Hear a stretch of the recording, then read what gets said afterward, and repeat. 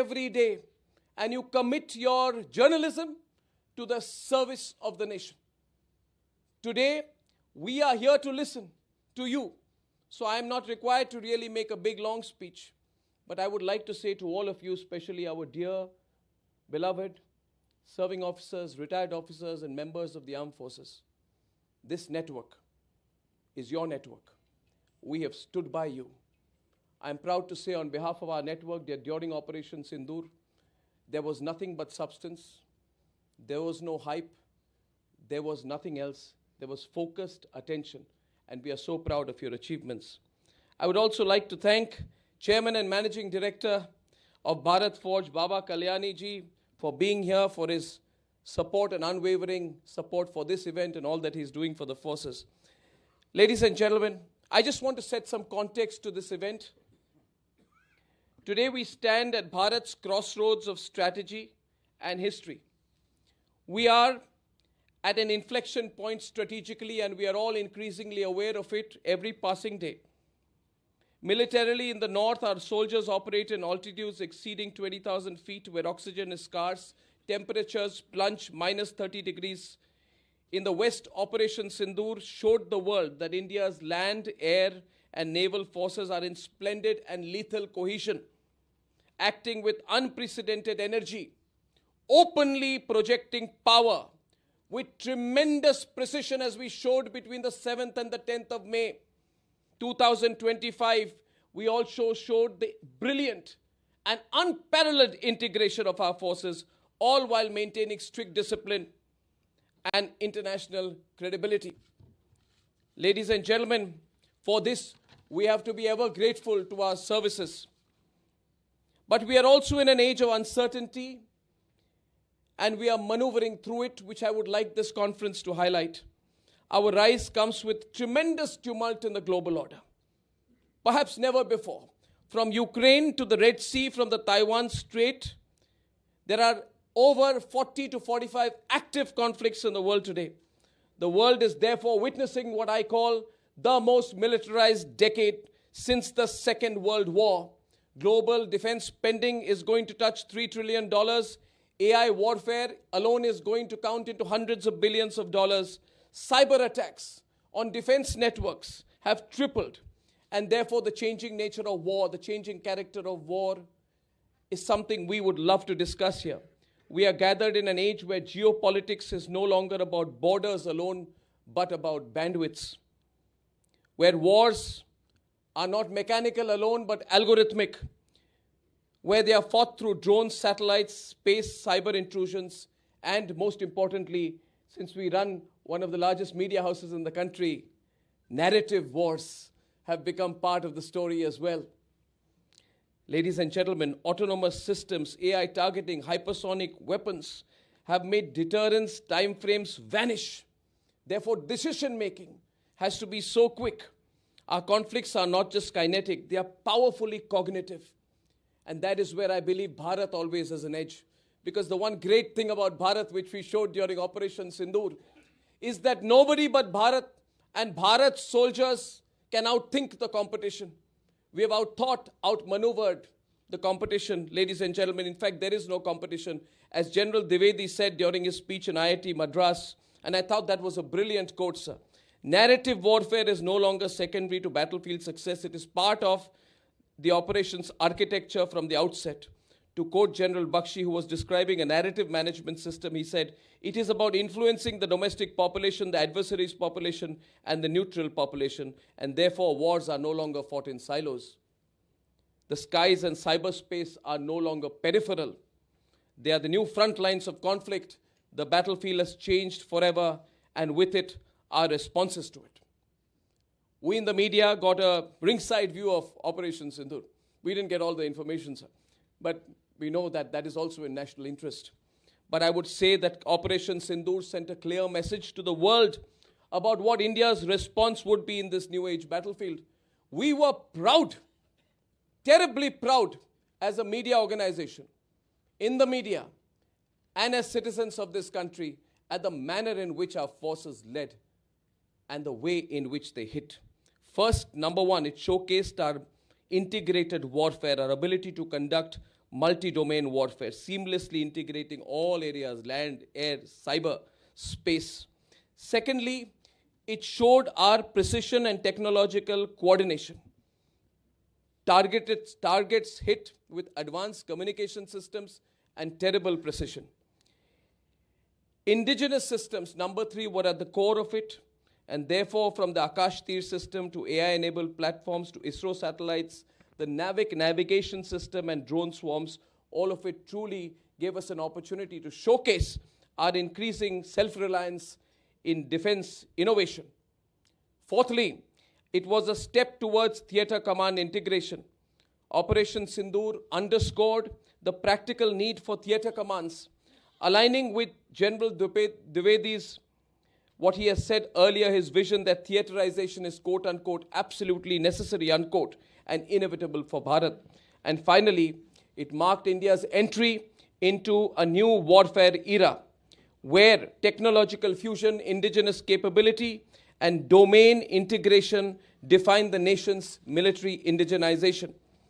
Ladies and gentlemen, it is in this context that we are hosting our conclave today. We are hosting the conclave today in a way to start the conversation about the Defense Charter for the future. It is not for Republic to even suggest what that charter would be. But it is for the Republic Media Network, for the media and the citizens of this country to observe what that charter could be and to ask ourselves, ask not what the services do for you, ask what you can do for our services. I would also like to tell all our representatives from the services that when we say nation first, we also say forces first. We believe in the moral leadership of the Indian Armed Forces. I can proudly tell you this, we do not just believe in your warfare, we believe in your moral leadership, and all of us who are here would know very well there would never be an occasion when we would compromise on nation first or forces first. For us, nation first equals forces first. And therefore, I want to end with the moral dimension. The moral dimension of warfare is equally significant. The strategic dimension is incomplete without the moral dimension. We do not say that we are right. We must believe that we are fighting for the right. The moral dimension, our ethos of Vasudeva Kutumbakam, has now run in the veins of each one of our strategic actions. Once again, to quote General Dwivedi, who recently said that India's future security would rest on a whole-of-nation approach. A whole-of-nation approach, where soldiers, scientists, industry, academia, and citizens, and I would like to include in this the media, work in unison. I've always said this. People say, sir, I'll take an aside. People say, Arnab, you must be neutral. I said, I will be neutral, but not in an issue which matters to our nation. I cannot be neutral between Bharat and another nation. I will always be on the side of Bharat. That is my definition of journalism. And therefore, this whole-of-nation approach gives us the collective responsibility, collective resolve to work together. Finally, today, as we hear from those who have led the troops in snow, desert, and dense forests, and we are so proud when I saw so many officers come in their combat uniform, may I say, at the very end, I too am an army brat, and therefore I have a different association with you. We have many members of our family from the forces. My father was Madras Sappers, 9 Engineer Regiment, 1962 commission, and we all know the circumstances in which youth committed themselves to the service of our country. We have not had the privilege of wearing the uniform, but we have the privilege of serving you to build a modern, resilient, and assertive India. Thank you very much. Jai Hind, Jai Bharat. Thank you. Thank you, Mr. Goswami, for your inspiring words that remind us why the Forces First Conclave is a truly defining dialogue for India and the world. And now, to capture the spirit of this historic initiative, may I request that we play the inaugural AV on the Forces First Conclave.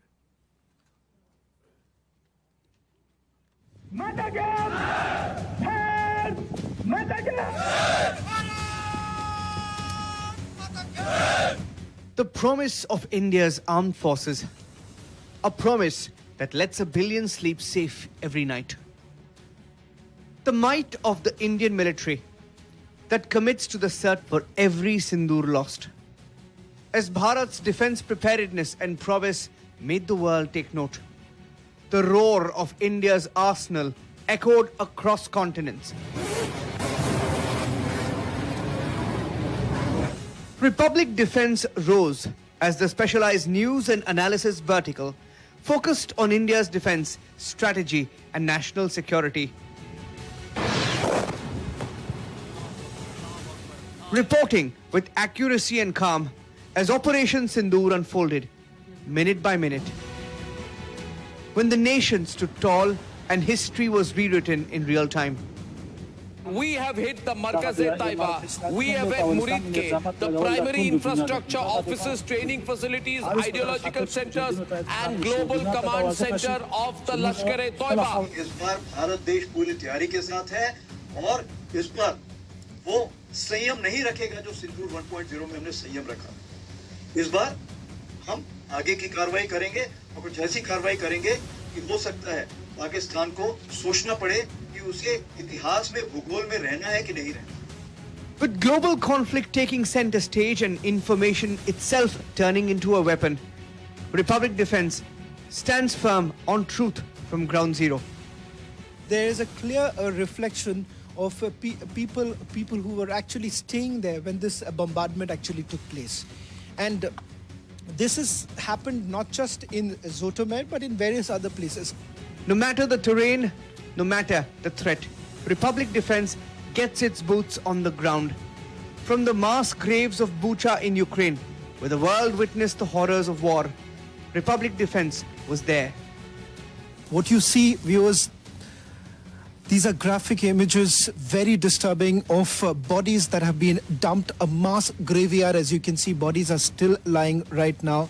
From the heart of the Middle East to the chaos of Israel's bombardments and Afghanistan's aftermath, Republic Defence reported every strike, every siren, every second. Every single normal type of people that were living here, communities that had businesses. Hamas came with one goal. It was to massacre and murder Israeli civilians. We have done reports today from the spot near Zikim kibbutz, which had seen the naval attack of Hamas that day. Remember, it was both an aerial attack, a naval attack, and a land attack. As the Indian Armed Forces retaliated and carried out a precision strike in Balakot, Republic Defence was live around the clock. This was a camp that was hit. This was a Pakistan terror camp that was hit in Balakot. The first pictures that are being distributed by the intelligence agencies of the camp that was hit in Balakot. And when Operation Sindoor began, while the world searched for verified authentic updates, Republic Defence stayed live 24/7 across broadcast and digital. From every point along the Indo-Pak border, we tracked every missile launch, every interception, every command as the world watched history unfold. At the onset of Operation Sindoor, Republic Defence launched India's only digital-first defence-dedicated video news service, the first to break every launch, every commissioning and every missile test. In an era where information is weaponized, accuracy is our armor. When narratives are engineered, Republic Defence prides on the potency of credibility. Driven by our nation first, forces first motto, powered by one belief that India's story in war and peace must be told by India itself. This is Republic Defence, where India's power, purpose and pride converge.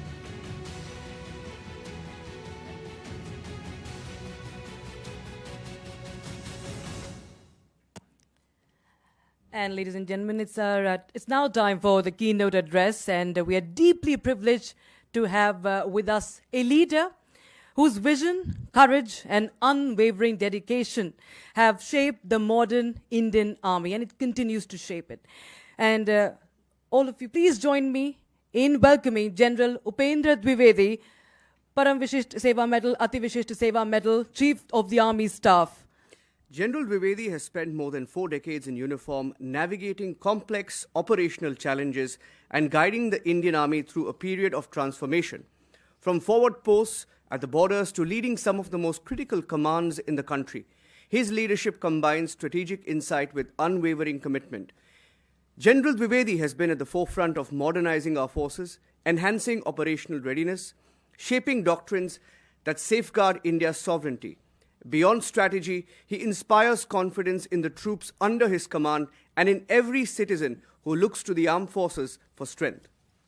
And his journey from Sainik school to the highest ranks of the Indian Army, it reflects his discipline, his vision, and an extraordinary dedication to the country. He's a general who balances restraint with resolve and foresight with an action that is a true embodiment of India's defense ethos. And to bring his remarkable journey and vision to life, may we now request the inaugural AV, the audiovisual, to be played before we welcome him onto the stage.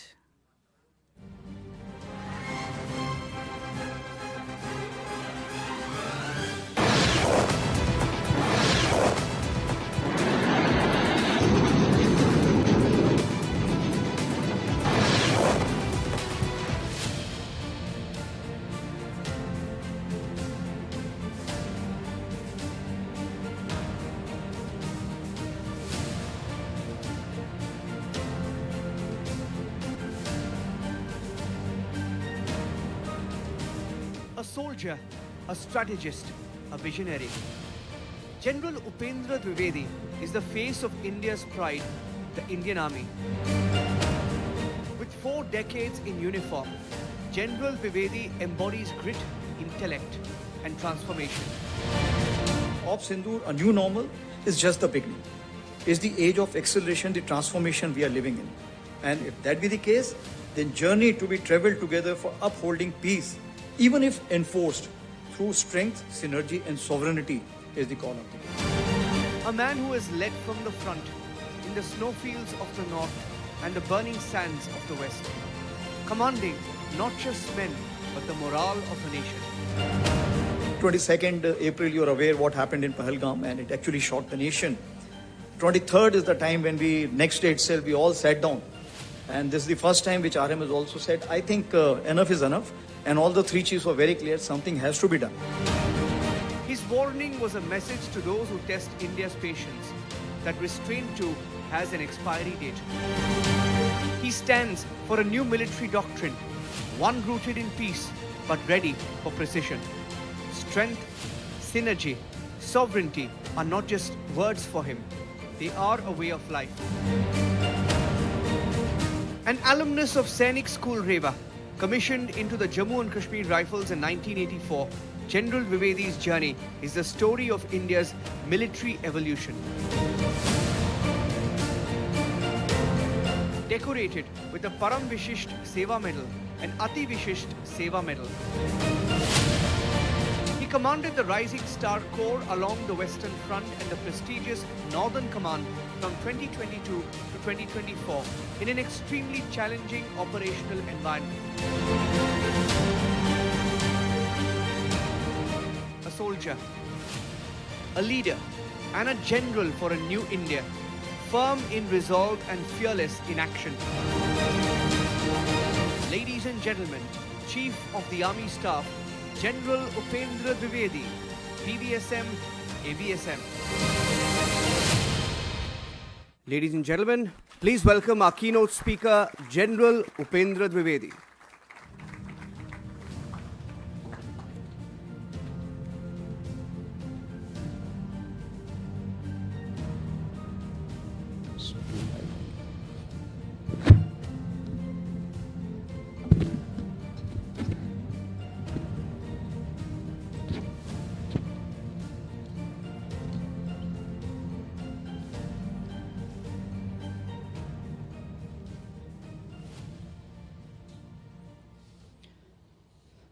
Actually, after Mr. Arnab's inaugurating talk, there's nothing left for me to speak because he summed up everything.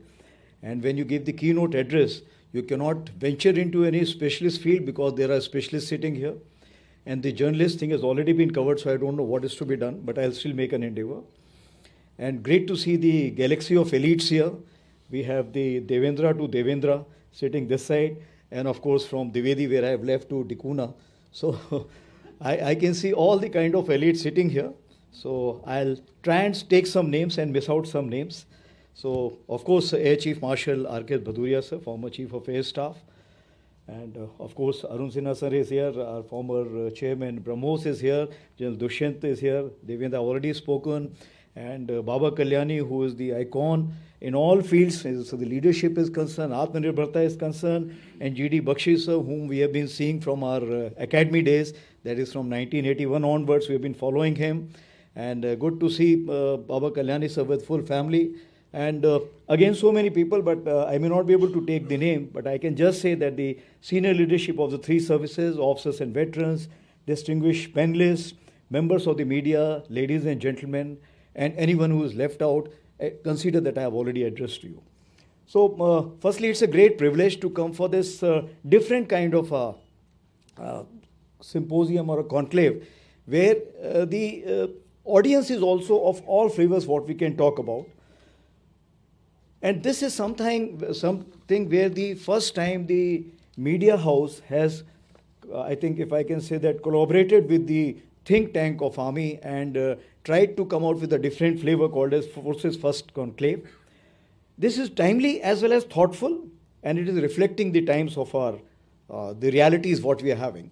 And in Mr. Arnab, if I need to say that he is the right combination of 3 P's, that is passion, perseverance and purpose. So thank you for bringing us all together under one umbrella. So ladies and gentlemen,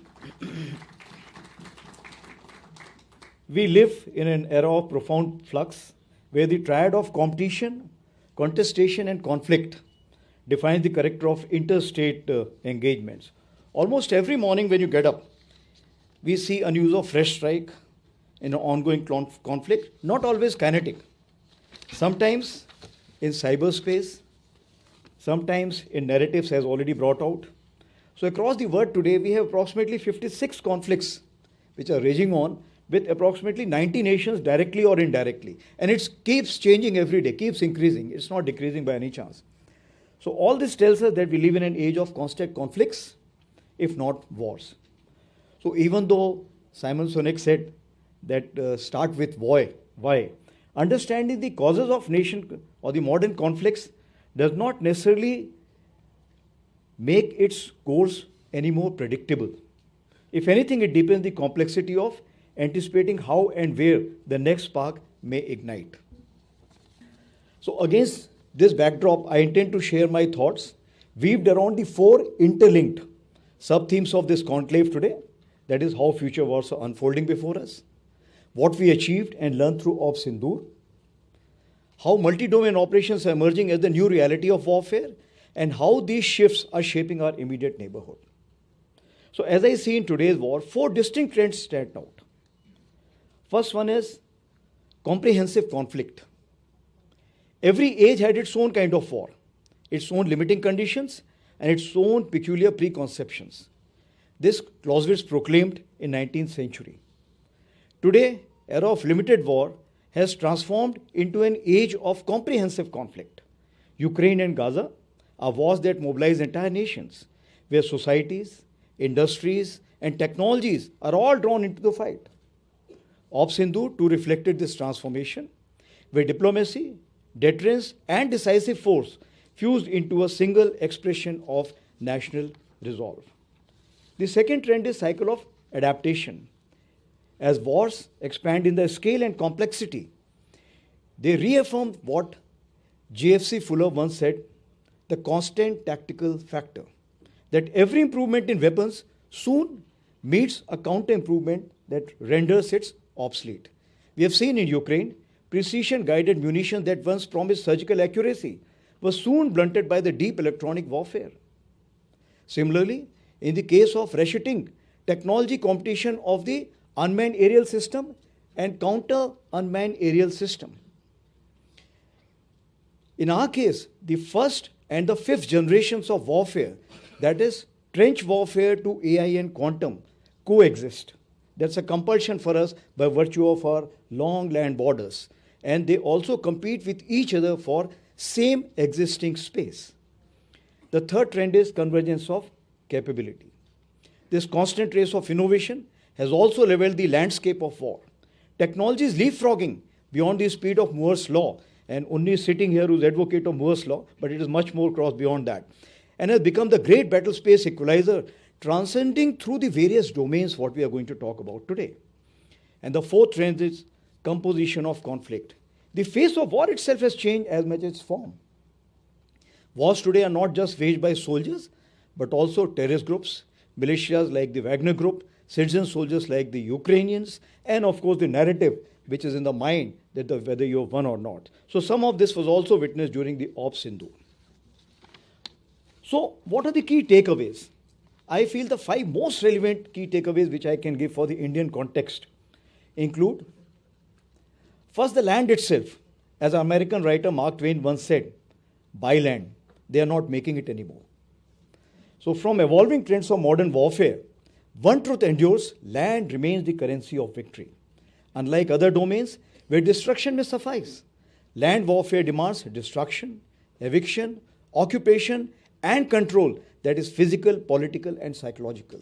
And the cost of repetition, I would like to recall the recent Alaska conference which took place between the two great leaders, and they talked about exchange of land. Moving ahead to the second is the fallacy of short wars. If land remains the currency of victory, then time remains the true test. We are seeing it in almost every ongoing conflict. The next conflict in our region may be for 4 days, 4 months, or even 4 years. We cannot say for sure. And the third one is military-civil fusion with expanding space for conventional operations. In protracted wars, the endurance is national, not just military, as already highlighted by Mr. Arnab. Self-reliant defense industrial capabilities are no longer optional. They form the foundation of integrating civilian infrastructure, technology, and emerging concepts of citizen warriors into military strategy. And I just wish to tell you that if you believe in Atmanirbharta, you have the flexibility to change the tenor and the pace of the war by flexibility in your modifications, adaptation, and implementation of the latest technology. Fourth, the calculus of interdependence. Strategic autonomy, once seen as an end in itself, may increasingly evolve into strategic convenience or strategic hedging, where partnerships are shaped not by permanence, but by pragmatism, even opportunism. Few call it, quote-unquote, constructivism. Fifth, conflicts in future war would be multidimensional, but we would do well to remember that all other forms of modern warfare thrive only when backed by potent, precise, and punitive conventional forces. So now let's move on to the new normal of Ops Sindoor. Now, before I say anything as to the Ops Sindoor is concerned, I would like to put on record, this is the first time that we had the polity, we had a clarity, and which had the confidence on their defense forces, and they said, we give you 100% freedom. Never ever I have seen this kind of a freedom given anywhere in the world. And that is the kind of a synergy, politico-military fusion that makes India so great country today. So as nation confront today shifting landscape, the real test lies not just in capability, but in clarity, how we think about the war itself. In warfare, there is often a temptation either to fight the last war or to suffer from next war itis, the term popularized by former US Secretary of Defense Robert Gates. So the wisdom lies in balancing the two, drawing from experience while anticipating disruption. That balance between legacy and leap is what will define success in the era of constant change. And I'll take your mind back again to the 5 generations of warfare. We are constrained to fight the trench warfare as also leapfrog to artificial intelligence and quantum. So the logical question is, how much is India prepared for or responded? The answer lies in Ops Sindoor. Every facet of modern warfare we discussed was evident in its planning and execution. It was like a rhythmic orchestra where in all sounds played together in various decibels. To put it in simple words, rifleman to Rashtra, Jawan to Jahan worked in harmony. In just 88 hours, a new chapter was written in the history of warfare.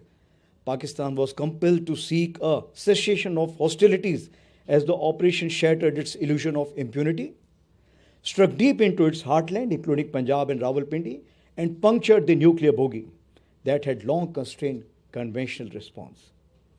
What we achieved through Op Sindoor was not by coincidence, but by deliberate design, driven by foresight, preparation, and organizational transformation. And the tri-service synergy, which became the strong point and which actually shook up the others, that how can they be three be so together, so closely working together and in unison. I think that was something phenomenal, and that has given us so much of results. The Indian Army's decade of transformation commenced in 2023 during General Pandey's time to align its structures, doctrines, and mindset with evolving warfare.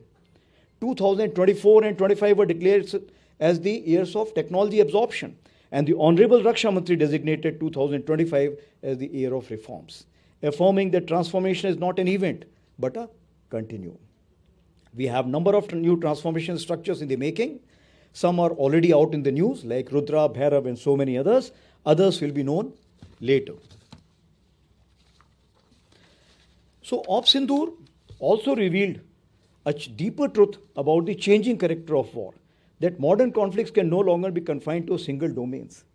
The same integration of land, air, cyber, space, information, electronic spectrum, and even the academia and industry, and on special request, now the narrative management system, that is the media, that defined Op Sindoor now points to the future of warfare, that is multi-domain operations. MDO is about creating simultaneity of effects, combining fires, influence, and information faster than adversary can react, also called as OODA loop. We have been working towards for over a year now, and we have had apex level MDO discussions and war games.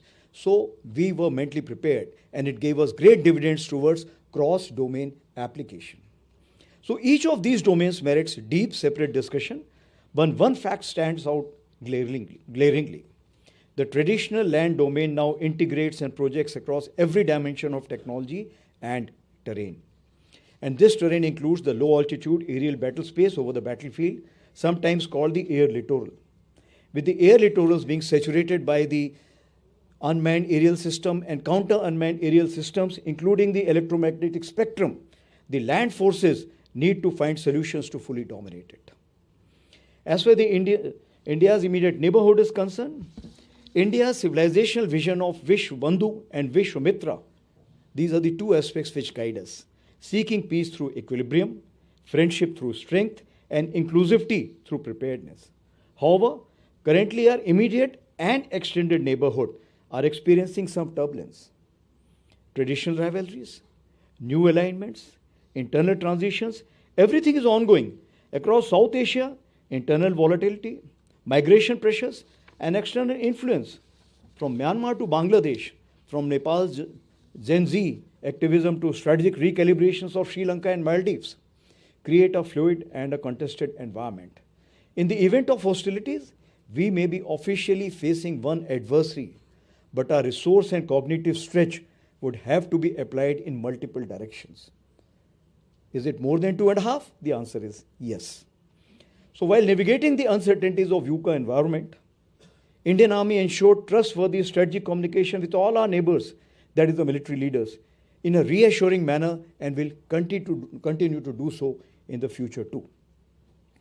Just this week, we hosted the first ever conclave of the Army Chiefs of United Nations troop contributing countries, with participation surprisingly from 32 countries from across the globe. This was much more than the expectation. A very well received event with constructive outcomes, wherein almost all our neighboring countries who contribute to the United Nations were present. India and its armed forces will always remain a significant net security provider in not only the immediate but also the extended neighborhood. We need to remain pivotal to any whole-of-nation approach towards this assurance endeavor. So to conclude, I would say, we live in an age of constant conflict and change. Our task is clear: to stay prepared, to stay purposeful, and stay ahead in the evolution of warfare. The Indian military stands ready, lethal in capability, resolute in character, and united in cause. Thank you. Dhanyavad. Jai Hind.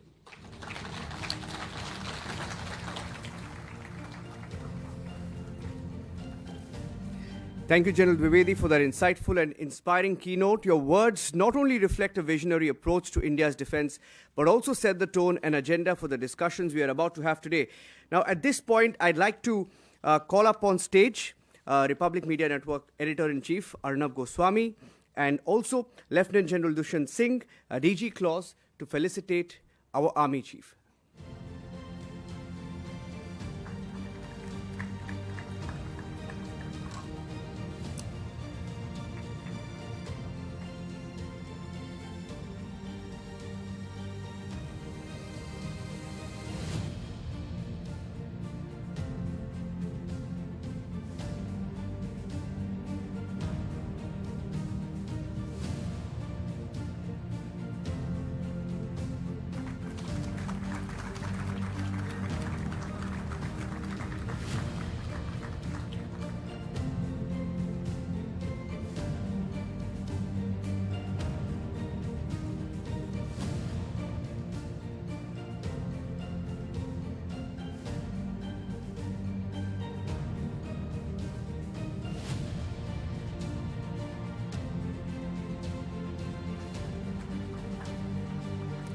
Thank you so much, ladies and gentlemen. We will now pause for a high tea, and I request all of you, please enjoy the refreshments, and we kindly request you to please reassemble at in a short while from now, around 10:30 sharp for the next session. Thank you so much.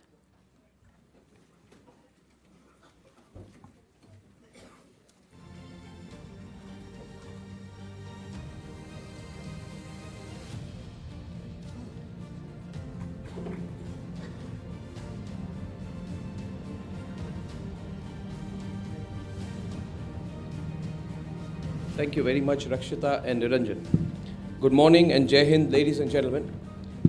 On behalf of the Republic Media Network, I thank you all very much for joining our inaugural Forces First Conclave here today at the Manekshaw Center. The Forces First Conclave 2025 is India's largest, most impactful and high-profile military conclave we are hosting. Especially since Operation Sindoor, it has a special significance. And it is very humbling that we have been given an opportunity to host it here in association with the Center for Land Warfare Studies. I would like to very warmly welcome our Army Chief General Upendra Dwivedi, sir. It is a true privilege and a matter of deep inspiration for me personally and for all of us here at the Republic Media Network that you are with us here this morning to deliver your keynote address for an event that has been a long-held vision of our network. I thank you for giving us this great opportunity. I would also like to warmly welcome and thank all the serving officers and accomplished veterans who are here today. I cannot name all of them, but I'd like to thank Lieutenant General Dendra Sharma, Lieutenant General Ajay Chanturia, Lieutenant General Abhijit Pendarkar, Lieutenant General Rajiv Ghai, Lieutenant General Sumer Ivan Dekuna, Lieutenant General Dushyant Singh of Clause, Major General Sandeep Sharda, Air Marshal Deeptendu Chaudhary, Lieutenant General M.U. Nair, Lieutenant General A.K. Bhatt, Lieutenant General Raj Shukla, Major General GD Bakshi, who's here with us today, and Ms. Deepti Mohil Chawla, who will be joining us in some time. Thank you all very much, among others. If I missed any, please forgive me for being here. We are also honored to be joined by 57 serving officers. We salute you, sir, for your service, your leadership, and your unwavering commitment to our great nation. And I believe that this Thought Leadership Forum will leave us with many thoughts on how to take the country forward and work together. I also believe that an occasion like this is a great opportunity for the media and the military to come together. Personally, I would like to say clearly that I have said there is only one philosophy, sir, at the Republic Media Network, sir. When you come to our studios, you will not see news first, not that we are bad in the news. We say nation first, emblazoned. Some of you who have come to our newsroom would see that emblazoned right there as you enter and as you leave the newsroom every day. You look up every day and you commit your journalism to the service of the nation. Today, we are here to listen to you So I am not required to really make a big, long speech. But I would like to say to all of you, especially our dear, beloved serving officers, retired officers, and members of the armed forces, this network is your network. We have stood by you. I am proud to say on behalf of our network that during Operation Sindoor, there was nothing but substance. There was no hype. There was nothing else. There was focused attention. And we are so proud of your achievements. I would also like to thank Chairman and Managing Director of Bharat Forge, Baba Kalyani ji, for being here, for his support and unwavering support for this event and all that he's doing for the forces. Ladies and gentlemen, I just want to set some context to this event. Today we stand at Bharat's crossroads of strategy and history. We are at an inflection point strategically, and we are all increasingly aware of it every passing day. Militarily, in the north, our soldiers operate in altitudes exceeding 20,000 feet, where oxygen is scarce, temperatures plunge minus 30 degrees. In the west, Operation Sindoor showed the world that India's land, air, and naval forces are in splendid and lethal cohesion, acting with unprecedented energy, openly projecting power with tremendous precision, as we showed between the 7th and the 10th of May 2025. We also showed the brilliant and unparalleled integration of our forces, all while maintaining strict discipline and international credibility. Ladies and gentlemen, for this, we have to be ever grateful to our services. But we are also in an age of uncertainty, and we are maneuvering through it, which I would like this conference to highlight. Our rise comes with tremendous tumult in the global order. Perhaps never before. From Ukraine to the Red Sea, from the Taiwan Strait, there are over 40 to 45 active conflicts in the world today. The world is therefore witnessing what I call the most militarized decade since the Second World War. Global defense spending is going to touch $3 trillion. AI warfare alone is going to count into hundreds of billions of dollars. Cyber attacks on defense networks have tripled. And therefore, the changing nature of war, the changing character of war is something we would love to discuss here. We are gathered in an age where geopolitics is no longer about borders alone, but about bandwidths. Where wars are not mechanical alone, but algorithmic. Where they are fought through drones, satellites, space, cyber intrusions, and most importantly, since we run one of the largest media houses in the country, narrative wars have become part of the story as well. Ladies and gentlemen, autonomous systems, AI targeting, hypersonic weapons have made deterrence timeframes vanish. Therefore, decision-making has to be so quick. Our conflicts are not just kinetic, they are powerfully cognitive. And that is where I believe Bharat always has an edge. Because the one great thing about Bharat, which we showed during Operation Sindoor, is that nobody but Bharat and Bharat's soldiers can outthink the competition. We have outthought, outmaneuvered the competition, ladies and gentlemen. In fact, there is no competition. As General Dwivedi said during his speech in IIT Madras, and I thought that was a brilliant quote, sir. Narrative warfare is no longer secondary to battlefield success. It is part of the operations architecture from the outset. To quote General Bakshi, who was describing a narrative management system, he said, it is about influencing the domestic population, the adversary's population, and the neutral population, and therefore wars are no longer fought in silos. The skies and cyberspace are no longer peripheral. They are the new front lines of conflict. The battlefield has changed forever, and with it, our responses to it. We in the media got a ringside view of Operation Sindoor. We didn't get all the information, sir. But we know that that is also in national interest. But I would say that Operation Sindoor sent a clear message to the world about what India's response would be in this new age battlefield. We were proud, terribly proud, as a media organization, in the media, and as citizens of this country, at the manner in which our forces led and the way in which they hit. First, number one, it showcased our integrated warfare, our ability to conduct multi-domain warfare, seamlessly integrating all areas, land, air, cyber, space. Secondly, It showed our precision and technological coordination. Targets hit with advanced communication systems and terrible precision. Indigenous systems, number 3, were at the core of it, and therefore from the Akash Tir system to AI-enabled platforms to ISRO satellites, the NAVIC navigation system and drone swarms, all of it truly gave us an opportunity to showcase our increasing self-reliance in defense innovation. Fourthly, it was a step towards theater command integration. Operation Sindoor underscored the practical need for theater commands, aligning with General Dwivedi's, what he has said earlier, his vision that theaterization is quote unquote absolutely necessary, unquote, and inevitable for Bharat. And finally, it marked India's entry into a new warfare era, where technological fusion, indigenous capability, and domain integration define the nation's military indigenization.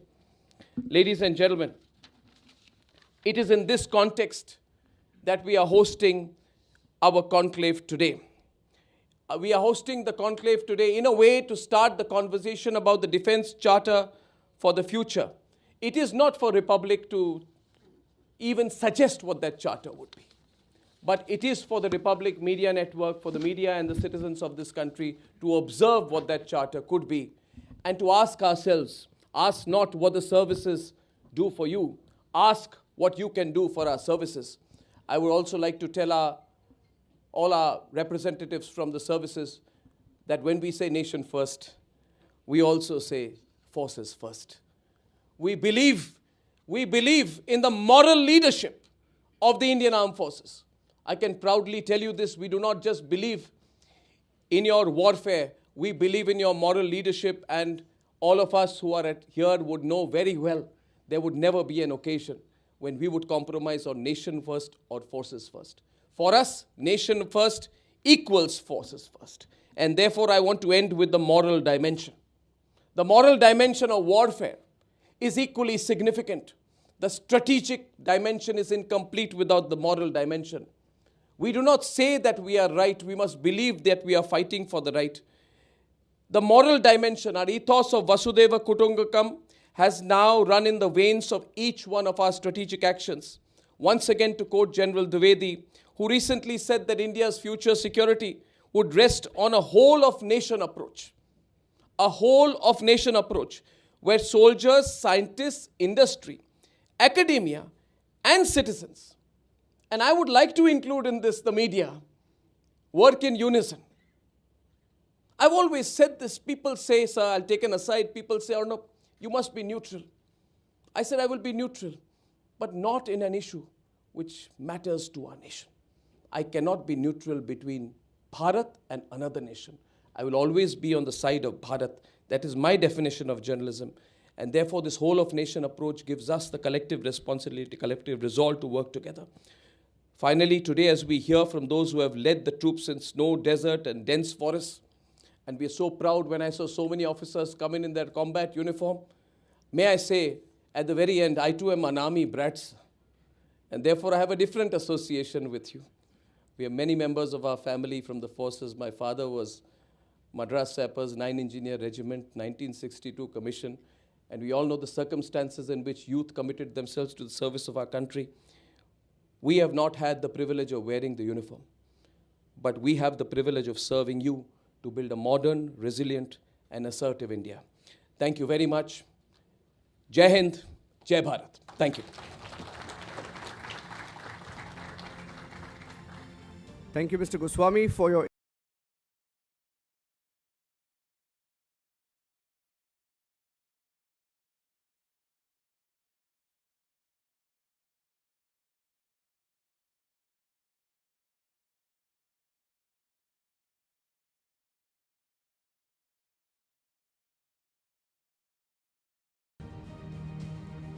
Thank you very much, Rakshita and Niranjan. Good morning and Jai Hind, ladies and gentlemen. On behalf of the Republic Media Network, I thank you all very much for joining our inaugural Forces First Conclave here today at the Manekshaw Center. The Forces First Conclave 2025 is India's largest, most impactful and high-profile military conclave we are hosting, especially since Operation Sindoor. It has a special significance. And it is very humbling that we have been given an opportunity to host it here in association with the Center for Land Warfare Studies. I would like to very warmly welcome our Army Chief General Upendra Dwivedi, sir. It is a total privilege and a matter of deep inspiration for me personally and for all of us here at the Republic Media Network that you are with us here this morning to deliver your keynote address for an event that has been a long-held vision of our network. I thank you for giving us this great opportunity, sir. I would also like to warmly welcome and thank all the serving officers and accomplished veterans who are here today. I cannot name all of them, but I'd like to thank Lieutenant General Dendra Sharma, Lieutenant General Ajay Chandpuria, Lieutenant General Abhijit Pendarkar, Lieutenant General Rajiv Ghai, Lieutenant General Sumer Ivan Dekuna, Lieutenant General Dushyant Singh of Claws, Major General Sandeep Sharda, Air Marshal Deeptendu Chaudhary, Lieutenant General M.U. Nair, Lieutenant General A.K. Bhatt, Lieutenant General Raj Shukla, Major General GD Bakshi, who's here with us today, and Ms. Deepti Mohil Chawla, who will be joining us in some time. Thank you all very much, among others. If I missed any, please forgive me for being here. We are also honored to be joined by 57 serving officers. We salute you, sir, for your service, your leadership, and your unwavering commitment to our great nation. And I believe that this Thought Leadership Forum will leave us with many thoughts on how to take the country forward and work together. I also believe that an occasion like this is a great opportunity for the media and the military to come together. Personally, I would like to say clearly that I have said there is only one philosophy, sir, at the Republic Media Network, sir. When you come to our studios, you will not see news first, not that we are bad in the news. We say nation first, emblazoned. Some of you who have come to our newsroom would see that emblazoned right there as you enter and as you leave the newsroom every day. You look up every day and you commit your journalism to the service of the nation. Today, we are here to listen to you. So I am not required to really make a big, long speech. But I would like to say to all of you, especially our dear, beloved serving officers, retired officers, and members of the armed forces, this network is your network. We have stood by you. I'm proud to say on behalf of our network that during Operation Sindoor, there was nothing but substance. There was no hype. There was nothing else. There was focused attention. And we are so proud of your achievements. I would also like to thank Chairman and Managing Director of Bharat Forge, Baba Kalyani ji, for being here, for his support and unwavering support for this event and all that he's doing for the forces. Ladies and gentlemen, I just want to set some context to this event. Today we stand at Bharat's crossroads of strategy and history. We are at an inflection point strategically, and we are all increasingly aware of it every passing day. Militarily, in the north, our soldiers operate in altitudes exceeding 20,000 feet where oxygen is scarce, temperatures plunge minus 30 degrees. In the west, Operation Sindoor showed the world that India's land, air, and naval forces are in splendid and lethal cohesion, acting with unprecedented energy, openly projecting power with tremendous precision, as we showed between the 7th and the 10th of May 2025. We also showed the brilliant and unparalleled integration of our forces, all while maintaining strict discipline and international credibility. Ladies and gentlemen, for this, we have to be ever grateful to our services. But we are also in an age of uncertainty, and we are maneuvering through it, which I would like this conference to highlight. Our rise comes with tremendous tumult in the global order, perhaps never before. From Ukraine to the Red Sea, from the Taiwan Strait, there are over 40 to 45 active conflicts in the world today. The world is therefore witnessing what I call the most militarized decade since the Second World War. Global defense spending is going to touch $3 trillion. AI warfare alone is going to count into hundreds of billions of dollars. cyber attacks on defense networks have tripled. And therefore, the changing nature of war, the changing character of war is something we would love to discuss here. We are gathered in an age where geopolitics is no longer about borders alone, but about bandwidths. Where wars are not mechanical alone, but algorithmic. Where they are fought through drones, satellites, space, cyber intrusions, and most importantly, since we run one of the largest media houses in the country, narrative wars have become part of the story as well. Ladies and gentlemen, autonomous systems, AI targeting, hypersonic weapons have made deterrence timeframes vanish. Therefore, decision-making has to be so quick. Our conflicts are not just kinetic, they are powerfully cognitive. And that is where I believe Bharat always has an edge. Because the one great thing about Bharat, which we showed during Operation Sindoor, is that nobody but Bharat and Bharat's soldiers can outthink the competition. We have outthought, outmaneuvered the competition, ladies and gentlemen. In fact, there is no competition. As General Dwivedi said during his speech in IIT Madras, and I thought that was a brilliant quote, sir. Narrative warfare is no longer secondary to battlefield success. It is part of the operations architecture from the outset. To quote General Bakshi, who was describing a narrative management system, he said, it is about influencing the domestic population, the adversary's population, and the neutral population, and therefore wars are no longer fought in silos. The skies and cyberspace are no longer peripheral. They are the new front lines of conflict. The battlefield has changed forever, and with it, our responses to it. We in the media got a ringside view of Operation Sindoor. We didn't get all the information, sir. But we know that that is also in national interest. But I would say that Operation Sindoor sent a clear message to the world about what India's response would be in this new age battlefield. We were proud, terribly proud as a media organization, in the media, and as citizens of this country, at the manner in which our forces led and the way in which they hit. First, number one, it showcased our integrated warfare, our ability to conduct multi-domain warfare, seamlessly integrating all areas, land, air, cyber, space. Secondly, it showed our precision and technological coordination. Targets hit with advanced communication systems and terrible precision. Indigenous systems, number three, were at the core of it. And therefore, from the Akash Tir system to AI-enabled platforms to ISRO satellites, the navigation system and drone swarms, all of it truly gave us an opportunity to showcase our increasing self-reliance in defense innovation. Fourthly, it was a step towards theater command integration. Operation Sindoor underscored the practical need for theater commands, aligning with General Dwivedi's what he has said earlier, his vision that theaterization is quote-unquote absolutely necessary, unquote, and inevitable for Bharat. And finally, it marked India's entry into a new warfare era where technological fusion, indigenous capability, and domain integration define the nation's military indigenization. Ladies and gentlemen, it is in this context that we are hosting our conclave today. We are hosting the conclave today in a way to start the conversation about the Defense Charter for the future.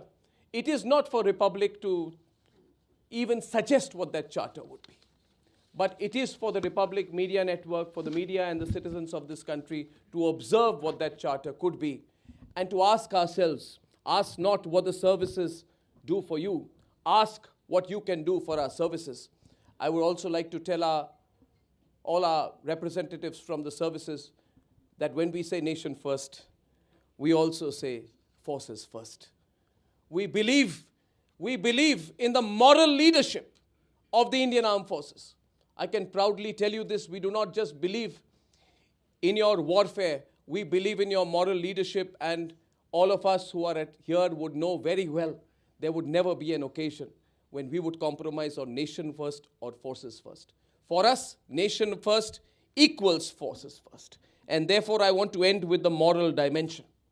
The moral dimension of warfare is equally significant. The strategic dimension is incomplete without the moral dimension. We do not say that we are right. We must believe that we are fighting for the right. The moral dimension, our ethos of Vasudeva Kutumbakam, has now run in the veins of each one of our strategic actions. Once again, to quote General Dwivedi, who recently said that India's future security would rest on a whole-of-nation approach. A whole-of-nation approach, where soldiers, scientists, industry, academia, and citizens, and I would like to include in this the media, work in unison. I've always said this. People say, sir, I'll take an aside. People say, Arnab, you must be neutral. I said, I will be neutral, but not in an issue which matters to our nation. I cannot be neutral between Bharat and another nation. I will always be on the side of Bharat. That is my definition of journalism. And therefore, this whole-of-nation approach gives us the collective responsibility, collective resolve to work together. Finally, today, as we hear from those who have led the troops in snow, desert, and dense forests, and we are so proud when I saw so many officers come in their combat uniform, may I say, at the very end, I too am an army brat.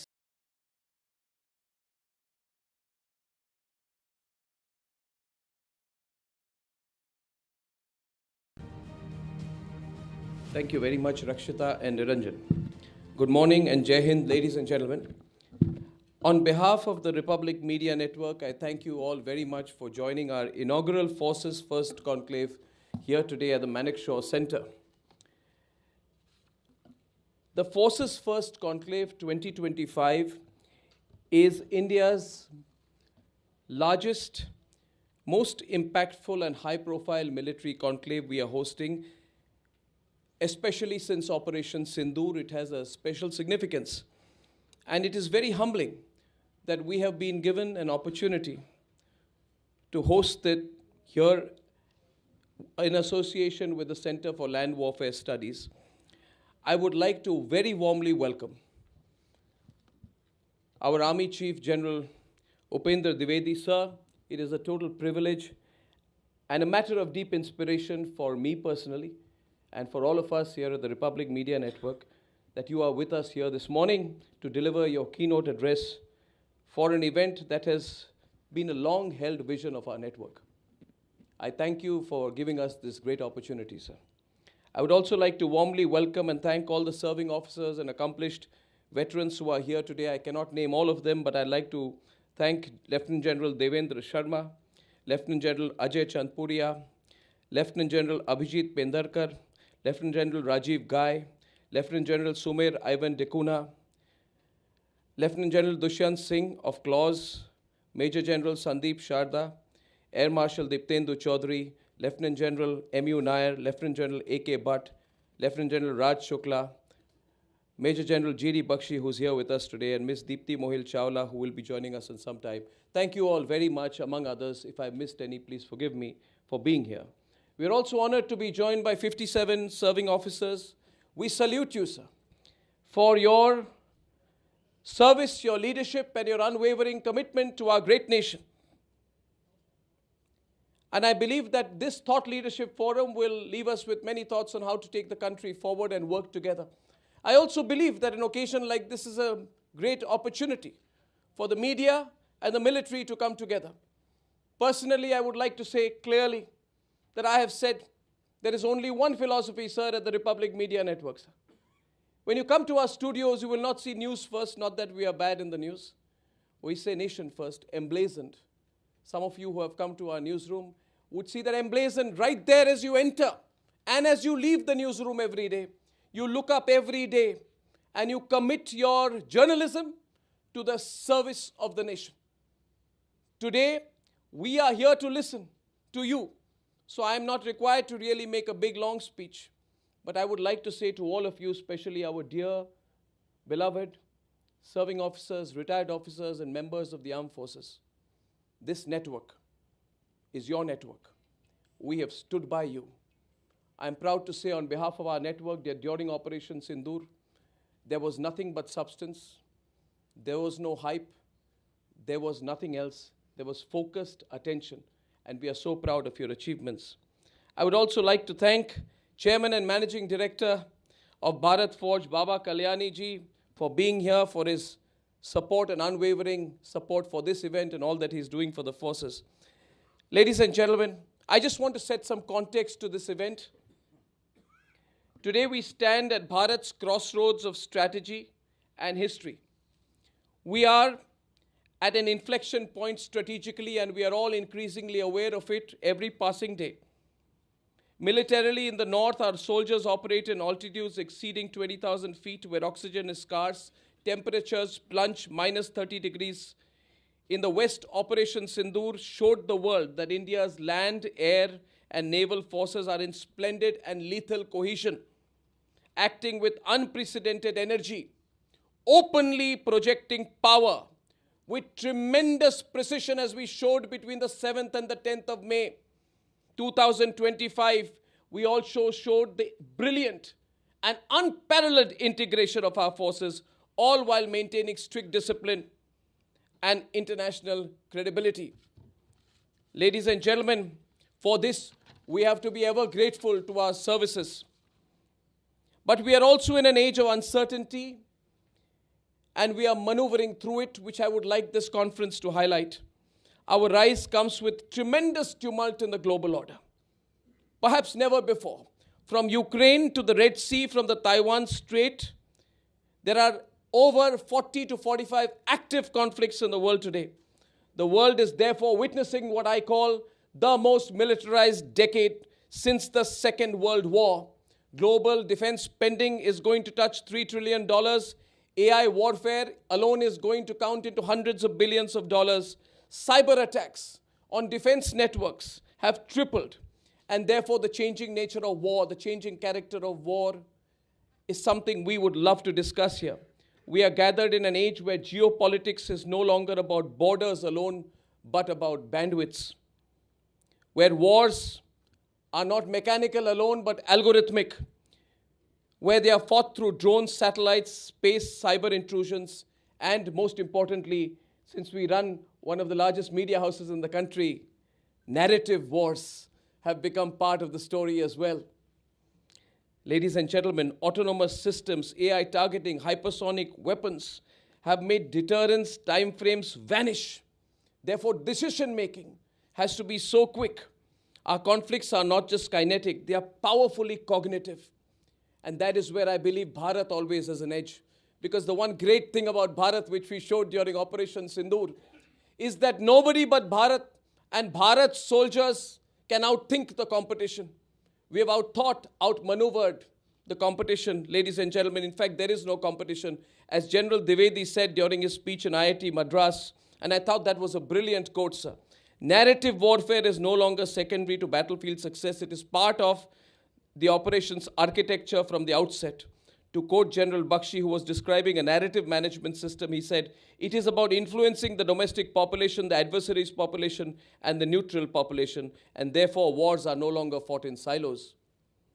The skies and cyberspace are no longer peripheral. They are the new front lines of conflict. The battlefield has changed forever, and with it, our responses to it. We in the media got a ringside view of Operation Sindoor. We didn't get all the information, sir. But we know that that is also in national interest.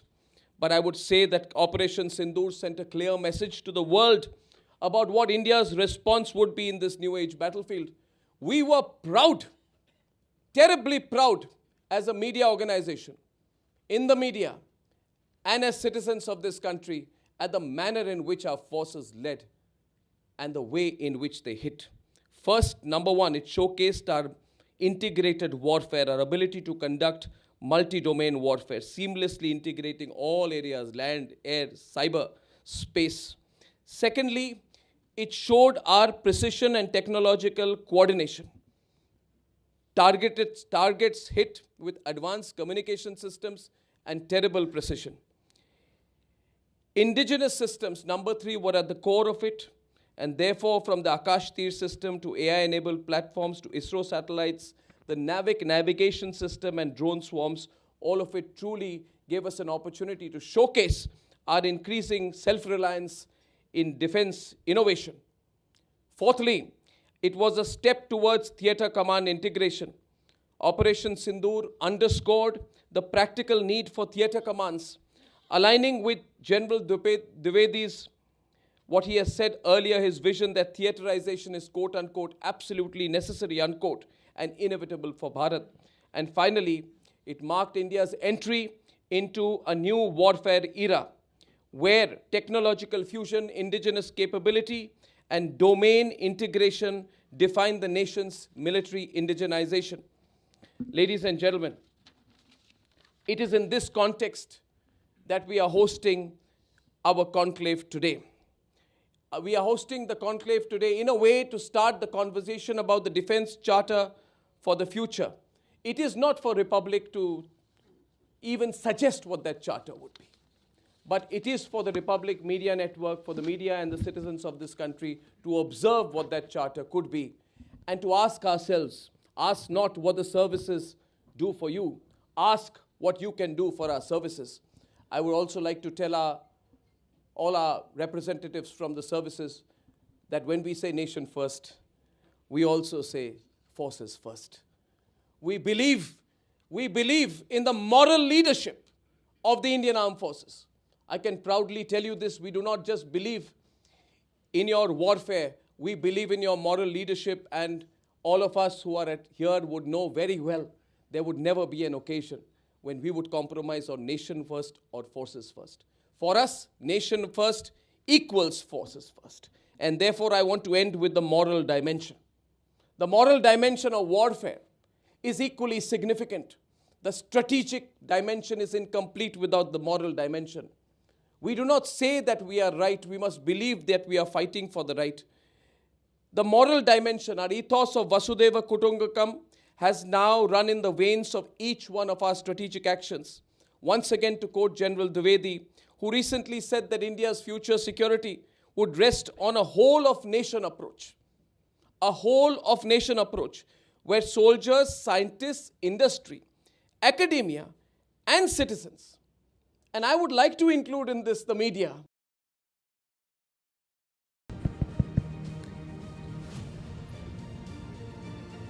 Ladies and gentlemen, can I request each one of you to kindly settle down so we can begin the next session on time, please?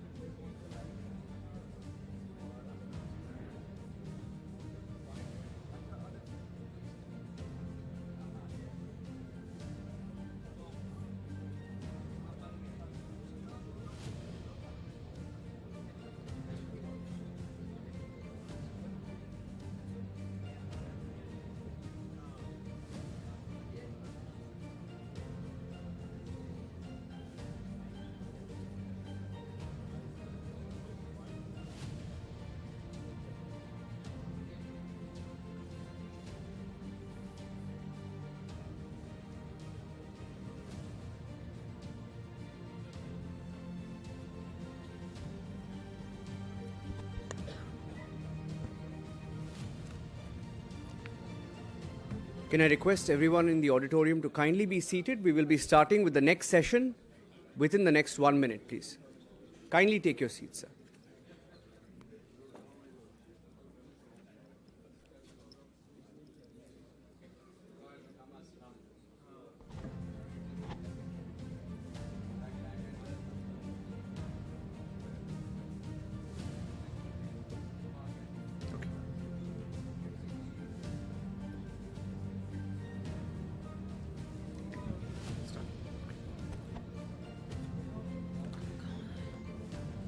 We are ready to start with our next session. Ladies and gentlemen, it's now our privilege to introduce a leader who's redefined India's industrial and defense landscape. Mr. Baba Kalyani, Chairman and Managing Director of Bharat Forge Limited, has steered the company's transformation into a global leader in forging and precision engineering, powering sectors from automotive to aerospace and defense. A graduate of BITS Pilani and MIT, Mr. Kalyani is also the founding president, Society of Indian Defense Manufacturers, and therefore considered a thought leader in the Indian defense industry landscape. Bharat Forge in 2023 made India an exporter of artillery guns. Honored with the Padma Bhushan and some of the highest civilian awards from Japan, Germany, Sweden, and France, his contributions have been celebrated across the globe. And to give us a glimpse of his incredible journey, his remarkable journey, let us play the audiovisual, a short audiovisual, please.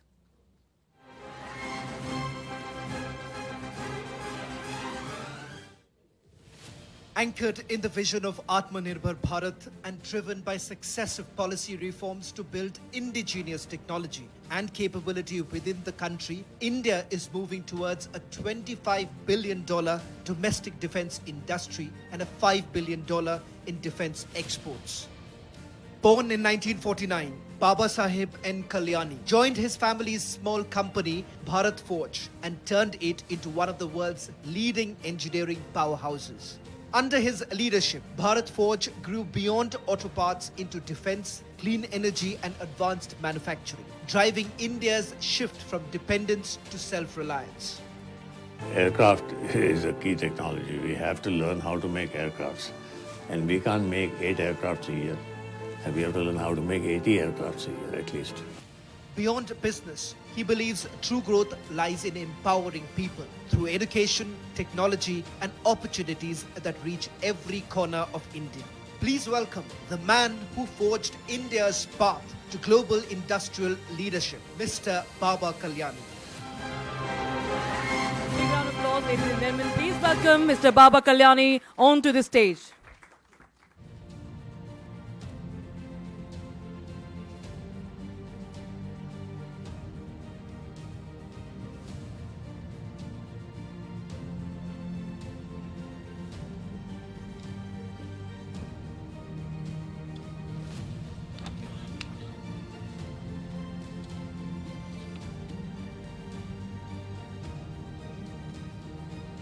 First of all, a very good morning to all of you.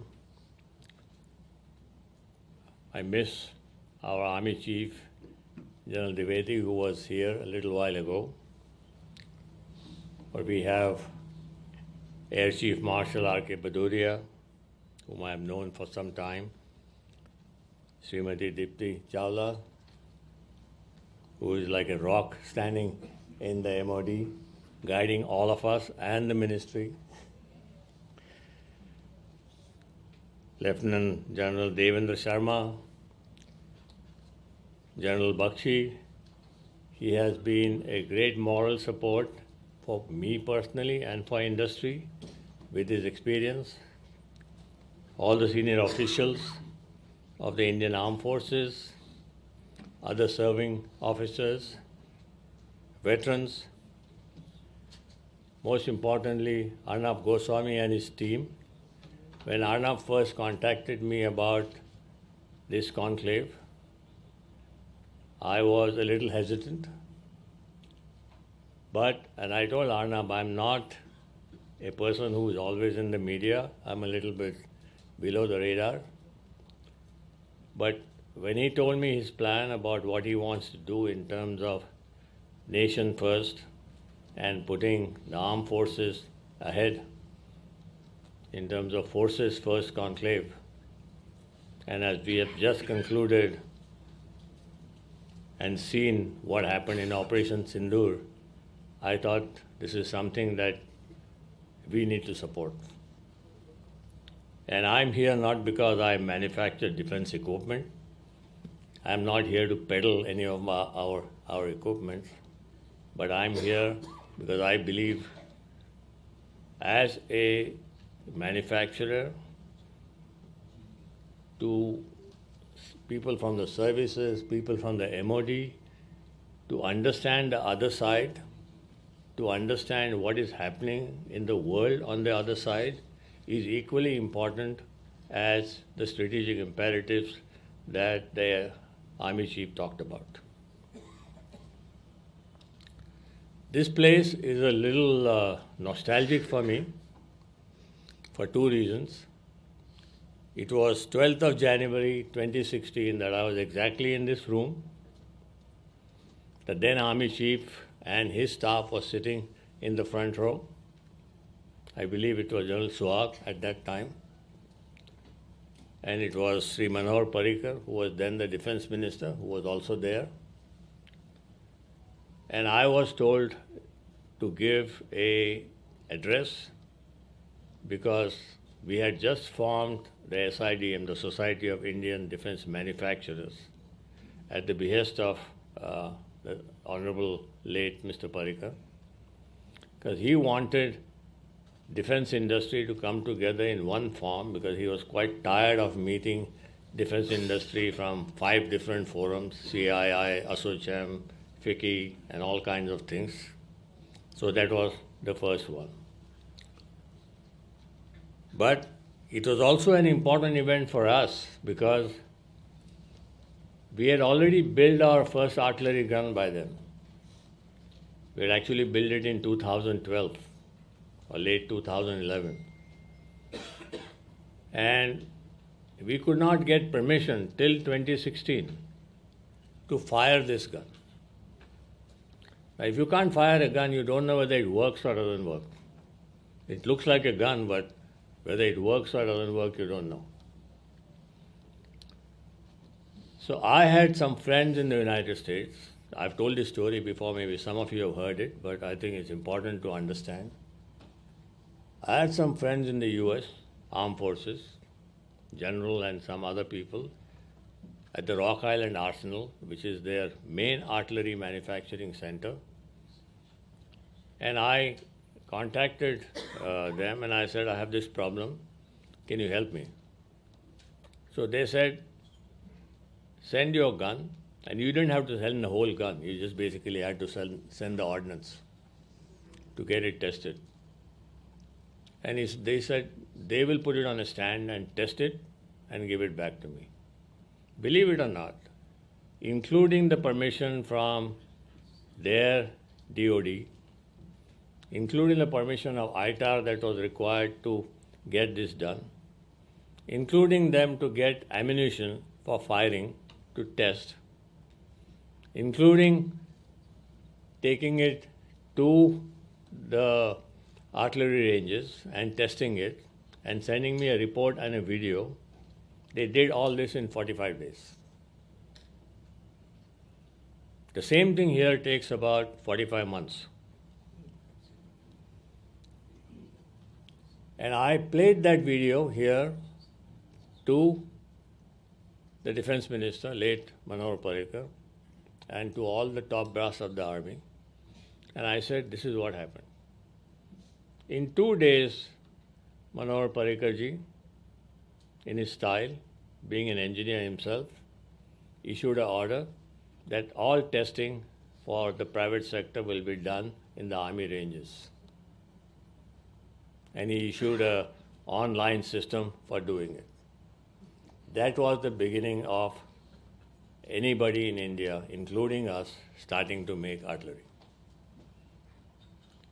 I think this is an important story to understand because honestly, going forward, and I will explain to you why, you don't have the luxury of time on your hands. With the geopolitical situations that are hanging around us, I won't go into Operation Sindoor, but I only want to say that that was a remarkable piece of strategy, decision making at the highest level, and execution by the armed forces. Amazing. My salute to all the armed forces, the Army, Navy, and Air Force for making our nation proud, making this happen. But today we are witnessing a global situation where, with the change in presidency in the United States, anything and everything is being used as a weapon.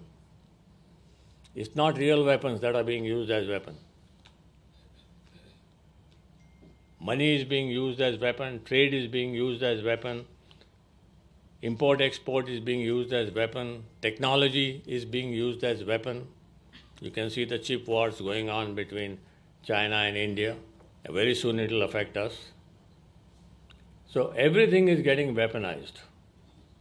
Now, if everything gets weaponized, the only way a country can survive and country can grow to its economic, let's say, ability and prowess is by becoming Atmanirbhar. So Atmanirbhar doesn't mean that it's just indigenization or just stopping import. No. Atmanirbhar means to create that power within yourself that nobody can tell you what to do or what not to do. And for this, the most important thing is going to be speed going forward. You need to do things at speed. The speed at which technologies are changing. I mean, we are developing today more than 100 different products for the Indian Armed Forces. More than 100. We have developed more than 12 different artillery platforms. And I'll tell you a little more about what kind of platforms in light of what the Army Chief talked about in terms of autonomy, etc. But bear in mind that we have almost, he talked about a 2.5 war. That is the physical war. You have two borders and a half war that is taking place with all these insurgents and all these other guys. But you have 10 times those wars happening on account of the other challenges that you have. The 50% tariff on Indian goods, that's a war on our economy. You like it or not, that's a war on our economy. Our business, 60% of our business is exports to the US.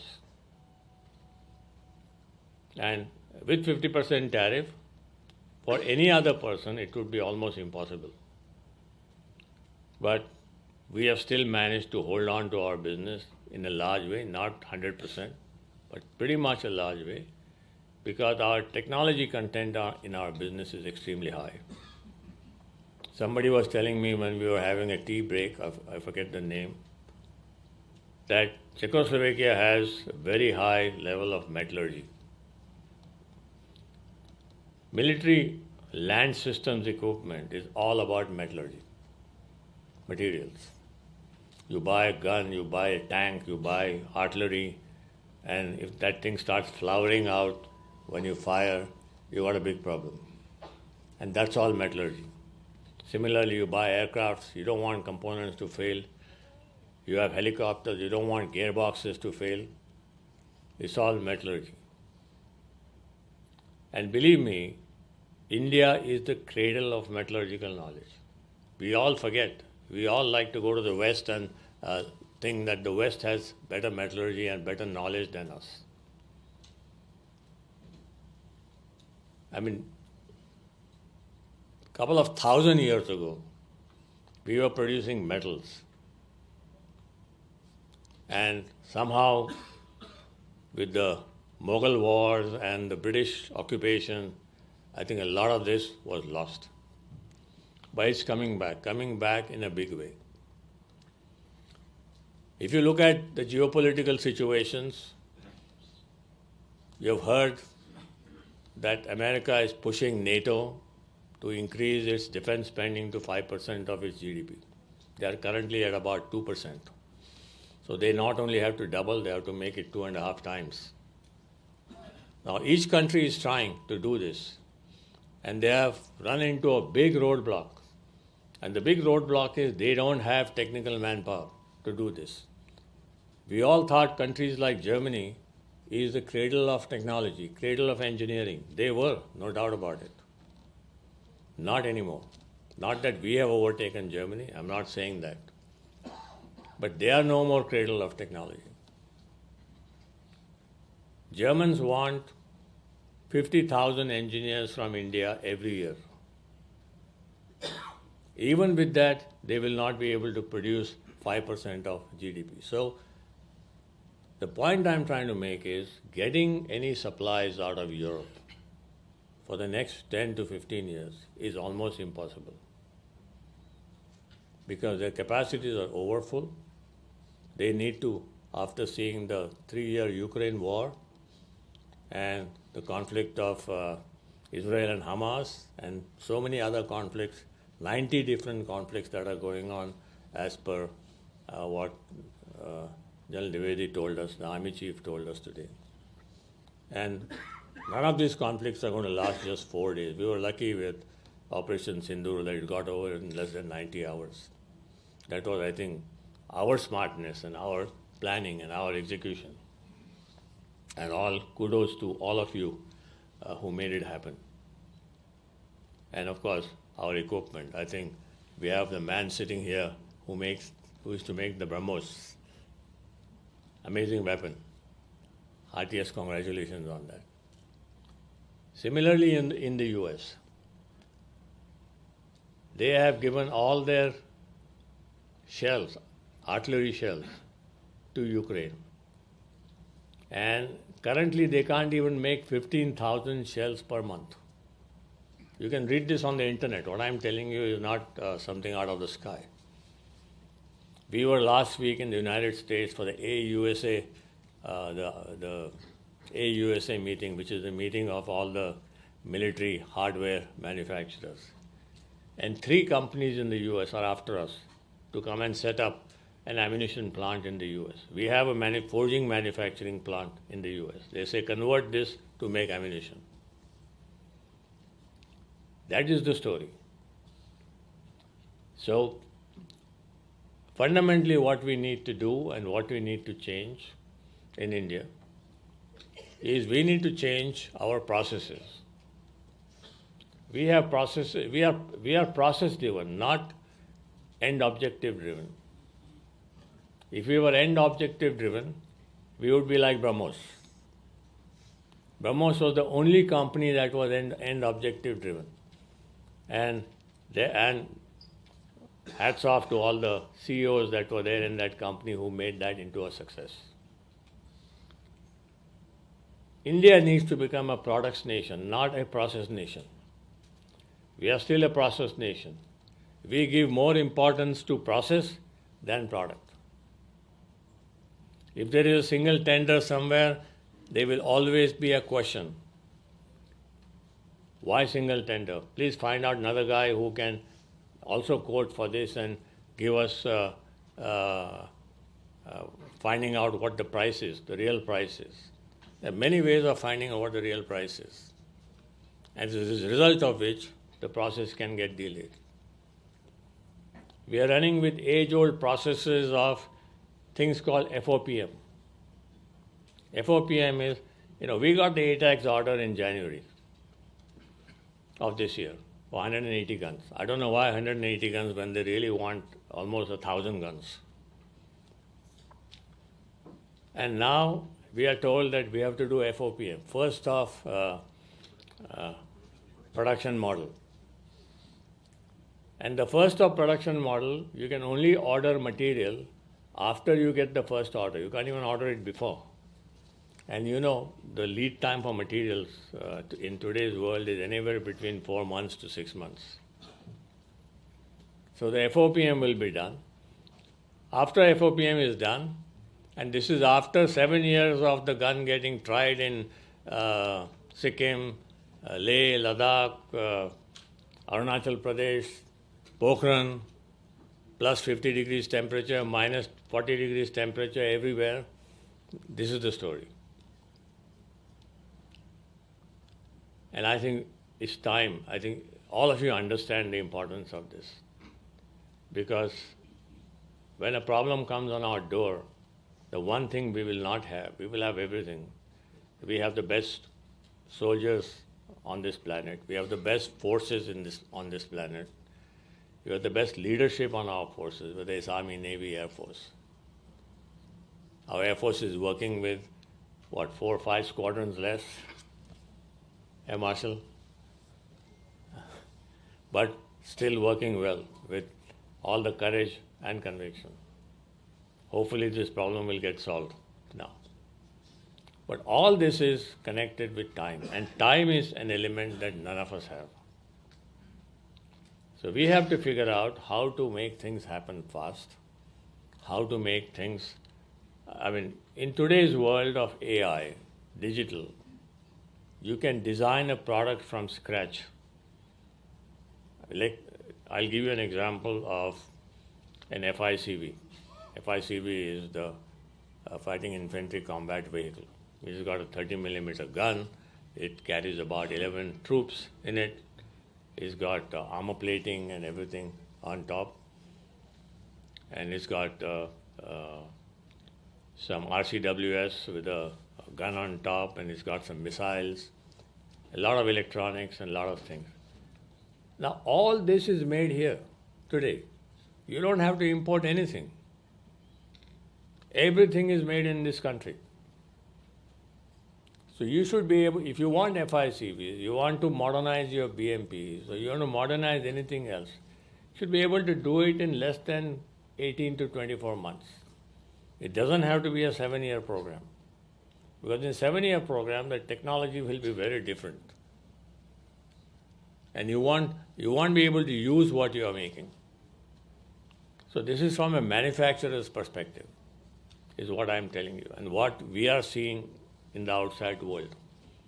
We go to every exhibition all over the place. And this is what we are seeing. I mean, even a country like the UAE, Abu Dhabi, is now moving ahead of India in terms of technology in the military, because they make fast decisions. If you go to the IDEX in Abu Dhabi, which is going to happen in the next few months, you will see the technology, especially on drones and unmanned systems and all these cyber-related products that the Army Chief was talking about. Now let me come back. This is just to give you a perspective of what's happening in the rest of the world. And let me come back to where we are today. When we designed the ATAGs with the help of DRDO, first of all, let us understand that India has, between DRDO, CSIR, and other laboratories of the Indian government, one of the most brilliant scientists on this planet. Okay, the IITs, you name it. One of the brilliant scientists. I mean, they can just do amazing work. When we designed the ATAGs with DRDO, this was done with the help of the DRDO's lab in Pune, the ARDE lab. First time the gun was designed as a software-driven gun. I mean, nobody knows this because the gun hasn't been given to the army yet for exploitation. So nobody knows this. It's a software-driven gun. That means it's completely autonomous. It can withstand all the cyber systems that can knock you off or whatever it is. But you can operate 18 guns in 18 different directions remotely just with one control, just with autonomous control. We have exported ATAGs to Armenia. Armenia is not a very high-tech country or, not a highly developed country, but some smart engineers there. So they have even taken it one step forward. They fired the ATAGs and they found that at 45 kilometers, that's our official maximum firing range for standard ammunition. Actually, it is 48. It's the longest range in the world for a 52 caliber gun. Normal 52 caliber guns fire at 41 kilometers. They found the CEP at 45 kilometers to be 50 meters. 50 meters of 150 feet. And they found that this gun has all these software capabilities. And it's an electric-driven gun. It's like a machine tool with ball screws. So they put a new technology, which we are now incorporating for the Indian Army. They put a little bird on it, that size, with a camera and communication to the gun. Send the bird up, check where the first shot fell, and automatically send the correction signal to the gun, and the gun corrected it in seconds. So when the second shot falls, accurate. The result is you have to fire less than 50% of the shots to get the same effect. So there are so many technologies that we have which we can exploit. I'm just giving one example. There are many, many more that we can exploit to make the Indian Armed Forces much stronger, much capable to fight, whether it's a 2.5 dimension war or whether it's a multi-dimension war. And all this is produced indigenously. Not a single component in that gun comes from outside. And all this was done almost 7 years ago, but took a long time for it to get through. And I think General Bakshi knows the whole story of what happened there. So this is, my message. We live, and we are going to continue to live at least for the next 3.5 years till the current US presidency remains in the White House in a situation where every day you're going to get a new message, and that new message keeps confusing at least people like me. It may not confuse the leadership because they know what's going on, but it confuses people like us who are in the business. It confuses our customers there because they don't know what to do. So we found a very clever way to get around this. We said, let's convert half of our plants for military, for defense. And that solves the problem, because when you do that, and in the US, so when you do that, you have a different product mix, you have a new customer, and you are a US supplier. And we are trying to do the same thing in Europe.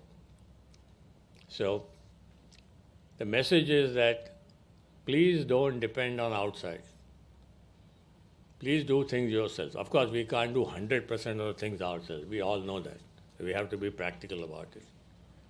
But I like that yesterday or day before yesterday, the Honorable Defense Minister inaugurated the new LCA Mark 1A in Nasik. That is good. That's a very good next step. And I also like the idea of the second generation fighter being put for bidding to the private sector. We are also one of the bidders in the consortium, not alone. We will see where it goes. We do a lot of work for the Indian Navy.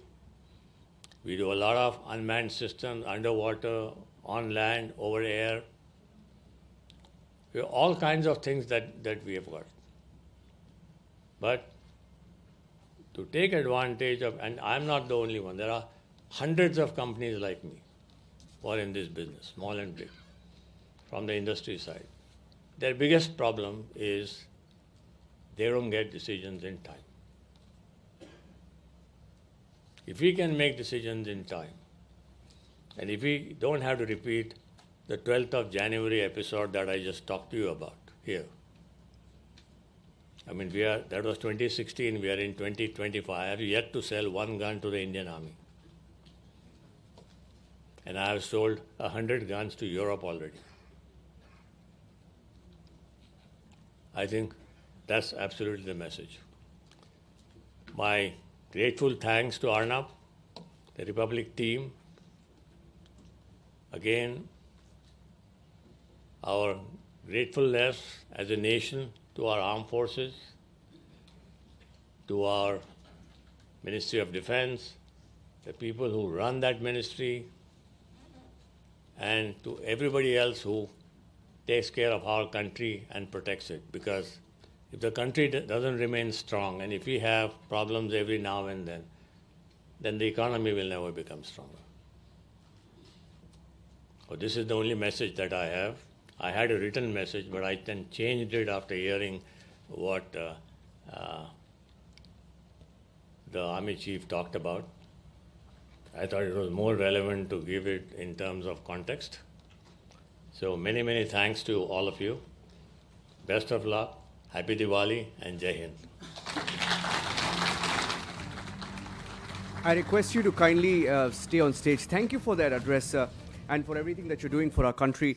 I'd like to call upon Republic Media Network Editor-in-Chief Arnab Goswami to please felicitate Mr. Baba Kalyani.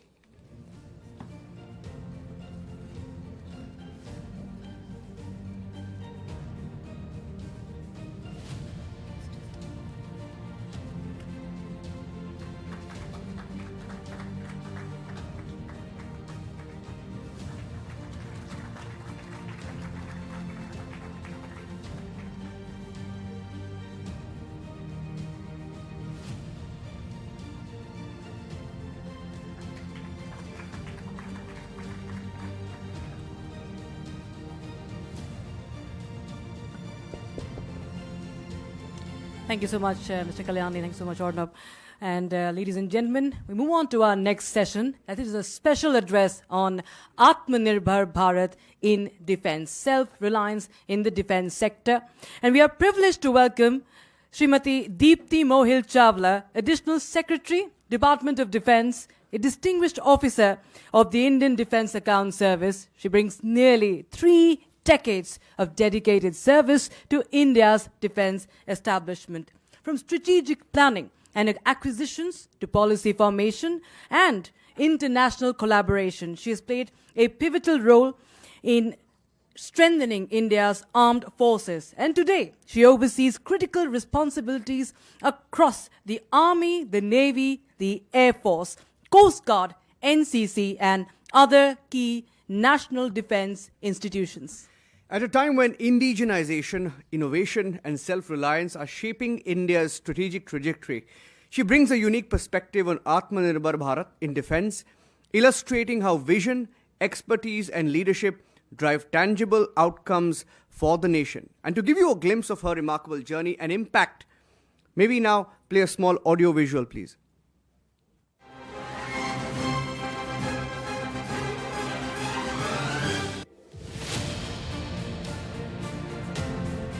At the forefront of India's defense, Deepti Mohil Chawla, Additional Secretary, Ministry of Defense, ensures our armed forces remain modern, agile, and mission ready.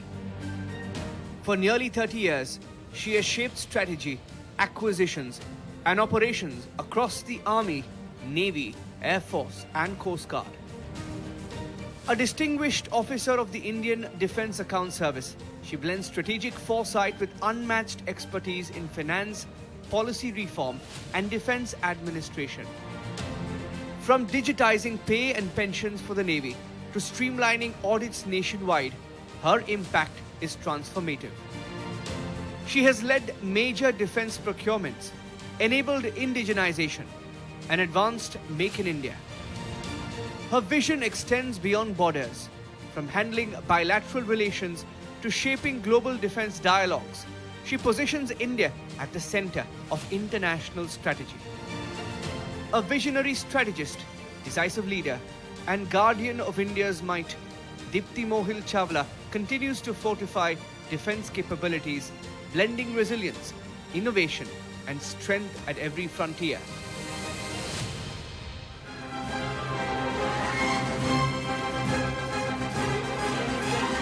Please join us in welcoming Srimati Deepti Mohil Chawla to the stage. A big round of applause, please.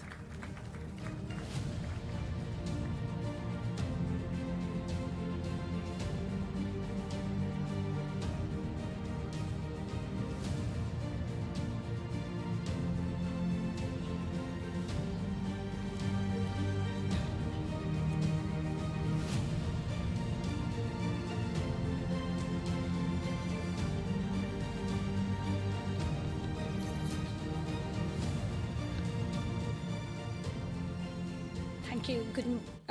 Good morning, everyone. A decade back, over a period of a decade, I have been the one on a listening mode to all the erudite people that I see here, the senior military leadership, the business leadership, the strategists, and the industry leaders like Baba Kalyani Saab. And you cannot imagine the honor and privilege that I'm feeling right now to be on the other side and getting listened to. So thank you everyone for particularly DG Claus, Republic TV for having me over here. I don't like to talk. I like to really present what are the amalgamation of my 3 decades of experiences and make a connect between all of us instead of we versus they approach. We are all in it together. So Republic TV says nation first, and we in MOD say defense first.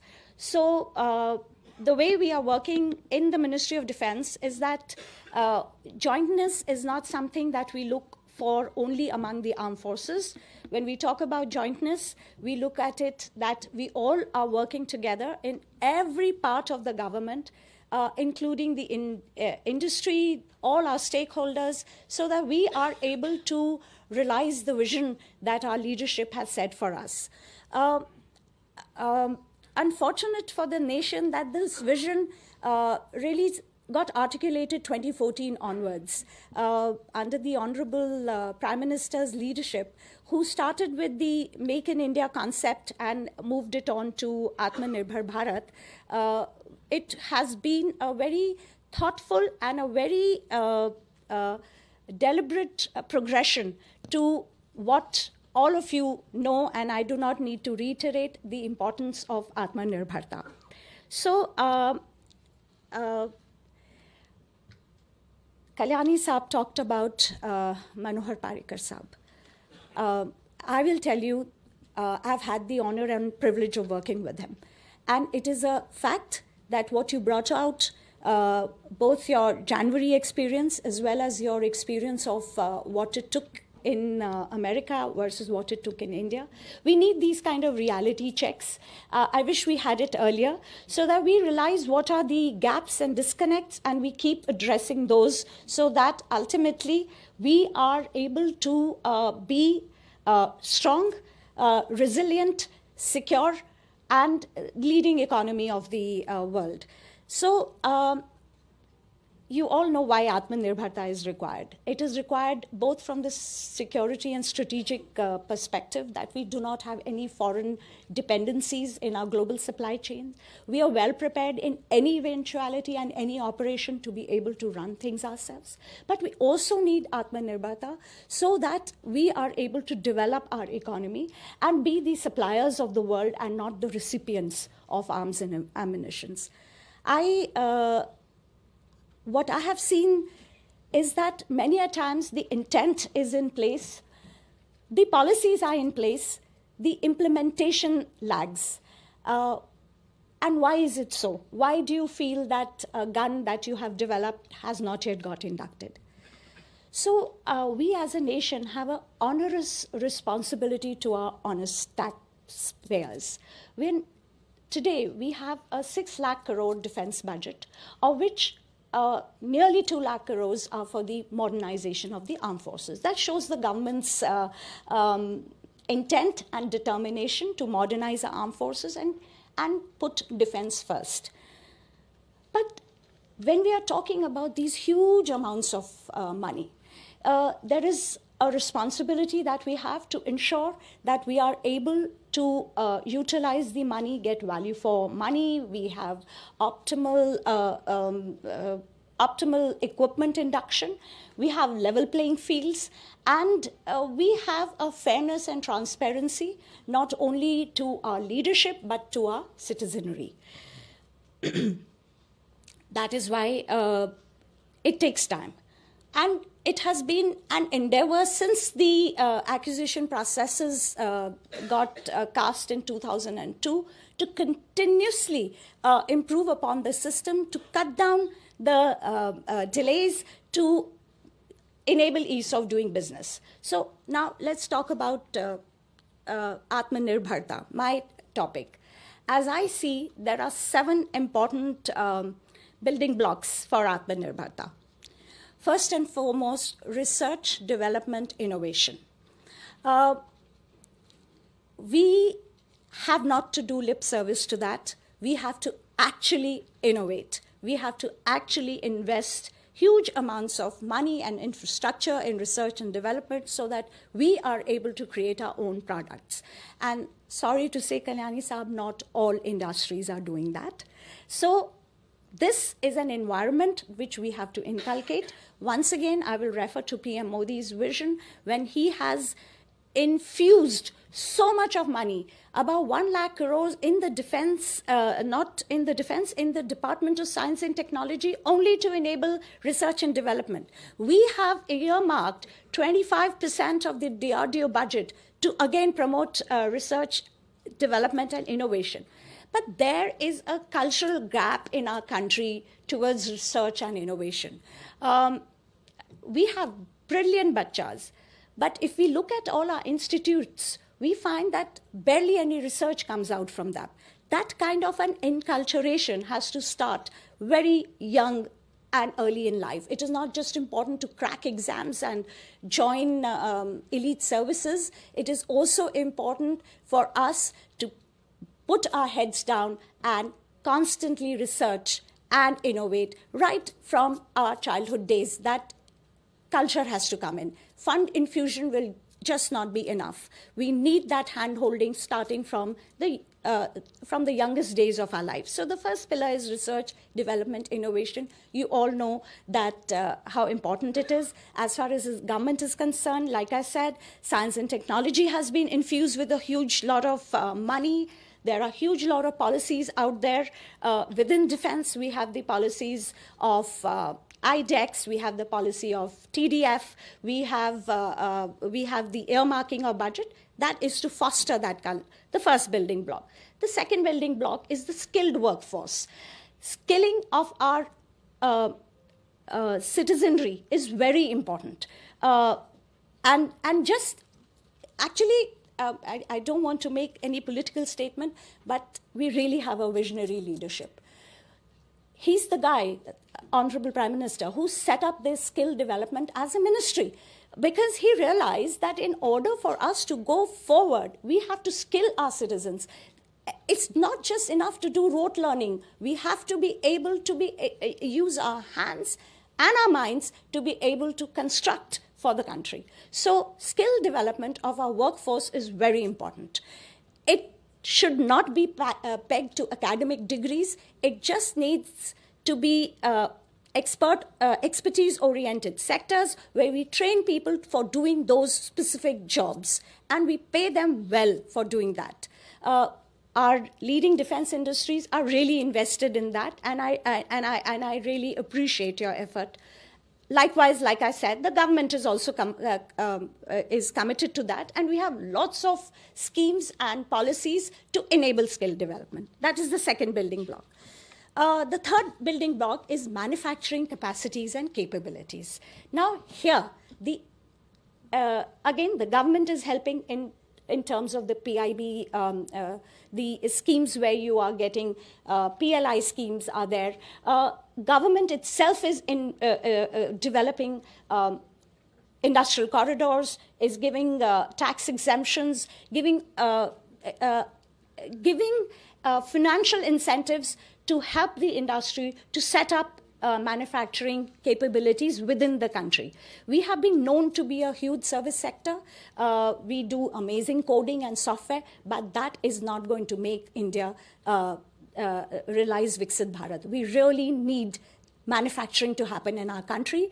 And if we look at defense, the only way Atmanirbharta is going to happen when we start manufacturing in our country. For that, we need to actually create factories within our country, which are being done. From the Ministry of Defense, we have created defense industrial corridors dedicated for creation of defense manufacturing in the country. That was the third building block. The fourth building block is the ease of doing business, which is where people like the oft-beaten bureaucrats come in, where we try and ensure that how best we can enable the environment and our structures and policies and procedures so that none of the stakeholders, whether they are the users or they are the industry, face any obstruction in their system. So I listed out so many policies that we are pursuing for that. Ease of doing business also comes from the fact that the industry comes up with an objective self-assessment. Many a times, the industry promises much more than it is capable of delivering. So any type of policy or planning or systems that we make, they're not able to take on. When you're talking about a single tender limitation, it happens because nobody is doing a self-assessment. Everybody will quote for everything and everywhere anyhow. It doesn't work that way. We need to have a self-assessment, and now that I'm working in the DAP revision, we are trying to find some kind of objective indexation of the technology readiness, manufacturing readiness, production readiness, so that we don't have the situation where everyone codes for everything everywhere, and then there is no realistic assessment. That is what delays projects. It is Army not inducting the gun is the problem, but the malaise lies in a lot of things. Despite ease of doing business, we have the limitations because there needs to be a self-assessment done by the industry, and they don't need to be undercutting each other everywhere at all times. I've lost track of the number of building blocks that I've talked about, but I think I'm on 5th. So when we talk about manufacturing capacities and capabilities, the other thing that is required is testing and certification infrastructure. That is a shortfall in our country. And once again, the government realizes this lacuna. So we've come up with the defense testing schemes. We've come up with third-party certifications. We are promoting that other than the mandated government organizations like the DGQAs and the DGAQAs and the MSQAs and the Naval Armament Inspectorates, we will create these facilities outside of defense where they will be able to do this kind of a certification. So we cut down the timelines of testing, we cut down the timelines of post-production quality assessment, and also have parallel processing. Right now, everything kind of gets channelized in the Ministry of Defense in a kind of a sequential assessment. We don't need to do that. We need to create all these facilities, and a lot of fund infusion is being done to bring up these laboratories. We have also opened up the DRDO laboratories for testing, for certification. We have tied up with QCI, the National Productivity Council. The whole idea is that there should be a plethora of labs and certification agencies to cut down the testing and quality assurance timelines. Right. Another self-assessment we need to do, and I don't think this will be very well taken by the Indian defense industry, is another stock taking, sir. That stock taking is we don't have everything.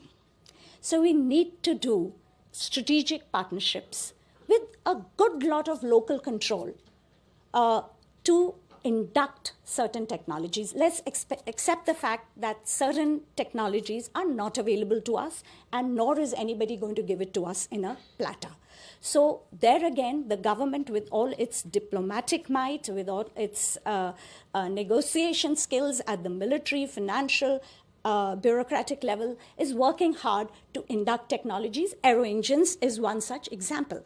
So we must realize that, and we must encourage that, and also accept the fact that it is not going to come at a platter, but let's negotiate the best terms and conditions, bring in the technology, make it in India, and I'm sure within a decade we will be independent enough to do it ourselves. So that, for me, is the 6th building block. It should not be underestimated. Let us just not think that we can do everything at all times. Critical technologies need to be accessed, but they should be done at our terms and conditions with a whole lot of localization. The seventh.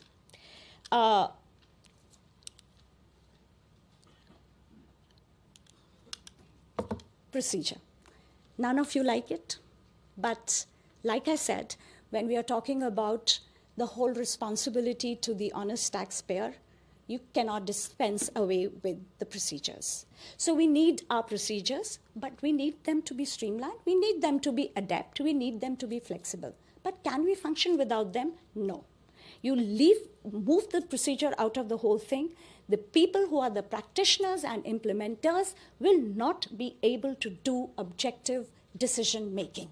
So for me, procedure is not a roadblock. For me, the procedure is a building block, because that brings us all together. We have a laid down template, and we all work in that template, and we are able to work decisively, very independently, and achieve the goals that the leadership has laid down for us, and our commitment to the nation first and defense first. Coming to the procedure, it's just not the DAP and DPM. It's a three-tiered thing.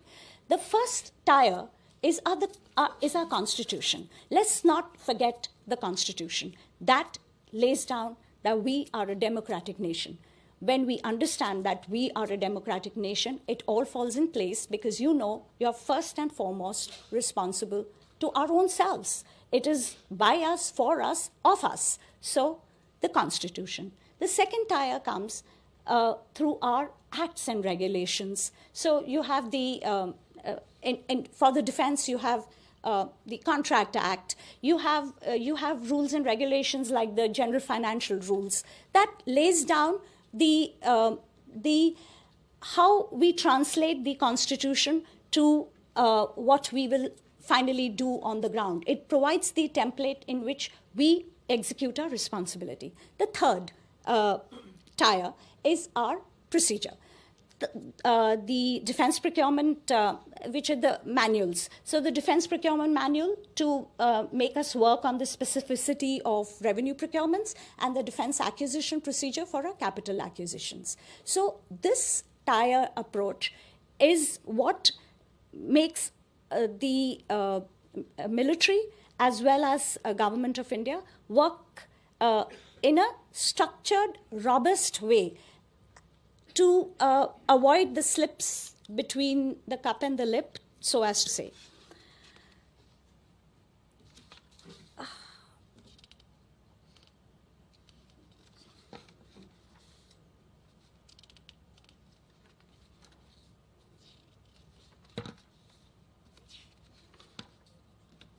Okay.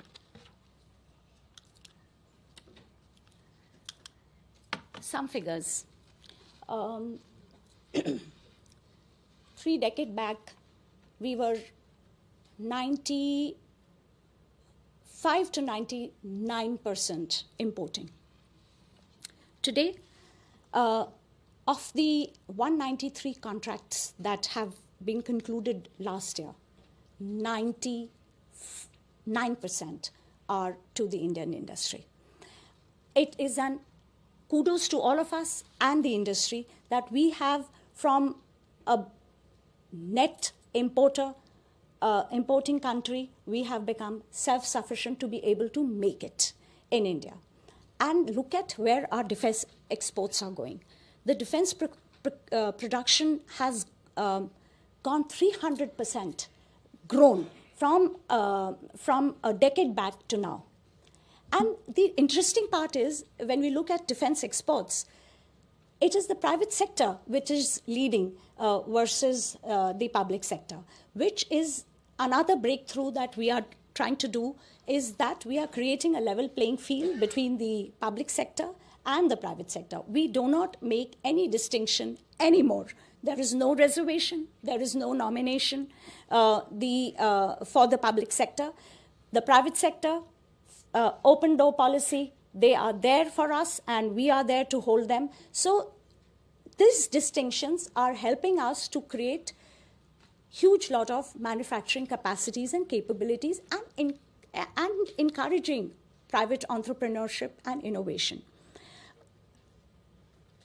Since Baba Kalyani Saab spoke before me, so I have to not counter, but give a corollary to certain points that you have raised. You had an issue with the single tender. I agree with you that it can sometimes be self-defeating, but first and foremost, the industry needs to do a reality check and do a self-assessment.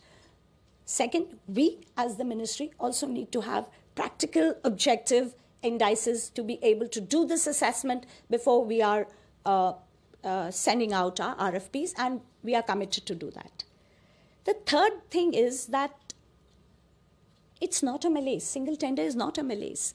There used to be a time when we had just joined service, we were told aggregate the quantities and send out a tender to get the best, you get the economy of scale and best price. And now I myself see being the votary of, yes, aggregate the quantities, but let's tender it out and let's place the order to multiple people.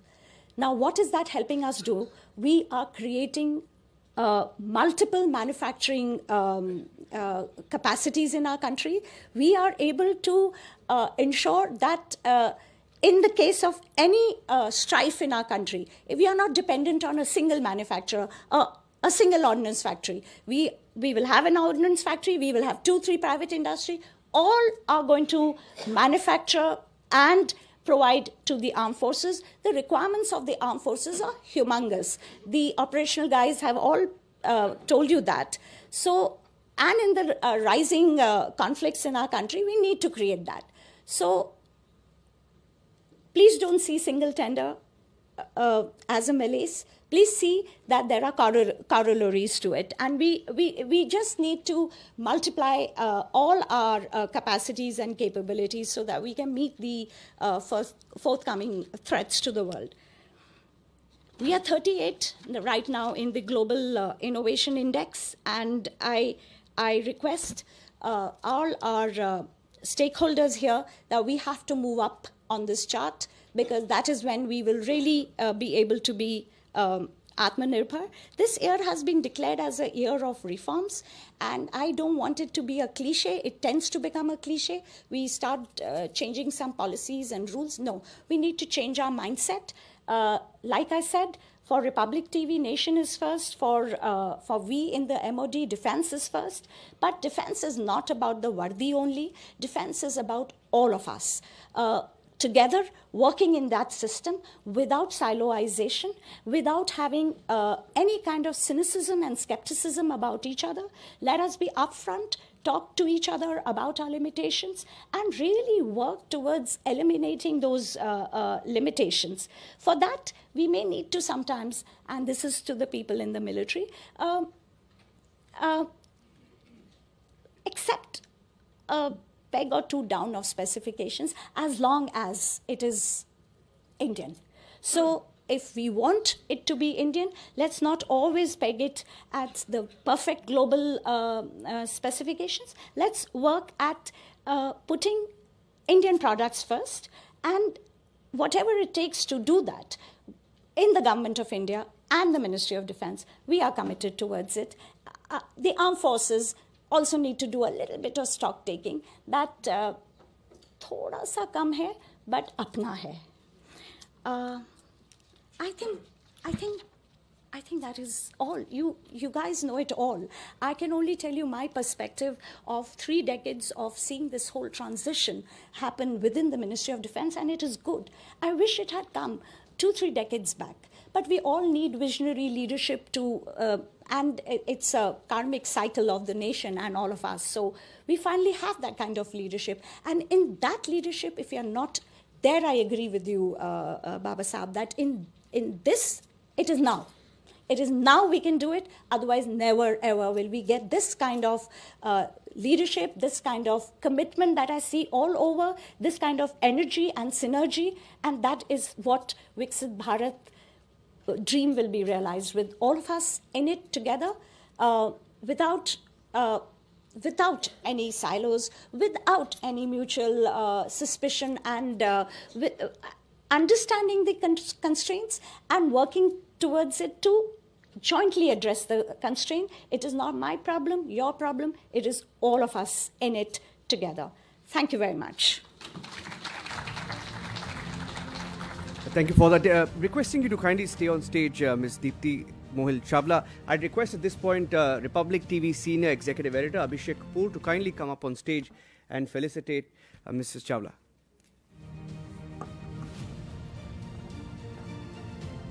Abhishek.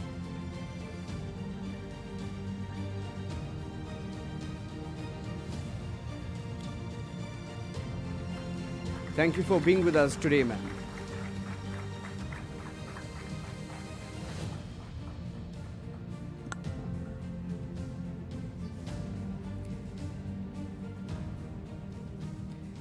Thank you for that.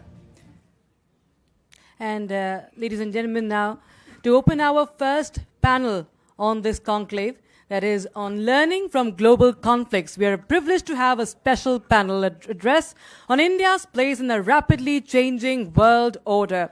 And it is our honor to welcome Lieutenant General Devendra Sharma, Param Vishishta Seva Medal, Ati Vishishta Seva Medal, Sena Medal, General Officer Commanding in Chief, Army Training Command, that is the R-Track. A distinguished officer with nearly 4 decades of service, General Sharma has been recognized for gallantry, outstanding command and transformative leadership. At the helm of Army Training Command, he's shaping and training modernization and future readiness of India's land forces. From his early days as a Sword of Honor recipient, alumnus of Mayo College, NDA, IMA, to commissioning into the Sindoor in 1987, his career reflects dedication, innovation, and strategic foresight.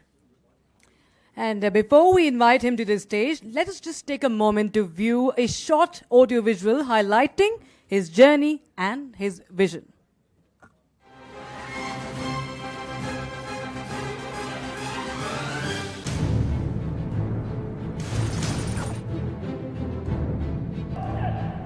In the annals of military history, there are leaders who train soldiers, and then there are leaders who transform the way a nation prepares for war and peace. Lieutenant General Devendra Sharma, General Officer Commanding-in-Chief of the Shimla-based Army Training Command, embodies that transformation. जहां तक R-Track का contribution है, हमारा contribution है सक्षम और less training देना तमाम इंडियन आर्मी पर्सनल को, ताकि वो अपना ऑपरेशनल मिशन पूरी तरीके से सक्सेसफुली कर सके. A Sword of Honor recipient, an alumnus of Mayo College, NDA and IMA. Commissioned into the Sindoor in 1987, General Sharma has spent nearly 4 decades in service to the nation. For his exemplary service, he has been awarded the Param Vishisht Seva Medal, Ati Vishisht Seva Medal and Sena Medal, a testament to leadership rooted in excellence. As head of Army Training Command, Lieutenant General Sharma has led a new wave of modernization, integrating 33 advanced technologies into the Army's training doctrine by 2030, infusing experience with innovation. हमने 33 technologies identify किए हैं, जिससे हमने नीश technologies, contemporary technology से हमने अपने training में शामिल करना. इसको मुहिम देने के लिए हमने 14 कैटेगरी ए एस्टैब्लिशमेंट्स को सेंटर्स ऑफ एक्सपर्टीज बना दिया है इन टेक्नोलॉजीज के. He's redefining readiness, preparing soldiers not just for today's battlefield, but for the battlefields of the future. Ladies and gentlemen, Lieutenant General Devendra Sharma, PVSM, AVSM, SM. Ladies and gentlemen, please join me in welcoming Lieutenant General Devendra Sharma for his special panel address on India's place in a rapidly changing world order.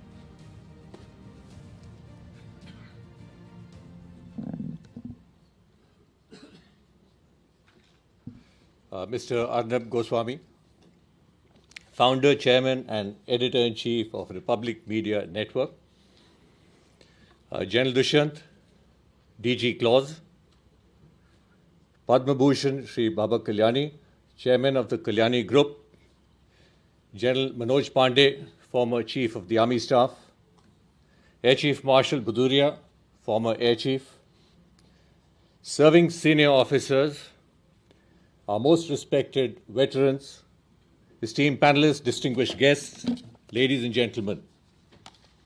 First, I'm delighted to be here in your midst, in this galaxy of senior officers, senior representatives, to share my views. I must thank the organizers for this most generous introduction that has been given for me. And I want to compliment the Republic Media Network for this initiative of Forces First. I'm conscious that there is a time overrun by about an hour, so I'll optimize 5 minutes and I will close down in about 15 minutes, and therefore I will stick to my script. It is indeed a matter of honor and a privilege for me to deliver this Republic Special Panel Address 1 of the seminar Living in the Era of Global Conflicts on the topic India's Place in the Rapidly Changing World Order.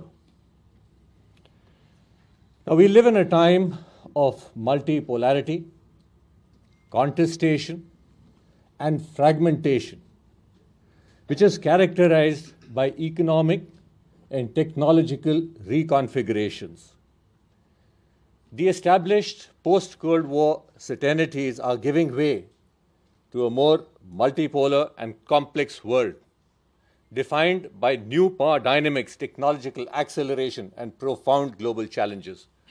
The metrics of power, victory, and truth are being upended. This makes the question of India's role in the new global order especially relevant.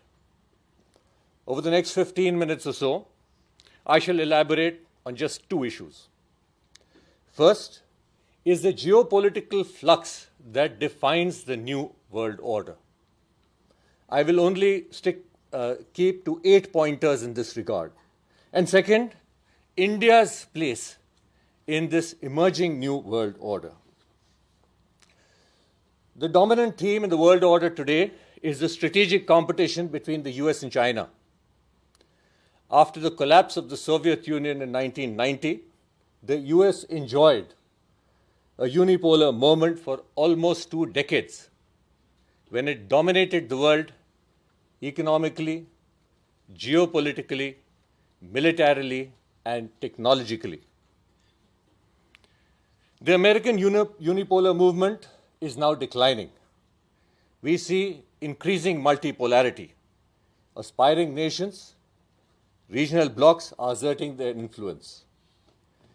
China has slowly but surely supplanted the United States' industrial and manufacturing predominance in both scale and pace.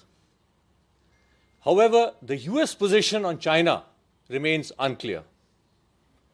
While President Trump wishes to assert his influence on China, he finds his strategic choices hemmed in by trade, supply of rare earth elements, the huge manufacturing leverage enjoyed by China, and most significantly, the $730 billion worth of US Treasury bonds held by China.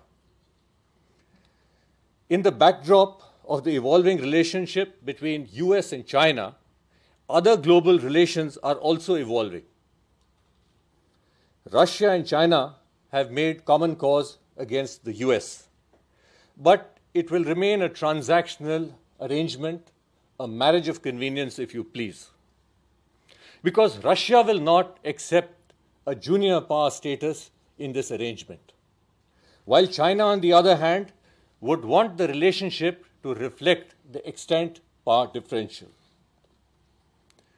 Russia and the European Union had a chance to reimagine their relationship a few decades ago, but the European Union aligned with the US, which resulted in an adversarial position against Russia, which has brought things to a head today. concomitant with the changes, that is strategic competition between the US and China, evolving global relation between other principles, we find that hyper-nationalism reigns supreme. The UK, a founder member of the European Union, is in Brexit mode, privileging its national interests over collective prosperity. Mr. Donald Trump came to office for his second term, riding on the promise to make America great again. There's also a coinciding rise of ultra-conservative leaders across the globe who are riding hyper-nationalism as their primary credo. In the evolving world order, we also find there are shifting alliances based on perceived national interests. Every nation strategically aligns based on their respective national interests at that point of time without prejudice to their earlier alliances. There is enough evidence to suggest national interest remains supreme, which has resulted in a phenomena of shifting alliances. In this evolving world order, we also find that the character of war is changing. This is exemplified by the Iran, Hezbollah, Hamas drone strikes on Israel, exemplifying the use of disruptive technologies while also demonstrating how non-state actors can influence global politics and destabilize regional balances overnight. Another pointer in the changing character of war is the launching of a sensational 11-day war by Israel on Iran, targeting its top leadership and crippling its nuclear program, which was followed by a transcontinental strike by the United States in the form of Op Midnight Hammer. Although wars in the 21st century were predicted to be short, sharp, and intense, we find that the Ukraine war today has entered its 1,332nd day.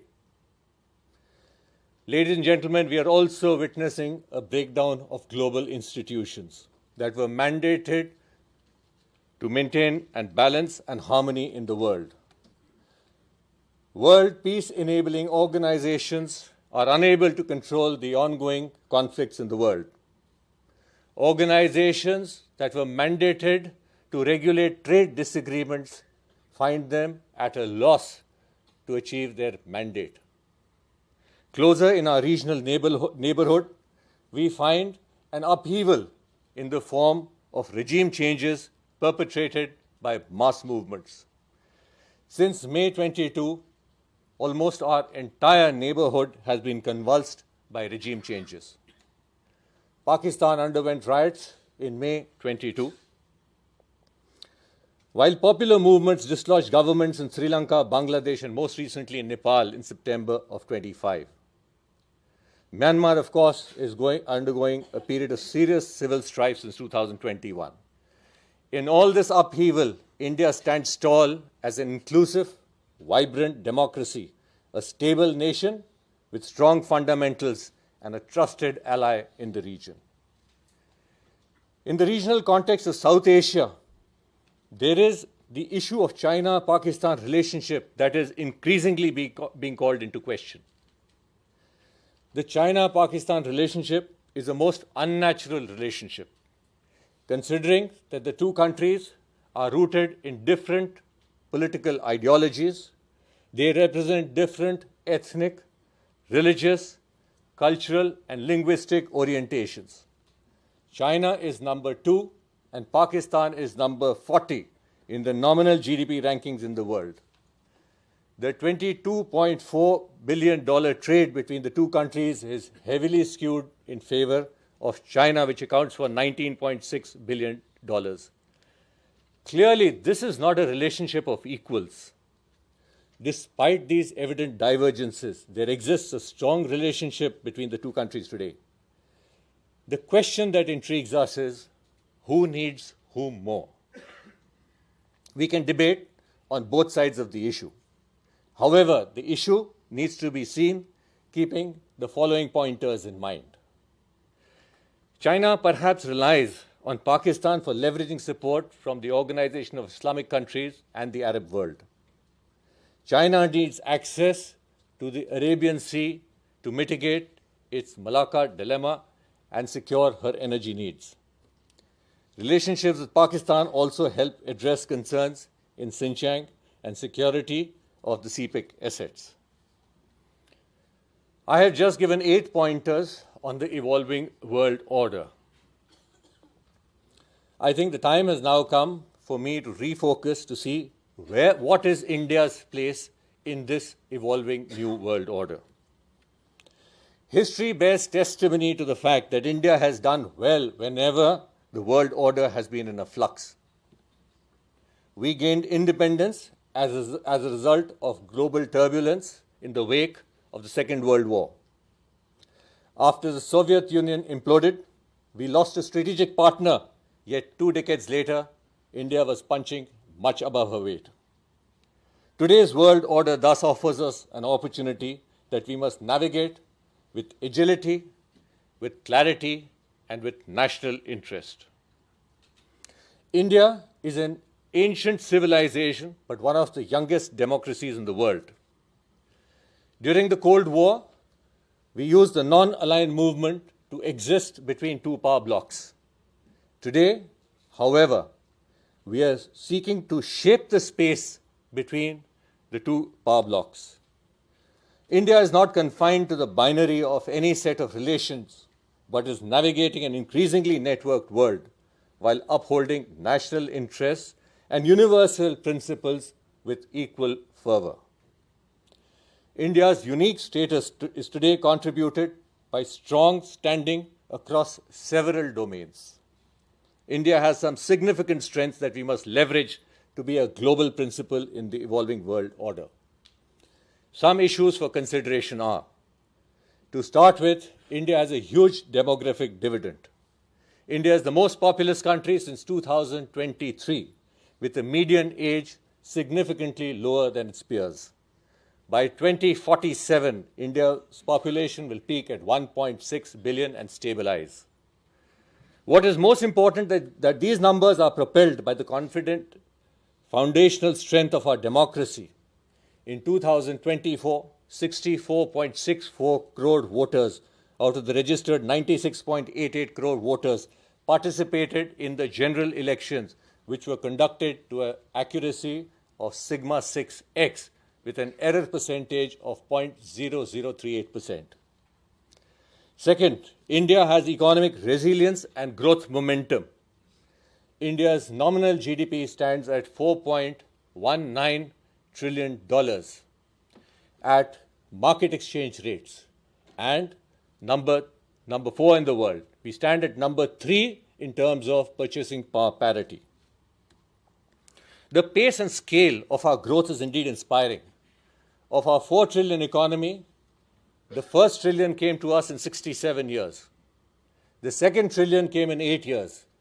The third trillion came in 5 years. And the fourth trillion came in 5 years, despite the COVID-19 pandemic.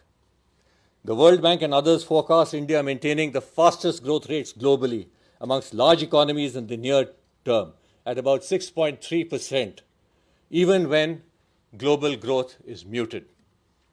Another key strength is our services sector and digital strength. The services sector accounts for about 50% of India's GDP. Today, digitization is so entrenched in India that a citizen can open a bank account in less than 5 minutes. A MSME can get a loan in less than an hour, and a new company can register in less than 72 hours. Our startup ecosystem, fintech, digital payments, IT exports are globally competitive. We are ranked number 3 globally in unicorns and world number 2 in startups. India has a prime geostrategic location and a commanding presence in the maritime domain. India controls a central position in the Indian Ocean. We lie at the intersection of East, West, and Central Asia.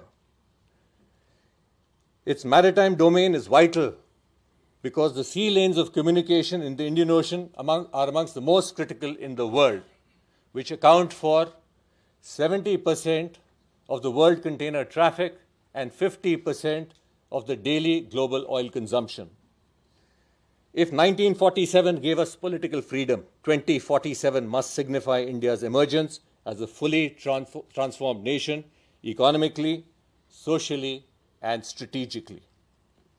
By 2047, India should be a credible and confident great power, reflecting both civilizational stature and its economic heft across multiple domains: diplomacy, defense, climate, and normative leadership. We should strive for institutional roles, a permanent seat in the United Nations Security Council, leadership in institutional reforms, and shape the agenda in the global challenges such as climate, data integrity, and trade. As a global player, India will have to possess power projection capabilities in the Indian Ocean and potentially beyond. But we will have to ensure that this is achieved without overextension, because imperial overreach has been the bane of many aspiring powers. Strategic autonomy must remain central to our strategy. In conclusion, ladies and gentlemen, the world is in a flux, illustrated by significant events that have altered the world order. Historically, India has done well when the world order has been in a flux. Today, we stand at a critical juncture, and India must leverage her strengths to be globally relevant. How India has leveraged her current position is vindicated by a few pointers. As tensions between the US and China intensify, India's strategic posturing as a stable democracy and growing economic power has enhanced our global relevance. Supply chain diversification and China Plus One strategy has driven manufacturing and investment opportunities towards India.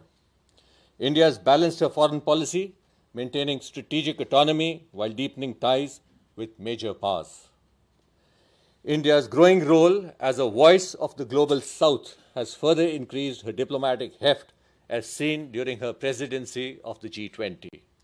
Economic resilience, technological innovation, and a young workforce have positioned it as a preferred partner in global trade, digital infrastructure, and green transitions. In essence, India has turned uncertainty into opportunity, leveraging geopolitical turbulence to expand her influence, secure strategic space, and strengthen its pathway towards becoming a leading global power. I wish to close my talk with the following few lines. Let us anchor our policies in data, but orient our ambitions in values. Let us build capacities now so that our strategic autonomy is real. Let us not merely adapt to the new world order, but help redesign the new world order. Thank you very much for your time and attention. Jai Hind, Jai Bharat. Thank you to Lieutenant General Dendra Sharma for that insightful and comprehensive address, which sets the stage for today's discussions on global conflict, strategy, and India's evolving role in the world order. At this point, sir, I'd like to request our Republic TV senior editor, Shavan Sen, to kindly come up on stage and felicitate General Dendra Sharma.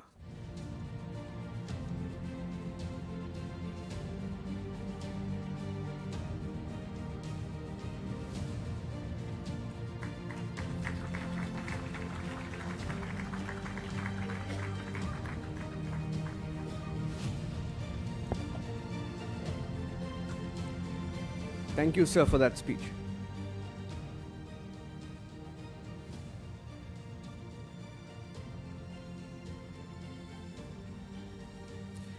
Ladies and gentlemen, we now move into a crucial segment of today's conclave, our panel discussion on learning from global conflicts.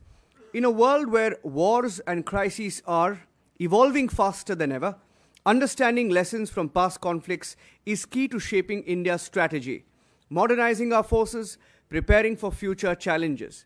And to set the context, let us first view a short audio-visual capturing the essence of this theme, the challenges, the transformations, and the innovations that have defined modern conflict.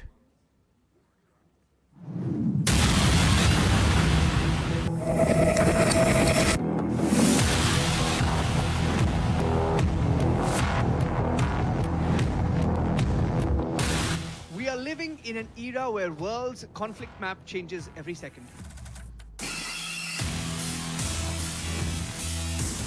The old doctrines are dissolving. Drones decide tempo. Algorithms define precision. India watches closely, learning from every front, adapting for every domain, readying for conflicts that test intellect as much as firepower. Reading the anatomy of the land battle from attrition warfare to integrated deterrence. Lessons learned from land domain conflicts. General Manoj Pandey, PVSM, AVSM, VSM, retired. And decoding the front lines of our times, from the trenches of Eastern Europe to the shifting alliances of West Asia, where every strike redraws the map of power. Lessons from active theatres, Eastern Europe to West Asia. Air Chief Marshal Rakesh Kumar Singh Bhadoria, PVSM, AVSM, VM, retired. Together, they decode the chaos to uncover what the world wars are truly teaching us.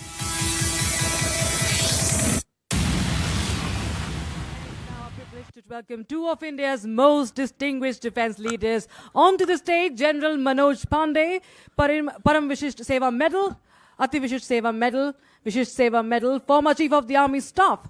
He will share his insights on lessons learned from land domain conflicts, drawing from his vast experience in modernizing and leading India's land forces. And joining him is the Air Chief Marshal Rakesh Kumar Singh Bhadoria, Param Vishisht Seva Medal, Ati Vishisht Seva Medal, and Vayu Sena Medal, former Chief of the Air Staff, who has strengthened Indian Air Force's operational edge through cutting-edge technologies and joint doctrines. He will be speaking on lessons from active theatres from Eastern Europe to West Asia.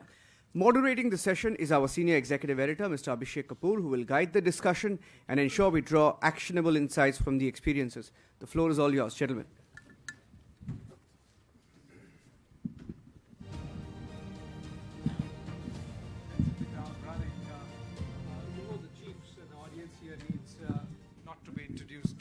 Okay. Now, welcome, sirs. The audience here needs no further introduction. The first chief from the Corps of Engineers, General Pandey, and former Chief of Air Staff, Air Marshal Bhadoria, has flown 29 different kinds of aircrafts. You know, I struggle with my Maruti Baleno. Thank you, sir, for joining us. Thank you, sir.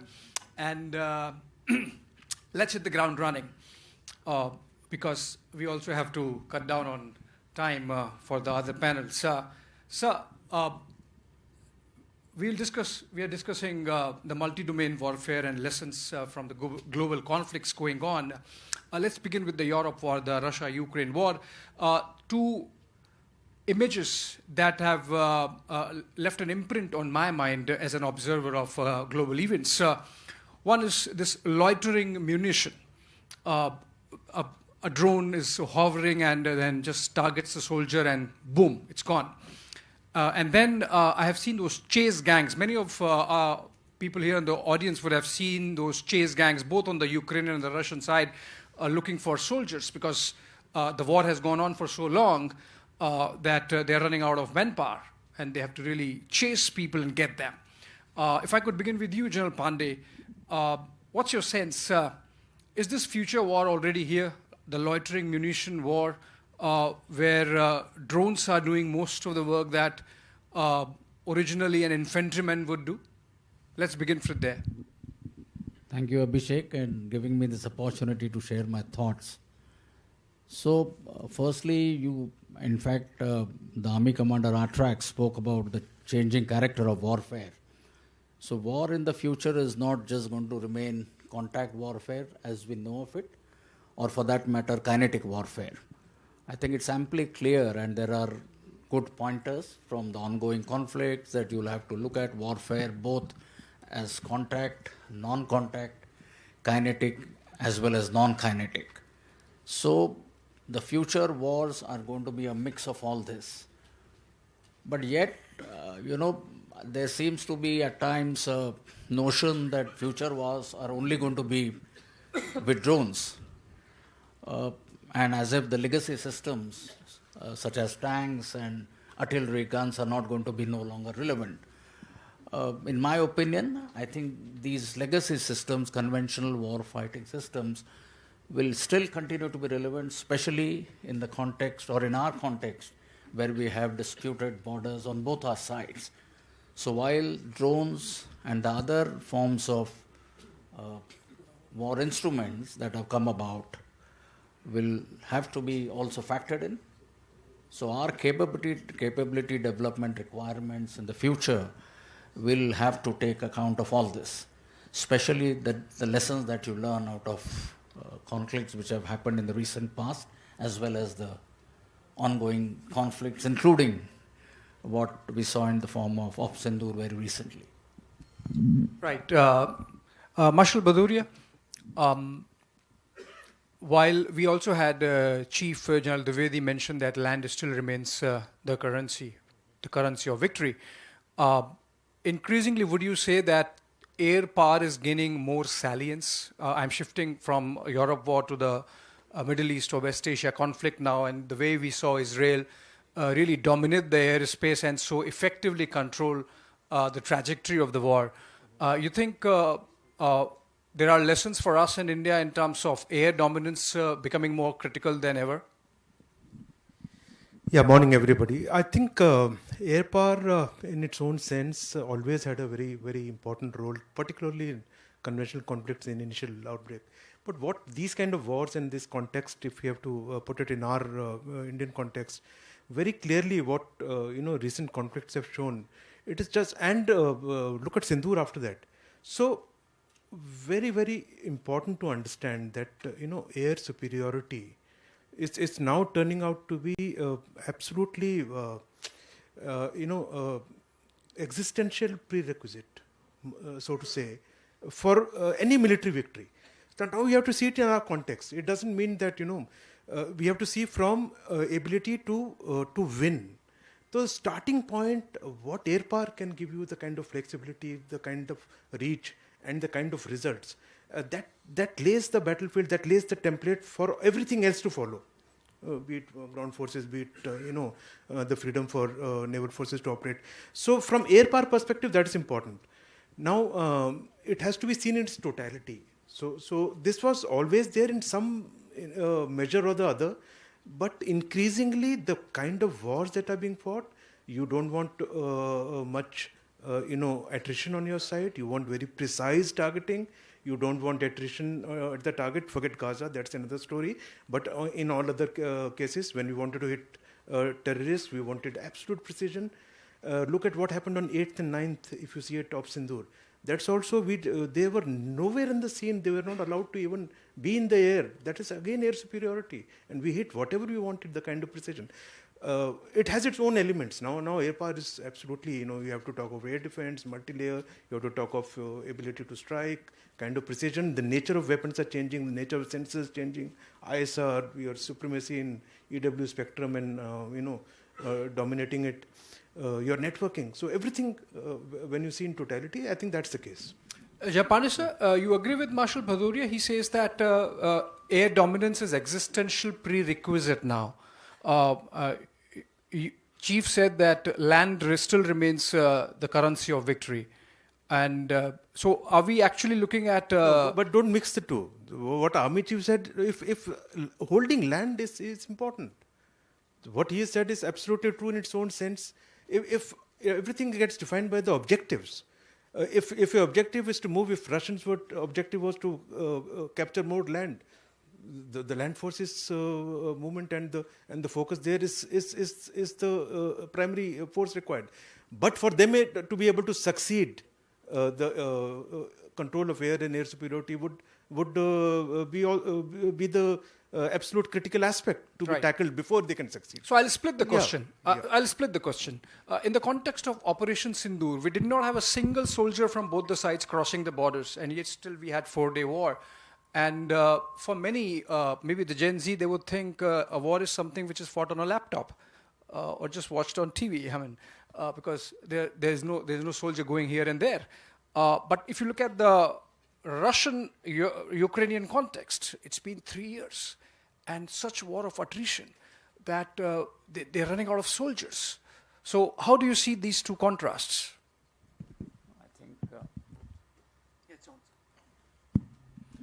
In my opinion, I think we'll go wrong to believe that future wars will be like what happened in Sindoor. I don't think that's a correct way of appreciating things, because you have conflicts, the rest of it, like you mentioned. So to take Op Sindoor as a template, based on which you must now look at your capability development in entirety, you must reorganize your structures, organizations, your doctrine, philosophy may not be the best thing. While it makes all sense that whatever you learnt out of Sindoor, you must incorporate them into your current, modify, factor them in your capability development requirements. But my sense is we should not go entirely as if future wars will only be like Sindoor. It will only be sort of beyond visual range, non-contact. And you must remember, in our context, like I mentioned, we have disputed borders on either side. So to that extent, what the army chief said, land will continue to be the decisive domain of warfare. I would tend to endorse it, with a caveat that the air will continue to have an important role, which indeed it has always had in the past. You always planned land operations in terms of achieving first air superiority or air dominance. So air has always been an important part of war fighting. Right. In fact, Bhadoria sir was, he spearheaded our counter response to the Galwan clashes and the Galwan move by China. The entire mobilization of our Air Force at that time, and of course Army later, which you also oversaw for a couple of years. So yes, in a way, Galwan clash also, and the kind of mobilization we saw was also a war. I mean, the state of war preparedness, if not exactly war, where you are deterring the enemy with power projection and with your presence there. Marshal Bhadoria, my question to you is, the full-fledged war where Air Force had full play was in 1971, more than 50 years now. Even 1999, when you had a sort of a little restrained play, was 25 years plus more. Operation Balakot is when my generation really saw Air Force in action for the first time, like the boys got the toys. And then, of course, Operation Sindoor, where the Air Force has so much to talk about. You think, finally, Air Force is really getting the kind of attention it should? I mean, it's a beaten to death question about the squadron, depleting a squadron strength, but there is much more to Air Force than just having those planes, fighter planes. Yeah, we should, Air Force, like you mentioned, air power for a conventional conflict has always been important. It's not that something new has been discovered. But while the boys had the toys got the clearance for Balakot. So after 71, we never, utilized it. And Op Sindoor is absolutely totally first. So we have to see it in the context of what the nation has decided today, what our leadership has decided. Op Sindoor is important from that. Okay, the readiness to say that it's a new normal that has got defined and we will hit the terrorists, despite we knew everything, how it will escalate, what will happen if we hit them hard inside Murid ke Bahawalpur, those kind of targets you could never imagine. So Op Sindoor is important from there. It's a new normal, it's a total kind of freedom given to the services, and everything was covered earlier. I don't want to go into details, but the objectives is what is important. So, like I said, Op Sindoor was not a conventional war or a full-fledged conflict. It was with the limited objective of hitting the terrorists. When they started to hit our targets, their objective was to calibrate it to the level required and still hit them hard enough. Only that was required. And therefore, only the air elements came in. Yeah. If it had got extended, there would have been further involvement, army, naval forces. So, it is to be seen as an integrated capacity and capability that needs to dominate and needs to act. Okay, so we should no longer talk about only the air power, only air force, only navy. It was an integrated effort. It was implemented in that manner. If it had extended, everything would all other elements would have come in a bigger way. Important issue is, as a nation, what are we capable of? Right. What are the kind of weapons we have? Right. Could we hit what we wanted to hit, Right. despite China having given them everything? And I would think you that say it was China's war that Pakistan was picking up? Like Pakistan had all the... It was China's elements. The war machine was of Chinese. War machine in terms of radars, capabilities, latest missiles, aircraft, and some surprises there in terms of the latest that was given to them. In spite of all that, what was achieved is a template that will dictate how we are going to utilize our overall integrated effort in the future, and what kind of weapons and what kind of sensors that we need to develop, what kind of network, and we talked about EW dominance, etc., and cyber and space. So those are the areas that we need to look at carefully. But this is just a template of our capability. It gives you a template of our capability building that's required. Right. I would say. So since you mentioned IW, I just want to delve a bit on that. Which is that if you look at the Ukraine war experience, for example, if you are consuming it on Twitter, you get a sense that Ukraine is winning. But if you are looking at the Europe war from, if you're getting your information from Telegram, you get a sense that the Russians are winning. So information warfare has come out as a very significant aspect of modern day war. We saw it in Operation Sindoor. I mean, it's a different matter that we sort of showed that we have hit Karachi and, soldiers have gone there, here. But ultimately, there was a lot of gray zone in terms of information war also. Are we fully prepared? Have we taken all the lessons from Operation Sindoor? So that's right. When you say earlier, we thought information domain was at the fringes, but no longer. It is at the central of your war planning, and it has to be an important factor when you prepare, evolve your war plans. Earlier, when you looked at perception, narratives, you only looked at the domestic audience or domestic constituents, so to speak, but no longer. You now, what we have seen is to look at as to what impact would it have in the international arena. My second point, when you talk of information warfare or information operations, we have a large number of agencies, beside the three services, who are into this domain. So I think we need to have a mechanism, a structure, a more formalized arrangement through which or by which we can have our narrative, information, operations sort of put together. So this I feel is extremely critical. And lastly, I also feel, just like for our war plans, most of you would know that before we get on to battle, we have different contingencies, different plans. So as to if this situation arises, what must my plan be and how do I alter it? In a similar manner, I think we must have contingencies worked out for different scenarios and have our operational plans already ready. Right. So when the situation arises, you are no longer thinking through then or reacting, but you're already put into place your plans which are already thought through in a more proactive manner. Right. Sir, so before I start tapering off, one very important aspect that came out of Operation Sindoor is our air defense.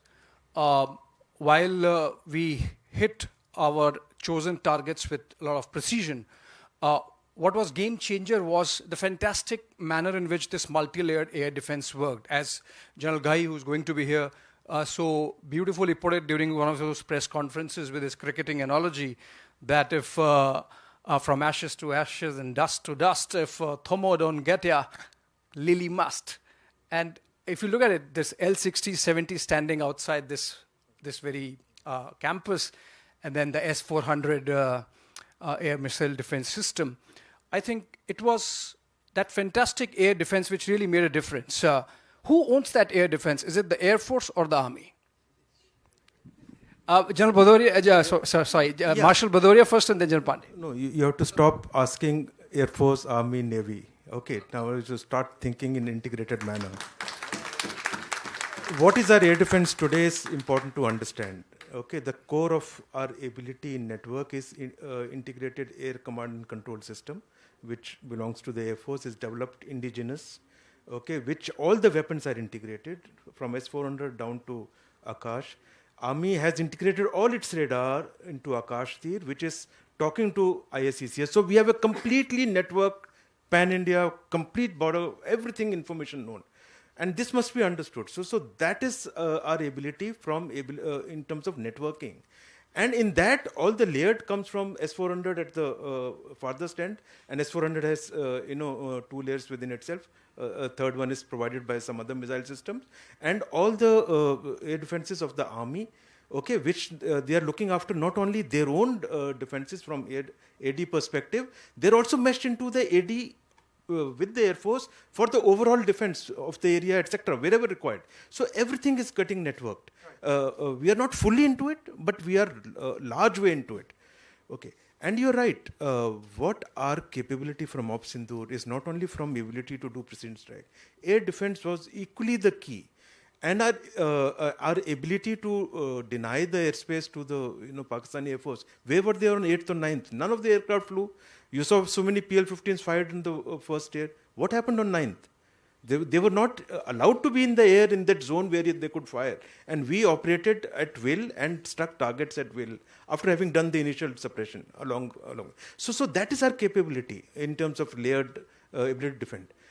Also very important to understand, the drones and UAVs and they have got a lot of imagination, caught the imagination across from industry to defense because of very low cost and the kind of damage they can do. You throw in a bit of innovation and some new tech, you see what happened in Russia, what kind of targets they struck. Yeah. Ability to defend. So what army did on the LOC and what their deployments, in situ deployment, peacetime, still the drones were targeted. The L-70s did a wonderful task. All the other guns, Akash were used for, loitering munition. So overall, I think air defense really worked out extremely well. We have more distance to cover, and we are on track. I think we are on track. Yeah, Panch, a little provocative question. If you're saying that this was actually India's first integrated multi-domain war, do we really need theaterization then?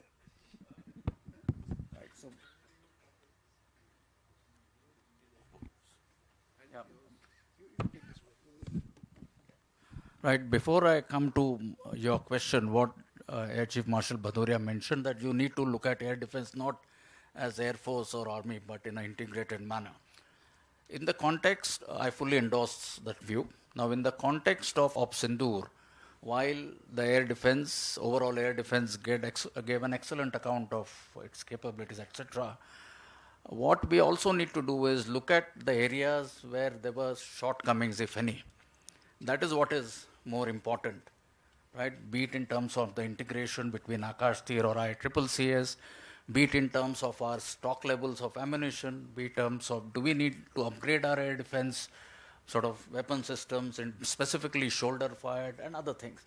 So I think this is the time we need to focus on them so that in future our capability development moves along these lines. And I'm sure all this is happening. You asked about theaterization. It has been my view that we have been discussing this for the last, more than 10, 15 years? Specifically, for the last 3 to 4 years, there have been large number of discussions, exchange of views, exchange of ideas. So in my view, the necessity of it, for the reasons I don't have to explain here, is well established. Now, in what form, what manner is something, there is already a framework. Based on Ops Sindoor lessons, you can probably tweak it, but I don't see that there is a necessity to revisit or question the requirement of theatre command itself based on what happened during Sindoor. Right. So that in a nutshell is what my view on theaterization. I think the sooner we do or get into that route or follow that way, I think the better it is. Yeah, you would want to answer. I know. No. Please. I want to endorse what on the AD, capability, looking at what needs to be done. It's very important. All our radars now need to be capable of picking up weapons that are launched, not only aircraft, picking up drones, picking up small RCS. Any weapon surface to air which is less than 100 kilometers, that means entire Akash NGs, some other, whichever surface to air, needs to be able to target the weapon that is coming. Right. No aircraft is going to come within some 80, 90 kilometers anywhere of the target. So these are the kind of changes that are required. So from industry perspective, this is the direction that needs to move. Apart from networking, etc., which we are well on track. Right. But these are the kind of sensors and weapons capability developing and change in thought process required. On the theaterization, a lot of work is happening, and I think I believe the current leadership is really fully engaged leadership, and I think they are more capable than I am, so I'll leave it to them. So current guys are working, and they are fully into this discussion, and I'm sure they will come out with the solution and implement it. Right. So that brings me to my last question. I would want both the guests to answer that, which is that Operation Sindoor, post-Operation Sindoor rather, this talk of new normal from the Prime Minister to the chiefs to everyone who takes the stage of India's new offensive defense. Is it really a doctrinal change from the last time we saw this happening, say at the time of General Sundarji, with the famous Sundarji doctrine of integrating offense into larger defense posture? This is now more offense, less defense. General Pandey first.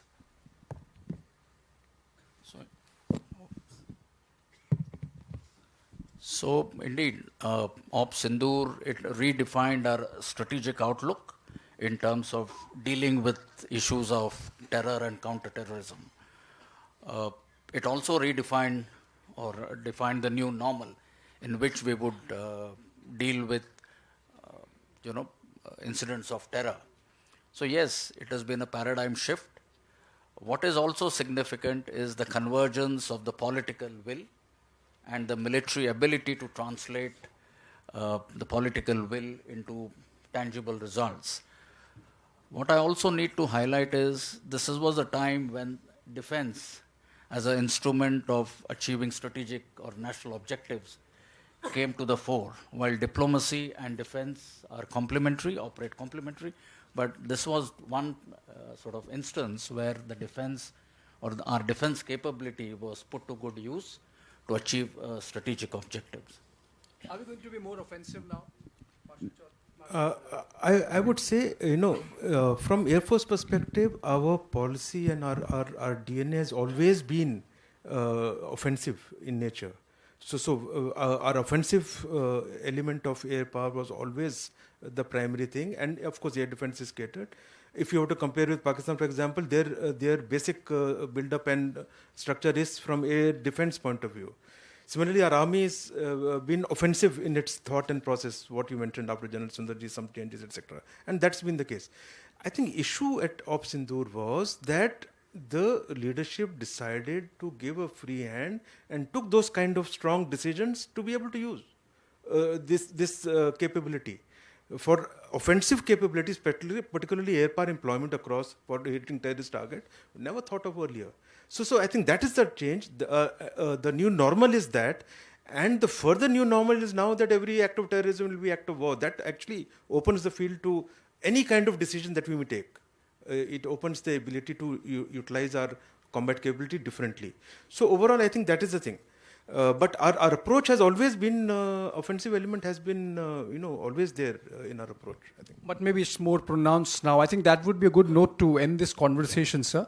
I must add that while we had someone from the Navy missing, I can tell you, friends, that every living soul in Karachi fears one man, which is DGNO Admiral Pramod. He is here.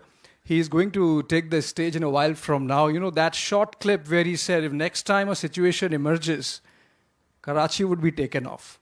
So I think everyone would be looking forward to that conversation also. And with that, I thank both Marshal Bhadoria and General Pandey for that very nice, crisp conversation. Thank you so much. Thank you, sirs. Can I request both you gentlemen to just please stay with us, sir, on stage officers. Abhishek, I request you to please felicitate both our speakers.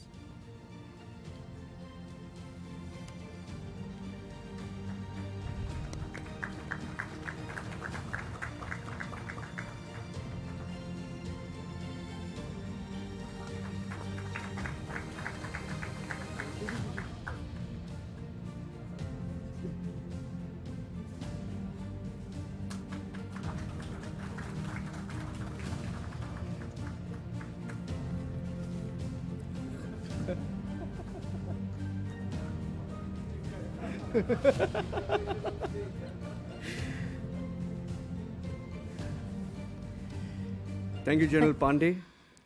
Yes, Thank sir. you, Air Chief Marshal Rakesh Kumar Bhadoria, for this session, sir.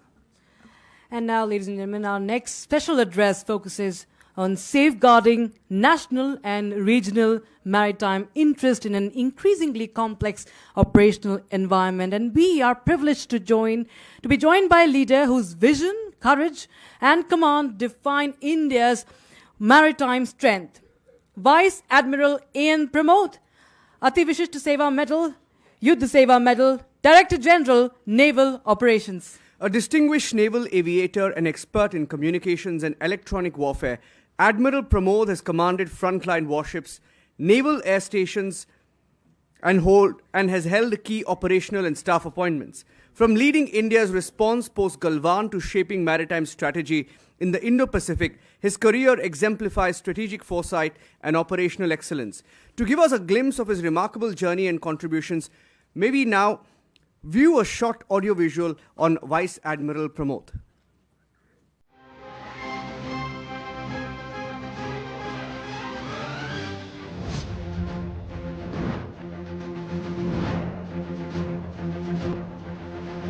Our aim is to maintain peace and tell our adversary that you do this and the response will be bloody.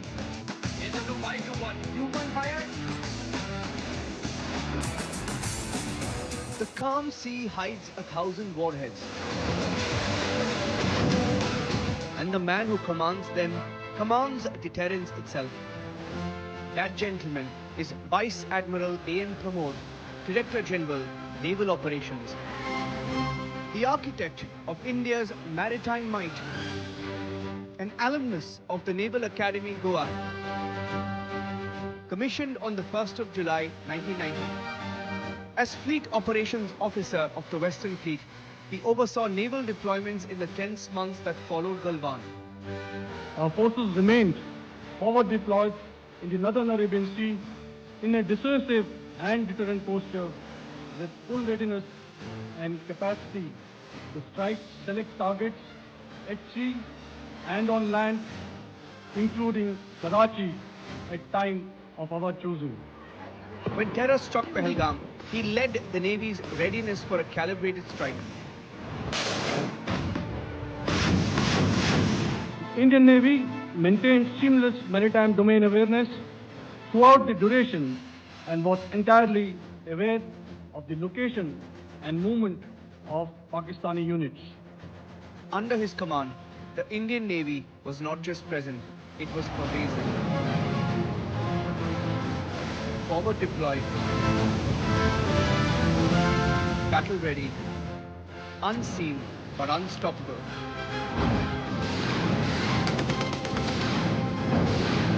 If Pakistan dare take any action, and Pakistan knows it, what we are doing. His words were not mere rhetoric, they were a declaration of intent.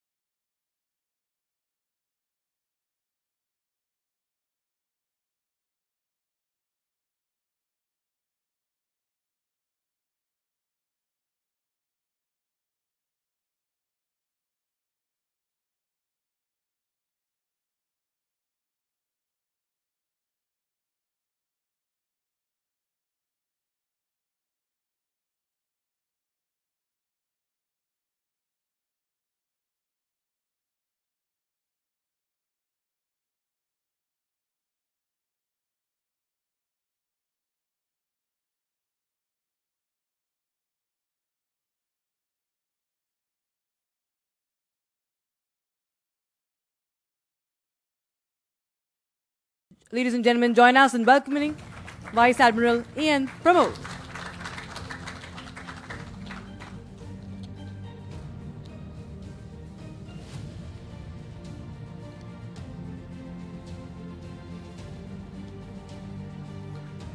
May I thank the organizers for a well-made introductory video on the Navy and self.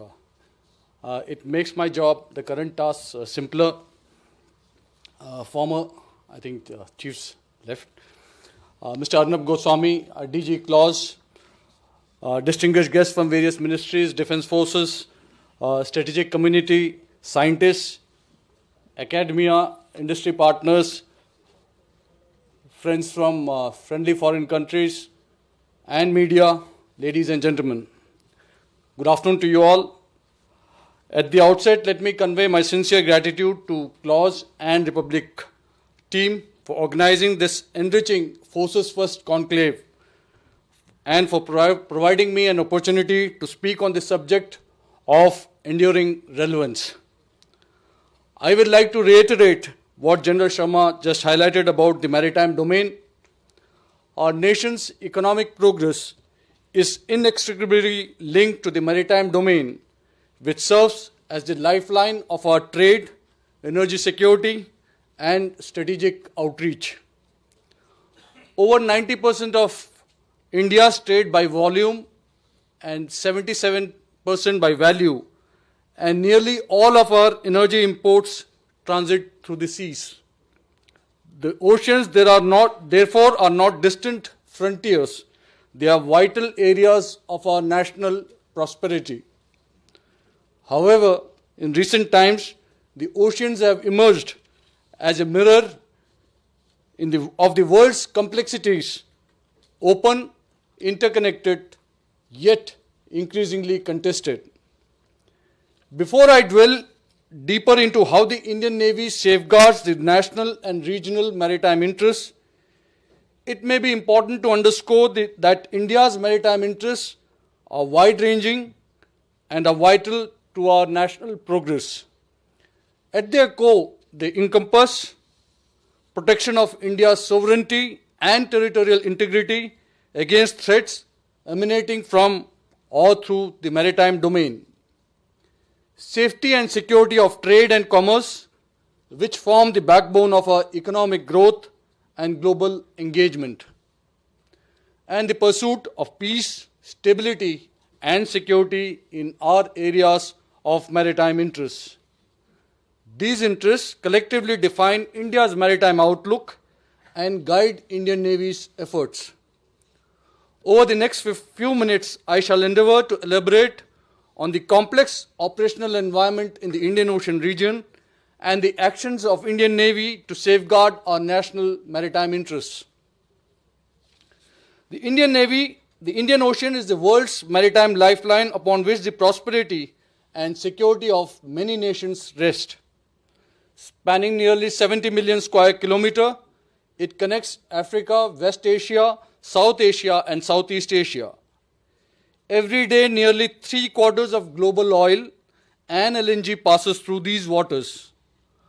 Half of the world's container traffic depends on safe passage through the choke points in the Indian Ocean region. With nearly 160,000 ships transiting through it annually, the Indian Ocean region plays a pivotal role in shaping the global economy.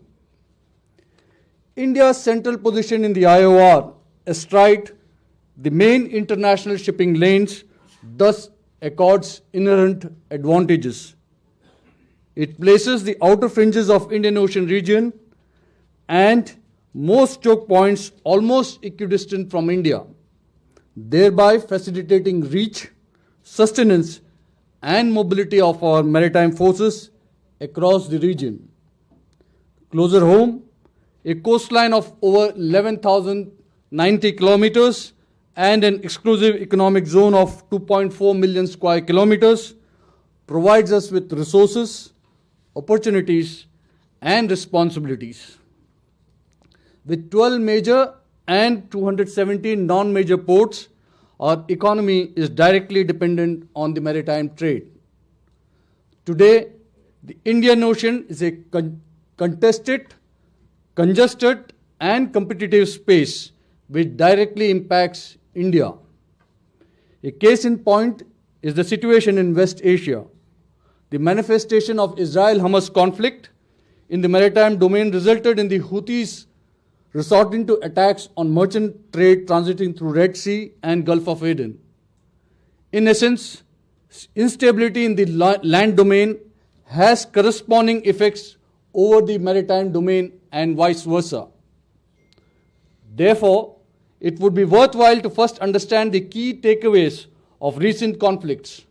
Starting with Russia-Ukraine war, it clearly busted the myth of a short and intense war in modern times. The large-scale use of missiles, drones, loiter munitions, and one-way attack UAVs, and demonstration of simultaneous multi-domain operations are few of the new advances in warfare. Long-range precision targeting has become one of the new normals to degrade adversaries' war-waging capability. We also noticed that nations have been directly supporting the warring parties in terms of supply of niche platforms, arms, weapons, and personnel without being designated as belligerent themselves. In such a scenario, important questions arise about the ability of global institutions like the UN to respond effectively to the evolving security challenges. Next is the Israel-Hamas Hezbollah Houthi-Iran conflict, which serves as a prime example of the use of state-sponsored proxies towards achieving asymmetric gains. Targeting of senior political leaderships and military leadership has been excised as one of the strategic options, a fashion of a sort. Moreover, the spillover of the conflict into the maritime domain, with the Houthis disrupting major trades, has once again brought to fore the criticality of protection of trade and commerce. The easy access to high-tech technology, including uncrewed systems and cyber tools by the non-state actors, coupled with hybrid warfare techniques, raises serious security concerns for the future. Consequent to this, in the last 2 years, we have witnessed increasing presence of extra-regional forces and multilateral constructs in the IOR in an effort to protect their maritime interests. The maritime forces of the US and European Union have maintained a continuous presence, particularly in West Asia, including through the deployment of US carrier strike groups. You would have also noticed in the last 2 years that we have seen, other than the US carrier strike group, the Charles de Gaulle carrier strike group, it was followed with the Italian Cavo carrier strike group, and thereafter now Prince of Wales strike groups was in the Indian Ocean region, operating in the Indian Ocean region. Operations such as Prosperity Guardian under Combined Maritime Forces and Operation Aspidis under European Naval Forces are in response to the fragile and volatile situation in the region. This also testifies the versatility and ability of a potent naval force with a high weapon density to control and dominate choke points and major trade routes.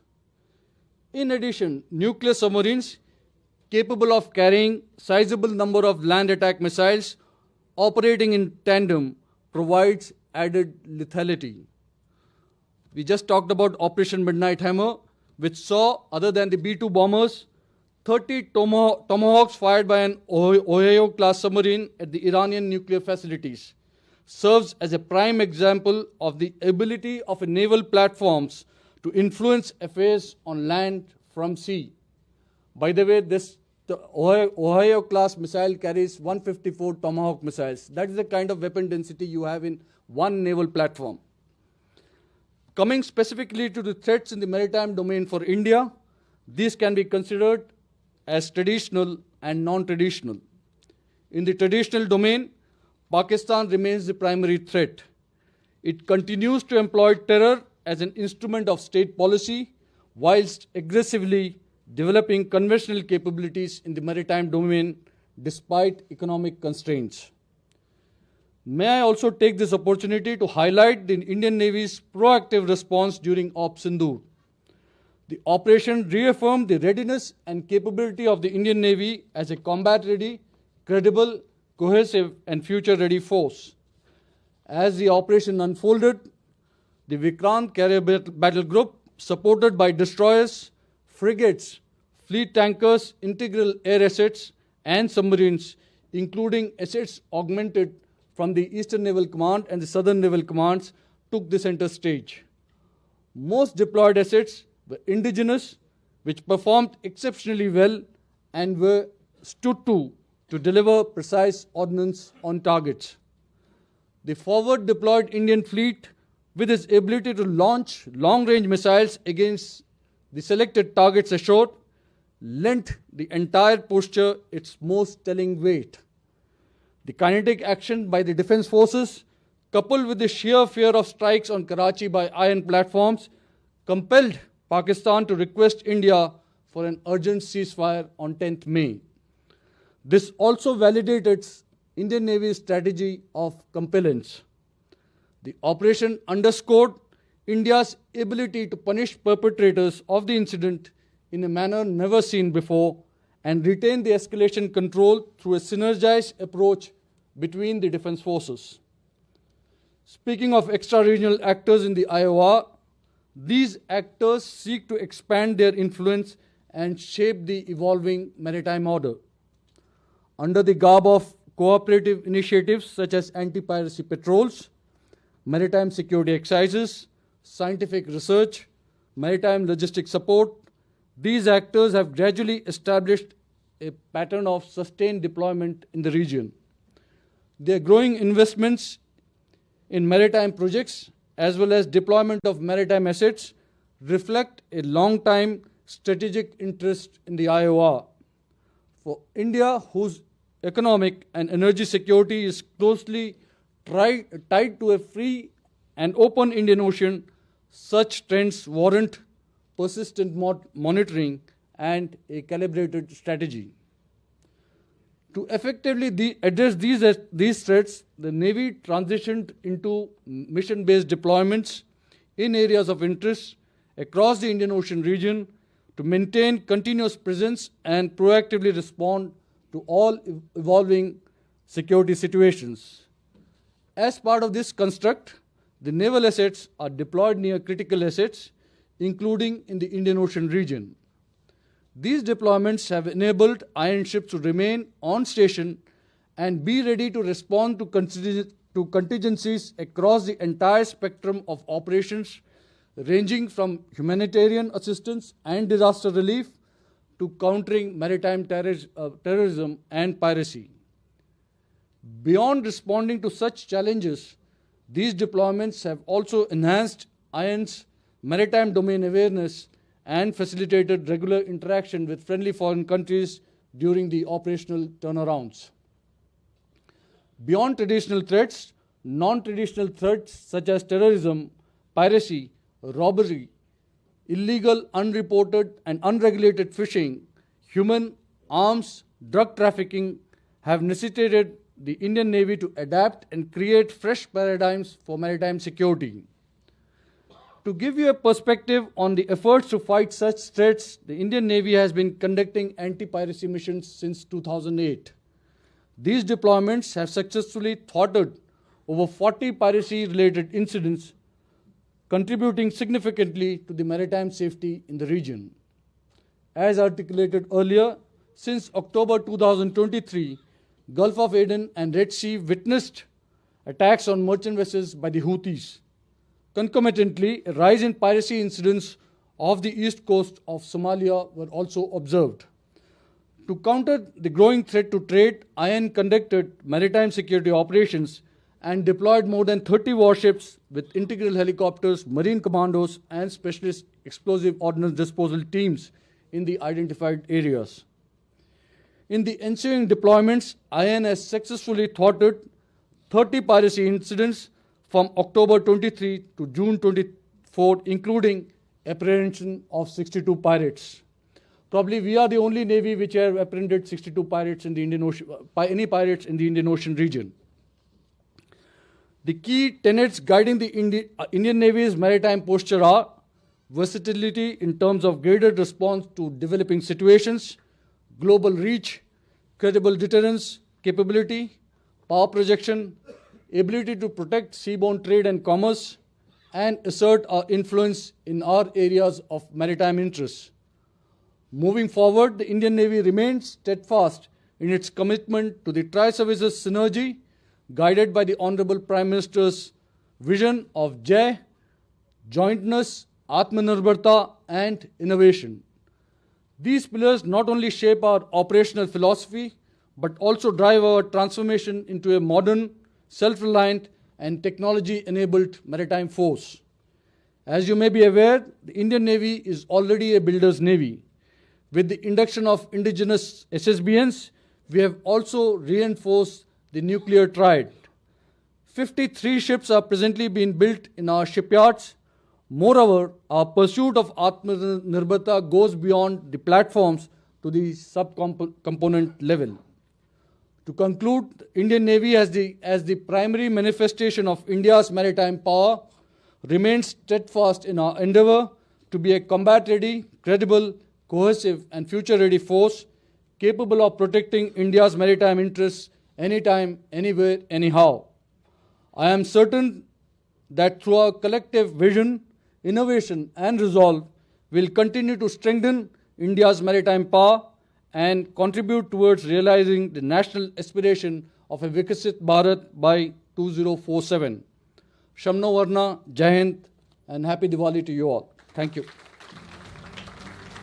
Thank you for that, Vice Admiral Pramod. I request you to kindly stay on stage, sir, as I welcome on stage our senior editor, Shravan Sen, to kindly felicitate Vice Admiral Pramod.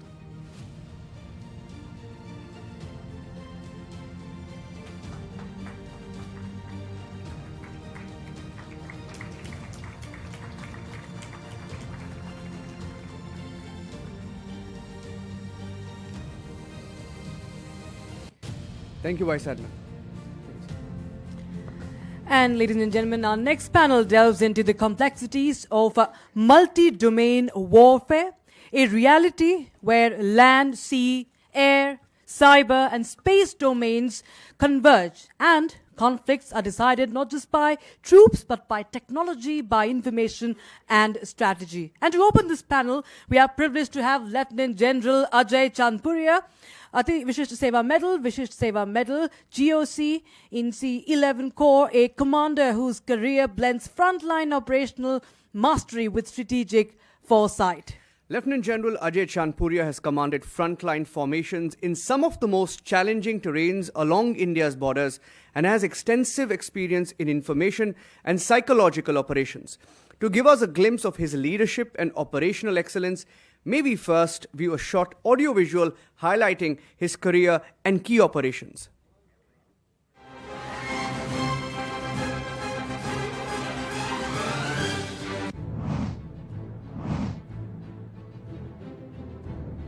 In the high-altitude corridors of vigilance, where every step is tested by terrain and terror, he commands with a vision that blends battlefield mastery with strategic diplomacy.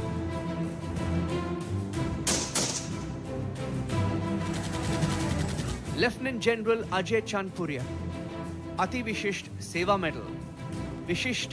Medal, GOC of Vajra Corps. A commander who has led from the front, thwarted multiple infiltration attempts. Under his leadership as Dagger Division Commander, the Corps executed Operation Mrityunjay, stopping infiltrators in the Uri sector in treacherous terrain. Based on multiple credible inputs from various sources that included military intelligence, Jammu Kashmir Police and our own sources on ground, yesterday we have foiled an infiltration bid in the area of Kamalkot in Uri sector from Pakistan-occupied Jammu and Kashmir, in which a total of 3 foreign terrorists have been neutralized, along with recovery of assault weapons and ammunition as is displayed in front of you.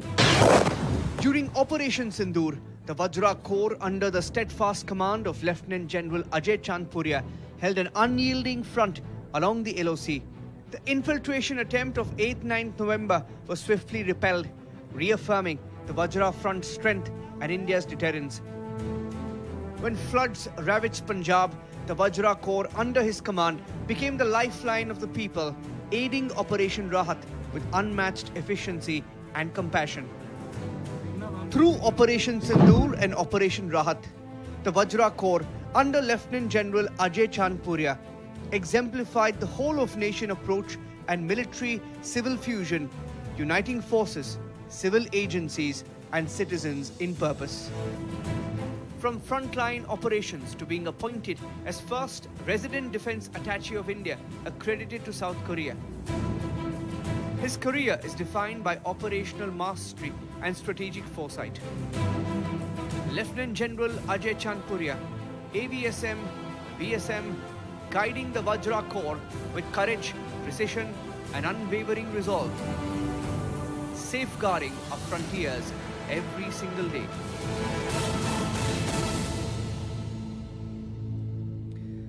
And please join us in welcoming Lieutenant General Ajay Chandpuria to the stage as he delivers his special panel address on multi-domain operations, a new way of war fighting.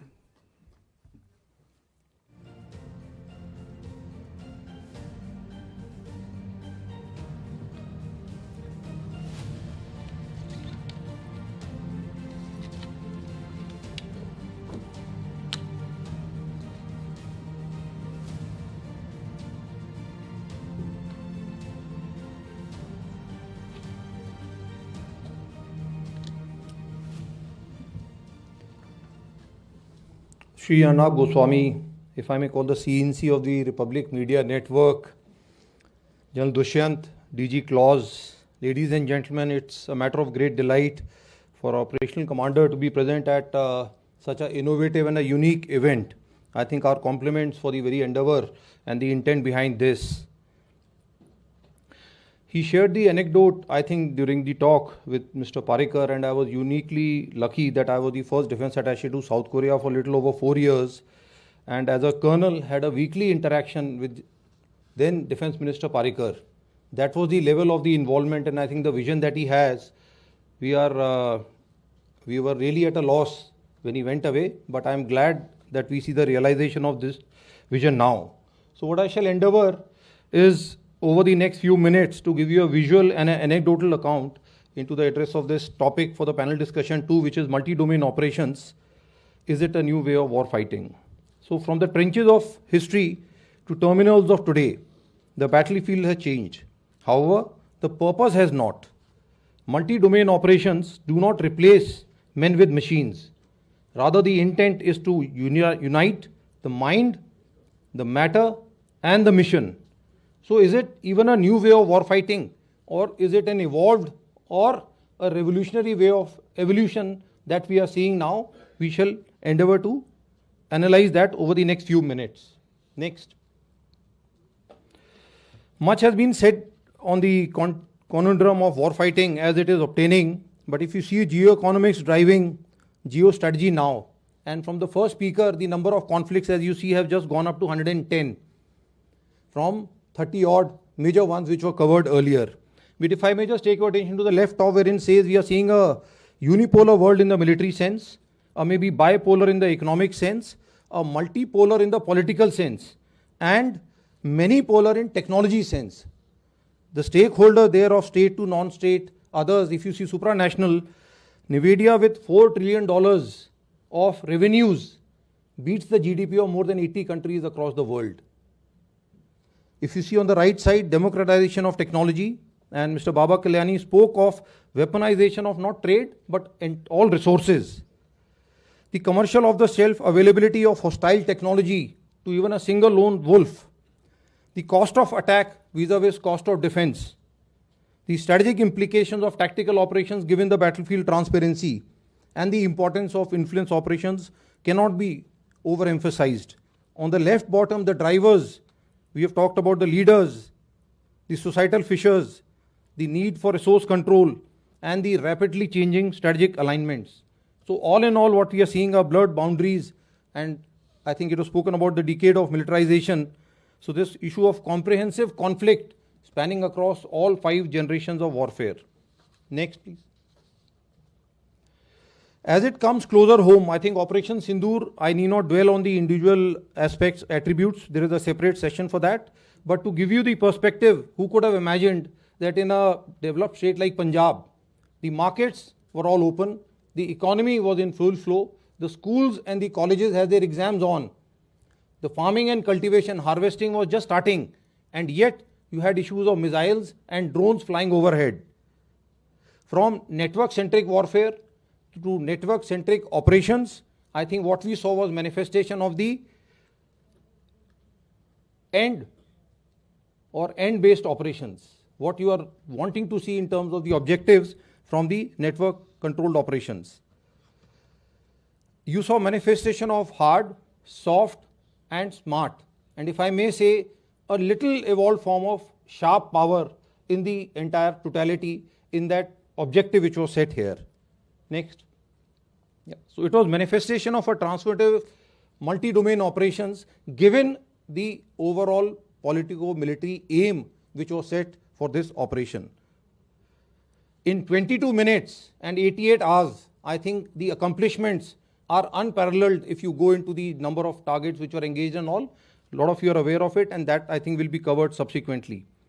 So in the three-front war, when we talk of it, whether it is the principal adversary we talk of it, collusivity angle, the internal security or the rear area security within the country, and the half dimension of information warfare or perception management, I think all of us are looking at three-dimensional warfare. So what is the essence of multi-domain operations? Next. If you see, earlier command and control was hierarchical, now it is real-time fusion. The manifestation was quite visible. The OODA loop, instead of segmented, is continuous and shortened.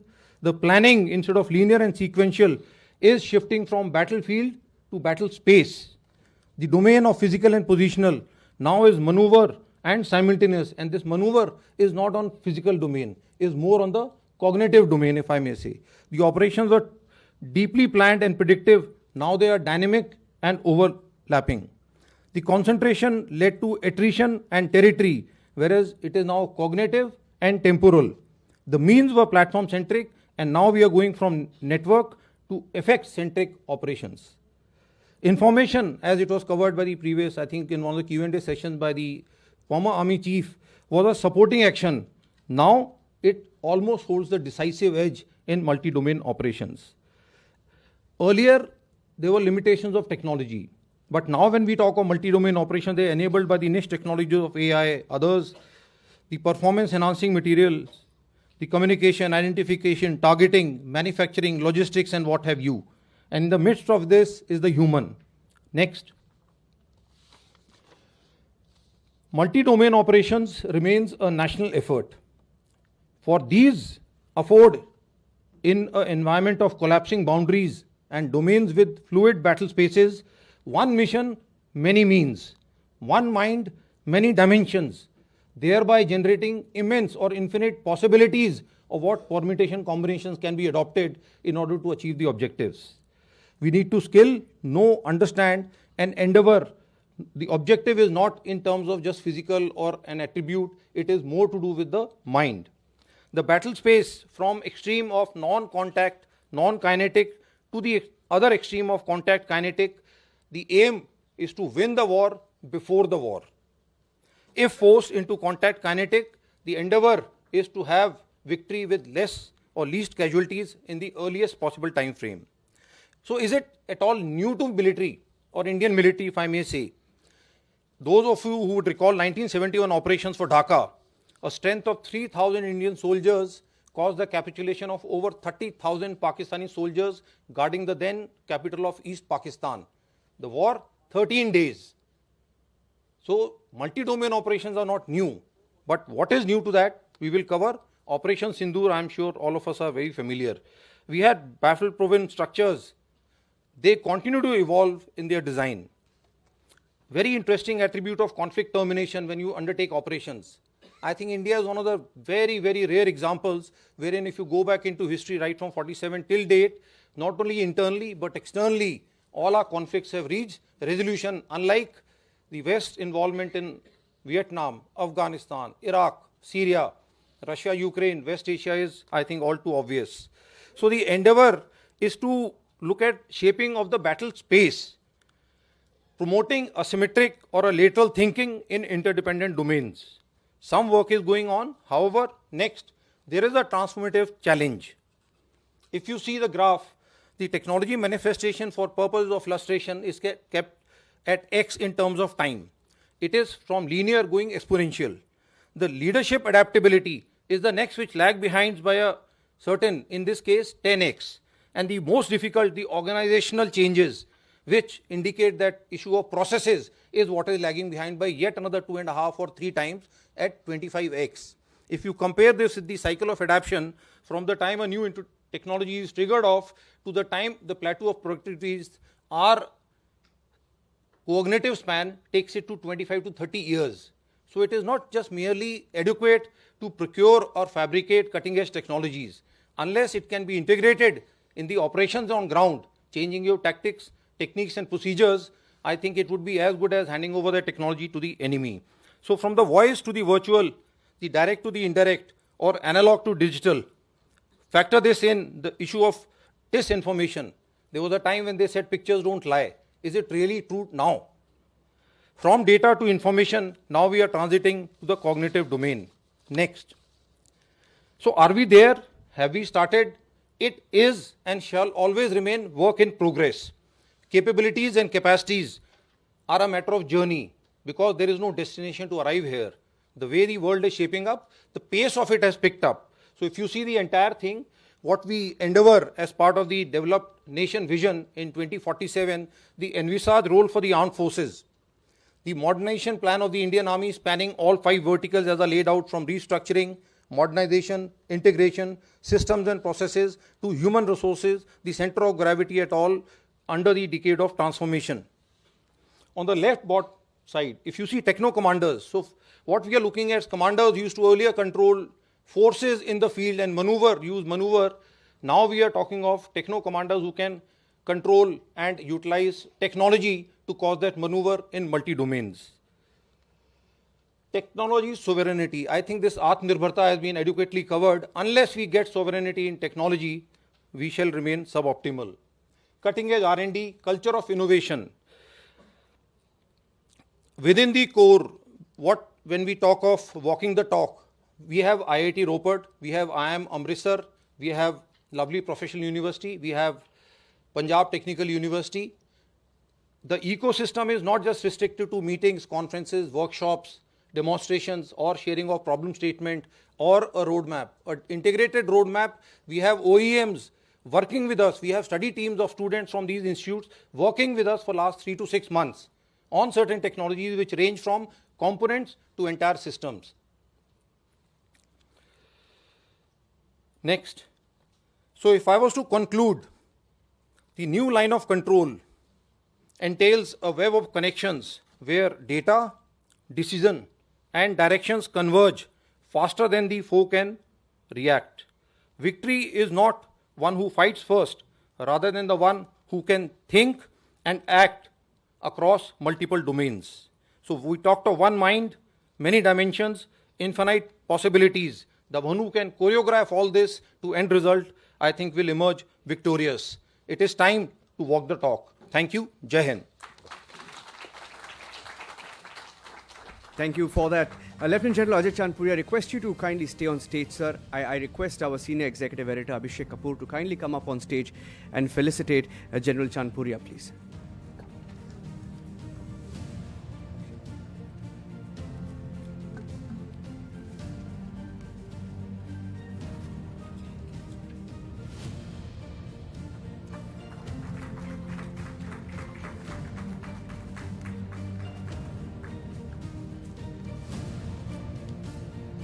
Thank you, sir, for being with us on the inaugural Forces First Conclave.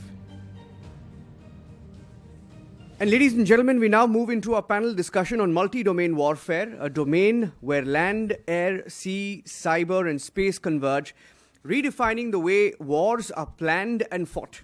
And to set the context for today's conversation, let us first view a short audio visual on the theme of multi-domain warfare.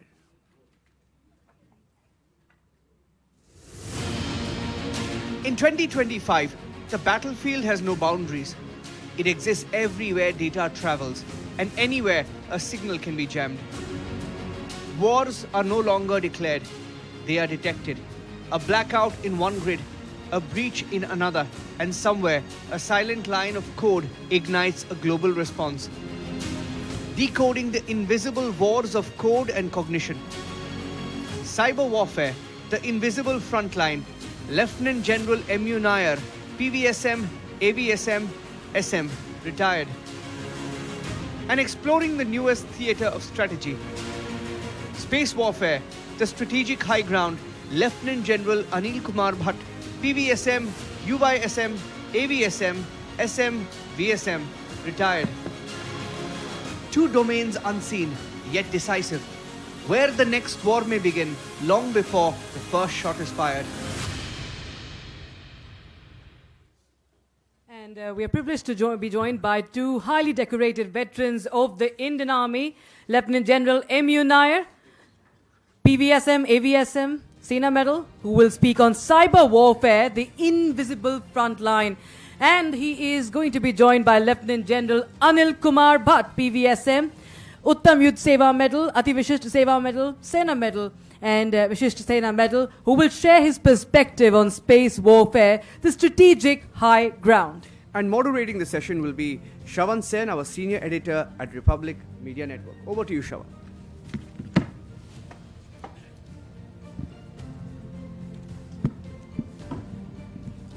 I believe the stage was already set by General Chandpuria, part of it that has already been covered. So what we'll essentially do, two other key aspects. General Bhatt, who is within the system, who understands the threats that India today faces from the cyber, from the space domain, and General Nair when it comes to cyber. I want to begin by asking you, General Bhatt, we are talking in the backdrop of Operation Sindoor, and what we have been saying, one of the finest military operations to have been carried out. But what we do not know was the attempt that was made by the Pakistanis to disrupt the system.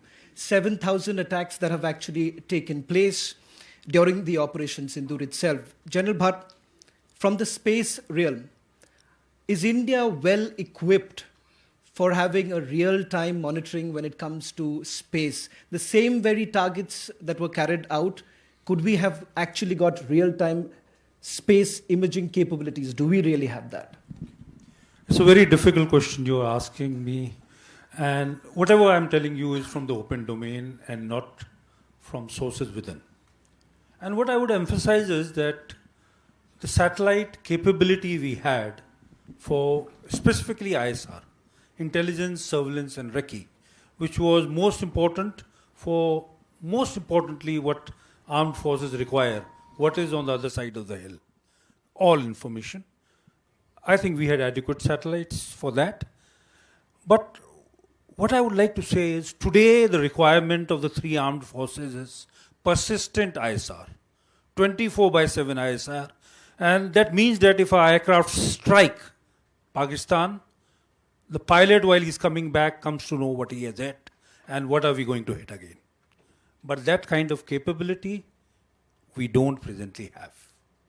Because with the number of satellites we have, which is a total of 50, and ISR satellites approximately 10, our revisit time is limited to days, 4 to 5, 6 days, at best 2 days.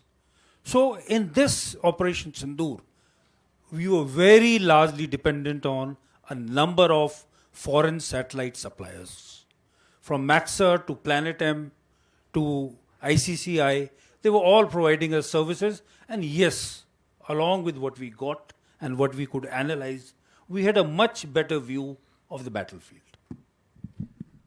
General M.U. Nair, when it comes to the cyber domain, it allows us deniability. What we saw Pakistan doing, 7,000 attacks during Operation Sindoor, trying to destabilize our system itself. Give us a sense, because you are within the system, to understand what the cyber threats that India essentially faces. What's the reality? Many of us in this room would have actually seen those images of the precision strikes. What we do not know is behind those precision strikes are yet another challenge that India was facing. Thank you for, it's wonderful that I could be part of this particular seminar or conclave. I just wanted to put it across saying that many of the speakers, earlier speakers, including the chief, mentioned about cyber as one of the domains of warfare today. It's not during conflict situations only that this particular domain becomes active. It's actually connecting each one of us today. And imagine a situation where if any of our services which the government provides, or if there is a service like the Air Chief mentioned about the integrated air defense controls, command control system which the Air Force has, a network which is actually protecting our airspace. If a cyber attack happens on a network like that, the impact of it on national security. So the cyber domain today connects both the citizens as also the armed forces, or across the board it's actually connecting all the critical sectors of government. So this is something which works even during peacetime, like you are all aware of cyber scams, etc. Now, there are on a routine a large number of cyber attacks which happen even during peacetime. If you just Google, you'll find that there are about 100 million attacks which enter Indian cyberspace on a routine basis. Conflicts in any part of the globe has an impact on other nations. Like if our Ministry of External Affairs or any other, if we speak on a subject aligning with that particular initiative, there will be a response in cyberspace immediately, which can be felt.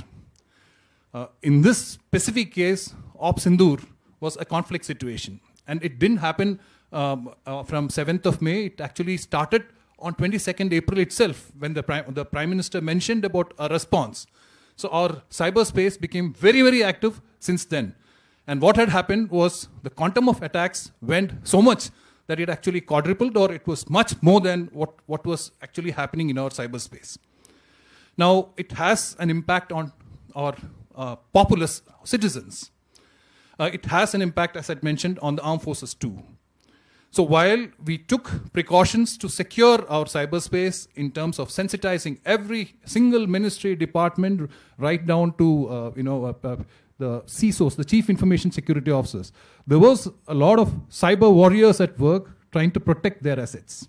And I'm glad to say that we could withstand this kind of attacks, which was probably unprecedented in any part of the globe. We had learned our lessons from history. I'm sure you would have also seen that during any major event like the G20 conclave which we have in our country, we faced a very severe cyber attack. So similarly, we were prepared this time, and it was thanks to the cyber warriors operating in multiple sectors that we could protect our cyber landscape to a large extent. There were vulnerabilities, there were small little defacements which took place, but I can vouch for it that none of you here were ever impacted through any of the collapse of UPI, for that matter. If you imagine that in a situation like that, suddenly your financial sector or any of your banking services collapse, did that happen? Now, this is the impact of how resilient we were in cyber landscape. But not to say that it's work. We did it perfectly. There were gaps. It could also impact on our telecom networks. Now, the telecom networks are the backbone of all the digital connectivity which the armed forces have. While the armed forces have its own networks which are not integrated with any other networks, but there are challenges which can happen if our telecom networks get impacted. So we had all our telecom service providers playing a very, very active role monitoring their ecosystem. So all in all, I think we responded to Op Sindoor in an effective manner during the cyber domain was well protected. You're saying that they were unprecedented attacks. I'll come to the nature of these unprecedented attacks, because I think so it is important for everyone who's watching. Millions of viewers who would be watching through Republic TV would like to know that what is it that we went through. We saw the pictures, but there is a lot that has gone behind. General Bhatt, I want to come to you. We're talking at a time when China has had 65 orbital launches in 2025. Pakistan in the next day after would be launching its HS-1. Of course, not on their own, with the help of the Chinese. Where does India really stand when it comes to the SSR, that is the situational awareness that we have, the space situational awareness? Before I answer your question as to specifically SSA, let me just put things in context. Yes, China today is second if you would say, in assets, in capabilities in space. But that said, China is looking at a global signature and it is rivaling, going to the #1 position. For our requirements of ISR, PNT, communication, we have adequate satellites, or we have a plan which is going to roll out, and that is SPS-3, where we will have adequate satellites to meet the requirement of our defense forces. Now you're coming into the domain of SSA, that is space situational awareness. Beyond that is space domain awareness, which is more of a military need. Knowing every adversary's satellite up in space, knowing about the location of your own satellites, and then there is another threat called debris. Millions of them floating around, each like a bullet, and you have to protect your assets from that. In SDA, we have two things. One is capabilities which are already there with ISRO in terms of telescopes and radars, and also in the private sector now, capabilities are being developed. While as on today in the world, most of SDA information comes from USA, from the Space Force, which provides it globally to everyone. But beyond that, this is one domain we have to create a capability, and we are creating it in the private sector as well as with the government. And the Defense Space Agency, one of their primary role is to look at SSA.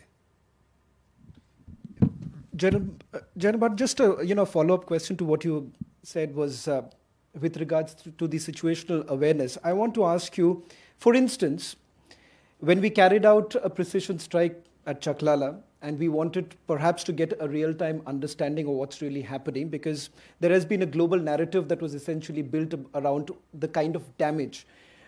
Have we really come a long way, and perhaps the world really needs to know the fact that we have been able to establish the fact there is dominance when it comes to space, and the fact that if you compare it from the neighborhood perspective, we have come a long way? So what you're talking of is ISR. Having information through satellites of the enemy's area or a specific target, be it Noor Khan, be it Chawla, or be it anywhere. Yes, that capability we have, but there also, as I said, most critical is revisit time and accuracy. Accuracy, we are there. We are comfortable with 30 centimeter and below, which we have. But for revisit times, like I said, our times today is in days. And what we require is persistent, continuous ISR.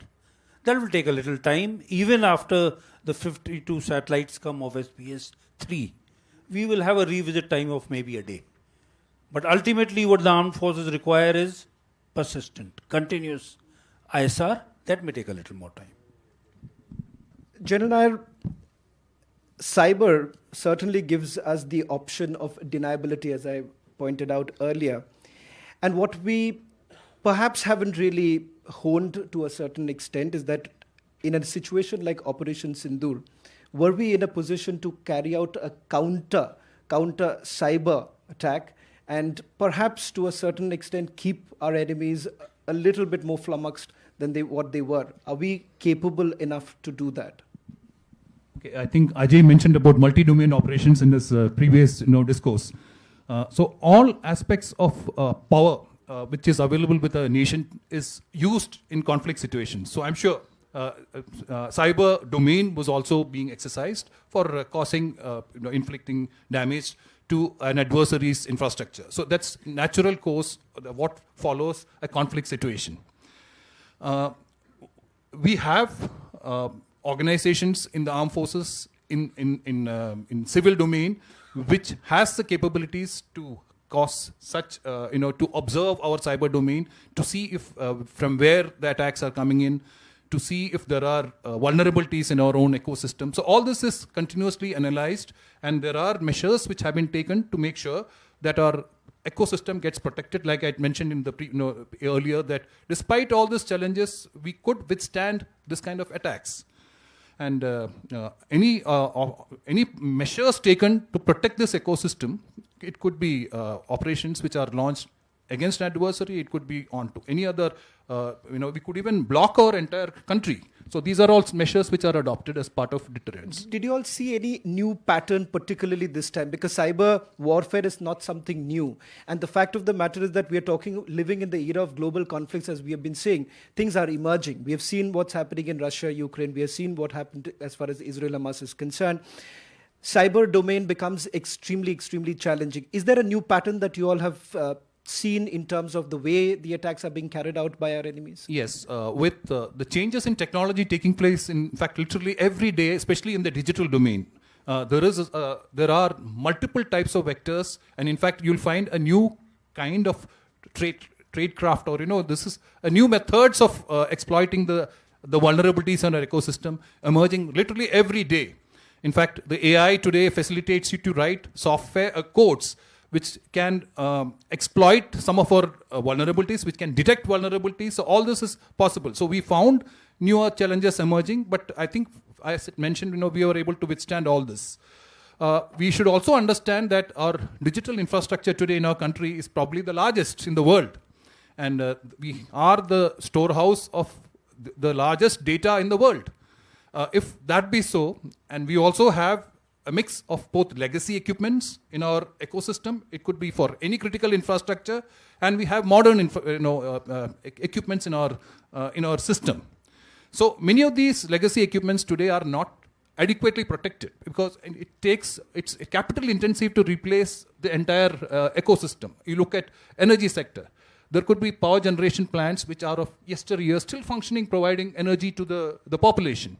There could be telecom networks which are having hardware, software, which are of old vintage, but difficult to replace it at that point of time. So there are vulnerabilities.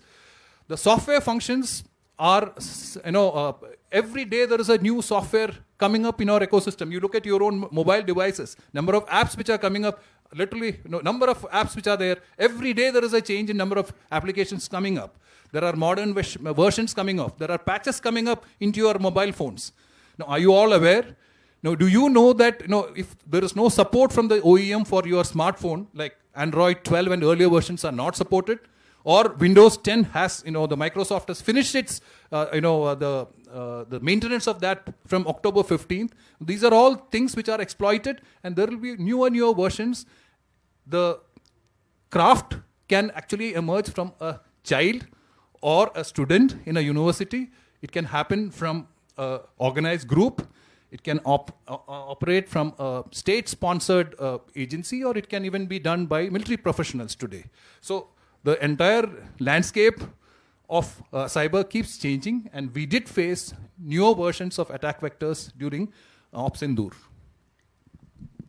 General Bhatt, when it comes to the space, is there a kind of a space war? The reason why I'm asking is that Navy already has its own satellite. The Air Force does, the Army essentially wanting to build. There is a narrative that some are essentially building, and that narrative is that there is a space war. Who exactly is going to really control?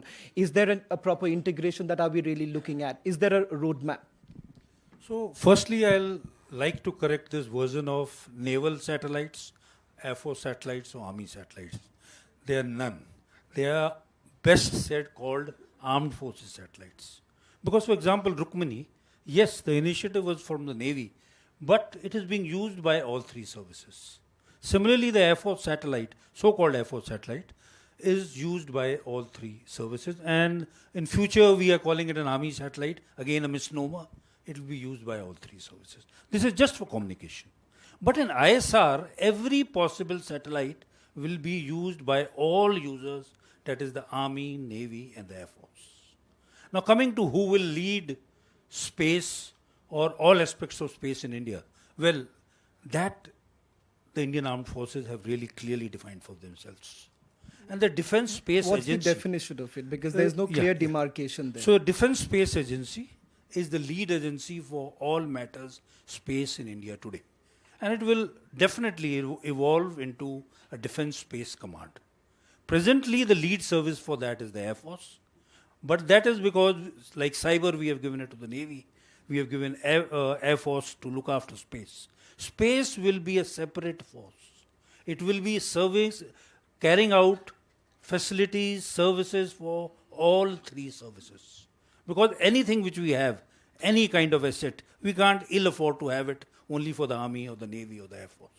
And as it is, war in space will be integrated. It is a different domain of war and not air, land or sea. Is there a timeline that you essentially look at? Because things are evolving very rapidly. And of course, we are dealing with an extremely volatile situation in the neighborhood. Where do we really stand in terms of the years to come, in where we stand as far as the space allocation is concerned? So firstly, in ISR, the government has already, last year, given 28,000 crores for making 52 satellites. And the best part is, out of these 52, 31 satellites will be made by the private sector. That is SBS 3. And beyond that, of course, we have to go to SBS 4 and SBS 5. That is for ISR. For communication, already, under the CDS, they are planning that there will be a multi-orbital satellite constellation, not only GEO, but MEO and low Earth orbit, a combined constellation which will be again providing communication services not only to the Army or the Air Force or the Navy, but all three services. As far as PNT goes, and as you're well aware, NAVIC is the system which we have in space at the moment. NAVIC again will be used by all three services. We have not started actually seriously using it by the three services, but in the future we have to. General, disinformation warfare, a technique that our neighbors have been using it to the hilt, and we have been fighting it out as a network too. Pakistanis certainly did not have the ability, but their only thing that they were focused was largely the disinformation warfare during Operation Sindoor. I want to understand from you the nature of disinformation that we witnessed, and I want to get into specifics of it, because I remember during 370, abrogation of 370, there were senior officers with whom we had a discussion while we were in Srinagar, and they said that, look here, we had no other option, but the internet had to be snapped. There is no other option. We couldn't have done it because the Pakistanis would have continued with this kind of a warfare. During Operation Sindoor, what is the nature to which they have actually gone to in terms of disinformation? If you look at any conflict situation for that matter, I think first aspect is truth suffers every time. You look at Mahabharata, if you go into mythology, you'll realize that how did Ashwatthama, that the rose of Ashwatthama actually enabled, I think Dronacharya was killed because of a ruse which happened.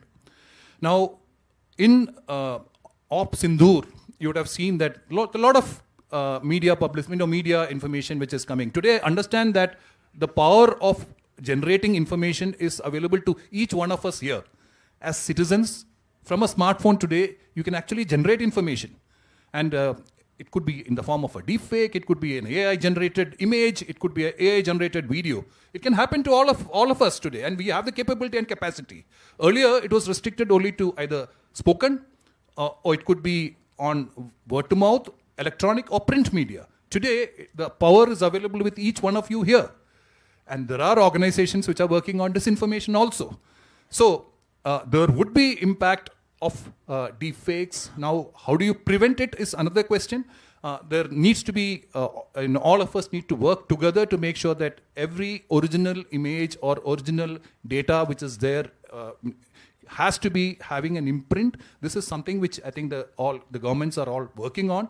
Can we have a system to prevent deepfakes on especially AI generated? So these are all things which are on. I think we as a society need to live with this particular thing, and maybe correct timely information like what happened post Op Sindoor is probably the only way to tell the truth or convey the truth to the people. And it was very well orchestrated during Op Sindoor. We had multiple sessions by the MOD.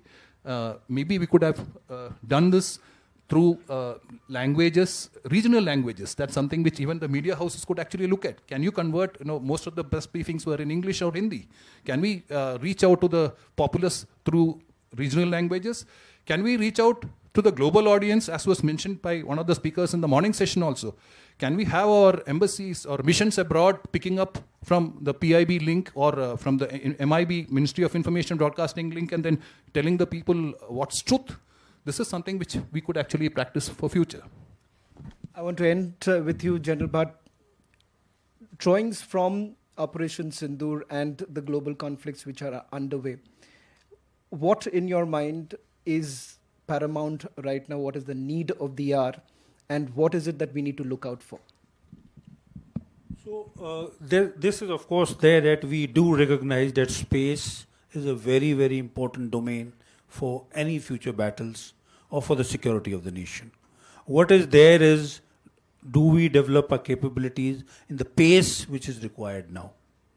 The first steps have been taken and a whole of nation approach is also there. What I'm very happy is in 2020 the government announced that private space should also now participate in contributing into space. And the new startups in India, let me tell you, have done a fantastic job. And they will live up to contribute for the security of India in space. All regulations, as I would say, are in place. What is there is a little more push for us to... We have advantage, what ISRO has given us in 60 years. We are one of the very few spacefaring nations of the world, and we need to build upon this advantage to ensure the security of the nation from space continues. Gentlemen, thank you very much for joining us. In fact, I want to just share this because General GD Bakshi is also here during the entire Operation Sindoor, the disinformation warfare, the way it was being targeted. In fact, you've had the DG ISPR spending a considerable amount of time watching at Republic TV, while Vice Admiral A.N. Pramod had a detailed presentation. Pakistanis were more concerned about how Republic was actually covering it, had slides of General GD Bakshi and us, and that was their coverage of their operation. Thank you.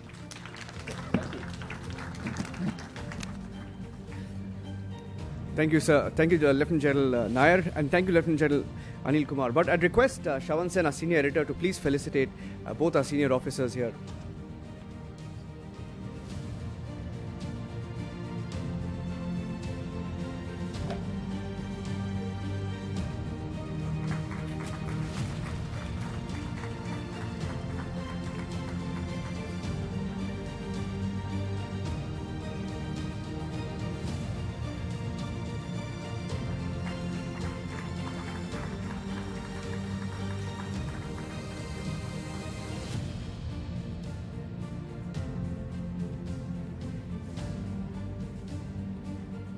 Thank you, Shravan. Thank you, Generals, for that.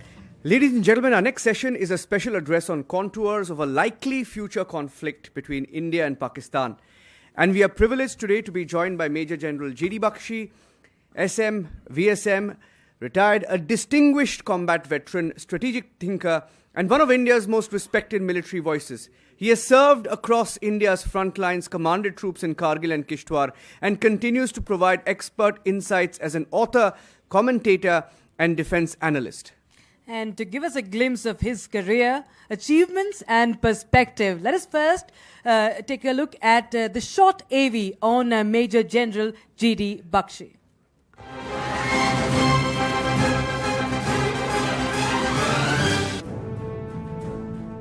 Major General Gagandeep Bakshi, Sena Medal, Vishisht Seva Medal, retired, a combat veteran, scholar, and one of India's most respected military voices.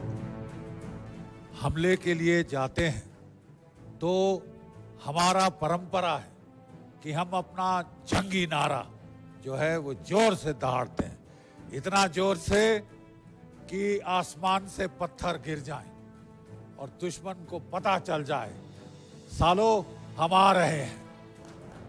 A soldier who has faced the enemy eye to eye from fierce skirmishes on the line of control to counter-terror operations across Punjab and Jammu and Kashmir. Major General GD Bakshi led his battalion in Kargil, honored with the Vishisht Seva Medal, and later commanded a brigade in Kishtwar, recognized with the Sena Medal for outstanding leadership. He holds a Master's and MPhil in Strategic Studies and a PhD from the University of Madras, a decorated author of over 45 books and a noted motivational speaker. Major General GD Bakshi has recently authored the 5th India-Pakistan War, Operation Sindoor, an open source analysis offering his expert insights into modern military strategy. And today his voice echoes across television screens nationwide, inspiring millions, debating fearlessly, speaking for the soldier and the nation. Major General Dr. GD Bakshi, SM, VSM, retired, delivering a special address on contours of a likely future conflict between India and Pakistan. Ladies and gentlemen, please welcome Major General GD Bakshi to the stage for his special address on contours of a likely future conflict between India and Pakistan. Thanks so much. Could we have the slides? Yeah.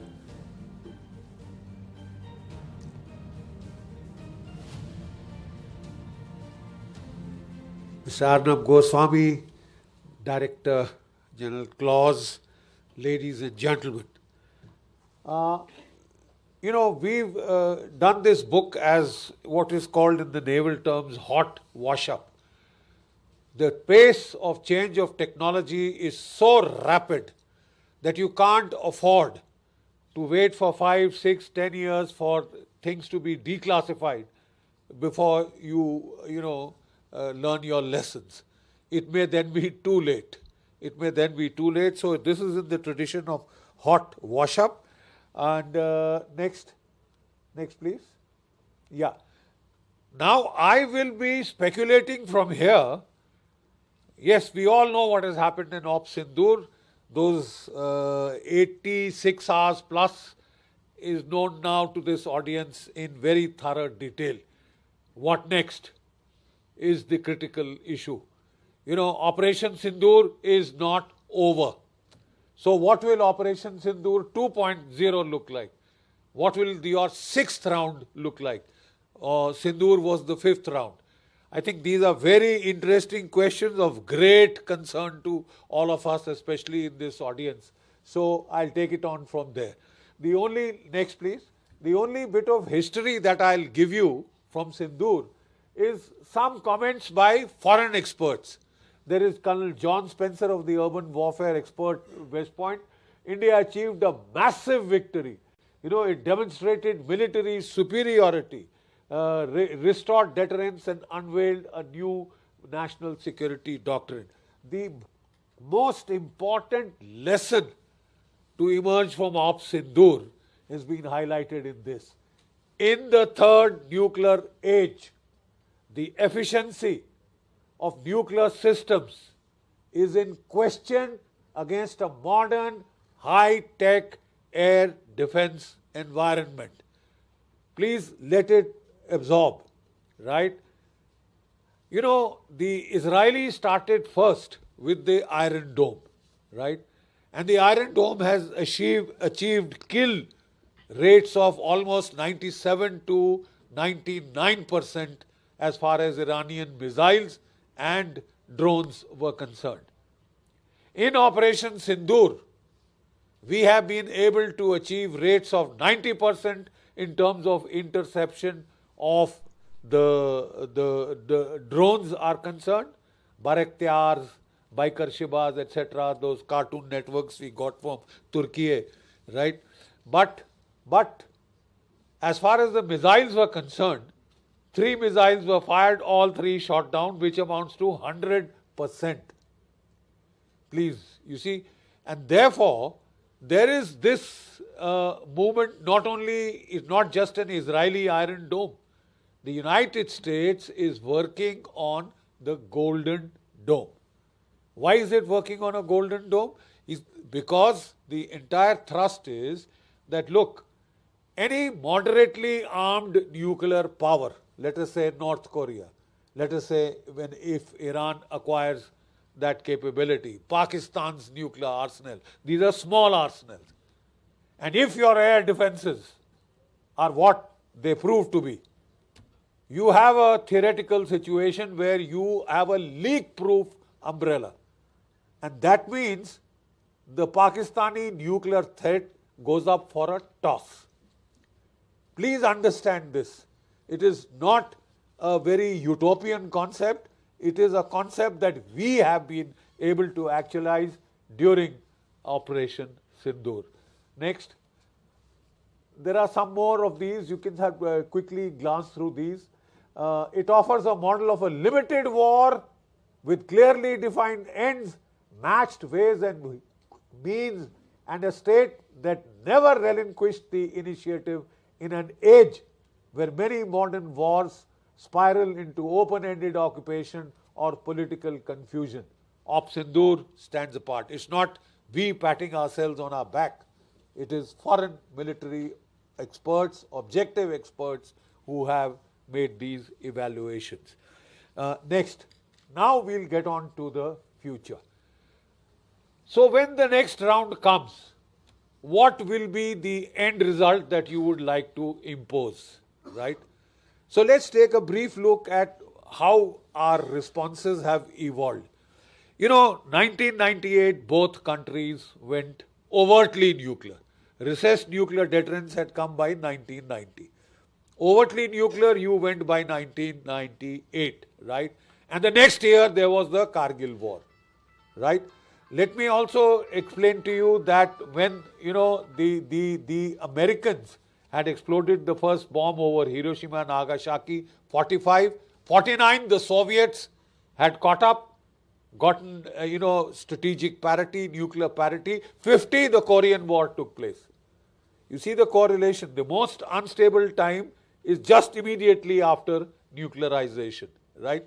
And therefore, for a time, you know, when this happened, the American think tanks and all, they came to us and told us, look, you are now a nuclear power, you will have to be very responsible, you will have to be very, very, constrained. And they sold to our leadership then a kind of a concept, look, there is no question that when India and Pakistan are both nuclear power, that they get into a conflict. And the Pakistanis exploited this to the hilt. Messrs. Parvez Musharraf and gang have exploited it to the hilt. For the past 30 to 40 years, you have had your response till 2014 was zilch, right? And then our response, military aviation historian Tom Cooper has asked, which country does nothing when its parliament is attacked? Answer, India. Which country does nothing when 175 citizens are killed in broad daylight in Mumbai? India. I'm sorry, that was the state. So very timorously we started probing. When this government came, they started talking in terms of a proactive response, not confined to consequence management on the own side of the border, not firefighting in your own area, but hitting across. The first thing, shot across the bow, 2016. 4 special forces units going 2 to 3 kilometers inside, killing 40. The problem was the targets that we chose were quite obviously not in the populated areas, far from the media. And Pakistan had an excuse to deny kuch hua hi nahi. You see, the syndrome is called Jungle mein mor nacha, kisi ne na dekha. So they just denied, plain denial. Nahi hua, kuch nahi kiya. Then of course, 2019, we used air power.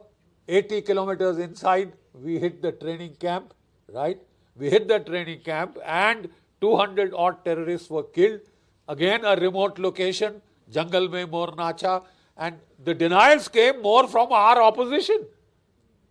You see, the political opposition, I mean, every democracy, when you get into a fight with another country, then we are all on the same side. But unfortunately, we have a tendency here for the political opposition to carry the narrative of the opposite side. So, that was a bit, quite a bit of an embarrassment. But some lessons had been learned, right? Now, let's get a few terms right. There is deterrence by denial. Unfortunately, deterrence by denial means you create such military strength, such overmatching military technological capability that the enemy does not dare to trouble you, right? I'm afraid we were never able to do that even till date. We haven't achieved overmatching military technological capabilities even over Pakistan. We have failed. It's only now that we are started to catch up and exceed, right? Deterrence by punishment is what you have done in Operation Sindoor, right? Now, I want to tell you one very basic fact. When you talk of what will we do next, what is deterrence? Deterrence is preventing somebody from taking a hostile action or undesired action. Sir, may I put it to you कि ये जो last 30 to 40 years the Pakistani terrorism has been continuing unabated. 1980s Punjab, 1990 onwards J&K, then the Indian Mujahideen all over the country. About 81,000 Indian citizens have been killed by the Pakistani terrorist offensives, right? So, you are beyond deterrence. If we talk of deterrence, in pure military terminology, I'm sorry, you are barking up the wrong tree. You see, deterrence to khatam ho gayi na sahab. You have not been able to deter. Get this right. You have not been able to deter. So what do we have to do? The next term is coercion and compellence. Coercion. You know, the threatened use of force, including actual use of force. The last time we tried coercion was Operation Parakram. But then you did nothing. We postured, खुद ही mine लगा लिए, खुद ही अपने नुकसान कराया, but we did nothing. Even when Kaluchak took place, you remember that? So it was ineffectual, right? And there was then a kind of a mindset in the national security echelons, this is wasteful of resources. So let's go for small operations. That is why the shot across the bow 2016, 2019 was small scale probes. But now with Operation Sindoor, we are clear. ये जो nuclear threshold that was pegged at ridiculously low levels in South Asia, बहुत elasticity है साहब, बहुत elasticity है. And the best part is, please look at the Russia-Ukraine conflict. Almost getting on to 4 years, non-stop.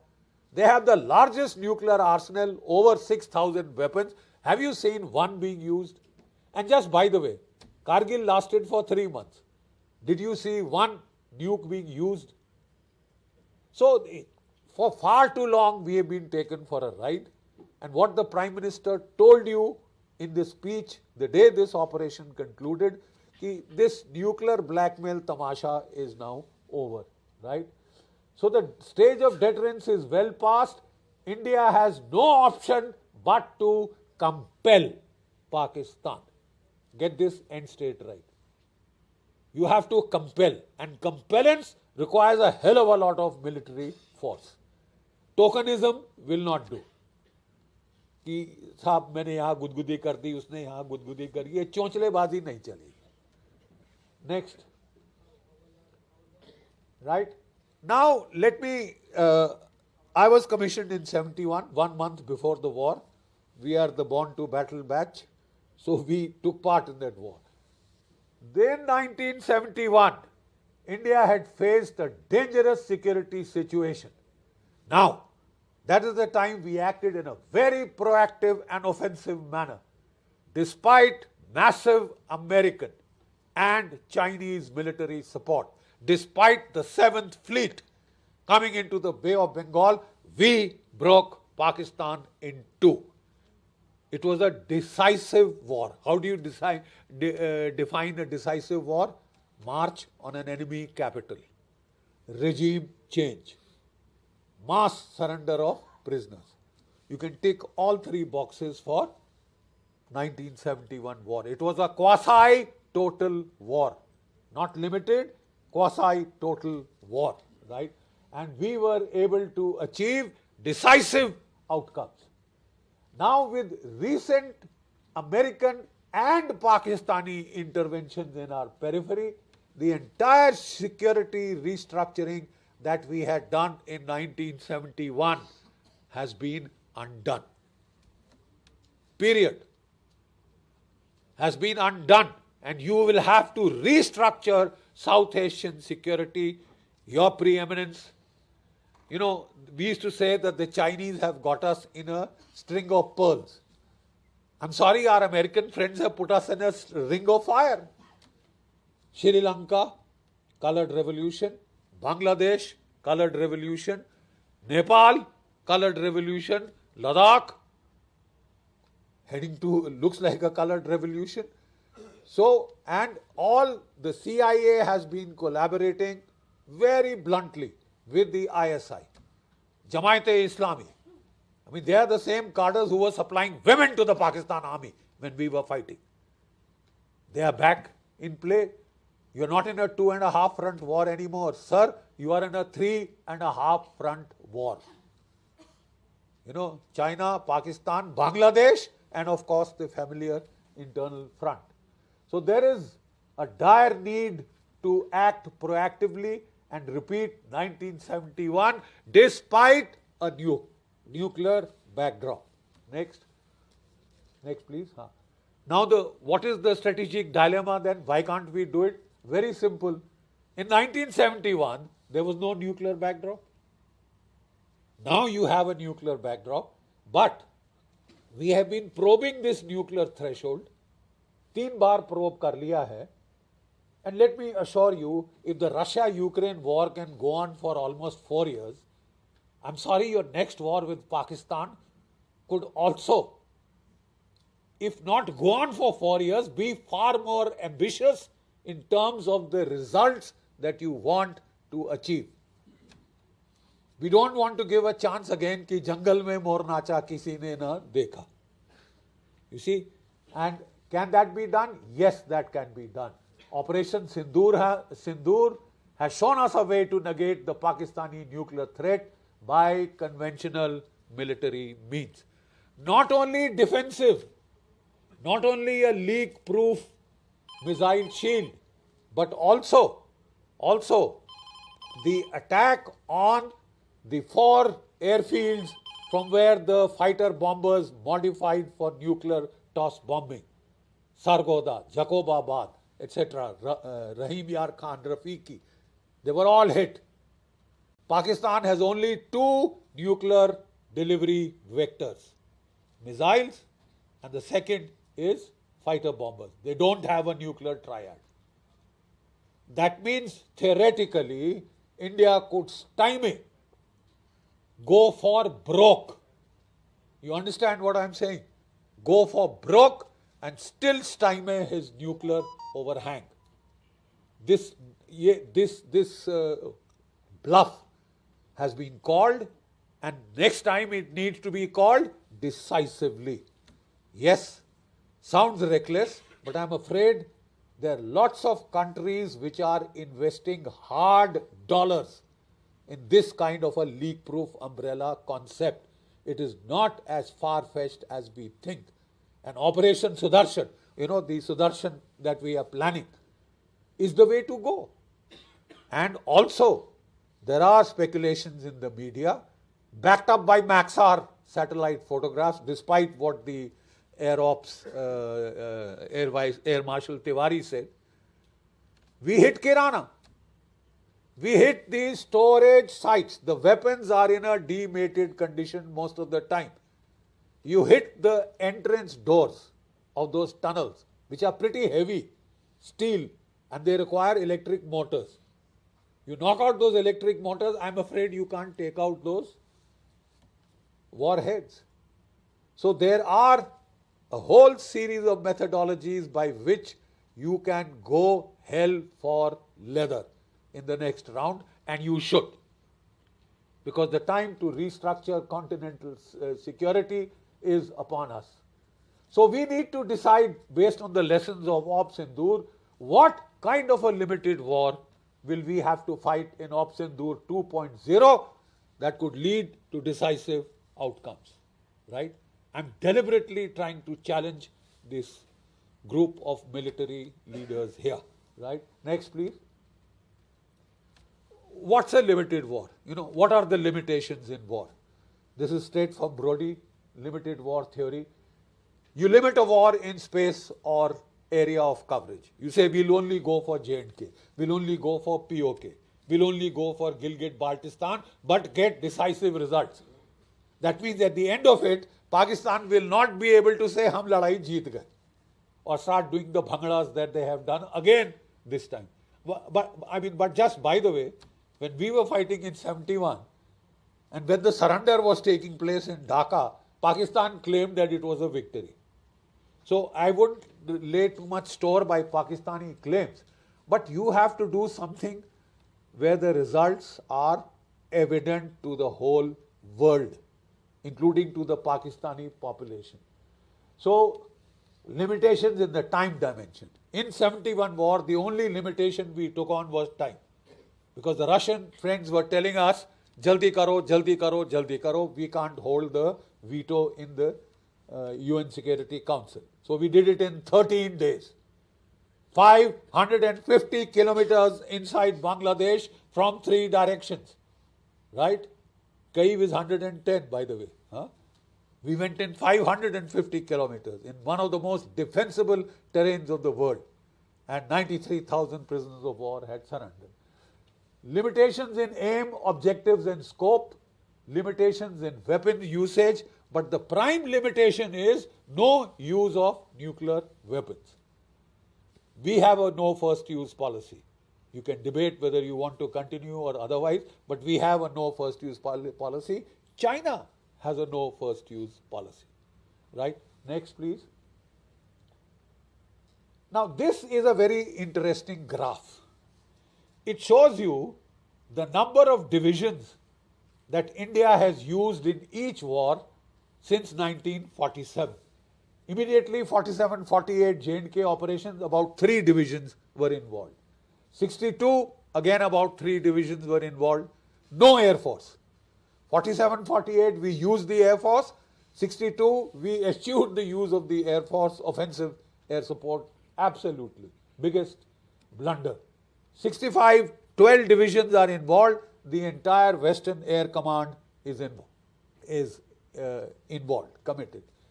71, 19 divisions saw combat, actual combat. The entire Air Force, the entire Navy was used, and that is why I don't call it a limited war, I call it a quasi-total war, right? By Sri Lanka, 1987, you are down to 4 divisions. Kargil, you are down to 2 divisions, plus a lot of milked artillery from the strike formations. I was in the MO directorate when we pushed up those multi-barrel Grad rockets and the Bofors up to Kargil. So, 2 divisions, Air Force involved, Navy deployed, not employed, right? So, thereafter, 2001, 2002, Parakram, 0. Next you come on to your Mumbai, 0. And now we've hit back primarily with the Air Force and drone-centric war. You must remember this graph of non-use of your military strength. Because there is a serious lesson to be. It's no point having military strength if your usage is going to get down to a cipher. Right? Sindoor has shown you the way that we were self-deterred for far too long. It's now time to give it back because Pakistan is deliberately creating problems. Through the Bangladesh, it's trying to get into that cookie land kind of a tamasha. The Ulfa has started attacks again. Pakistan has a lot to answer for. We don't have to necessarily wait for another Pahalgam. Are you getting what I'm trying to say? Pakistan ke ghada papon ka bhara hua hai. It has done enough to cause you problems. And if you don't hit back, if you just wait, very pathetically to be hit, I'm afraid you're not going to, be able to repeat 71. Next, please. Now, let's take a look at the Chinese concept of limited war. Or, there are many names that they use, local wars under informatization, etc., etc. But they also have the concept of limited war. I'm afraid in their concept of limited war, The force usage profile is very high. Take a look at Korea. 1 million troops were thrown across the Yalu. 52 to 55 divisions of the Chinese PLA went into Korea and fought the Americans to a standstill. And that is when America was a nuclear power. And that is when MacArthur was sacked for trying to suggest the use of nuclear weapons against the Chinese. Vietnam, 25 infantry divisions were used. Again, about 300,000 troops. Now, they learnt a few lessons themselves.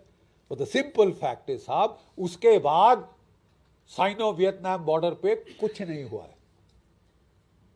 कुछ नहीं हुआ है. He has been able to impose that deterrence. Taiwan. Again, if the Americans and the Chinese, they are both nuclear powers.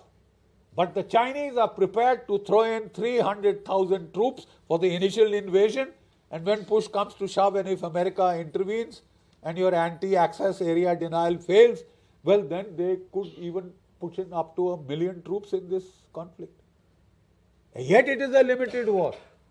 They say we will not be the first to use nukes. Is there a lesson in us from this? Please give it serious thought. Is there a lesson in us for this? Yes, there is. That means the next time when we hit, we don't do chochlebazi. We hit to hit hurt so that it hurts. And the hurt is visible to the rest of the world. Next, please. Now, when you talk of limited wars, incidentally, I was in teaching at the NDC when we had that academic council meeting headed by a legendary scholar warrior like Rear Admiral Raja Menon. So he asked what research is the faculty doing. So we all looked at one another because we were not doing any research. He said it's a bum faculty that does no research. Those are the clear words. So the commandant, since I was the senior most, turned to me. He said, GD, would you like to take on? So I started my research on limited wars in South Asia against a nuclear backdrop.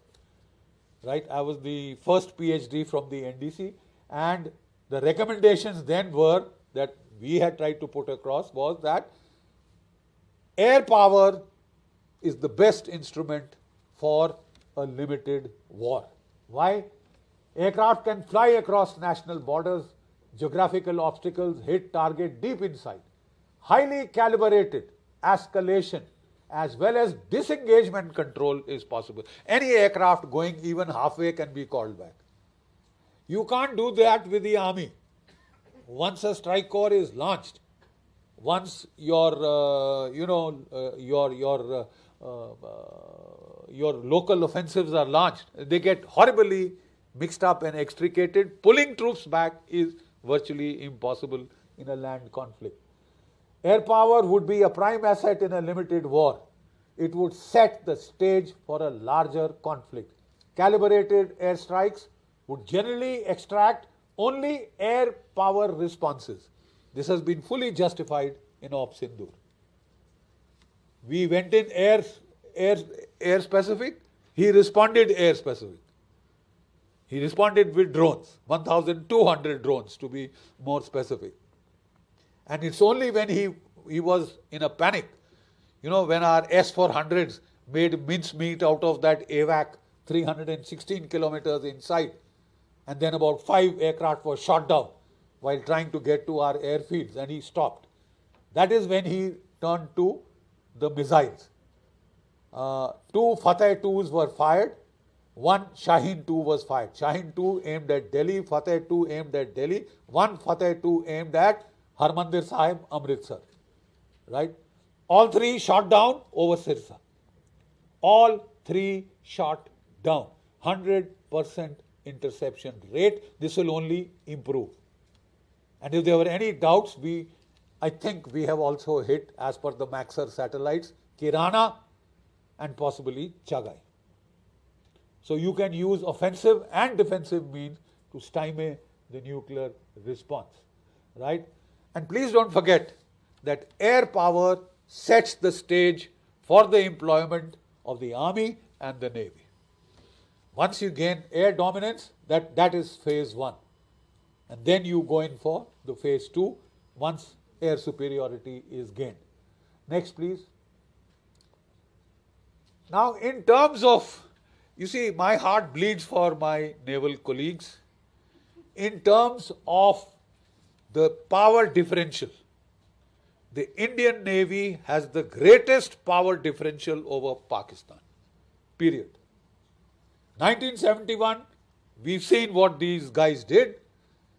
4th of December, Navy Day, they had hit Karachi home base. 6 ships were sunk. The Karachi oil farm was put on fire so that it burned for 10 bloody days. And we had blockaded both East and West Pakistan. That's what the Navy has done. There is no proof of concept required. That's what they had done. And I don't know for what reason they were held back. And they were not utilized to pressurize. After all, even if we were attacking terrorist targets, Dawood Ibrahim has a bungalow in Karachi.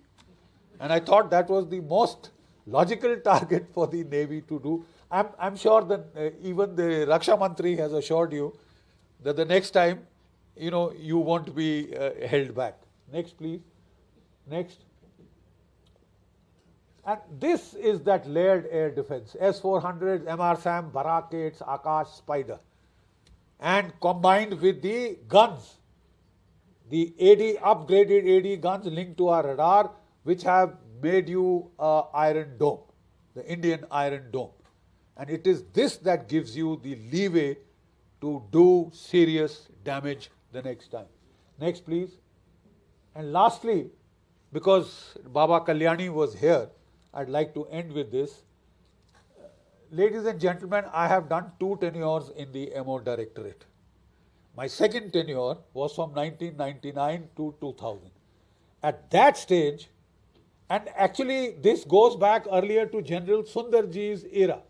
He wanted to buy 1,400 Bofors guns to mediumize our artillery, 1980s. Right? 310 guns were purchased outright, and when they had to be manufactured in the country, we all know the shit hit the fan. And that was the end of our mediumization. When I was in the MO Directorate, sir, we had again taken up the plan to mediumize the artillery. I'm talking of 1999. The mediumization, standardization of the Indian artillery around the 155/52 caliber was done. And that lesson was reinforced. One of the major reasons for Kargil victory is the Bofors. Please, I have no damn doubt. The major reason was the Bofors, the throw weight of the Bofors, right? And the simple fact is that in the Russia-Ukraine war, as per ORSA studies, 45% of the tank kills have been inflicted by the medium artillery. You need the medium artillery. मैं retire हो गया हूँ साहब, 3 decades हो गई हैं, but we haven't still started getting our medium gun. Then we got our medium guns, and my please appeal to the people here. We got our own ATAGs, and this is a world beater design, man. We should feel so proud of it. 48 kilometers it can fire. Better than the American howitzer. The American howitzer fires 3 rounds a minute. This fires 5 rounds a minute. Right? This one fires 5 rounds a minute. And it has got an electrical system, as was just being told. But it has taken us 3 years to induct. And now that it has been inducted, we are told 310. Sir, we needed 1800s when I was in the MO Directorate. आपकी वो requirement तो बढ़ी गई होगी. I am told कि इसका wait बहुत ज़्यादा है. My request to my gunner friends is, it's not a modeling competition. We are not looking for anorexic models. Please. Right? We were told 19 to 21 tons, the weight is too bloody high. Right? If a 45-ton T-72 tank can operate in Ladakh and in the Sikkim plateau, if a 50-ton Vajra can operate in both the places, what's the problem with a 21-ton gun? नहीं साहब ये बहुत heavy है, हमने 14-15 कहा था. यार, we all know how GSQRs are set. वो ग्लॉसेस पढ़ो, उनको घुमाओ और summation कर लीजिए और वो करें. So let's not get into that. I'm sorry you have no time. You understand? Let me tell you as an old veteran, you guys don't have time. It could burst on your heads any day, sooner than you thought. So please don't get into telling the DRDO and the civilian sector to design another gun 14 to 15. हमारा GSQR वो कहता था, right? Get this gun in numbers. You got a problem with your Air Force. You got a problem that instead of 45 squadrons, sorry, you are down to 29. Therefore, you need to build up your firepower if you want to get any concrete results like POK, Gilgit, Baltistan, Baluchistan, whatever. That is for the guys now in uniform to decide. I will not speculate on that, at least not in this open audience, right? But the simple fact is, sir, you have no time. You don't have the luxury of time. And let me also tell you that lady was defending the bureaucracy. She's not here. But the simple fact is, in the military, we have a bureaucracy which is as bad. Sorry. I have been part of that bureaucracy. So we have a bureaucracy which is as bad. So I think we need to now think big, set our sights high. I think this is enough of a provocation for most of the guys still wearing the uniform. Thank you so very much. I'm told hunger leads to, the lunch is waiting and hunger leads to anger. So I'll my voice. Thank you. Thank you for that. General Bakshi, I request you to kindly stay on stage, sir. I request our Editor-in-Chief, Arnab Goswami, and also our Senior Executive Editor, Abhishek Kapoor. Abhishek, are you there? All right, Shawan, our Senior Editor, up on stage to please felicitate Major General GD Bakshi.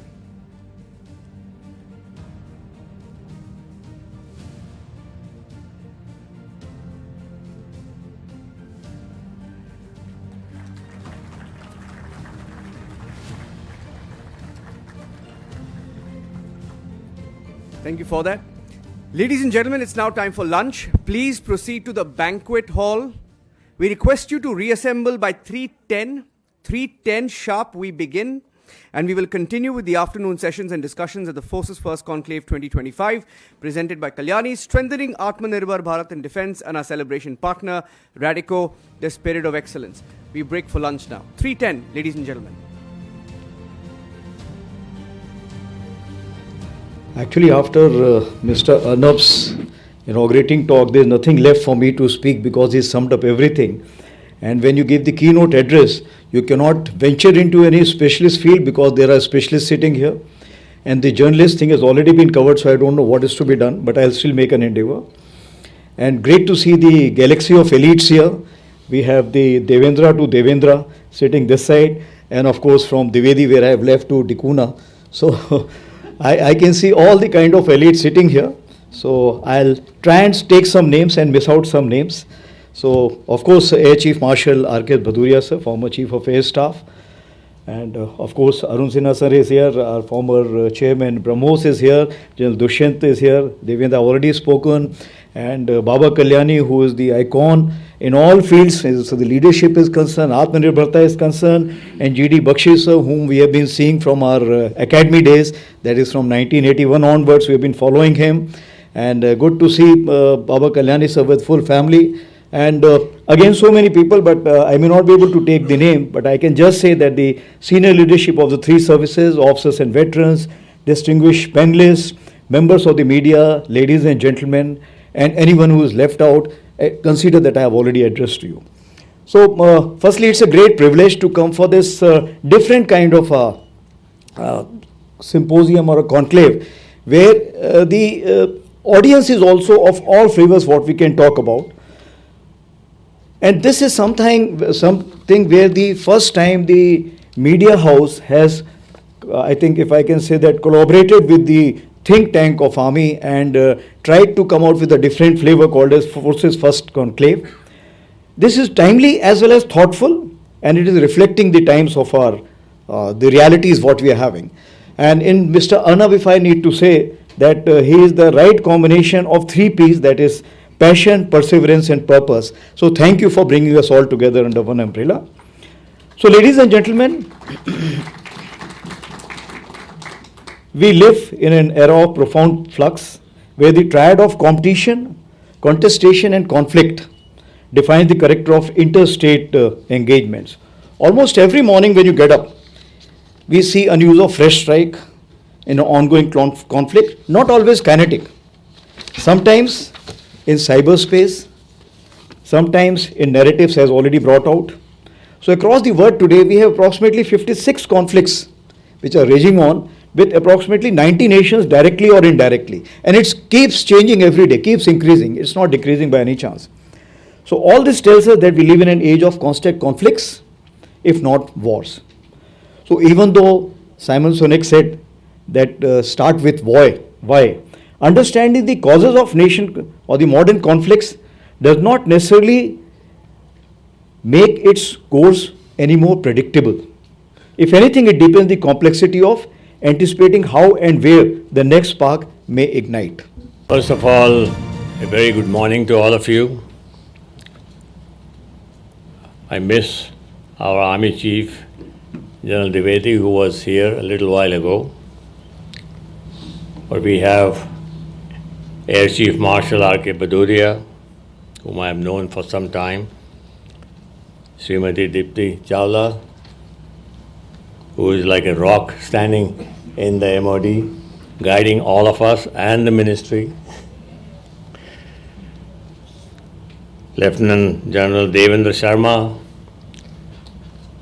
General Bakshi. He has been a great moral support for me personally and for industry with his experience. All the senior officials of the Indian Armed Forces, other serving officers, veterans, most importantly, Arnab Goswami and his team. When Arnab first contacted me about this conclave, I was a little hesitant. And I told Arnab, I'm not a person who is always in the media. I'm a little bit below the radar. But when he told me his plan about what he wants to do in terms of nation first and putting the armed forces ahead in terms of Forces First Conclave, and as we have just concluded and seen what happened in Operation Sindoor, I thought this is something that we need to support. And I'm here not because I manufacture defense equipment. I'm not here to peddle any of our equipment, but I'm here because I believe as a manufacturer to people from the services, people from the MOD, to understand the other side, to understand what is happening in the world on the other side is equally important as the strategic imperatives that the Army Chief talked about. This place is a little nostalgic for me for two reasons. It was 12th of January 2016 that I was exactly in this room. The then Army Chief and his staff was sitting in the front row. I believe it was General Suhag at that time. And it was Sri Manohar Parrikar, who was then the Defense Minister, who was also there. And I was told to give an address because we had just formed the SIDM, the Society of Indian Defense Manufacturers, at the behest of the Honorable late Mr. Parrikar, because he wanted defense industry to come together in one form, because he was quite tired of meeting defense industry from 5 different forums, CII, ASSOCHAM, FICCI, and all kinds of things. So that was the first one. Mr. Arnab Goswami, Founder, Chairman and Editor-in-Chief of Republic Media Network, General Dushyant, DG Clause, Padma Bhushan Sri Baba Kalyani, Chairman of the Kalyani Group, General Manoj Pandey, former Chief of the Army Staff, Air Chief Marshal Bhaduria, former Air Chief, serving senior officers, our most respected veterans, esteemed panelists, distinguished guests, ladies and gentlemen. First, I'm delighted to be here in your midst, in this galaxy of senior officers, senior representatives, to share my views. I must thank the organizers for this most generous introduction that has been given for me. And I want to compliment the Republic Media Network for this initiative of Forces First. I'm conscious that there is a time overrun by about an hour, so I'll optimize 5 minutes and I will close down in about 15 minutes, and therefore I will stick to my script. It is indeed a matter of honor and a privilege for me to deliver this Republic Special Panel Address 1 of the seminar Living in the Era of Global Conflicts on the topic India's Place in the Rapidly Changing World Order. Now, we live in a time of multipolarity, contestation, and fragmentation, which is characterized by economic and technological reconfigurations. The established post-Cold War certainties are giving way to a more multipolar and complex world, defined by new power dynamics, technological acceleration, and profound global challenges. The metrics of power, victory, and truth are being upended. This makes the question of India's role in the new global order especially relevant. Over the next 15 minutes or so, I shall elaborate on just two issues. First is the geopolitical flux that defines the new world order. I will only keep to 8 pointers in this regard. And second, India's place in this emerging new world order. The dominant theme in the world order today is the strategic competition between the US and China. After the collapse of the Soviet Union in 1990, the US enjoyed a unipolar moment for almost 2 decades, when it dominated the world economically, geopolitically, militarily, and technologically. Good morning, everyone. A decade back, over a period of a decade, I have been the one on a listening mode to all the erudite people that I see here, the senior military leadership, the business leadership, the strategists, and the industry leaders like Baba Kalyani Saab. And you cannot imagine the honor and privilege that I'm feeling right now to be on the other side and getting listened to. So thank you everyone for particularly DG Claus, Republic TV for having me over here. I don't like to talk. I like to really present what are the amalgamation of my 3 decades of experiences and make a connect between all of us instead of we versus they approach. We are all in it together. So Republic TV says nation first, and we in MOD say defense first. So the way we are working in the Ministry of Defense is that jointness is not something that we look for only among the armed forces. When we talk about jointness, we look at it that we all are working together in every part of the government, including the industry, all our stakeholders, so that we are able to realize the vision that our leadership has set for us.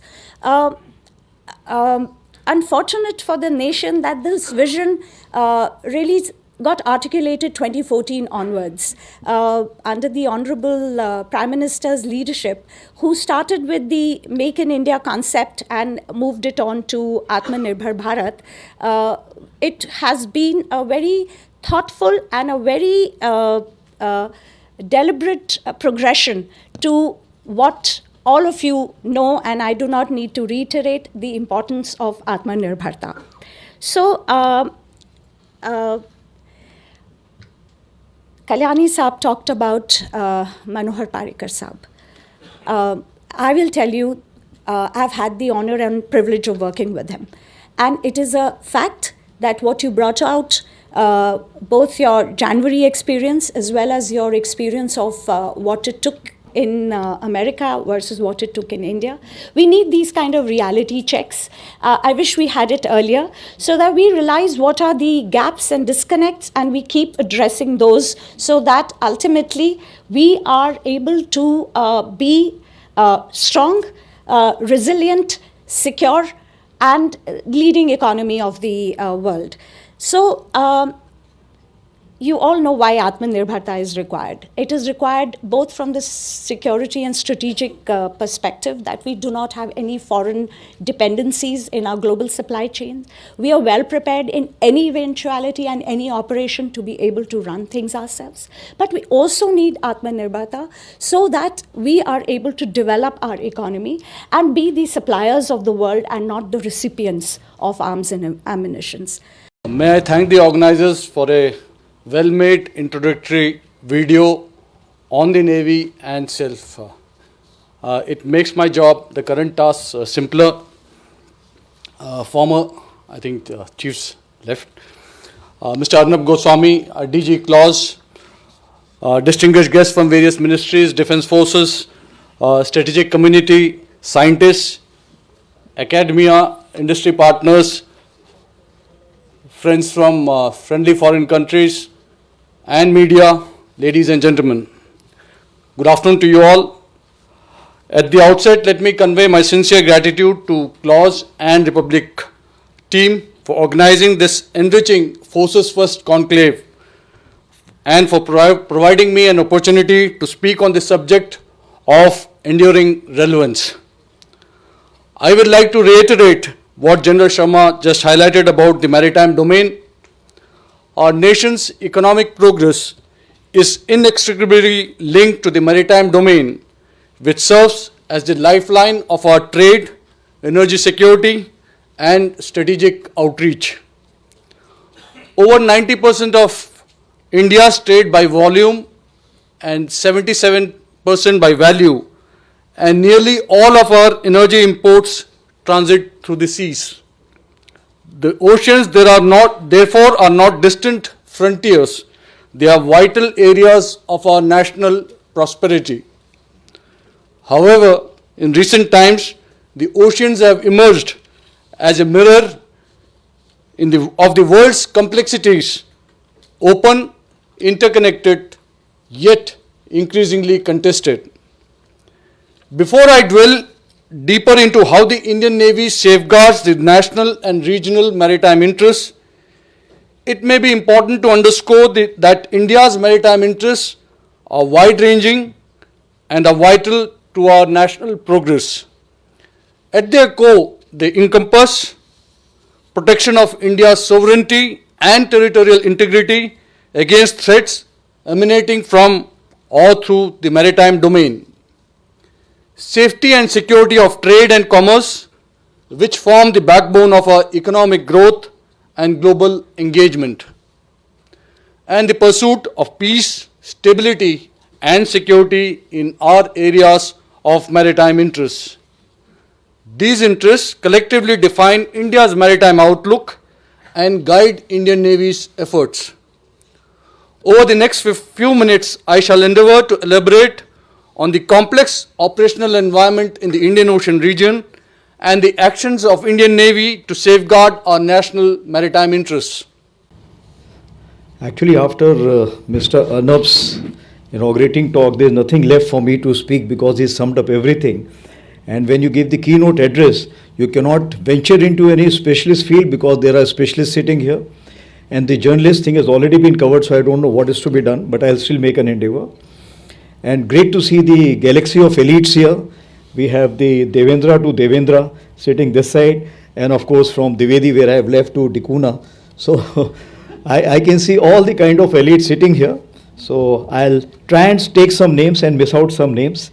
So of course Air Chief Marshal R.K. Bhaduria sir, former Chief of Air Staff, And of course, Arun Sinha sir is here, our former chairman Brahmos is here, General Dushyant is here, Devendra already spoken, and Baba Kalyani, who is the icon in all fields, so the leadership is concerned, Atmanirbharta is concerned, and GD Bakshi sir, whom we have been seeing from our academy days, that is from 1981 onwards, we have been following him, and good to see Baba Kalyani sir with full family. And again, so many people, but I may not be able to take the name, but I can just say that the senior leadership of the three services, officers and veterans, distinguished panelists, members of the media, ladies and gentlemen, and anyone who is left out, consider that I have already addressed to you. So, firstly, it's a great privilege to come for this different kind of symposium or a conclave, where the audience is also of all flavors what we can talk about. And this is something where the first time the media house has, I think if I can say that, collaborated with the think tank of Army and tried to come out with a different flavor called as Forces First Conclave. This is timely as well as thoughtful, and it is reflecting the times of our, the realities what we are having. And in Mr. Arnab, if I need to say that he is the right combination of 3 P's, that is passion, perseverance and purpose. So thank you for bringing us all together under one umbrella. So ladies and gentlemen, we live in an era of profound flux where the triad of competition, contestation and conflict defines the character of interstate engagements. Almost every morning when you get up, we see a news of fresh strike in an ongoing conflict, not always kinetic. Sometimes in cyberspace, sometimes in narratives as already brought out. So across the world today, we have approximately 56 conflicts which are raging on with approximately 90 nations directly or indirectly. And it keeps changing every day, keeps increasing. It's not decreasing by any chance. So all this tells us that we live in an age of constant conflicts, if not wars. So even though Simon Sinek said that start with why?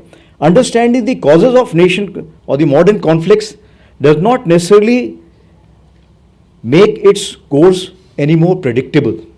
If anything, it deepens the complexity of anticipating how and where the next spark may ignite. First of all, a very good morning to all of you. I miss our Army Chief, General Dwivedi, who was here a little while ago. But we have Air Chief Marshal R.K. Bhaduria, whom I have known for some time, Srimati Deepti Chawla, who is like a rock standing in the MOD, guiding all of us and the ministry. Lieutenant General Dendra Sharma, General Bakshi, he has been a great moral support for me personally and for industry with his experience. All the senior officials of the Indian Armed Forces, other serving officers, veterans, most importantly, Arnab Goswami and his team. When Arnab first contacted me about this conclave, I was a little hesitant. And I told Arnab, I'm not a person who is always in the media. I'm a little bit below the radar. But when he told me his plan about what he wants to do in terms of nation first and putting the armed forces ahead in terms of Forces First Conclave, and as we have just concluded and seen what happened in Operation Sindoor, I thought this is something that we need to support. And I'm here not because I manufacture defense equipment. I'm not here to peddle any of our equipment, but I'm here because I believe as a manufacturer to people from the services, people from the MOD, to understand the other side, to understand what is happening in the world on the other side is equally important as the strategic imperatives that the Army Chief talked about. This place is a little nostalgic for me for two reasons. It was 12th of January 2016 that I was exactly in this room. The then Army Chief and his staff was sitting in the front row. I believe it was General Suhag at that time. And it was Sri Manohar Parrikar, who was then the Defense Minister, who was also there. And I was told to give an address because we had just formed the SIDM, the Society of Indian Defense Manufacturers, at the behest of the Honorable late Mr. Parrikar, because he wanted defense industry to come together in one form, because he was quite tired of meeting defense industry from 5 different forums, CII, ASSOCHAM, FICCI, and all kinds of things. So that was the first one. Mr. Arnab Goswami, Founder, Chairman and Editor-in-Chief of Republic Media Network, General Dushyant, DG Clause, Padma Bhushan Sri Baba Kalyani, Chairman of the Kalyani Group, General Manoj Pandey, former Chief of the Army Staff, Air Chief Marshal Bhaduria, former Air Chief, serving senior officers, our most respected veterans, esteemed panelists, distinguished guests, ladies and gentlemen. First, I'm delighted to be here in your midst in this galaxy of senior officers, senior representatives, to share my views.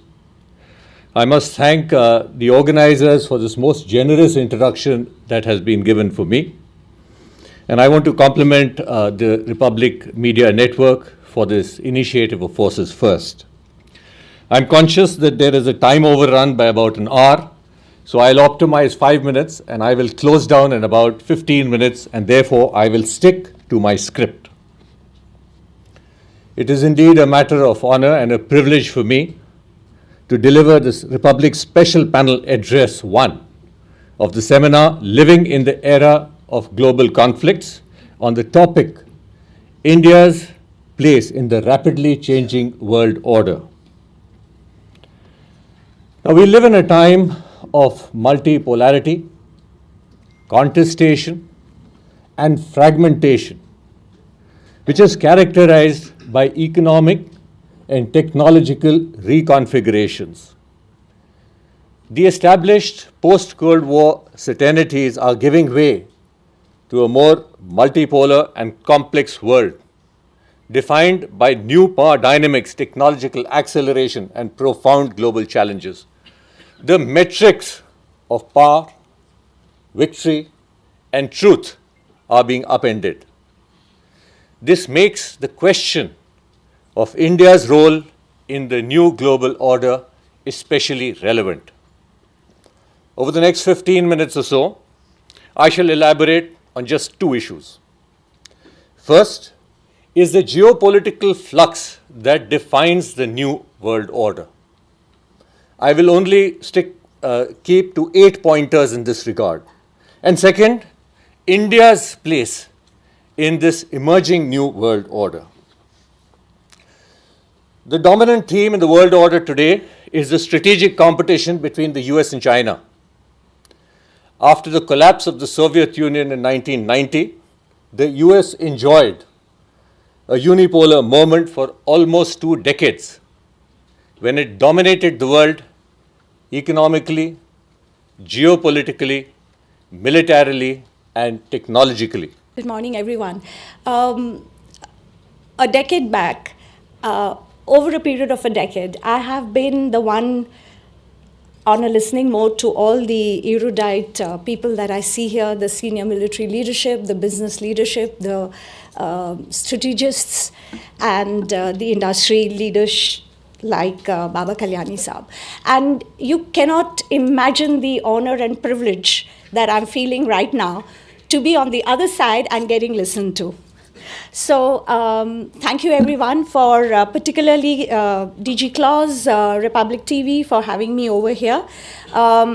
I don't like to talk. I like to really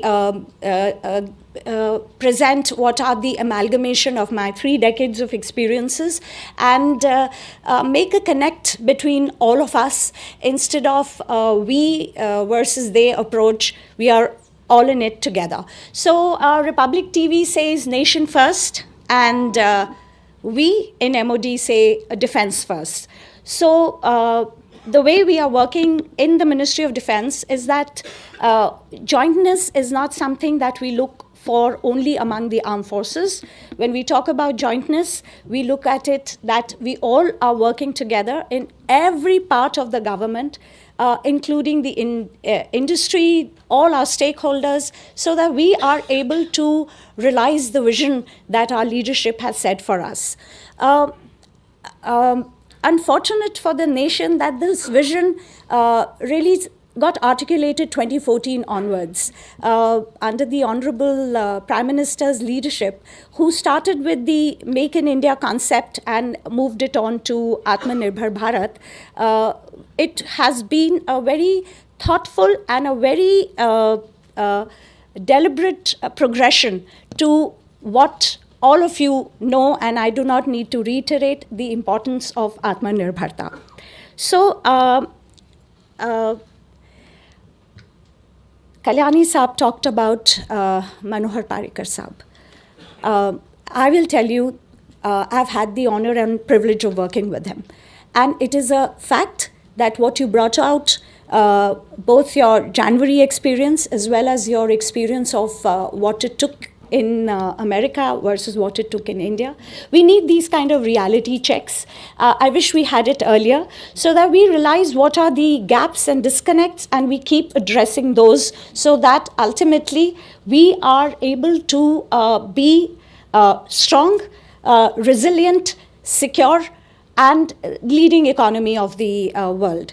So, you all know why Atmanirbharta is required. It is required both from the security and strategic perspective that we do not have any foreign dependencies in our global supply chain.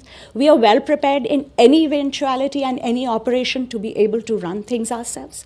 But we also need Atmanirbharta so that we are able to develop our economy and be the suppliers of the world and not the recipients of arms and ammunitions. May I thank the organizers for a well-made introductory video on the Navy and self. It makes my job, the current task, simpler. Former, I think, chiefs left. Mr. Arnab Goswami, DG Clause, distinguished guests from various ministries, defense forces, strategic community, scientists, academia, industry partners, friends from friendly foreign countries, and media, ladies and gentlemen. Good afternoon to you all. At the outset, let me convey my sincere gratitude to Clause and Republic team for organizing this enriching Forces First Conclave and for providing me an opportunity to speak on the subject of enduring relevance. I would like to reiterate what General Sharma just highlighted about the maritime domain. Our nation's economic progress is inextricably linked to the maritime domain, which serves as the lifeline of our trade, energy security, and strategic outreach. Over 90% of India's trade by volume and 77% by value, and nearly all of our energy imports transit through the seas. The oceans therefore are not distant frontiers. They are vital areas of our national prosperity. However, in recent times, the oceans have emerged as a mirror of the world's complexities, open, interconnected, yet increasingly contested. Before I dwell deeper into how the Indian Navy safeguards the national and regional maritime interests, it may be important to underscore that India's maritime interests are wide-ranging and are vital to our national progress. At their core, they encompass protection of India's sovereignty and territorial integrity against threats emanating from or through the maritime domain. Safety and security of trade and commerce, which form the backbone of our economic growth and global engagement. And the pursuit of peace, stability and security in our areas of maritime interests. These interests collectively define India's maritime outlook and guide Indian Navy's efforts. Over the next few minutes, I shall endeavour to elaborate on the complex operational environment in the Indian Ocean region and the actions of Indian Navy to safeguard our national maritime interests. Actually, after Mr. Arnab's inaugurating talk, there is nothing left for me to speak because he summed up everything. And when you give the keynote address, you cannot venture into any specialist field because there are specialists sitting here. And the journalist thing has already been covered, so I don't know what is to be done, but I'll still make an endeavor. And great to see the galaxy of elites here. We have the Devendra to Devendra sitting this side, and of course from Dwivedi, where I have left, to Tikuna. So I can see all the kind of elites sitting here. So I'll try and take some names and miss out some names. So of course Air Chief Marshal R.K. Bhaduria sir, former Chief of Air Staff.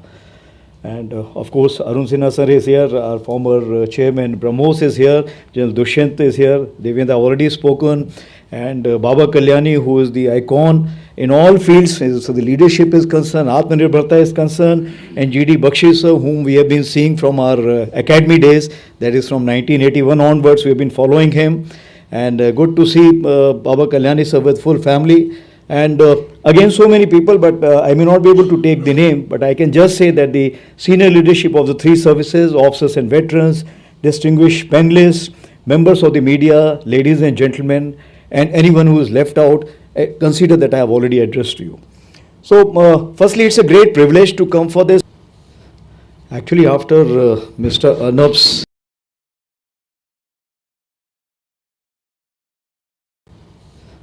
Mr. Arnab's inaugurating talk, there is nothing left for me to speak because he summed up everything. And when you give the keynote address, you cannot venture into any specialist field because there are specialists sitting here. And the journalist thing has already been covered, so I don't know what is to be done, but I'll still make an endeavor. And great to see the galaxy of elites here. We have the Devendra to Devendra sitting this side, and of course from Dwivedi, where I have left, to Tikuna. So I can see all the kind of elites sitting here. So I'll try and take some names and miss out some names. So of course Air Chief Marshal R.K. Bhaduria sir, former Chief of Air Staff.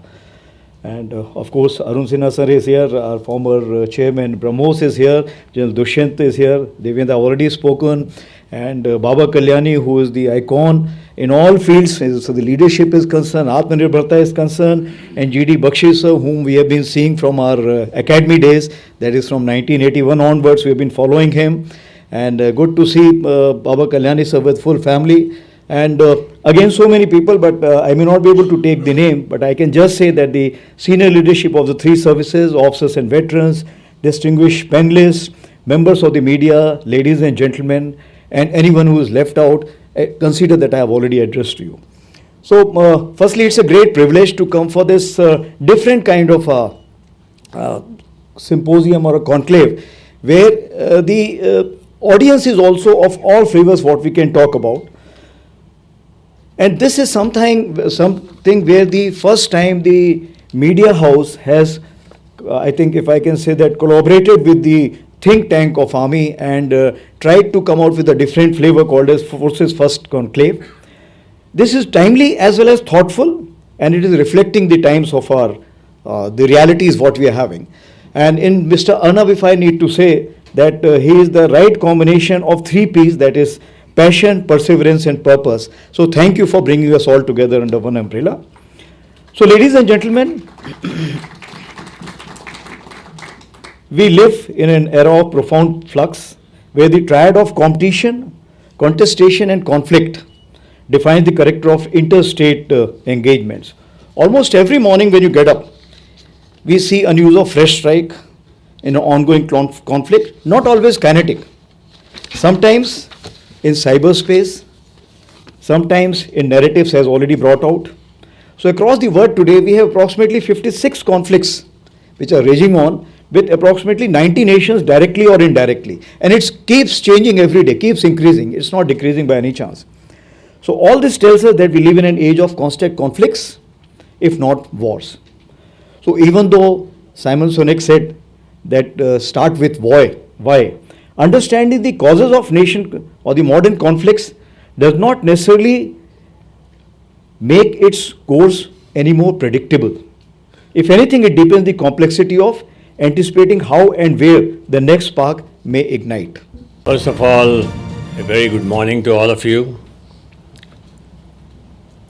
I miss our Army Chief, General Dwivedi, who was here a little while ago. But we have Air Chief Marshal R.K. Bhaduria, whom I have known for some time, Srimati Deepti Chawla, who is like a rock standing in the MOD, guiding all of us and the ministry. Lieutenant General Dendra Sharma,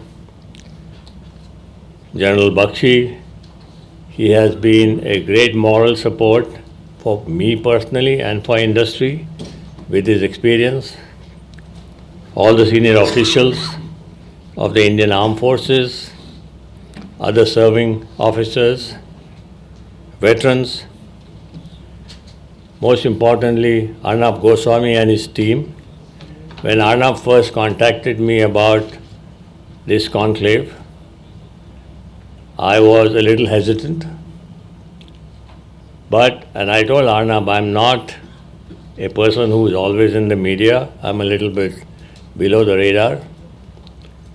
But when he told me his plan about what he wants to do in terms of nation first and putting the armed forces ahead in terms of Forces First Conclave, and as we have just concluded and seen what happened in Operation Sindoor, I thought this is something that we need to support. And I'm here not because I manufacture defense equipment. I'm not here to peddle any of our equipment, but I'm here because I believe as a manufacturer to people from the services, people from the MOD, to understand the other side, to understand what is happening in the world on the other side is equally important as the strategic imperatives that the Army Chief talked about. This place is a little nostalgic for me for two reasons. It was 12th of January 2016 that I was exactly in this room.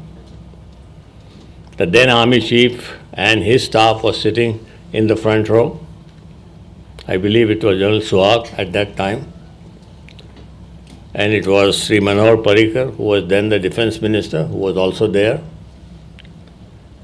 And I was told to give an address because we had just formed the SIDM, the Society of Indian Defense Manufacturers, at the behest of the Honorable late Mr. Parrikar, because he wanted defense industry to come together in one form, because he was quite tired of meeting defense industry from 5 different forums, CII, ASSOCHAM, FICCI, and all kinds of things. So that was the first one. Mr. Arnab Goswami, Founder, Chairman and Editor-in-Chief of Republic Media Network, General Dushyant, DG Clause, Padma Bhushan Sri Baba Kalyani, Chairman of the Kalyani Group, General Manoj Pandey, former Chief of the Army Staff, Air Chief Marshal Bhaduria, former Air Chief, serving senior officers, our most respected veterans, esteemed panelists, distinguished guests, ladies and gentlemen. First, I'm delighted to be here in your midst in this galaxy of senior officers, senior representatives, to share my views. I must thank the organizers for this most generous introduction that has been given for me. And I want to compliment the Republic Media Network for this initiative of Forces First. I'm conscious that there is a time overrun by about an hour, so I'll optimize 5 minutes and I will close down in about 15 minutes, and therefore I will stick to my script. It is indeed a matter of honor and a privilege for me to deliver this Republic Special Panel Address 1 of the seminar Living in the Era of Global Conflicts on the topic India's Place in the Rapidly Changing World Order. Now, we live in a time of multipolarity, contestation, and fragmentation, which is characterized by economic and technological reconfigurations. The established post-Cold War certainties are giving way to a more multipolar and complex world, defined by new power dynamics, technological acceleration, and profound global challenges. The metrics of power, victory, and truth are being upended. This makes the question of India's role in the new global order especially relevant. Over the next 15 minutes or so, I shall elaborate on just two issues. First is the geopolitical flux that defines the new world order. I will only keep to 8 pointers in this regard. And second, India's place in this emerging new world order. The dominant theme in the world order today is the strategic competition between the US and China. After the collapse of the Soviet Union in 1990, the US enjoyed a unipolar moment for almost 2 decades, when it dominated the world economically, geopolitically, militarily, and technologically. Good morning, everyone. A decade back, over a period of a decade, I have been the one on a listening mode to all the erudite people that I see here, the senior military leadership, the business leadership, the strategists, and the industry leaders like Baba Kalyani Saab. And you cannot imagine the honor and privilege that I'm feeling right now to be on the other side and getting listened to. So thank you everyone for particularly DG Claus, Republic TV for having me over here. I don't like to talk. I like to really present what are the amalgamation of my 3 decades of experiences and make a connect between all of us instead of we versus they approach. We are all in it together. So Republic TV says nation first, and we in MOD say defense first. So the way we are working in the Ministry of Defense is that jointness is not something that we look for only among the armed forces. When we talk about jointness, we look at it that we all are working together in every part of the government, including the industry, all our stakeholders, so that we are able to realize the vision that our leadership has set for us. Unfortunate for the nation that this vision really got articulated 2014 onwards under the Honorable Prime Minister's leadership, who started with the Make in India concept and moved it on to Atmanirbhar Bharat. It has been a very thoughtful and a very deliberate progression to what all of you know, and I do not need to reiterate the importance of Atmanirbharta. So, Kalyani Saab talked about Manohar Parrikar Saab. I will tell you, I've had the honor and privilege of working with him. And it is a fact that what you brought out, both your January experience as well as your experience of what it took in America versus what it took in India. We need these kind of reality checks. I wish we had it earlier so that we realize what are the gaps and disconnects and we keep addressing those so that ultimately we are able to be strong, resilient, secure, and leading economy of the world. So you all know why Atmanirbharta is required. It is required both from the security and strategic perspective that we do not have any foreign dependencies in our global supply chain. We are well prepared in any eventuality and any operation to be able to run things ourselves. But we also need Atmanirbharta so that we are able to develop our economy and be the suppliers of the world and not the recipients of arms and ammunitions. May I thank the organizers for a well-made introductory video on the Navy and self. It makes my job, the current task, simpler. Former, I think, chiefs left. Mr. Arnab Goswami, DG Clause, distinguished guests from various ministries, defense forces, strategic community, scientists, academia, industry partners, friends from friendly foreign countries, and media, ladies and gentlemen. Good afternoon to you all. At the outset, let me convey my sincere gratitude to Clause and Republic team for organizing this enriching Forces First Conclave and for providing me an opportunity to speak on this subject. This panel themed Neighborhood Watch focuses on the challenges and imperatives of regional security, border management, operational readiness in an increasingly complex environment.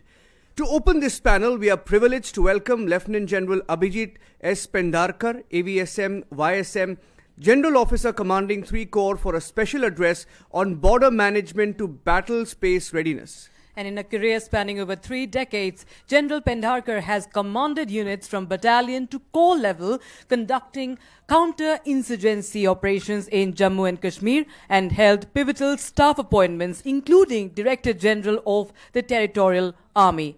And to give us a glimpse of his leadership and the operational challenges at the frontier, let us take a look at this short AV on Lieutenant General Pendharkar.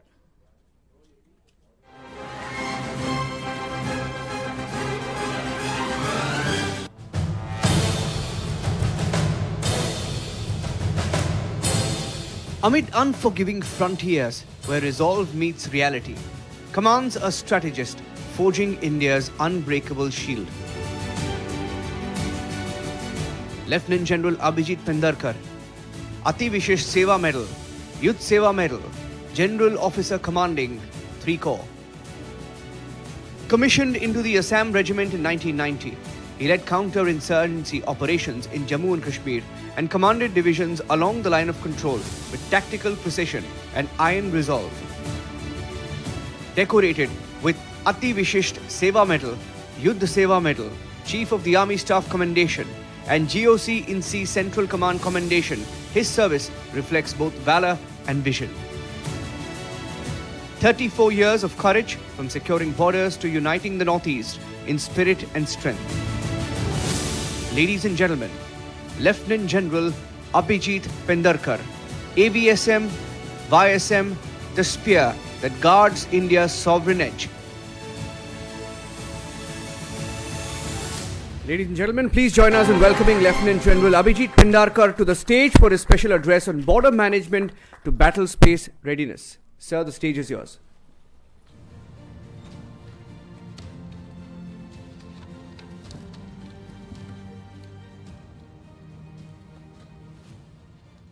So, after a terrific address by General Bakshi, followed by really sumptuous lunch, which I hope does not put us to sleep. So, it's my privilege to begin the next session, which is on the neighborhood watch. So, ladies and gentlemen, very good afternoon to all of you. At the outset, I would like to thank the Center for Land Warfare Studies and Republic Defense Group for organizing this rather strategically enriching Forces First Conclave and inviting me for the same. It is indeed my proud privilege to speak before this august gathering at a time when the world is witnessing dynamic political shifts. The pace of change is such that events of great consequence may be unfolding even as we speak. Technological transformation are reshaping national security paradigm, and in this context, today's topic, border management to battle space readiness, holds immense significance. The essence of this discussion lies not merely in the physical understanding of borders, but in understanding what borders truly represent. That is, the history, the legacy, and the emotions they evoke amongst people. The challenge before us, thus, is to understand all these diverse dimensions in order to evolve into a unified and responsive management system. Sindoor has clearly demonstrated that borders can quickly become theaters for multi-domain long-range operations, and we must recognize the same. As I mentioned earlier, the world is in a volatile flux, wherein almost on a daily basis, we hear and learn of new conflict zones emerging, with previous ones still awaiting resolution.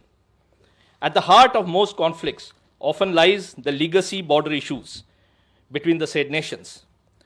It may interest you to know that across the world, 60% of border segments are either contested in principle or being fought for violently.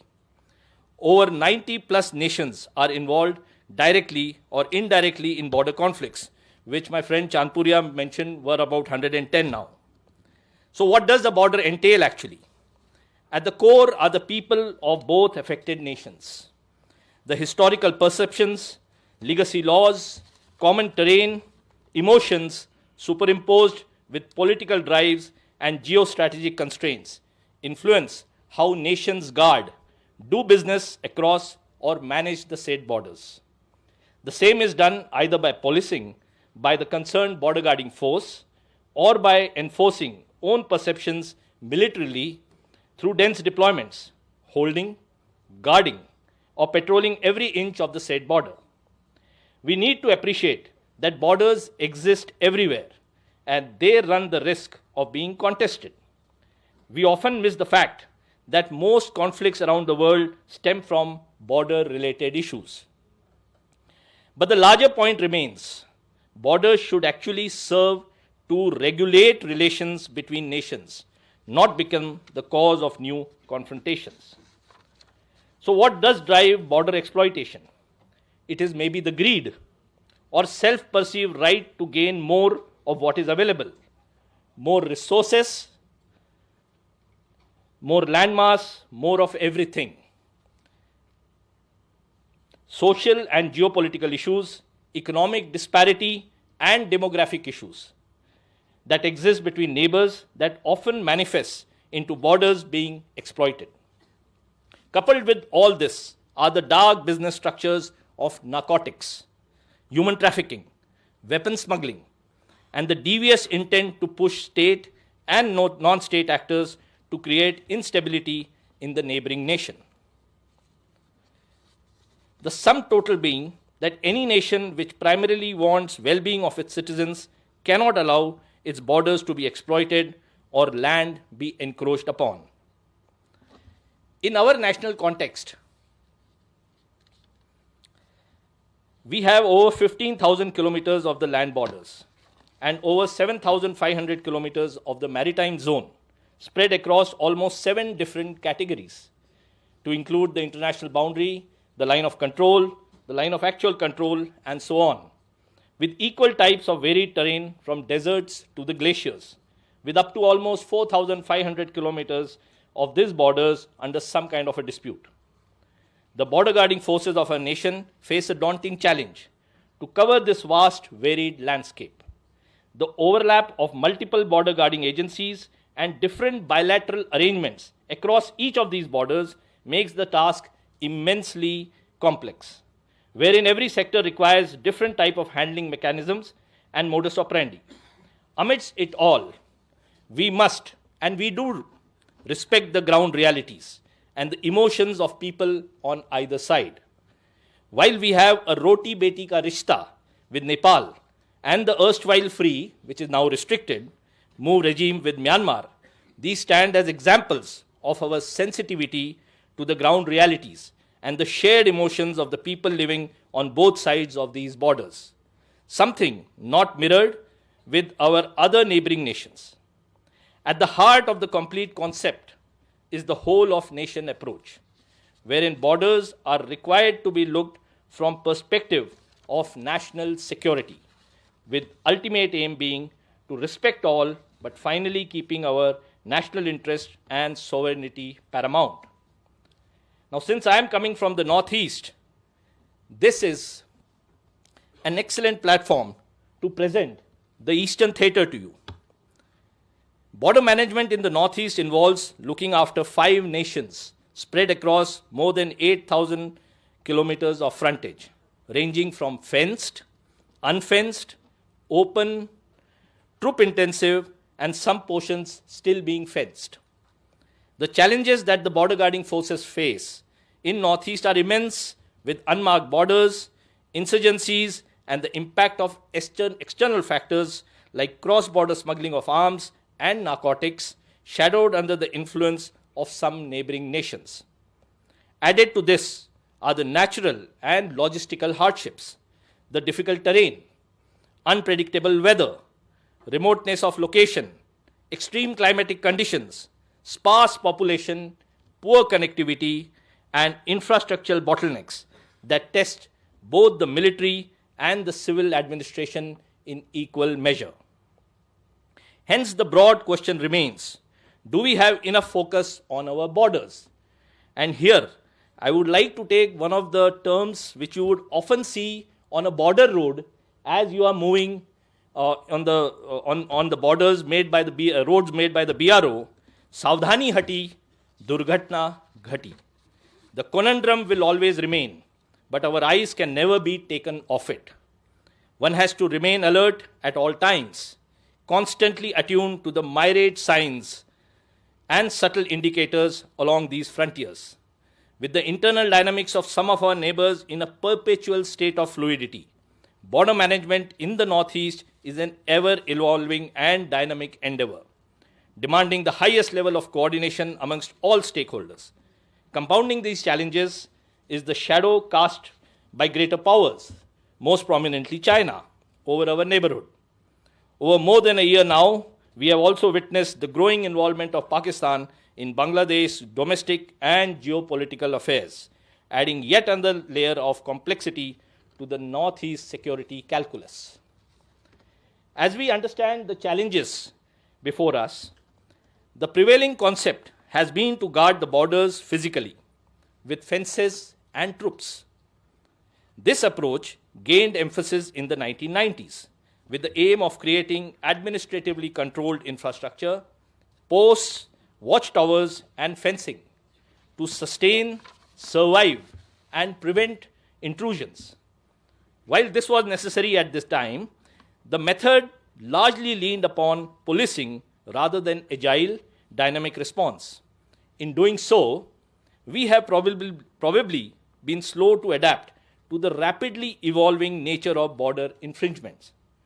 Today's global and regional threat landscape is marked by hybrid warfare, rising cross-border illegal activities, the growing influx of undocumented refugees, and warfare evolving across multiple domains. Added to this is the power of advanced technology in the hands of individuals, amplifying the reach of non-state actors. With Sindoor being a defining point, it is now quite clear that the shadow of an active western border with constant pressure from our northern and eastern borders is the new normal we have to live with and prepare for. Over the past decade, we have witnessed a rapidly changing threat landscape, marked by the proliferation of weapons, drugs, ethnic conflict in the Northeast, including significant demographic shifts in Assam and West Bengal. This, coupled with the volatility of the western borders and further compounded by major standoffs on the northern borders, may have exposed some inadequacies in adapting to the new strategic realities. With the ever advancing capabilities of our adversaries, the imperative to transform and evolve has never been greater. It's not the time to sit back and deliberate. It is the time to act decisively. It is indeed the time to start thinking of our borders as battle spaces and view our borders through the lens of urgent preparedness. For when called upon, we must be unyielding. Sindoor stands as a powerful reminder and a call to action, demanding that each one of us accelerate our commitments, sharpen our resolve, and stand unwavering in defense of the nation. Of course, we do face significant challenges by way of legacy systems and processes, interagency coordination issues, logistical difficulties across harsh terrain and weather, technology integration, and sustaining this transformation economically as a developing nation. The collusive nature of our adversary, with one nation effectively influencing all others, has exponential impact too. However, what probably hurts us most are the slow pace of our processes and execution. Unlike our adversaries, who benefit from streamlined, linear, and authoritative system that enable rapid infrastructure and have faster growth, our processes, born out of our democratic values of inclusion, deliberation, and transparency, tend to be slow and tardy, leading to delays that unforgivingly create gaps in all domains that become increasingly difficult to bridge. However, with the strong intent being demonstrated over the years now at the highest levels, all present and future challenges, I am sure, remain within our reach to overcome. There is therefore a need for a conceptual shift in how we view our borders. They must no longer be viewed as marked lines on a map, but as multi-domain operational zones, zones which require clear intelligence picture much beyond borders and surveillance along the entire frontier. These areas demand rapid and simultaneous response across all domains. Our focus must move beyond just rapid projection to deterrence.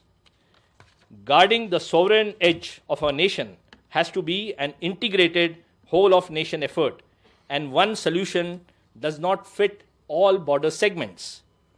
A customized solution for each border that integrates all resources of the government, keeping the people at its core. The arrangement so created, when required, can be the foundation for war-fighting readiness as well. As the world's fourth largest economy, our nation's comprehensive national power must be effectively applied across the dime T domain, with our national strategic outlook serving as the overriding framework. This strategic outlook must recognize our borders as dynamic battle spaces of national sovereignty requiring focused attention.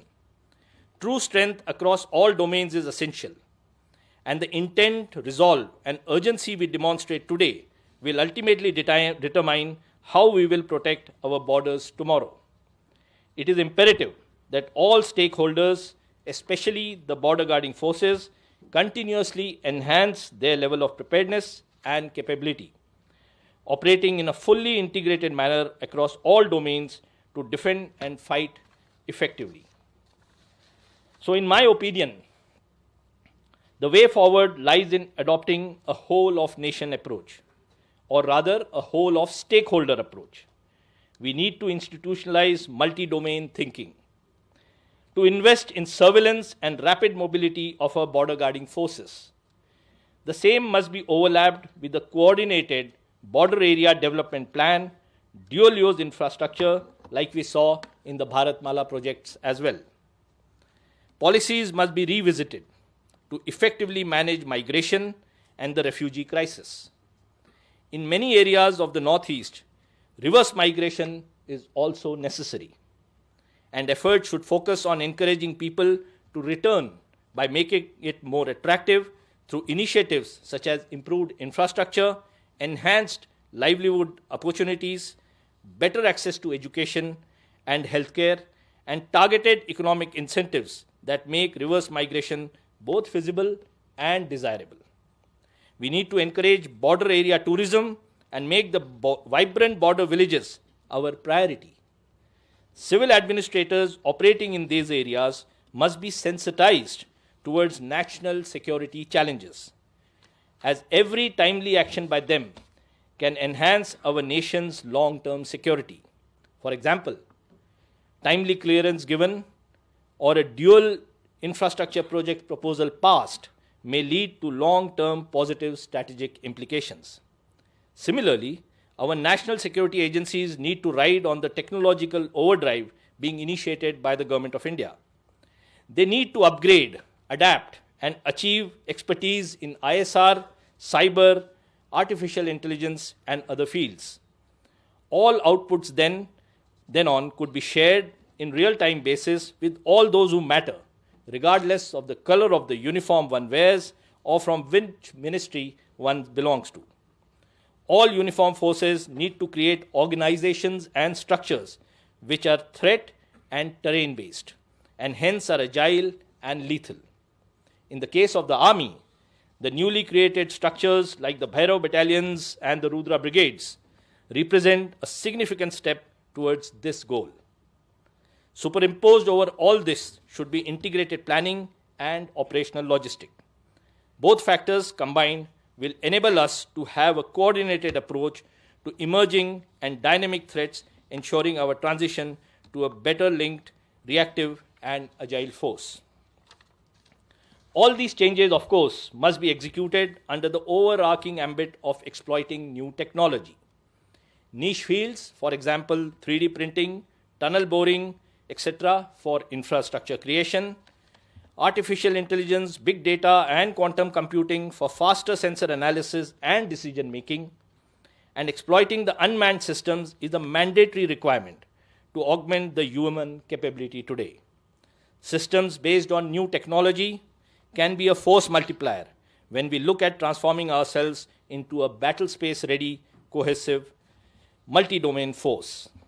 Basically, we should change how we think, how we perceive border security, and then collaboratively work on our collective response. The will and intent to innovate, upgrade, and adapt could be the mantra for achieving battle space readiness. To conclude, in my understanding, our aim should be simple and uncompromising. We must synchronize our actions from the planning stage onwards, thinking as one entity, with ultimate objective to defend, deter, and dominate. On the border, defense remains foundational. Deterrence is the objective, and dominance in critical domain will ensure long-term stability on the borders. With this, I thank you all for giving me a patient hearing. May we all see our great nation rise to the glory that it truly deserves. Thank you once again, and Jai Hind.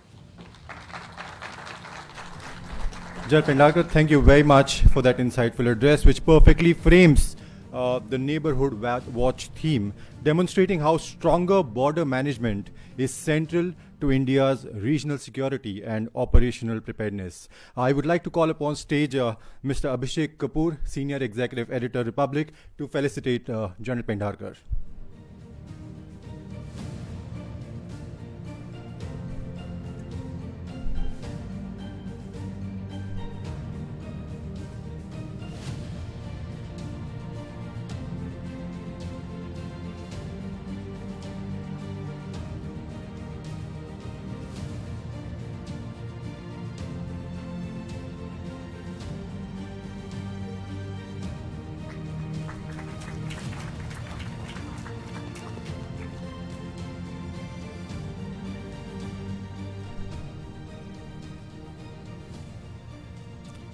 Ladies and gentlemen, our next session brings together voices from both the military as well as diplomacy under the panel theme Neighborhood Watch.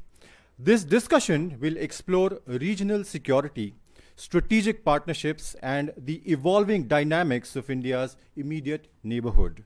To set the context, let us first view a short AV on the theme Neighborhood Watch. In the neighborhood, peace is a pause, fragile, fleeting, and fiercely contested. Every border holds a story. From the Himalayas to the Indo-Pacific, the game board is redrawn every day.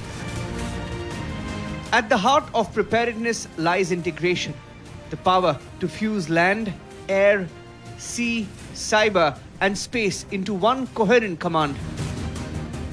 Theaterization, a precondition for managing future warfare. Lieutenant General Raj Shukla, PVSM, VISM, SM, retired. In the ring of neighbors, every decision carries weight, and diplomacy is the only dialogue.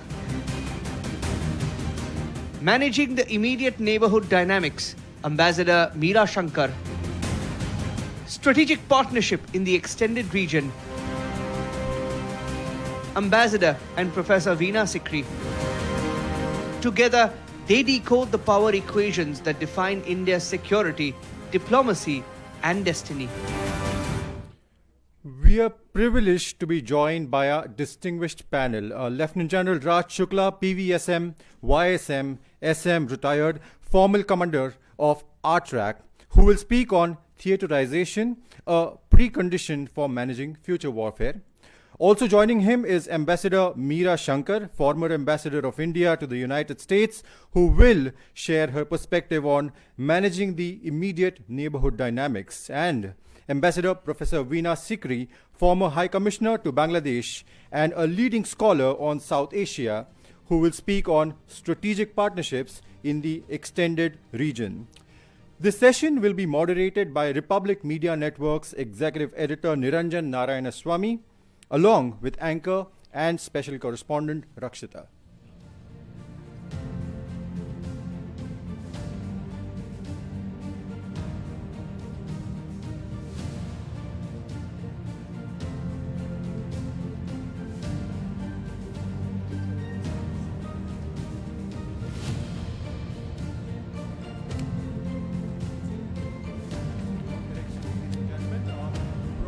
Veena Sikri will be speaking on managing the immediate neighborhood dynamics, and Ambassador Meera Shankar will be speaking on strategic partnership in the extended region.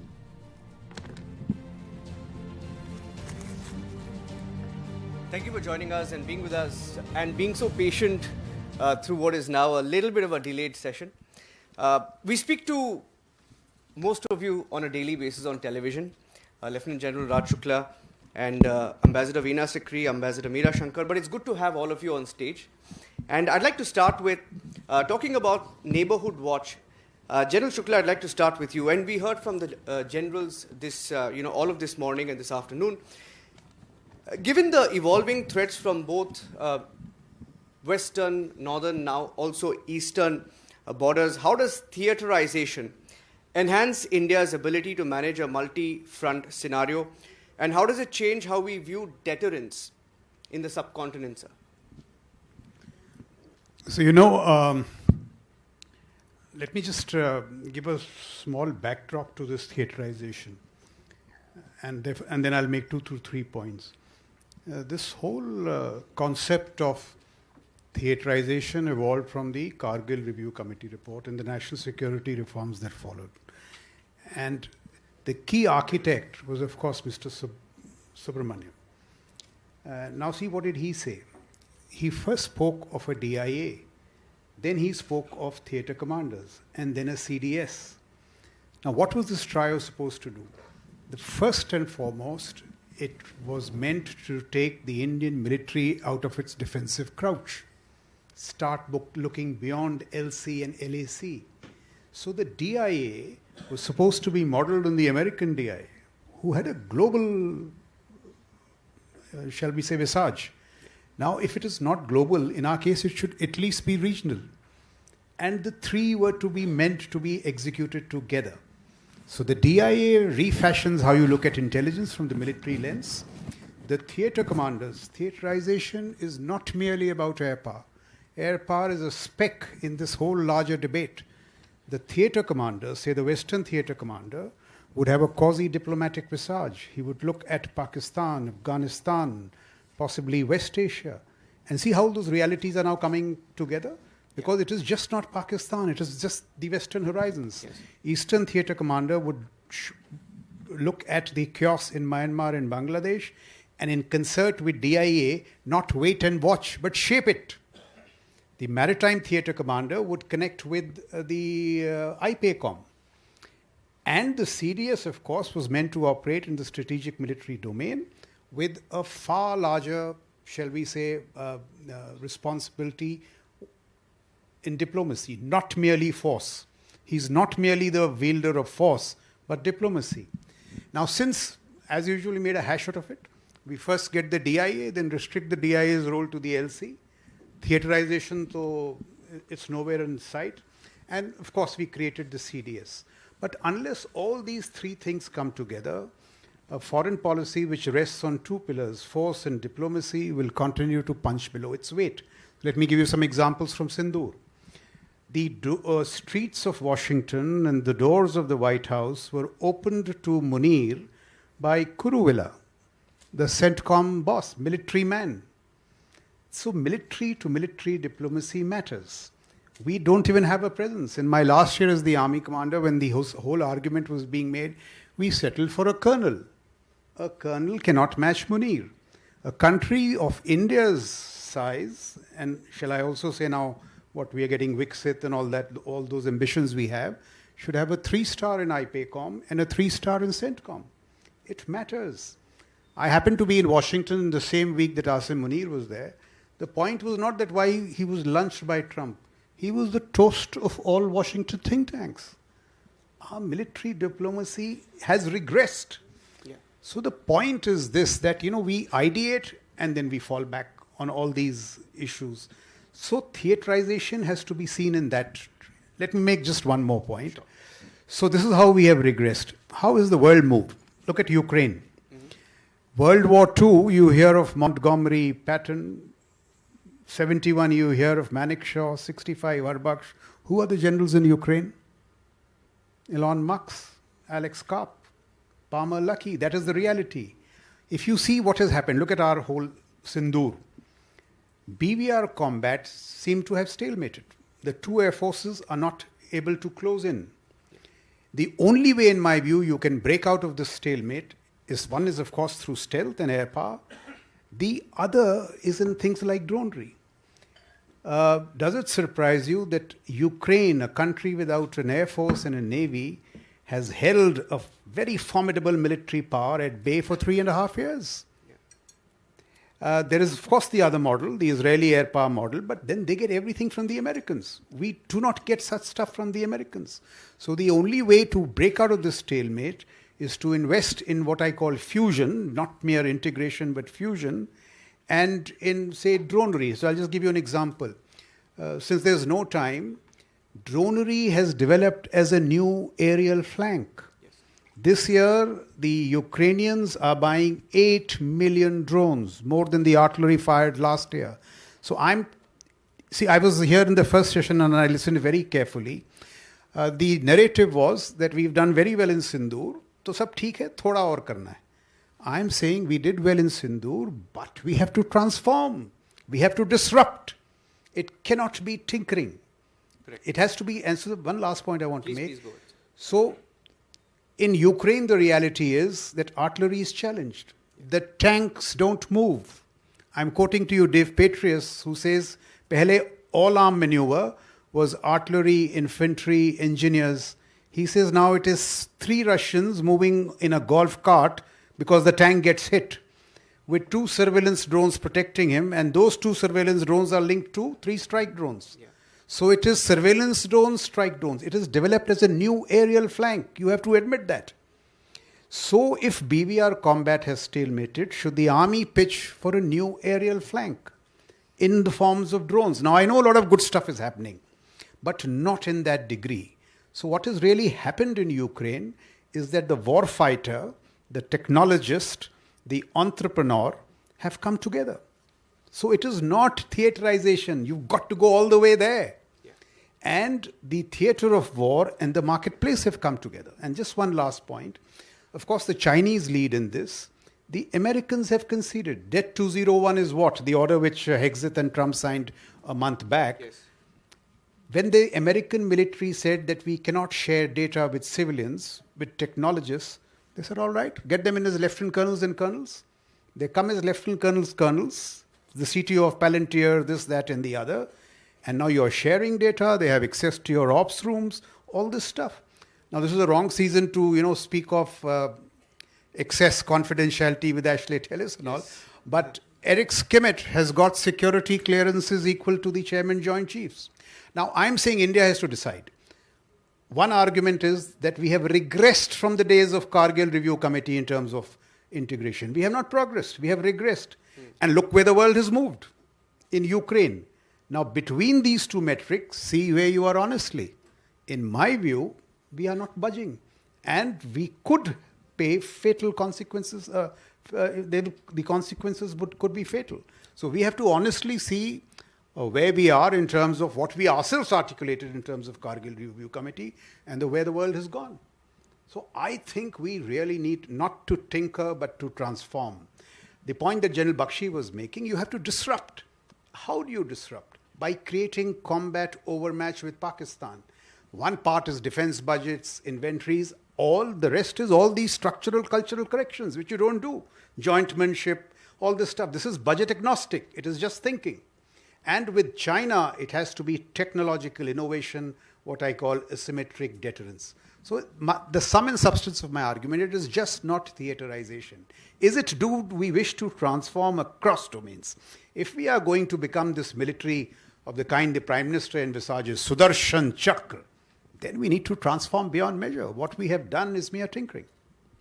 Great point. I'll take that forward. But Rakshita, to you. Yes, I think I'll just take it to Ambassador Veena Sikri. I think General Shukla was somewhere trying to, put the context of how military diplomacy also plays an important role here. And clearly, he feels that we have regressed. We have not made any progress in your understanding and your experience in the world of diplomacy, ma'am. And what you've been observing that has been going the past decade. With the changing times, you feel that there has to be more stepping up, or you feel that there have been efforts in that area when it comes to marrying military and diplomacy? Well, I think let us first recognize that military and diplomacy are two sides of the same coin. This is absolutely important to recognize. We must not see them as separate. If we do see them as separate, that's the start of the problem. But if we see them as two sides of the same coin, then we know that both sides have to be equally developed. There cannot be an unequal development. You cannot think you're diplomatically prepared, but then your military is weak, is a disaster. But if you're militarily over-prepared, but your diplomacy is weak, that's an equal disaster. So I think that I would like to, in this context, because of the neighborhood, draw inspiration from our neighborhood first foreign policy. And I think that the neighborhood first foreign policy put this in context. We realized that South Asia is the least integrated part of the world. We have in South Asia, our intra-South Asian trade is just about 5 to 7%. Whereas in groupings like ASEAN, it is 25%, the intra-ASEAN trade. And in groupings like the European Union, it is 45%. So you see, the question of trade and development, this builds your interdependencies. So if you have to be militarily prepared, but preparing for peace means that you have to have the interdependencies worked out. There has to be a commitment among the people of the neighboring countries, commitment to each other because of shared prosperity.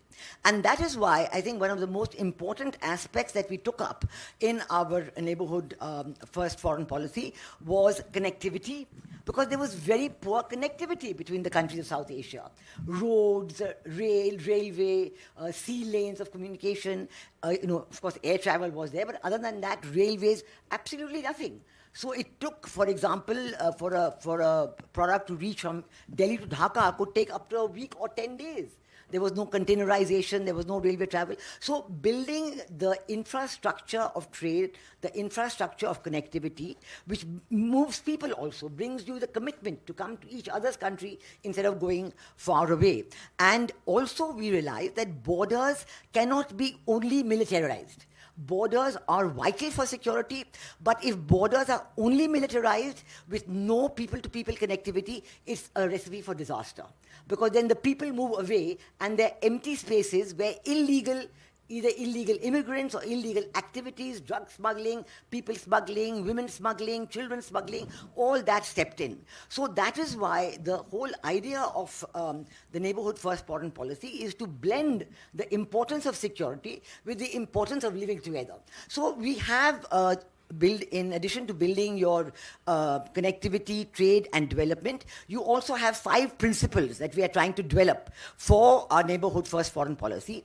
These are Shanti, you want peace; Samvad, you want conversation, you want dialogue; Samman, you want respect. You must give respect to your neighbors, no matter how small or they are compared to you. You have to have complete equality and respect. There must be mutual respect, mutual sensitivity and mutual understanding. And then there has to be samriddhi, prosperity. Now the other person is not going to believe in you until he shares your prosperity, until he feels he has a stake in your prosperity. India cannot grow economically unless our neighboring countries believe in that prosperity, that if they share it, it's valuable to them. And the fourth is Sanskriti, our shared civilizational heritage. So these are the 5 principles on which all our programs are done. And I would like to say here that perhaps it is the success of India's neighborhood first foreign policy in the last 10 years that has drawn a lot of unwanted attention. Let me talk about India and Bangladesh, for example. I think this was perhaps, a copybook example, a successful neighborhood first foreign policy, a successful relationship built between India and Bangladesh for 2 reasons. First, the most important factor that under Sheikh Hasina, she recognized our security considerations. Now, this is where I come again to diplomacy and military interest being 2 sides of the same coin. Before her, I was there as High Commissioner when Khaleda Zia was the Prime Minister, and she refused to recognize our security considerations. So whether it was the question of Northeast Indian insurgent groups, giving them support, giving them shelter, giving them training camps, it was very difficult. But once you had 15 years of Sheikh Hasina when she said, your security concerns are mine, I don't want illegal insurgent groups here. For 15 years, there was no war, no illegal insurgent groups in the Northeast, complete peace, complete development. So we saw and side by side, Bangladesh got 6.5% annual rate of growth every year because of trade, because of connectivity, because of cooperation, because of their access to the Northeast and so on.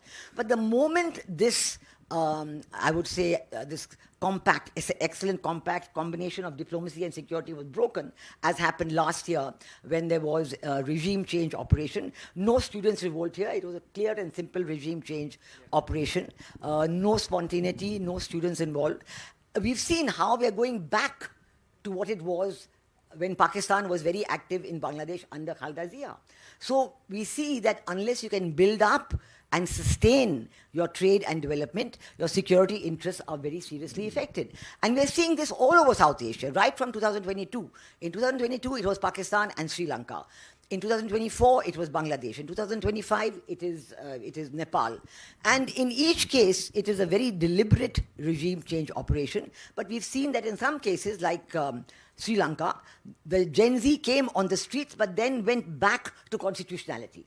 They went back to their parliament, they went back to electing a new president, and now they have a new government and doing very well.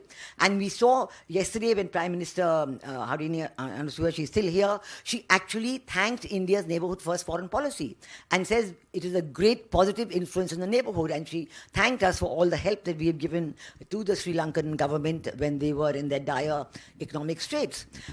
Similarly, we saw in Nepal that although again so-called spontaneity and Gen Z, but when President Ramchandra Podial and the Chief of Army Staff got together, they put an end to that and saying we're going to take firm action, and it's gone back to having a constitutional election. So I think that these are very, very important aspects of the same side, and the military, the defense forces, and the border guarding forces, and the developmental forces of government have to work as a whole of government. You know, there's been reference to this even earlier, but I think it's very important. And working in silos does not help at all, because at the border, everything comes together. Every aspect of government and trade and defense all come together, and they have to be very carefully in tandem if we are to achieve our objectives and have a well-guarded frontier, but a safe frontier where people will want to cross over in friendship and live with each other in prosperity. Thank you, ma'am. Thank you for that opening statement. I want to take that forward with Ambassador Meera Shankar as well. Ambassador Sikri spoke about, I mean, both of you have served in Bangladesh. And looking at the immediate neighborhood, if I were to talk about the extended arc of interest, and the reason why I say that is you look at the situation in Bangladesh, situation in Nepal now, situation in Pakistan, situation in Sri Lanka. Ambassador, how would you define India's extended neighborhood? Should it extend from the Gulf to the Indo-Pacific? What are the strategic priorities within that arc, in your view, ma'am? I would define India's strategic neighborhood as extending from the Horn of Africa right to the Indo-Pacific. Because whatever happens in these regions directly impacts India. You know, India is Janus-faced. We look westward to the Gulf, and we look eastward to the fast developing economies of East Asia. So we have this dual-faced or dual geographical interest in both these regions. And we have to plan accordingly. Now, our our security policy in the extended neighborhood has to, help build a more balanced security environment for India in the face of China's increasing assertiveness and sometimes even aggression, as we have seen on our border. The second would be to look at building India's own defense and technical capabilities and how we can build partnerships with countries in this region to enhance that. And this would include both imports of defense equipment as well as joint development, joint production, joint research as well. The third would be to ensure India's economic security, and that would mean building resilient supply chains which are not prone to or susceptible to domination or weaponization by any country. And we've seen increasingly that trade and access to limited resources is being used as a leverage or as weaponization in global relations. And this would also include access to resources. So when we look at the extended neighborhood, this would be the objectives of our diplomacy. And finally, it would be also to build connectivity, because, you know, whatever connections we had, because India was the heart of the British Empire, and it had connections running westward to Aden, southward to Colombo, eastward into East Asia. But these connections were severed for political reasons as a result of partition. Now, for India, it's important to rebuild. How do we rebuild these connections? Yes, sea links remain. They were not severed. But land connectivity to East Asia certainly got impacted. Now, you look at what India has been doing in terms of pursuing its policies. There are certain pillars, both bilaterally as well as multilateral groupings, which India has joined to help achieve these objectives. Multilaterally, we joined the Quad and in the Indo-Pacific, and in the West, we joined the I2U2, the India, Israel, US, UAE grouping, which was intended to enhance security and peace in that region. The Quad didn't take on a specific military role because of India's hesitations, since we have China right on our border. But we did get into the area of enhancing maritime security cooperation, particularly sharing of information with regard to domain awareness in the Indo-Pacific. Other than that, there were initiatives on resilient supply chains, access to critical minerals. Australia, for instance, is a key source of critical minerals, but all the processing of those minerals is done in China, which has near dominance in that area. So now one of the agreements that we have signed with Australia is an MOU on critical minerals, and we are looking at joint development of those resources, joint investment, joint sharing of technology. Whether we are able to take it forward will depend on how business gets involved in pursuing these initiatives. Similarly, with regard to building defense capabilities, South Korea is the 10th largest defense exporter in the world. It aims to become the 4th largest by 2027. I'm not sure it will, but it has equipment, it has systems. And with South Korea, L&T has developed the Vajra howitzer, for which an order has been placed also for 100 howitzers by the Indian Army. So that's an example of co-production, joint development. And your challenge is going to be in terms of how we can expand this and raise this to scale. Similarly, with Japan, we have military exercises, training, etc. We signed an MOU on defense cooperation during the Prime Minister's recent visit. And in terms of co-production of defense equipment, they have helped to develop jointly a mast for the Navy. So this helps with regard to stealth and secure communications for the Navy. We are now exploring the possibility of orders and large-scale manufacturing of it for the Indian Navy. With South Korea, we also have an MOU on shipbuilding and are exploring the possibility of joint research or development of diesel-powered submarines, mine-sweeping ships, and so on. So there is a whole range of areas where the technically advanced economies of Japan, South Korea could be very helpful and also enhance India's strategic autonomy, because you're constrained at the moment by having few sources of defense equipment. You have Russia, you have the US, you have Israel, you have France. And Russia has been engaged in the Ukraine war, so supplies are constrained. Israel has been engaged in the Gaza operation, so supplies are constrained. It leaves just France and the US.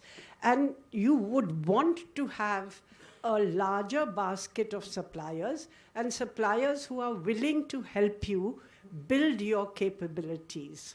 So recent visits to Australia and Japan, Australia by Rajnath Singh for the defense dialogue at the ministerial level, the first one, and to Japan by the Prime Minister in August, have helped to seal these partnerships and to take them to the next level.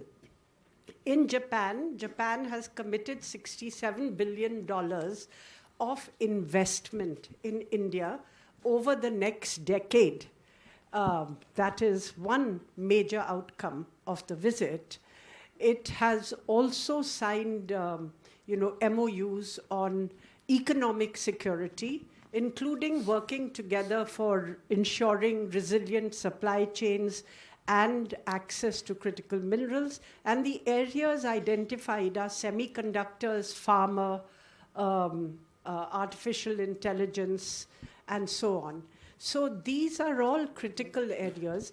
This is how, on the West, Israel is a key defense supplier, particularly for surveillance equipment on the border.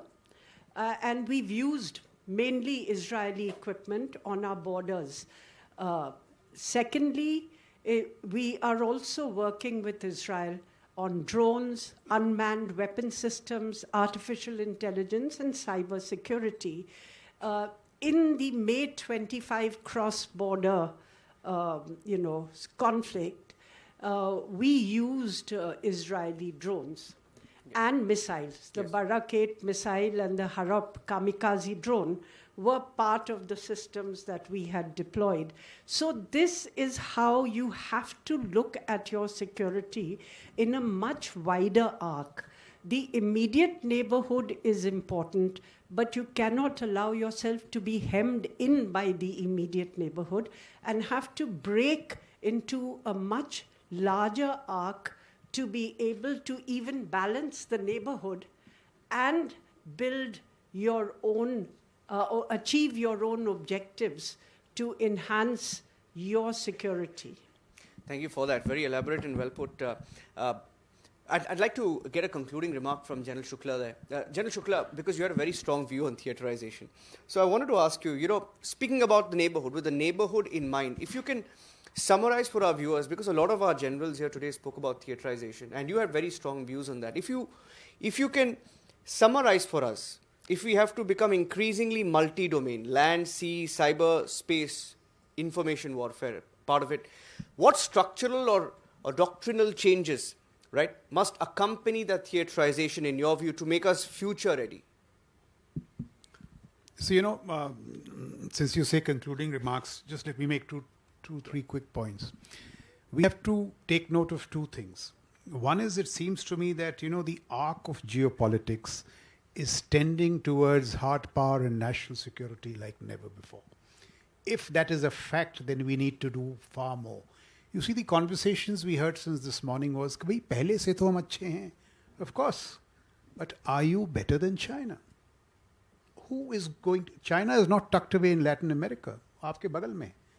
So the point is, even the most diligent bureaucrats and military officers will say, "Bhai, humne file move kar di." Arey bhai, you have to win the strategic military competition with China. In that sense, let us ask honestly, is the lag growing or is it reducing?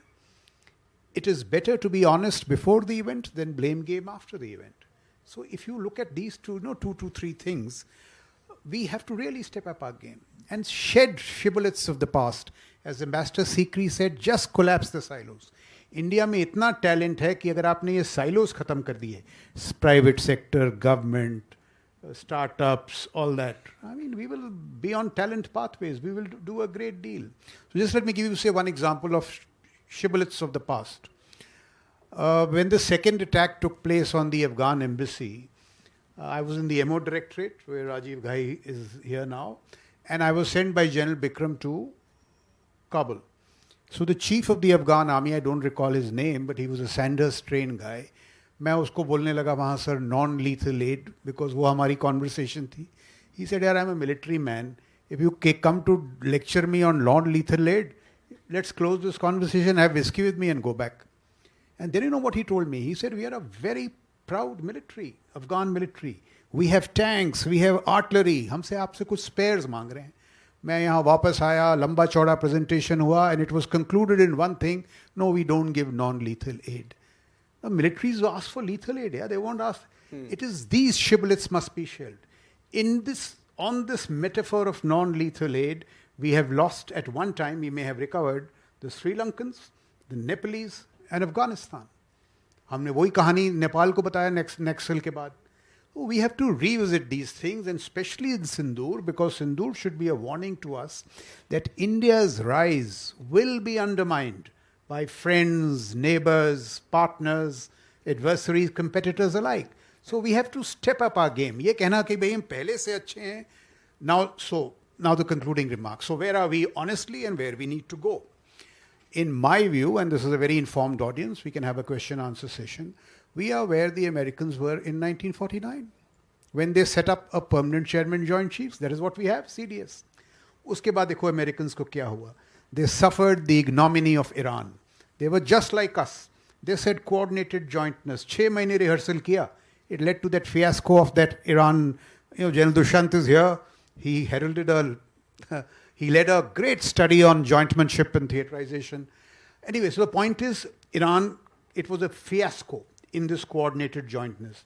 Then they got to Barry Goldwater Nichols, they did Gulf War I, Gulf War II, integration. Now the talk is of cross-pollination, fusion. Is our needle going to be stuck in 1949 and we keep saying, nahi, hum pehle se achhe hain? No. Akash Tir, we got by this time. Is it any match to the Golden Dome which the Americans are speaking of? So, hame karna kya hai? In that sense, we have to go a long way. Let me take 2 things which were discussed in the morning. Space. So General Bhatt made this argument of persistent surveillance. Sorry, it's not good enough. You need offensive ISR. What happened in Midnight Hammer? The first command which got into the act was Space Command. It repositioned the satellites. That is why it is a combatant command. Cyber is a combatant command. See, cyber is not merely about hitting websites. It is about cyber exploits. The Chinese have exploits which will paralyze Delhi and Bombay for days together. Why have they not done it? They don't need to do it. All these attacks that you see are reconnaissance attacks. Yeah. I'm saying across domains, the challenges are far greater. India is a great country. We have done well in Sindhu, but we must transform, we must disrupt. And all these, things can happen. So my argument is this. Don't be satisfied with tinkering. Disruption has a rationale of its own. Shed the shibboleths of the past, and you have great talent in India. If we just, change our way of thinking, we can actually become this Sudrir Surakshit Bharat. If we don't, our rise may not be guaranteed. You must read The Guilty Men of 1962. All that was supposed to be done and that was not to be done. So that's a warning I would like to sound, because our challenges do seem to be grave. Thank you, General Shukla, Ambassador Veena Sikri and Ambassador Meera Shankar for being with us today and for your views on this very important subject, Neighborhood Watch. Thank you very much. Thank you, speakers and participants, for this engaging and enriching discussion. I would like to request Niranjan Narayanaswamy, Executive Editor, Republic Media Network, to felicitate the guests.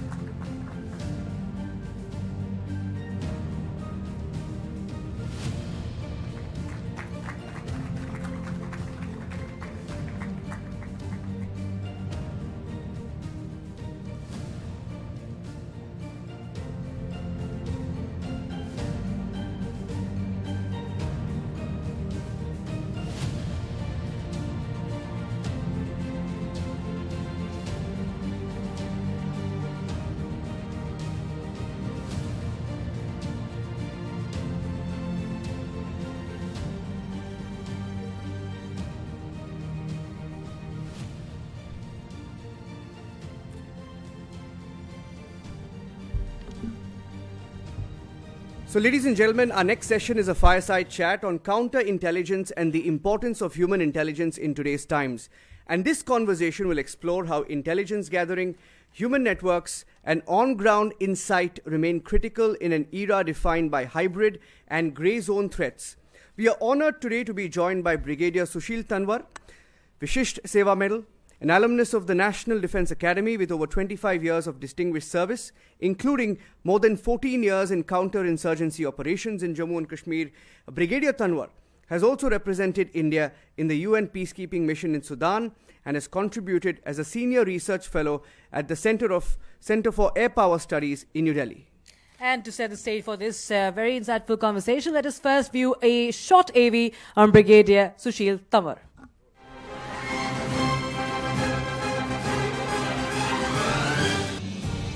In the crucible of conflict emerges a warrior whose valor echoes through valleys and borders.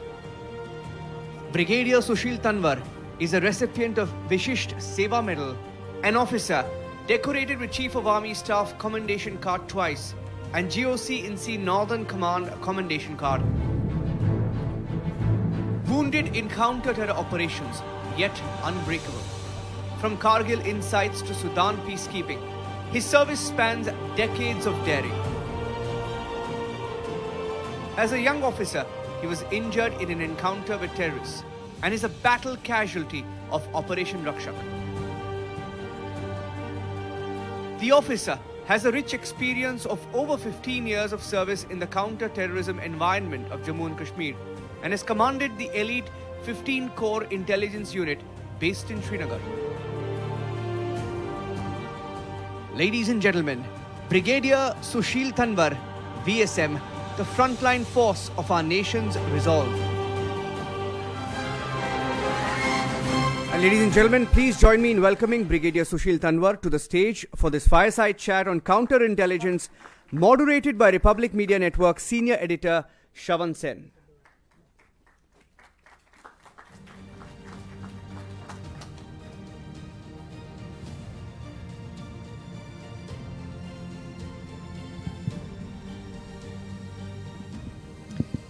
In fact, I want to start this session by saying that a big thank you to the Indian Army, because not often do we really get a chance to have an interaction with a serving military intelligence officer.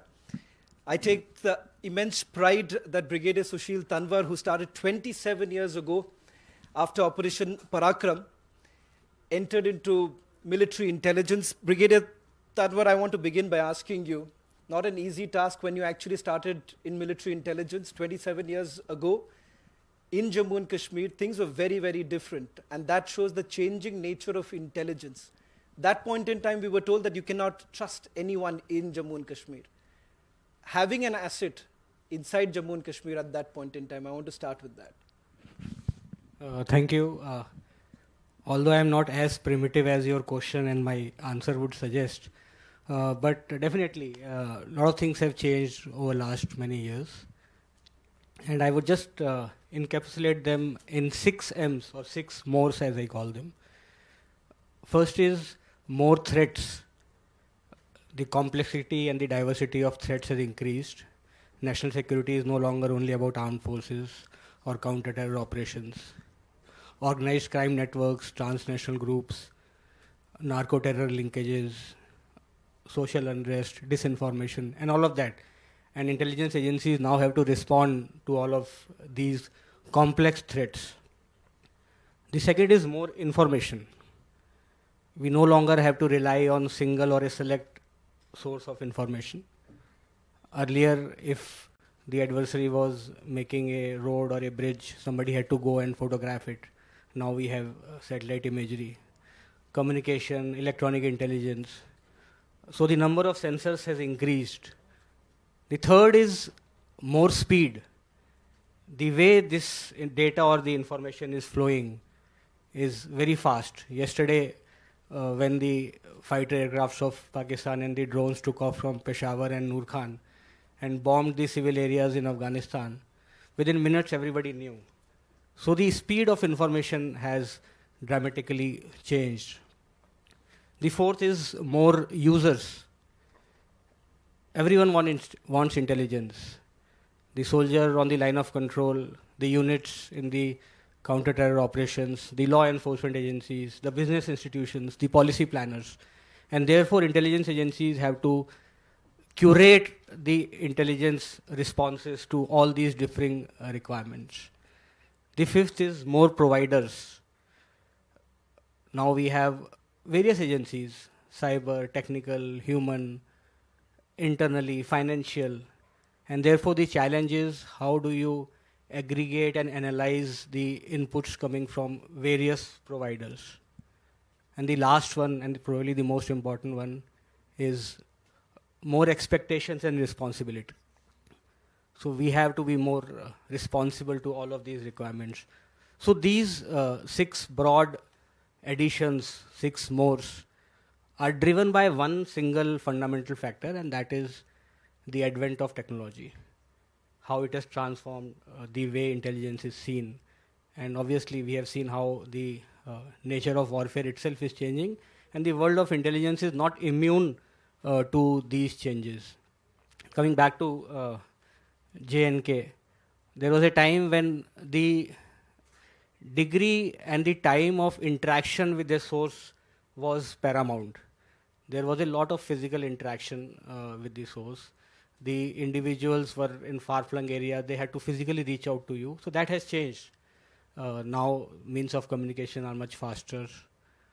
Now we are scanning social media accounts, online activities for potential recruits, for potential suspects. So fundamentally, I think the way intelligence agencies operate, that has changed a lot in last few years. But what agencies have to do is to embrace this change and evolve new methods, new principles, and a new mindset. The point about you could not trust anybody in J&K, I am not very comfortable with this particular statement, because the success that we have had over last so many years would not have come to security forces if it was not for those large segment of individuals who worked for us and gave us that information which gave us success. So trust, I think it's a very very nebulous, very two-way street, and there are enough people in J&K whom you can trust. I was talking about the time that you actually started, when it must have been quite difficult. I want to share this with everyone present here. Just about after Operation Sindoor, as a journalist, when I got an information and couple of photographs actually landed, and these photographs were of terror bases and the fact that they've moved to Khyber Pakhtunkhwa. In fact, it went to such an extent that there were pictures of Jaish and Lashkar-e-Toiba bases moved, videos that had come out. I often wondered, have we reached to such an extent? Now we have actually pictures of the terror bases, in fact, just outside. I had a video landing on my phone of the Lashkar-e-Toiba, Jaish videos of their bases in Khyber Pakhtunkhwa, showing the transition that's actually taking place, moving away from POK. How have we really changed? Human intelligence, SIGINT completely changing. The dynamics of it both really changing. So yes, as I mentioned earlier, the fundamentals of intelligence have changed. The capabilities have become much more enhanced. I won't like to go into what are those capabilities, do we have the pictures and specifics of that. But the fact of the matter is that intelligence agencies continuously try to get the best information, have an information advantage, and that is a task that is to be done on a routinely basis.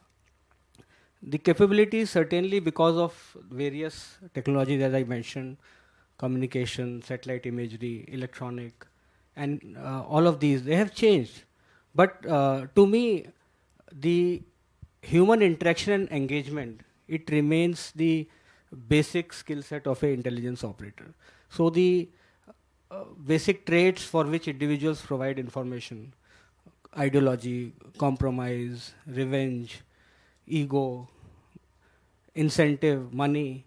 So those basic traits are not going to change, and it is for the intelligence operatives to see as to how best they can exploit these basic human traits. You have with our neighbors, in the manner that they are carrying out their work, and particularly in today's time, there is an attempt that has been made to mislead us. When an intel input actually comes of that nature, and in today's time, especially with changing electronic warfare, how do you really trust any of these information that comes in? How do you really have an authentic intelligence input? what is it in the first place?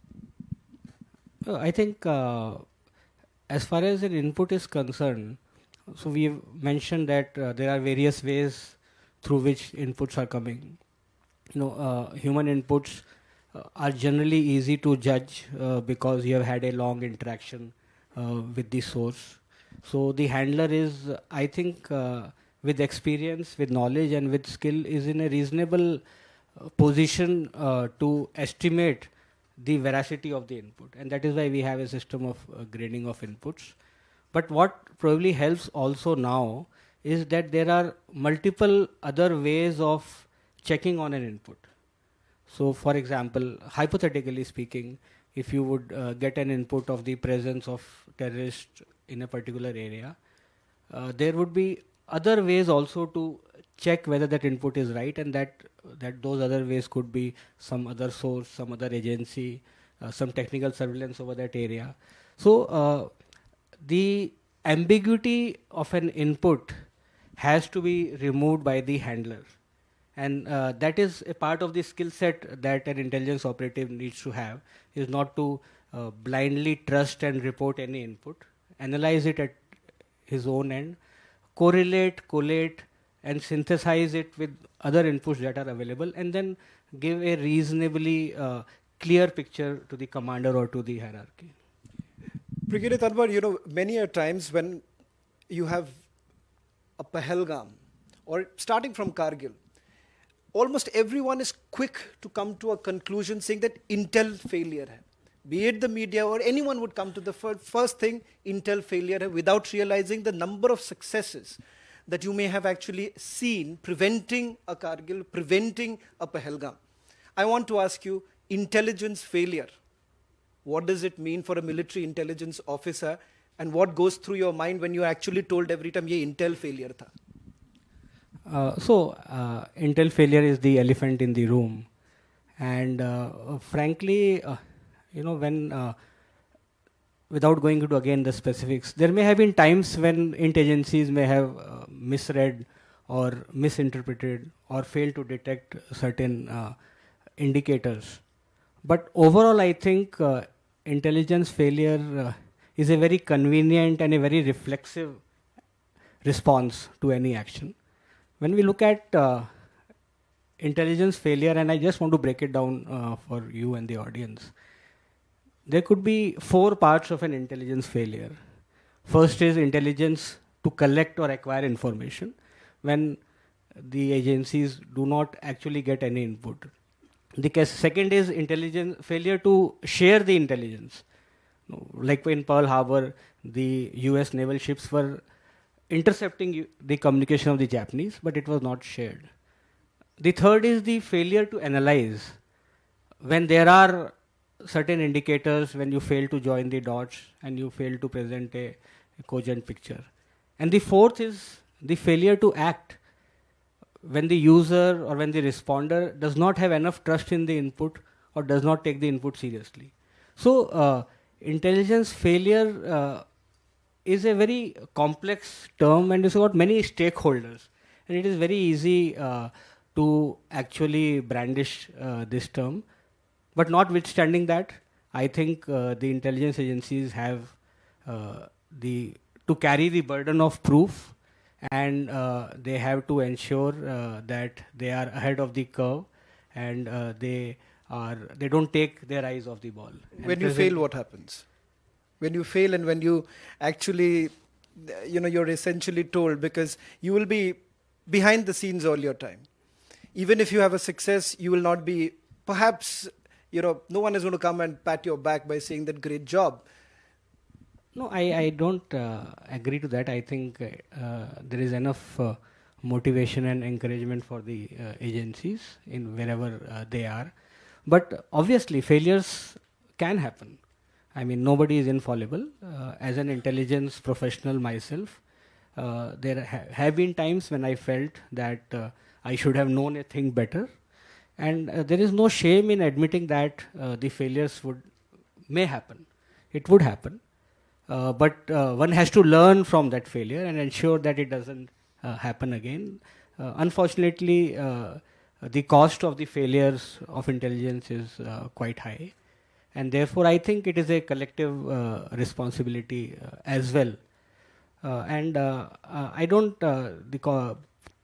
patting the back, the intelligence professionals, they have to live with the fact that they will stay unsung, unheard, and probably unheralded.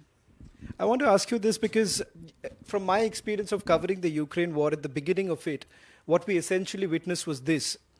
When the Russians started coming in, you've had families pulling out their phone, capturing a video, and there was an application that was created by the Ukrainian government, and you could immediately upload it, and you were basically part of that entire intelligence community or the system. For us, for the longest time, the image of an intelligence officer is that of a James Bond. How does the intelligence officer really look like, and how can we really blend this? Someone, you and I, anyone in this room, I and you, anyone can be an intelligence officer. Is that a possibility? So yeah, I think Sir has answered that, but this common perception is that of a James Bond, guns, gadgets, glamour. But I would like you to draw attention towards George Smiley, another iconic fictional character, the spy who came in from the cold, tinker, tailor, soldier spy. Unassuming, subdued, unflamboyant. And personally, I think we need more George Smileys than James Bonds. I just want to end this. You've written extensively about a lot of stories, and I don't know whether to believe that these are real stories or not. He's written a book called Mukhbir. I want to just ask you this. Any real stories that you can share, perhaps, now that it is out in open and everyone wants to hear a spy story from a spy man? No, this book, Mukhbir, is a collection of 17 short stories, all based in JNK. And this is an honest portrayal of the relationship between the security forces and the people of Jammu and Kashmir, because I personally believe that, as I mentioned earlier, that the success that we have got over the years is because of Mukhbirs, the informers, and the support of a large segment of the people of Jammu and Kashmir. So these stories are about that. So you can read them if you want to actually read a espionage story. But since you insist, despite my telling you not to, there is, a place I would just very briefly narrate about a place, Mada in Surankot, Punch district, which was troubled by militancy. It was early 2000s. And the people of Mada, they decided that they will not allow the terrorists of Lashkar-e-Toiba at that time to run riot, to behave the way they were behaving. And they themselves, on their own, we have heard of Ikhwanis in Kashmir Valley, but in Punch region, this group of very brave, very valiant people, they collaborated with people like us, the intelligence units, the security forces, and ensured that their area became clear of militancy. Op Sarfinash, a lot of people would have heard. A singular achievement of local people who decided that terrorism cannot stay in their land. And I would say that this was not an intelligence operation, this was a people's operation, obviously facilitated by the intelligence agencies and the security forces. And this also shows that what I mentioned earlier, that human engagement and human interaction remains a basic skill set of an intelligence operator. If you can interact with the target audience, with the local population, then I think there are enough opportunities to do a espionage operation, to do a spy story. And every man is a censor. Every man can be a spy, and I think there is a spy in each one of us. Thank you very much, Brigadier Tanwar. Thank you for that. Shravan, I'd request you and Brigadier Tanwar to please stay on stage as we'd like to felicitate.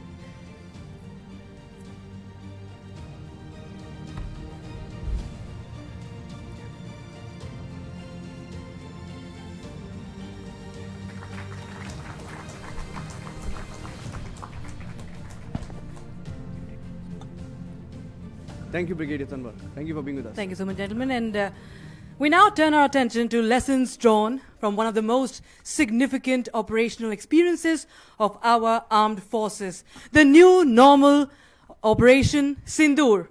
And for this, we are deeply honored to be joined by Lieutenant General Rajiv Ghai, SYSM, UYSM, AVSM, SM, currently serving as Deputy Chief of the Army Staff. And as Director General of Military Operations, General Ghai not only spearheaded the planning and execution of Operation Sindoor, but also served as the official spokesperson for the Ministry of Defense during this critical period. And for his exceptional leadership, he was awarded the rare Sarvottam Yudh Seva Medal.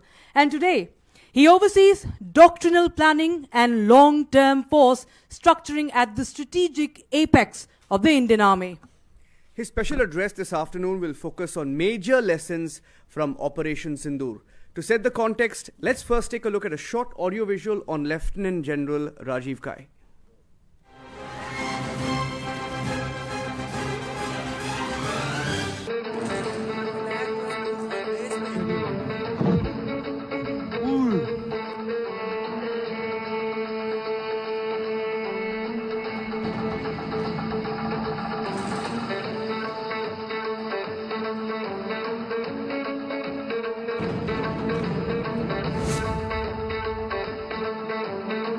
In the silence of our frontiers, a sentinel stands vigilant, a strategist whose vision fortifies our sovereignty. Lieutenant General Rajiv Ghai, Deputy Chief of Army Staff Strategy and Director General of Military Operations, the architect behind India's decisive victory in Operation Sindoor. Operation Sindoor was conceptualized with a clear military aim to punish the perpetrators and planners of terror and to destroy their terror infrastructure. The legend whom Pakistan had no choice but to call to surrender. I received a message on hotline from my counterpart in Pakistan seeking my willingness to communicate.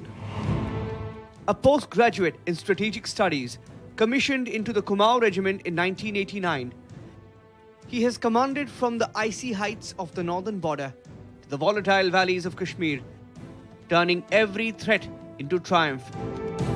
From ashes to ashes and from dust to dust. If Thomo don't get here, then Lily surely must. Decorated with the rare Sarvottam Yudh Seva Medal for his leadership during Operation Sindoor, his calm and clarity in crisis have come to define India's modern military edge. We will not succumb to nuclear blackmail, and there is no distinction between terrorists and their sponsors. Over 4 decades of service commanding respect, enforcing peace through unyielding strength.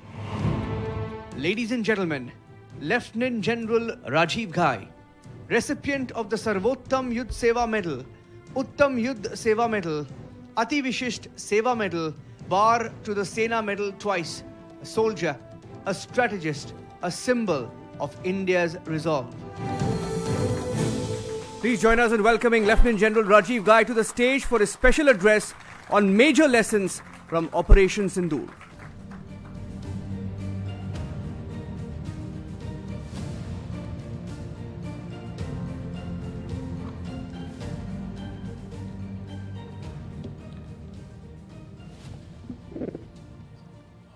Mr. Arnab, Goswami, the Republic TV team, General Dushant, the Director General of Clause, ladies and gentlemen, distinguished guests.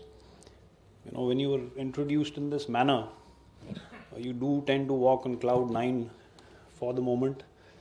I'm immensely flattered, but I must add here that, the Operation Sindoor kind of experience are moments and times that you actually wear the uniform for.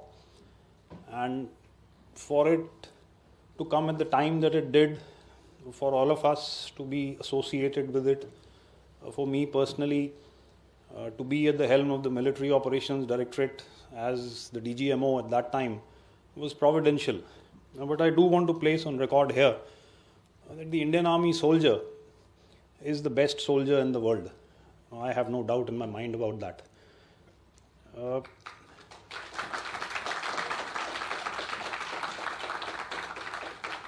The fact that we came out victors at the end of that conflict is in no small measure to the efforts of the Indian Army, to the gallant air warriors, and of course the Indian Navy, which I have repeatedly said also sailed out into the Arabian Sea. The operation itself, ladies and gentlemen, stands as a watershed moment in India's doctrinal evolution. It is an operation that transformed deterrence into compellence and restraint into assertion, and was distinct for its proactive approach and precision. It established India's capacity to apply calibrated military power across multiple domains, while still being in control of the escalation matrix. What was conceptualized as retaliation to cross-border terrorism evolved rapidly into a demonstration of strategic resolve, inter-service synergy, and indigenous technological competence, the cornerstones of India's 21st century statecraft.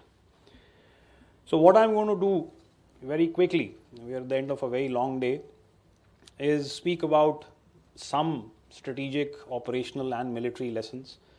Over the day today, I've seen numerous experts, various distinguished people come here and speak, give out their views. I've also been afforded this opportunity for the second time in a couple of weeks by General Dushyant to speak about this operation, and I'm very grateful for that. There are, of course, suggestions and very compelling ones that come from the experts that we've heard. So I'm going to give you some views.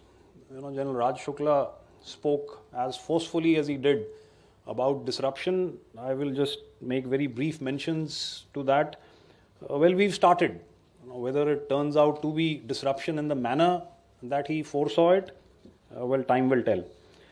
So first, about strategic lessons. Fundamentally, the operation redefined India's strategic posture. Our previous actions and responses have rested on deterrence and restraint, and everybody's spoken about this. But Sindoor brought to fore a new approach, one that merged operational precision with political clarity.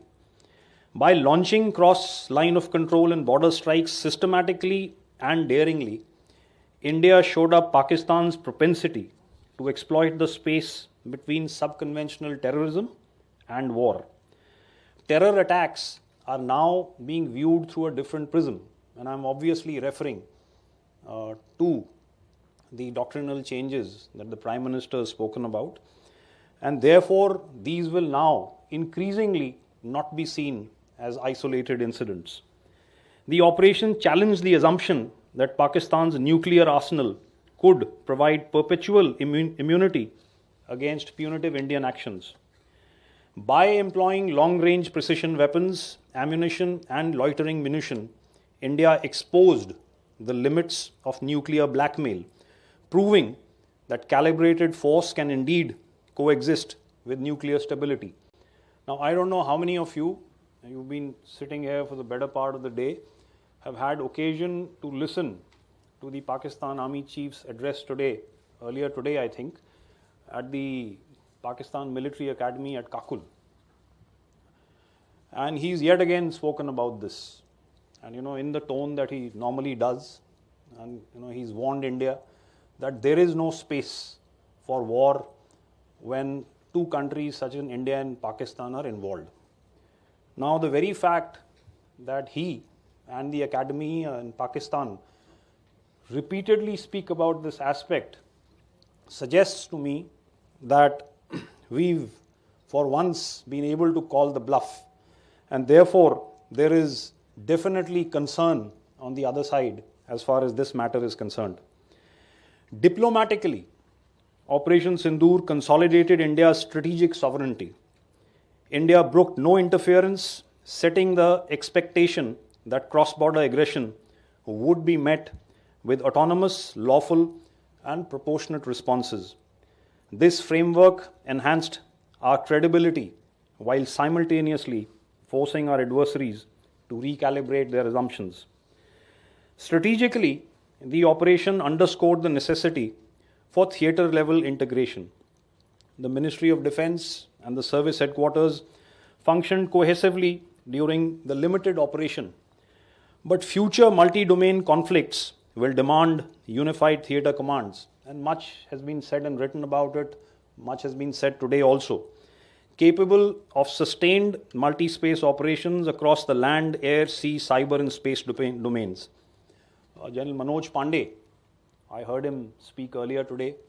He was on the panel with Air Chief Marshal Rakesh Bhaduria, and they had a discussion on this. I completely echo the sentiments of General Manoj Pandey.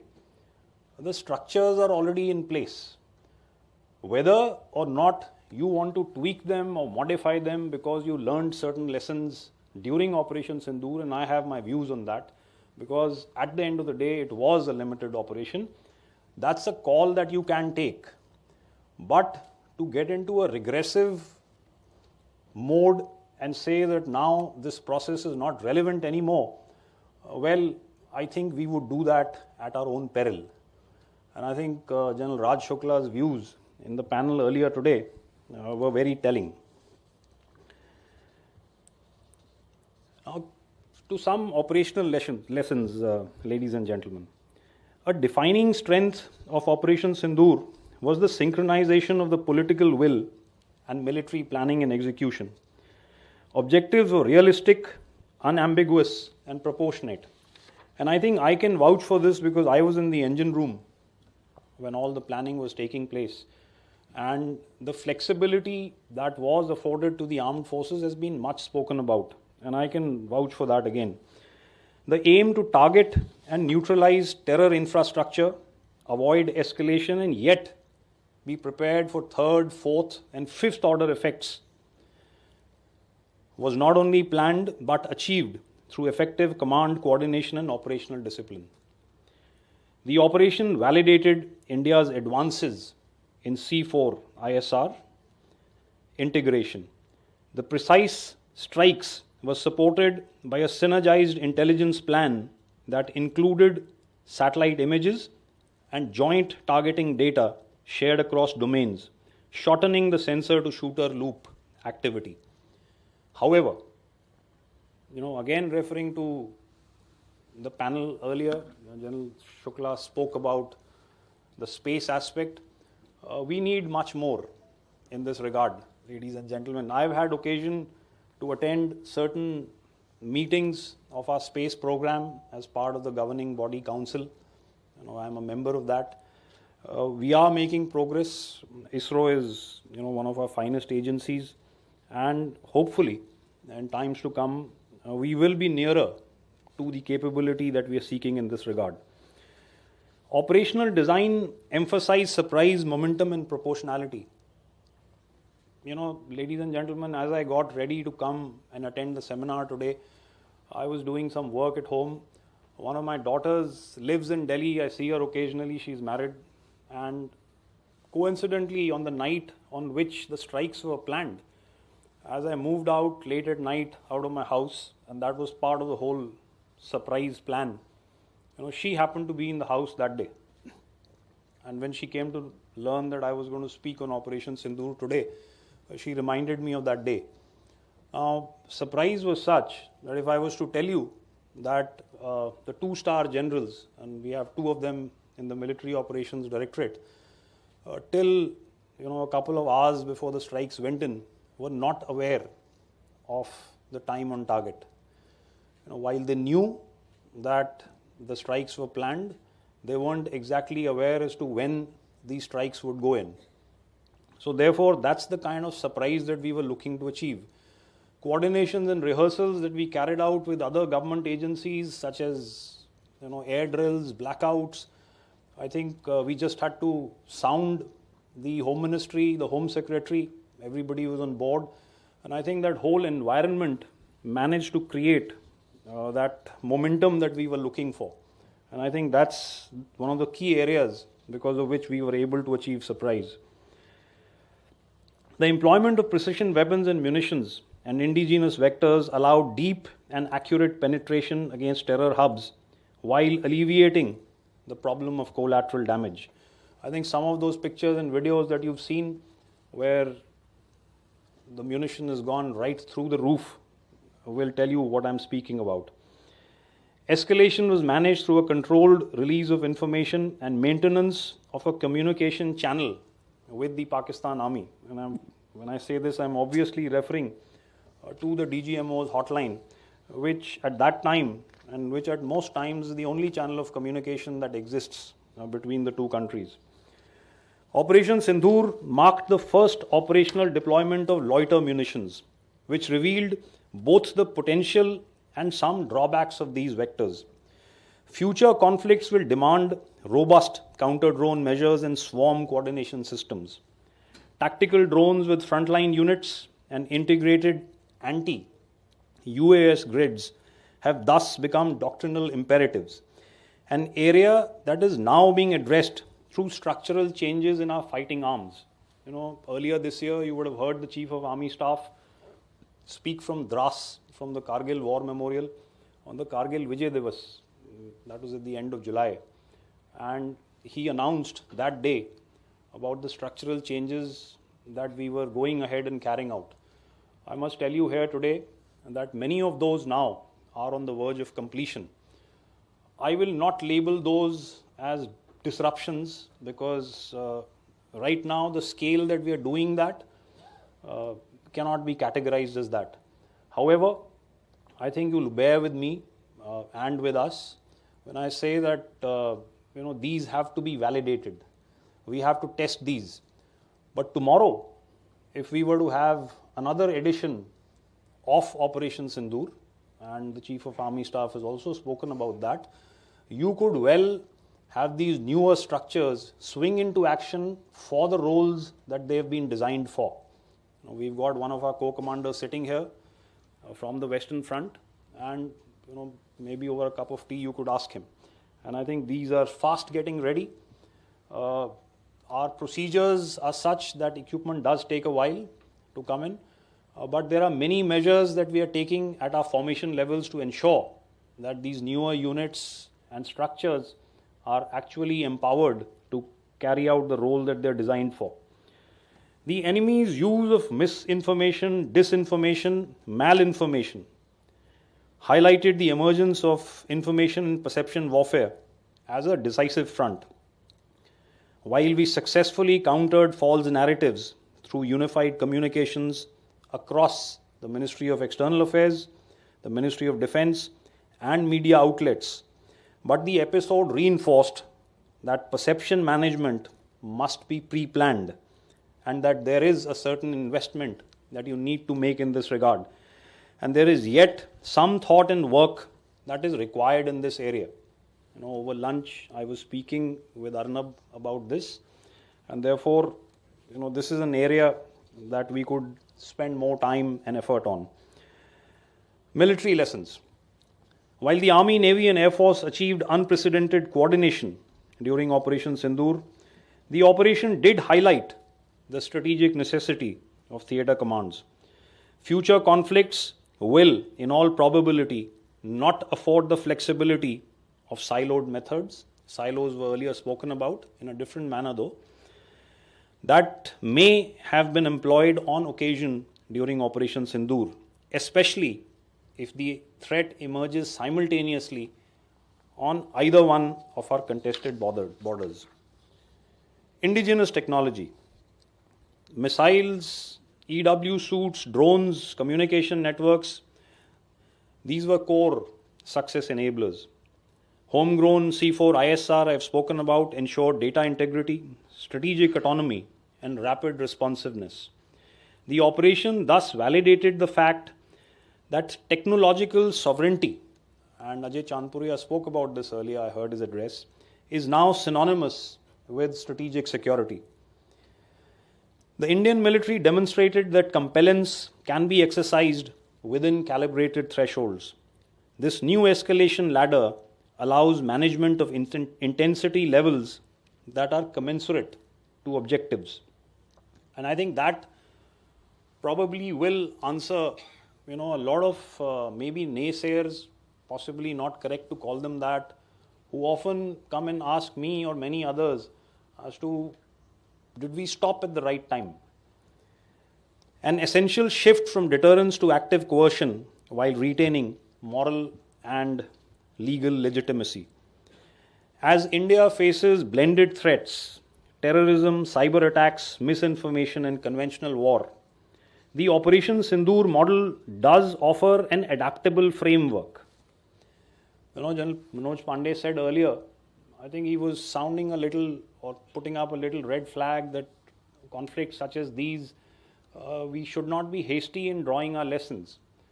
And therefore, one such, that theaterization is now no more required. It would be hasty to say that. And, the Chief of Army Staff earlier spoke about the currency of land warfare, the occupation of territory. So wars will still continue to be defined by capture of territory, and especially so with the two peculiar adversaries that we have. So hence the primacy of land operations has not only been underscored yet again, but will remain relevant for all times to come. Another important lesson has been that of control of airspace or the air littoral. I think Air Marshal Diptendu and my friend General Sumer Dikuna will be speaking about this, so I will not dwell on this.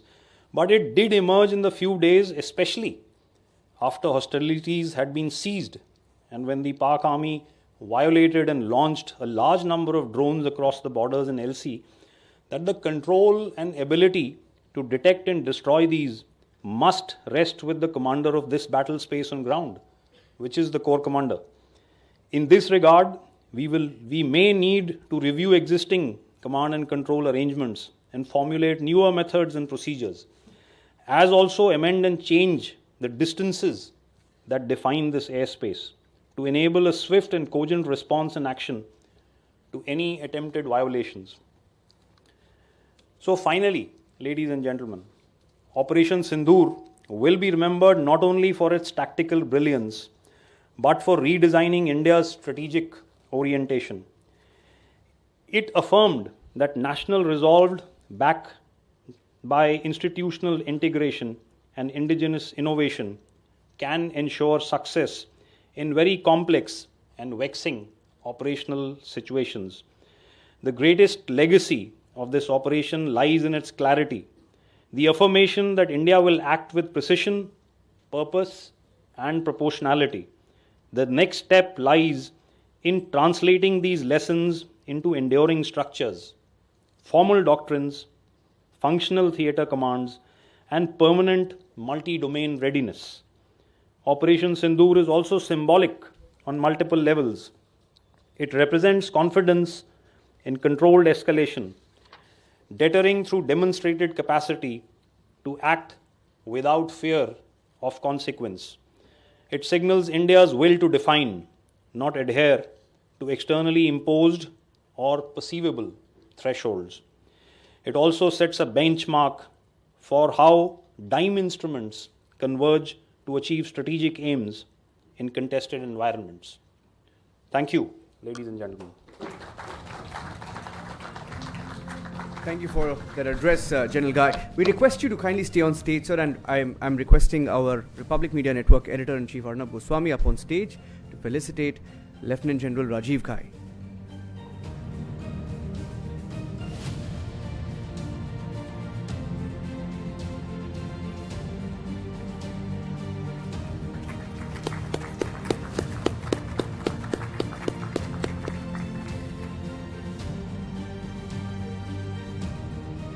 Thank you for being with us this afternoon, Lieutenant General Ghai.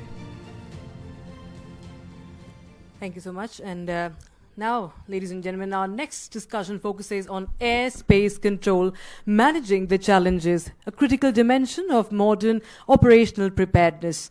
And we are honored to be joined by Air Marshal Deeptendu Chaudhary, PVSM, AVSM, VSM, a former Commander-in-Chief of Western Air Command and one of India's foremost aviators and strategists, with over 5,000 fighter sorties, command of elite squadrons and leadership at the Tactics Air Combat Development Establishment. Air Marshal Chaudhary has directed operational planning across command, Air Force and joint levels. And to set the stage for this conversation, let's first view a short audio visual on Air Marshal Upendra Dwivedi, please.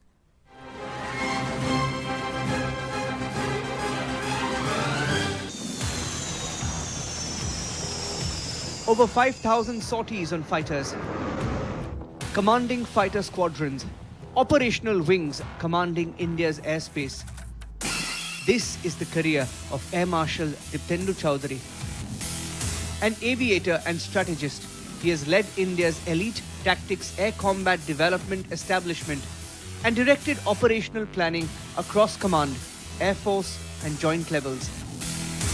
As Senior Air Staff Officer of Western Air Command, Air Defence Commander of 2 operational commands and AOC of the Composite Operational Battle Response and Analysis Group, he has shaped India's air strategy at the highest levels. Internationally engaged, he has led exercises with the United States, France and the UAE, strengthening cooperation and testing India's air power in complex environments. A former commandant of the National Defence College, New Delhi, decorated with the Param Vishisht Seva Medal, Ati Vishisht Seva Medal, Vayu Sena Medal and Vishisht Seva Medal, Air Marshal Upendra Dwivedi embodies India's air power, vigilant, precise and prepared. And please join us in welcoming Air Marshal Upendra Dwivedi to the stage for this fireside chat on airspace control, managing the challenges, moderated by Republic Media Network's business editor, Pranav Kulkarni. Over to you, Pranav.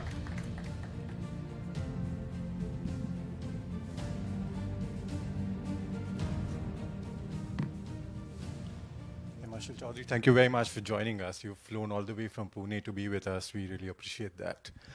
To begin with, our topic for today is space control. And when we really talk about space control, I want to understand from you, is it just purely about, declaring a no-fly zone just in no time here and there? What is it really? Is it just about civil or is it military? What exactly is it? Could you help us understand? Thank you for having me over. Thank you for having me over. Thank you to DG Claus and Public TV for this opportunity. And I'm glad because I keep saying air power gets very little airtime.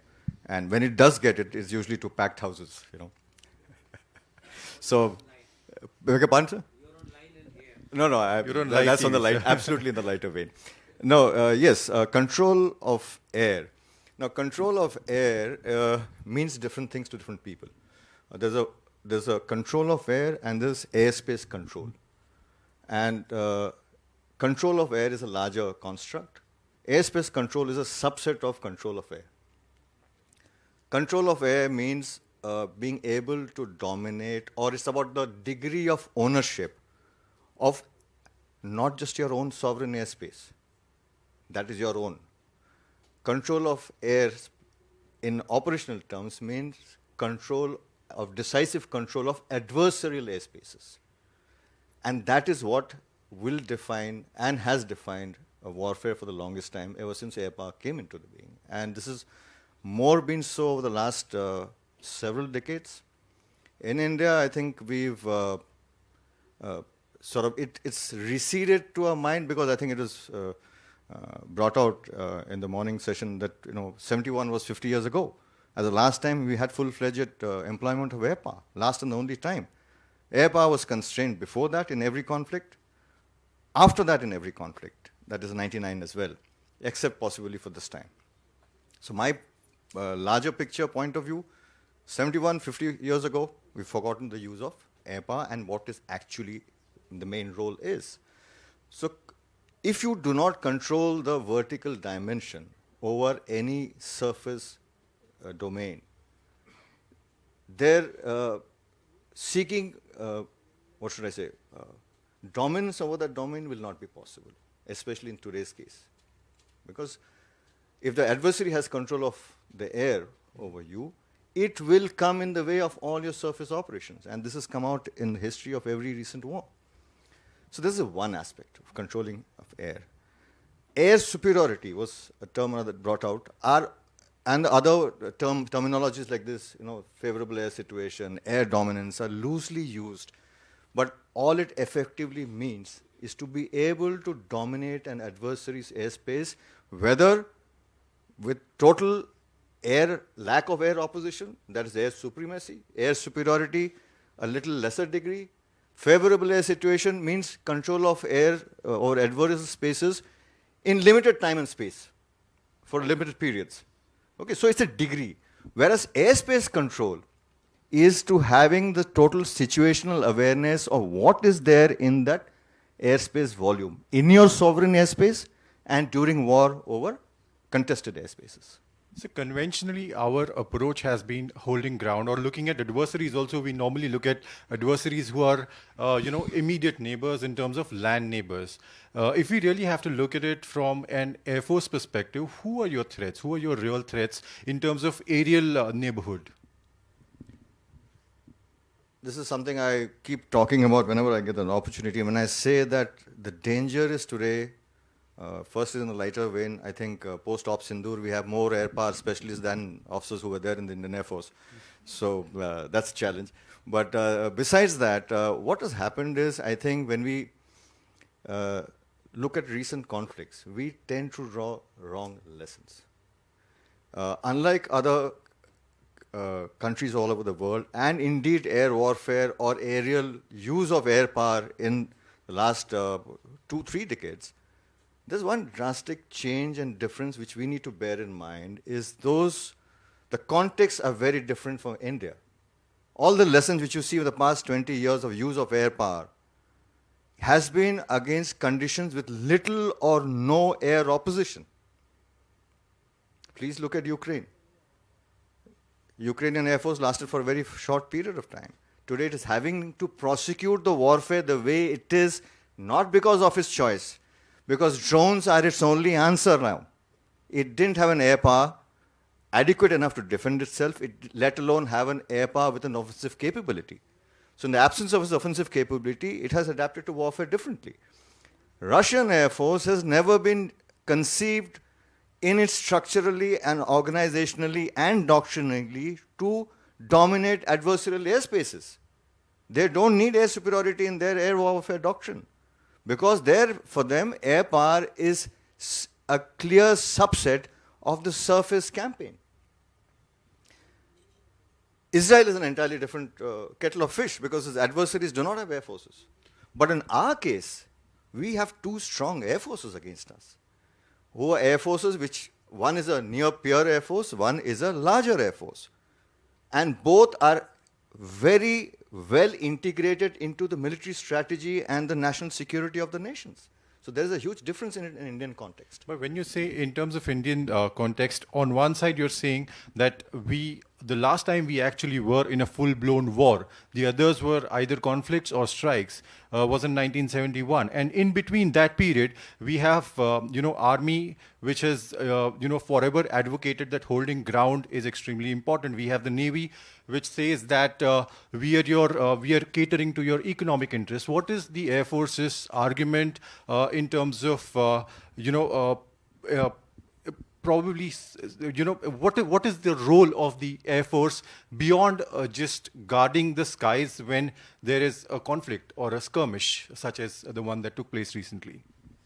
The irony is, the business of guarding the sky is not during the conflict, it's during peacetime as well, which most people don't give too much of credence with. The Indian Air Force looks after the air defense 365, into 24 into 7 into 365 actually, if you really look at it. And every time there's a border violation, there's an infringement, it makes the news. Whenever there's an aerial interception or a scramble, it never makes even the headlines. Or forget about it, doesn't even make it to the regional papers. So the point I'm trying to make is air power is an important aspect. Its salience in the Indian context has not been adequately either studied, examined, understood, let alone leveraged. Most of the arguments which I've heard today, a lot of it, I'm sorry, comes from the simple fact of not spending enough time thinking what does air power do to your national security. We come down to the service-specific requirements because the Army and the Navy most certainly, I grant them that, will look at air power from the service-centric point of view, but tend to forget, which is, I'm surprised that this question is being asked, what is the role of air power other than serving the skies? It just shows our PR in the Indian Air Force has been lousy, despite it being articulated in our doctrine. The Indian Air Force has two key roles, and they are not necessarily in sequence of one above the other. One is defense of sovereign airspace. That means right from the border, going up to, as of the International Convention, 60,000 feet, and technically higher, if you come to agreement on higher altitude limitations and boundaries, that's sovereign airspace.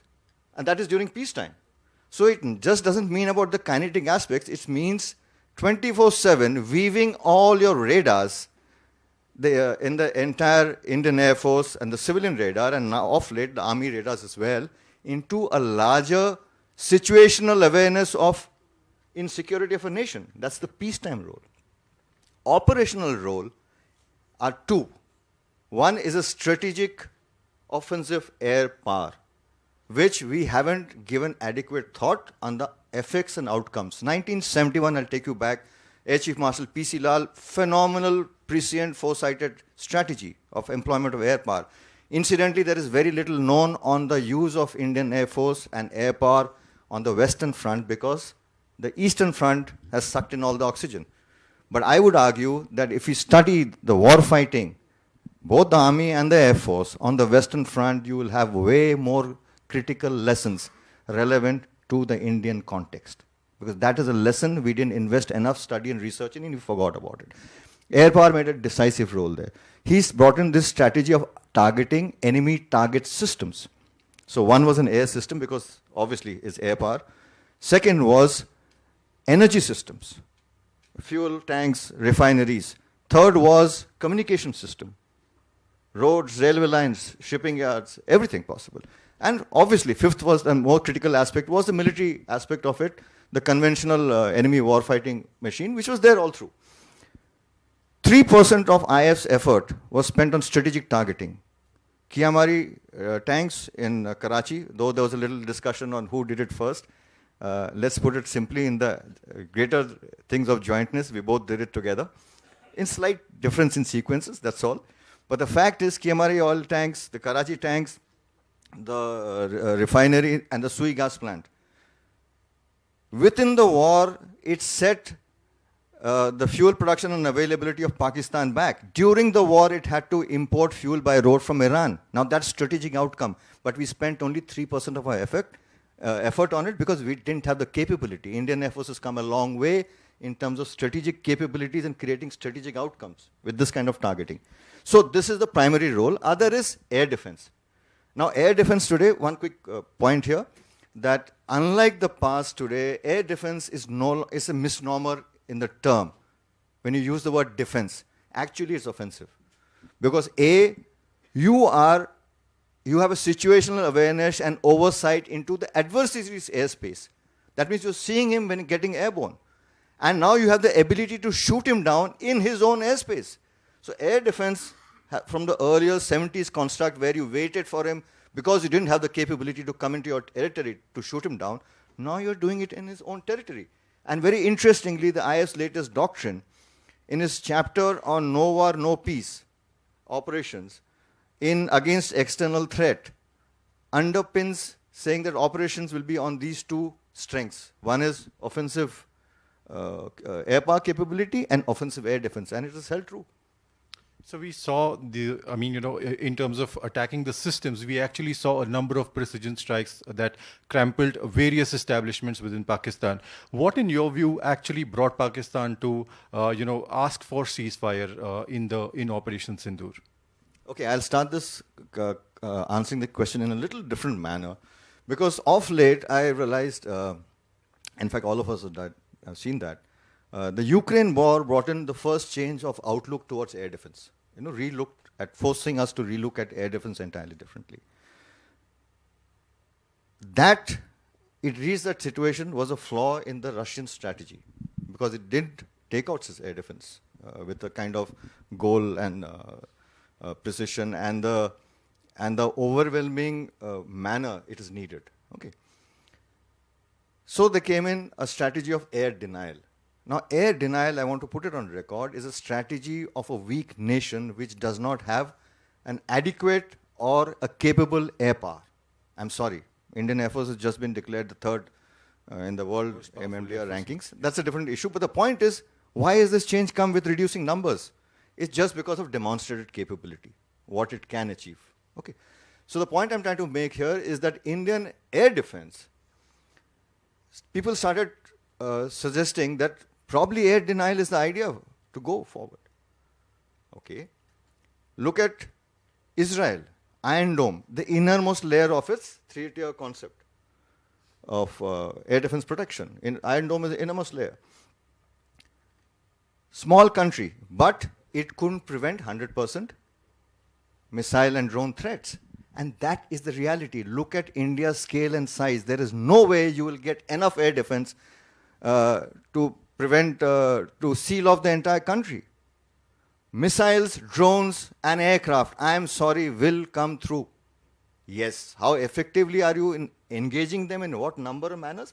That's where your importance comes in, and how well you plan your air defense. But what brought Pakistan to the table, which General Ghai was mentioning about, them coming to the ceasefire table, was our offensive capability.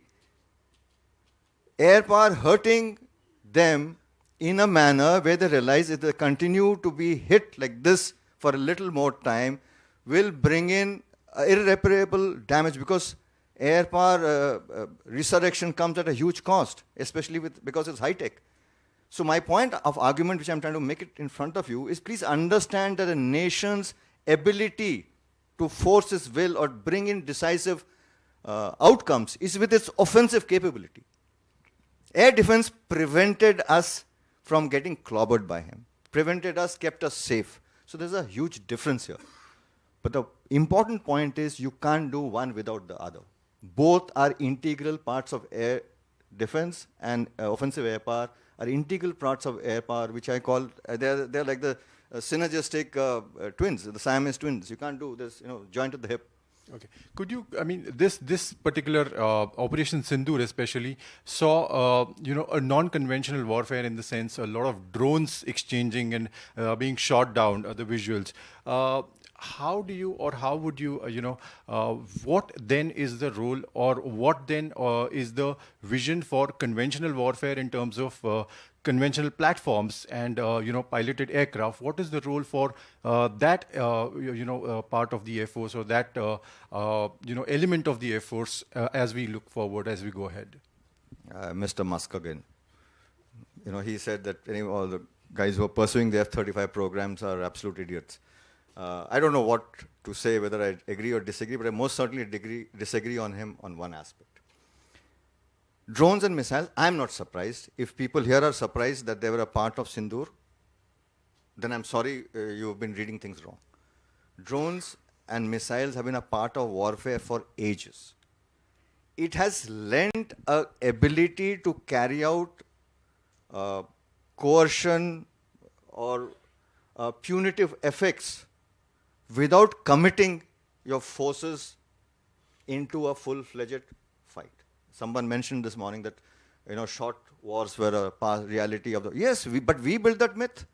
For 10 years, a decade plus, we said all our wars are going to be short and swift till Ukraine happened. The point I'm trying to make is, ladies and gentlemen, wars and conflicts have their own dynamics.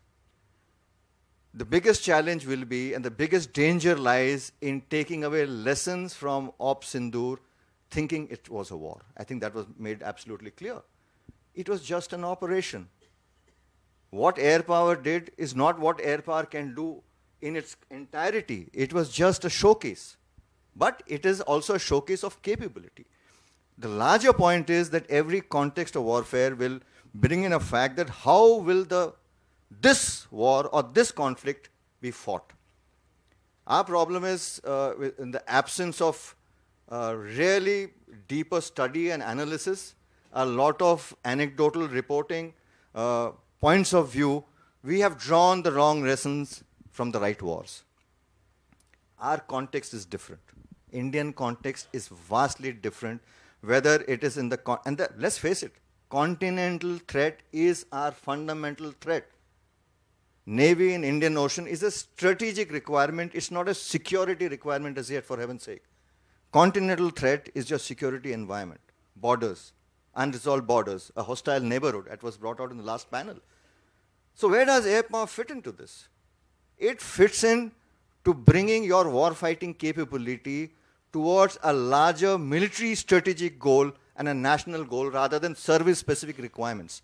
Brilliant thing about Sindoor was it's not about air power doing this or air power doing that. Yes, most certainly, I keep saying, it was a resurgence and a revival of air power, a realization in the Indian strategic and security community that air power exists and still has a huge role to play. But the more important message, I think, what happened in Sindoor was analysis of a situation, which I think General Ghai brought out brilliantly, saying that the services sat together, worked it out, okay, what will work best in this situation, and let that service play the role. Tomorrow, it will be another role where another service will play the lead role, or may have 2 or 3 services playing the role together. You cannot make the mistake of preparing only for one kind of fight. So I think what has come out in Sindoor is that we need more agile strategies, agile ways of war fighting, rather than insisting on certain structures. Yes, theaterization most certainly for a larger goal of being able to prosecute warfare and bring together all the services for the best military solutions to a larger national objective and not a service-specific victory or a goal. I think that is what the larger role comes in here. And do you see the whole tri-services integration that has been taking place? Do you see that taking place or taking shape finally? You know, it's ironic because in this discussion, debate today, we heard everybody and all kinds of thoughts brought out. You know, the US system, the Chinese, the Russian systems, the way the US military struggled with it. Incidentally, what we are facing here between the Army, Air Force and the Navy, it's a pure professional competitiveness which is there in every military in the world. Nichols Goldwater today is again under rethink because it has not brought in, incidentally it was brought in for greater civilian oversight over the military and not so much about military jointness. That happened to be a convenient second point. But the point I'm trying to make is the militaries take a long time to evolve. We are in the process of evolution. Just because we are in a day and age where technology and things happen overnight, if you think you're going to get a solution to this overnight, I think going wrong. And I'll leave with one thought. Very interestingly, look at China. Despite being looked at as a static legacy organization, look at the transformation of the Chinese and the PLAF, the Chinese Air Force. What is interesting is China's adapting its theater structures constantly. They are not tied down. We are seeking the ultimate solution. I think that's where the Indian military is going wrong. Everyone wants the ultimate solution in their control. I'm sorry, that's not about war fighting for the future. So I think we'll get there. We will struggle and we'll find a way, but I think logically we will find the way forward, which is the Indian way forward, which I am sure, and which was brought out earlier, I think by the previous Air Chief Marshal Rakesh Paduria. We said, yeah, there are hardcore professionals at work here. They will find a solution. Trust them. Hey, Marshal Chaudhary, thank you very much for your very, very frank opinions on this. Thank you very much for talking to us. Thank you, Air Marshal Chaudhary, for sharing your insights into one of the most pressing operational imperatives of our times. I'd like to call on stage our Senior Executive Editor, Abhishek Kapoor, to please felicitate Air Marshal Dendra.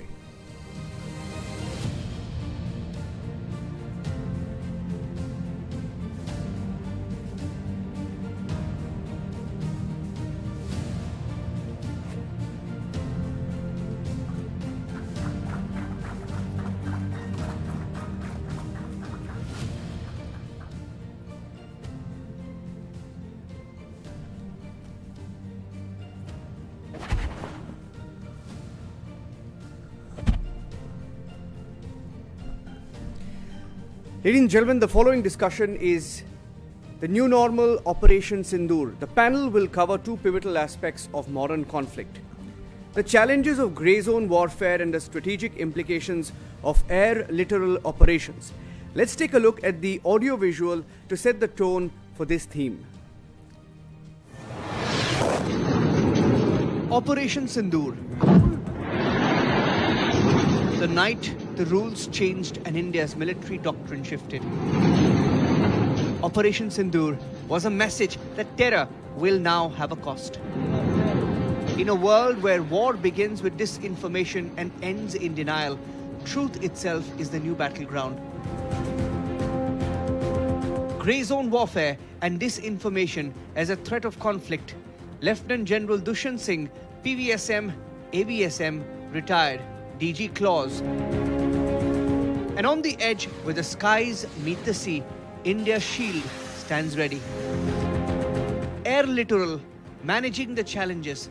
Lieutenant General Sumer Ivan Dikuna, SM, DG, and Colonel Commandant, Army Air Defense. And now, together, their insights decode the new battlefield, where truth, precision, and vigilance define India's stage.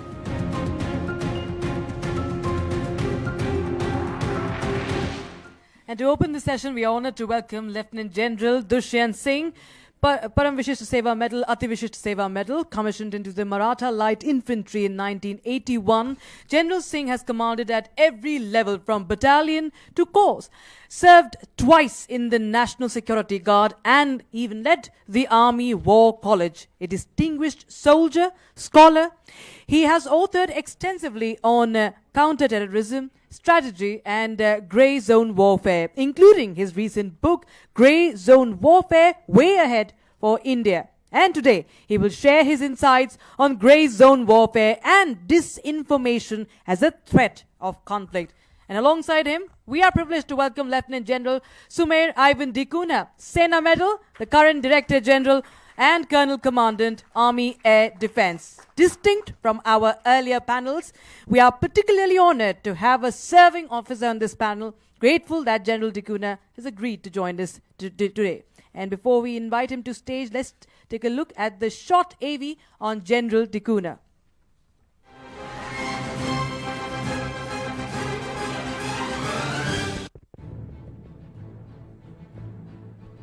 Lieutenant General Sumer Ivan Dikuna, Sena Medal, is the strategic mastermind who fortified India's skies during Operation Sindoor, ensuring unmatched air defense supremacy.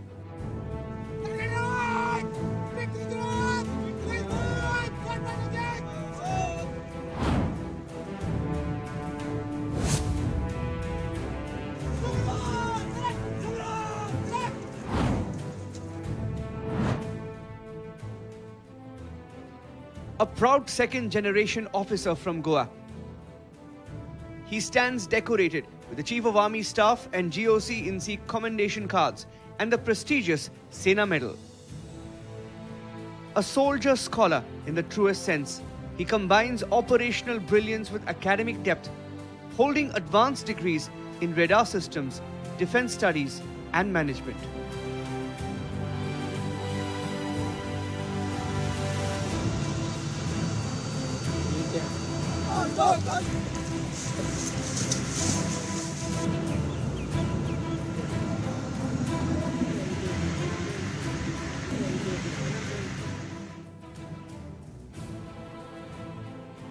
His illustrious career is marked by key staff appointments, from leading operations as Assistant Quartermaster General in Jammu and Kashmir to representing India as military and air attaché in Iran.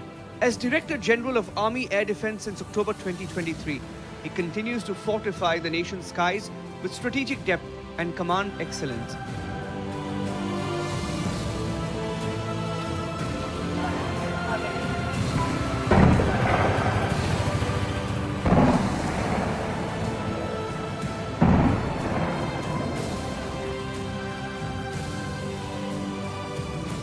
With unmistakable clarity, he reminded the world that geography offers no cover to Pakistan. India's arsenal spans every inch, from border to depth. leaving no adversary beyond reach. India has an adequate arsenal of weapons to take on Pakistan right across its depth. A towering figure of strength and resolve protecting India's skies with courage and distinction. Ladies and gentlemen, Lieutenant General Sumer Ivan Dikunha, SM, the steadfast guardian of our boundless skies. And please join us in welcoming our distinguished panelists, Lieutenant General Dushyant Singh, Lieutenant General Sumer Ivan Dikunha. Shravan Sen, Senior Editor, will be moderating this session. Shravan, over to you.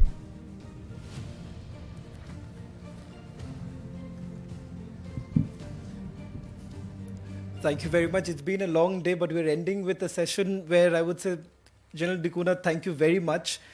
A departure from what we have done. You've agreed to sit on a panel with us. So I want to straight away begin by asking you, the image that we played just a short while back of the very night when we saw a swarm of drones coming into our territory, and the spectacle that India witnessed, the ability to bring them down, has brought a big question. And that question is about air littoral. Now that's becoming the big buzzword. What exactly is air littoral? Who exactly manages it? What's the airspace control that we are really talking about? It's like this that, the air littoral is a term, it's a new term which basically comes from the word maritime littoral. Where in the maritime littoral you have the shore and the sea and the coast, wherein the ability of the susceptibility to influence, or control either the sea from the land or control the land from the sea is what is a maritime littoral. Now, when you extend this to what you just asked me, is what is an air littoral? Well, the air that is in proximity to the land, the proximal domain, it could extend to any dimension, but the proximal domain to surface operations is what is an air littoral. Now, if you look at the nature of war, it's constant, but the character of war has changed. And what has happened is that if you see Op Sindoor, in what way has this character changed? The air threat has changed. And so this new dimension of drones, loiter ammunitions, EW intensive environments, counter drone equipment. I mean, if you just take a square kilometer in space, you would have possibly 50 drones of ours, 50 of the adversary.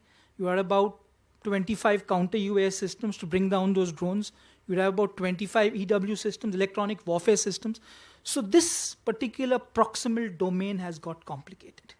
And now you look at this, that if you use drones to saturate radars and then use a high-speed missile, you've got slow speed drones. That's the hybrid threat. If this manifests the way it can, you've got a new threat which is going to throw up a lot of challenges, where you finally exhaust your ammunition over saturation rates while the sneak through of the missile gets through. So the whole proximal domain has undergone a change, wherein the rules of engagement are going to change. The situational awareness has to improve. The sensor today, the whole concept of this proximal domain is how do you identify the drone? How do you detect him? What are the sensors that you require? And today the sensors that we had during Op Sindoor, which were in very few numbers, they were medium level radars and long range radars. The ability to pick up the small drone and to be able to engage that small drone is where the challenge lies. And this entire spectrum of aerial threat manifests in the proximal domain. Now, whether you want to call it the proximal domain as an air littoral of a certain dimension, that's a matter of how do you want to put it across. But this proximal domain requires to be taken care of. It needs to have a detection ability. It needs to have an identification ability. It needs to have proper command and control networks, which the ISCCS and the Akash Tir between the Indian Air Force and the Army VA have brought together. But it has to move out into a separate domain into the tactical battle area. And I think that is very important. And the ability, when you have so many flying objects, so many, you're going to choke bandwidths. And I think that's where the challenge lies. So if you want to have the ability to, engage effectively, you've got to be able to have distributed networks, decentralized operational ability. This capability has to go down to the div commanders and the brigade commanders. So I think that's where the whole concept of air littoral or proximal domain to the surface force operations has changed dramatically. I want to ask you this, just a bit of a follow-up, General Dushant, from General Dukuna, with regards to how did you actually manage this? The part that you talk about, you have a swarm of drones. These are low-cost drones. It does not really cost the Pakistanis much. It just exhausts our radars. Then we basically bring in the aspect of our, the ability to target, be it the S-400 or various others, Akash Tir being one classic example of the usage. How do you really manage it? Because at the end of it, one drop from the drones would have been the biggest difficulty for the Army Air Defense to control. How do you really do that? How do you really control that? So I think the entire challenge lies in training. And as a drone, carries a greater payload, the speed variance and the altitude variance changes. So I think that the ability in training to be able to pick up this drone when it's flying. So you also have the ability with the visual ability to see this drone. And I think that's very important, that a drone with a payload has a greater ability to be detected, because he's got a bigger dimension, because he's carrying a payload. So he'll have a bigger engine. So he's easier to pick up. So I think that's how the rules of engagement change, that when you see a bigger drone, you know there's a possibility that he might be carrying a payload. And that's why engage him first. And hence the rules of engagement change as you look at capability. So saturation rates are meant to distract you from what is actually carrying the payload. And I think that difference is where training comes in, because that's not what radars can detect. Radars just show you a picture. You've got to be able to differentiate in that picture what is going to actually cause damage to you, and bring down fire, effective fire, in as short a time frame as possible on that aerial threat. General Dushant, this brings us to the aspect of grey zone warfare, and perhaps that's the biggest threat, that's the biggest incoming threat that India faces at this point in time. I want to ask you, during Operation Sindoor, you've had some classic moments by the Pakistanis, and the very fact that there was an attempt made by the Pakistanis to send out a particular message. And in fact, I think so we do have a copy of it. We'll try and play that out. We'll show that. I don't know which was that. When was this? This was during the operation then that you got the message? Yeah, it's during the operation. Give us a sense, because that perhaps tells us the grey zone area that we're talking about. What really happened and what were they targeting? Okay, first of all, thanks a lot for giving me this opportunity to talk on this very important topic called grey zone. The next thing, before I actually go on to grey zone per se, I'll briefly add on to what General Dukuna has said in a simpler language, so that you all understand what is air littoral and what are the difference and what are the challenges for airspace control in this air littorals. First of all, gallantry awards to all of you who are sitting here till now about quarter to 6, and so my compliments to each one of you. Thank you very much for having listened to us for so long. Another 15-20 minutes and we'll be done with it. As far as air littorals are concerned, in terms of simple language, it is that the tactical battle area has other weapon systems. When I talk of tactical battle area, I am talking of army forces. In case of India, we are already in the tactical battle area. That's the major difference. If you see along the line of control, moment the war is joined, what happened this time? Moment the war joined, we had strikes coming on the people who are deployed along the LC. So therefore, they have to defend themselves. And what are these strikes coming from? There are strikes coming from either the artillery or drones. So you have to actually deal with the drones. So you can't have a control over this by another agency. So therefore, there is this debate going on as to how much of a control has to be there of the land forces, how much of the air forces. So this particular issue is being sorted out. So this is the reason why we are talking about the air littorals. The heights have increased. The drones can come from very high distances.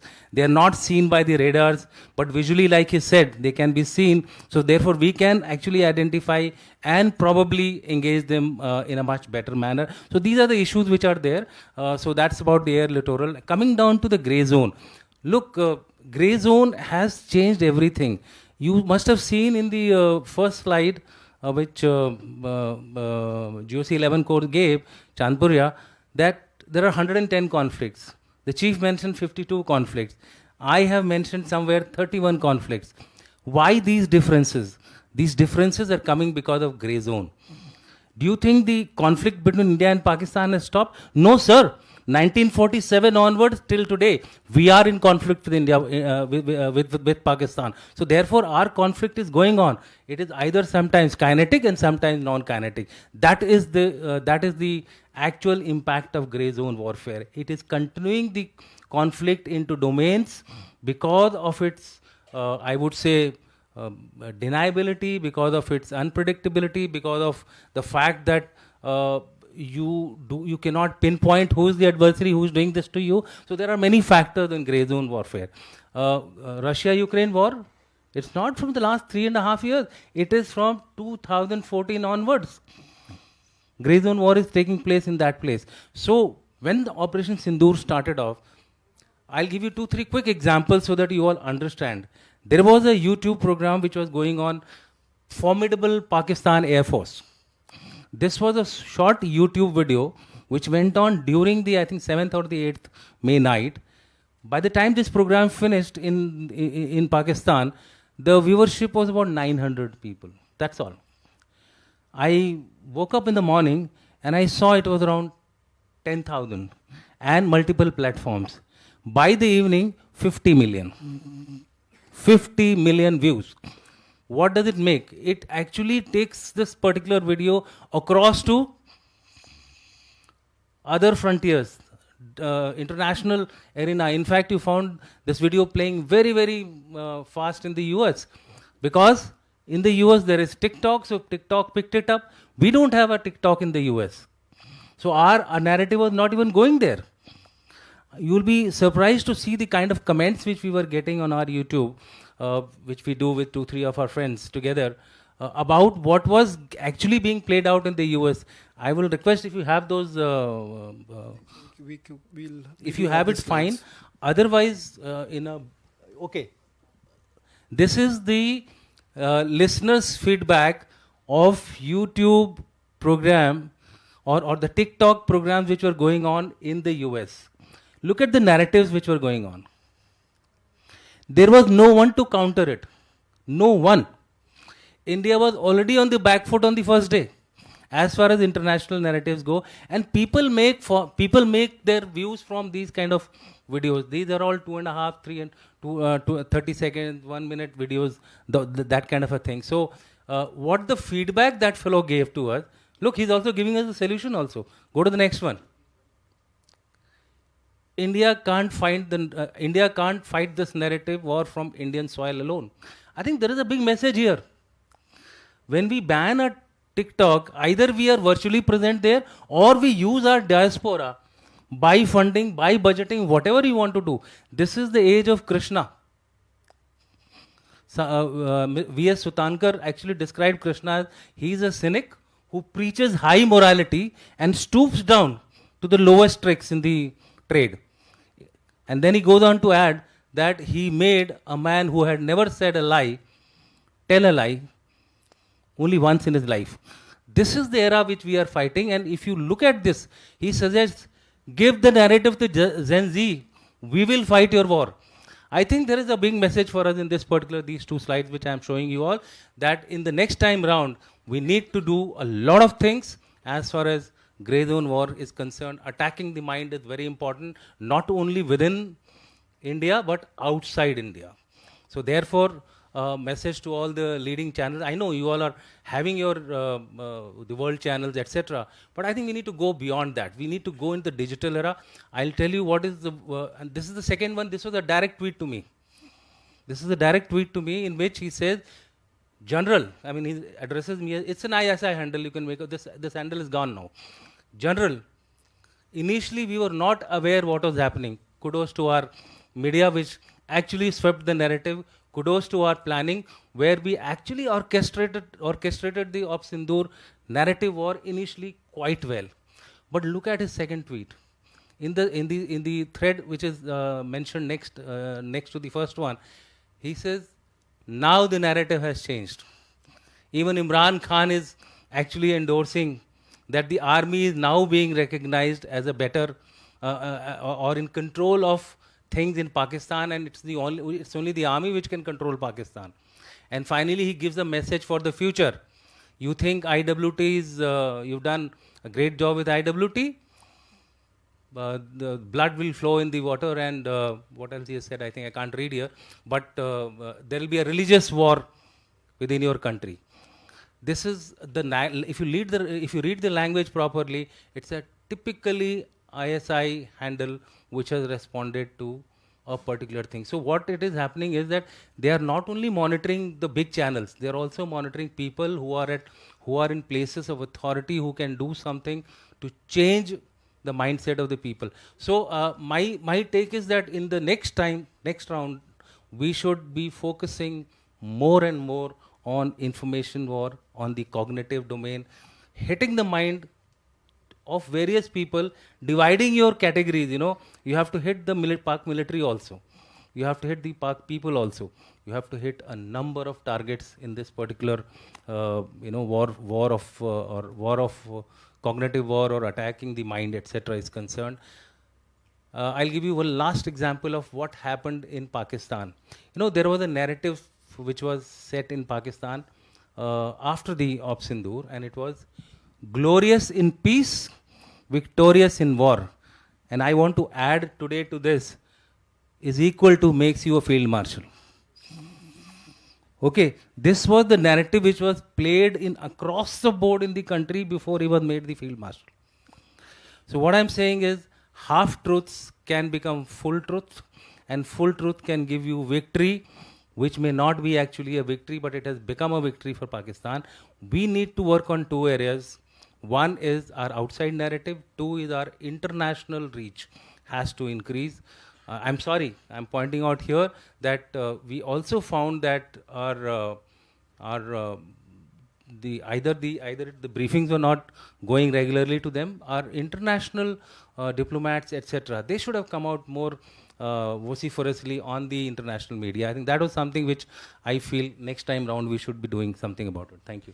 Well, in terms of narrative, I'll come back to it, General Dushyant, but I want to just bring back the focus a little bit, General Dikuna, with regards to the air littoral. Reason being that air littoral dominance, Nagorno-Karabakh being one such example, Russia, Ukraine being the other, it basically demands a multi-domain integration. Brings back to the question, who really manages this? And is there still a fight that is still going on as to who exactly takes control of it? No, I think that what Sindoor has taught us, that although it was not conflict in its entirety, what we realize is that different stages and phases of battle, the control of the TBA, which is the primacy lies with the Army Air Defense, in that battle space, you have to have flexibility to operate the way you want to. And we understand that in the initial days of the battle, the Air Force may not be predominantly in the TBA, and the dronal threat would be much higher. So the integration of both the Army and the Air Force is, we're very working towards this as to how we got to synchronize this ability in this proximal domain or the air littoral. To what heights should this tactical battle space, provide the flexibility to the ground force operations to be able to succeed, because it is not possible to handle such a huge amount of air threat coming in simultaneously. It is not humanly. You have to have systems which are networked. You have to have systems which are decentralized. You got to have systems which are automated. You got to have AI controlled systems, because otherwise we're going to result into fratricide. And the final story of this lies that the ability for ground forces to have the freedom of maneuver while simultaneously having the air power to have the freedom of action in the air. The combination of these two will provide the national objective the way we want to see it and see national security come up the way we want it. If I have to ask you from your experience, because those very nights, what we saw was not one particular area, it was spread across. At the same time, you had multiple drones coming in from various areas, not just to a single area to be targeted. The fact of the matter is that it brings out a huge gap. It brings out the fact that perhaps they have tried their best to try out as much as we can as far as our systems are concerned. What's that big lesson that we have learned from Operation Sindoor, particularly when it comes to the air defense? I think that we realize that an extremely sound situational awareness, which the Air Force and the Army put out in the form of the ISCCS and the Akash Tir picture, the ability to have a tremendous plethora of ground-based air defense weapon systems, starting from different type of guns to shoulder-fired missiles. So having a very layered and tiered air defense to be able to, take on threats of different caliber of air threats. I think that's a very important lesson that we learned. And the way ahead is jointness. The way ahead is synergy. The way ahead is in the TBA to give flexibility to the man on ground in not a restrictive, but in an enabling environment. After all, when any life is under threat, he must be provided the freedom of action to operate in the earliest time frame. And this will only be possible when the sensor to shooter link, the kill chain is as short as possible. And that's what we realized. General Dushan, this brings us to the fact that, the lost narrative that we spoke about Operation Sindoor, we were squeamish about the fact that we managed to carry out, as I've been saying, one of the finest military operations. We have carried out the fact that these were terror bases that were being targeted. What was being targeted on the other side? It was civilian areas. But could we really pass on that message that, look here, all that the Pakistanis were able to propagate was that they were basically trying to target our military installations. But the fact of the matter is that General Dikuna would say that we've repelled all those. But yet that message did not go. There is a lost narrative that seems to have come into the picture. See, I don't think there was a lost narrative as such. You see, we were fully aware, I think, before we went in for this operation, that we were targeting the terrorist camps. We had an objective. What did they have as an objective? They had as an objective to kill terrorists. Where are the terrorists in India? So therefore, they straight away, we knew, like Deputy Chief Strat said, that we had war gamed it as to first order effect, second order effect. So we knew that the response is going to come onto the military. And since the military is co-located in certain areas with the civilians, civilian casualties will take place. Yes, we, I think, did not focus to the extent that we should have focused on the civilian casualties which we were having, although we did do it. But I think at the broader level, we continued to focus more on the fact that tactical issues. We should have gone in for issues which actually ring bell with the international environment. Civilian casualties, targeting of people while medical emergencies, etc. Still the Pakistanis were firing onto our area, especially Punch, religious places. We did that, but not to the extent we should have done it. I think that needed more. What's the pattern that you saw? What's the pattern that the generals here in India saw in terms of coming in from Pakistan, particularly this time during Operation Sindoor and post-Operation Sindoor? Okay, I think from the Pakistani perspective, there were 2-3 things which were happening. Pakistan was clearly picking up issues wherever there was information blanks. For example, about the aircraft damages. I think they played it quite well across Pakistan as also across the world.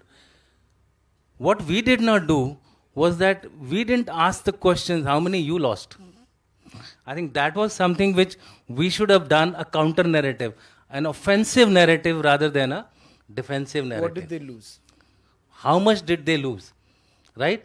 I mean, all of you are aware, this has been said many number of times. Air Chief has also said about it. 10 to 13 is the approximation which has been made, and out of which some we have concrete proof of. So therefore, I think that narrative slightly came a little late. And if it had come a little earlier, around the same time, I think we would have gained more traction. The Pakistanis would have been put under a certain amount of pressure from the media perspective, from the information warfare perspective, because those guys actually snatched that opportunity from us, essentially continuing to play. Even if they were guffawing, their defense minister was saying that, I would thank that lady who said that, what proof do you have? And he said the social media is abuzz about it, that there are about five or six aircrafts which have been downed. So therefore, I think at that point in time, we should have gone a little offensive. We should have taken the offensive narrative. That's one thing which I feel one mistake probably we made there. General Rikuna, in terms of the Pakistani tactics, during an Operation Sindoor and post that, what is it that you all have identified in terms of the change in the measure that they were doing? Because Operation Sindoor initial days, a debilitating effect that we saw. But then there was a change. The change was in terms of usage of drones, low-cost drones that were being. What's the larger picture that emerges? So I think that what emerged is that while air defense protection to the TBA is something that we focused at tremendously, but we realized that our population centers and our centers of faith could also be targets in the future. And I think this is something that this realization has made us re-look at, how do we look at protecting our population centers, especially in close proximity to the IB or the LC, and what resource should we allocate, what sensors should we allocate to be able to protect these centers of faith or population centers, because they would have a huge cascading effect on morale, as a nation. So this is something that, and I think this is something we are seized with, and this is something that our Prime Minister has articulated very clearly when he's spoken of Sudarshan Chakra. If you see the terms of reference that we're now working towards, is looking at how, besides protecting vital installations in the country, important vulnerable areas and vulnerable points, how do we protect our population centers of faith?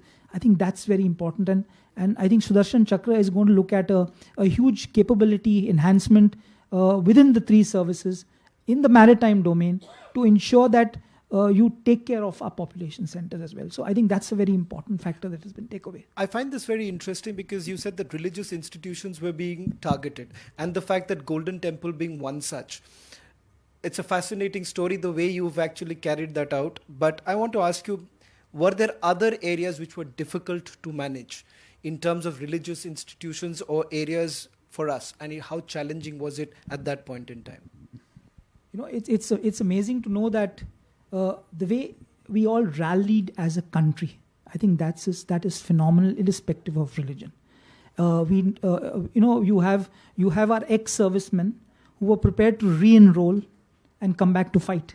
I think that talks phenomenally of our patriotism, and it was across religions, it was across people. They were concerned, and they were concerned with the ferocity of the drones, especially for those living in the close proximity or where the dronal threat manifested. And it was very heartening for commanders on ground. You got General Chandpuria here.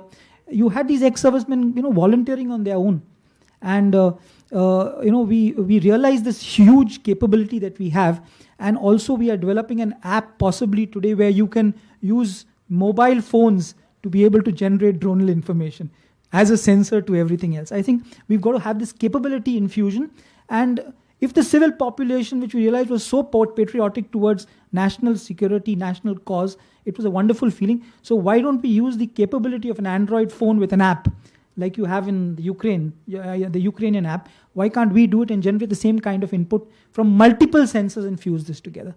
I think this is hugely a lesson that we also, another takeaway from this particular operation.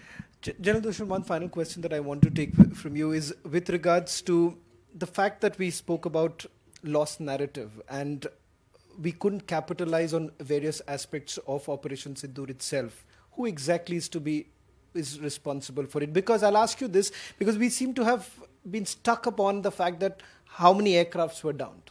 No, that is the bigger question I get what that they wanted to. I get what you're hinting at.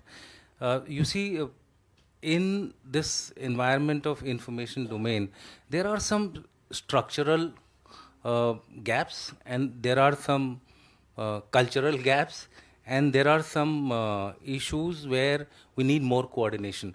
The first thing which I find here is that the higher level, we do not have a singular point of narrative building or information operations.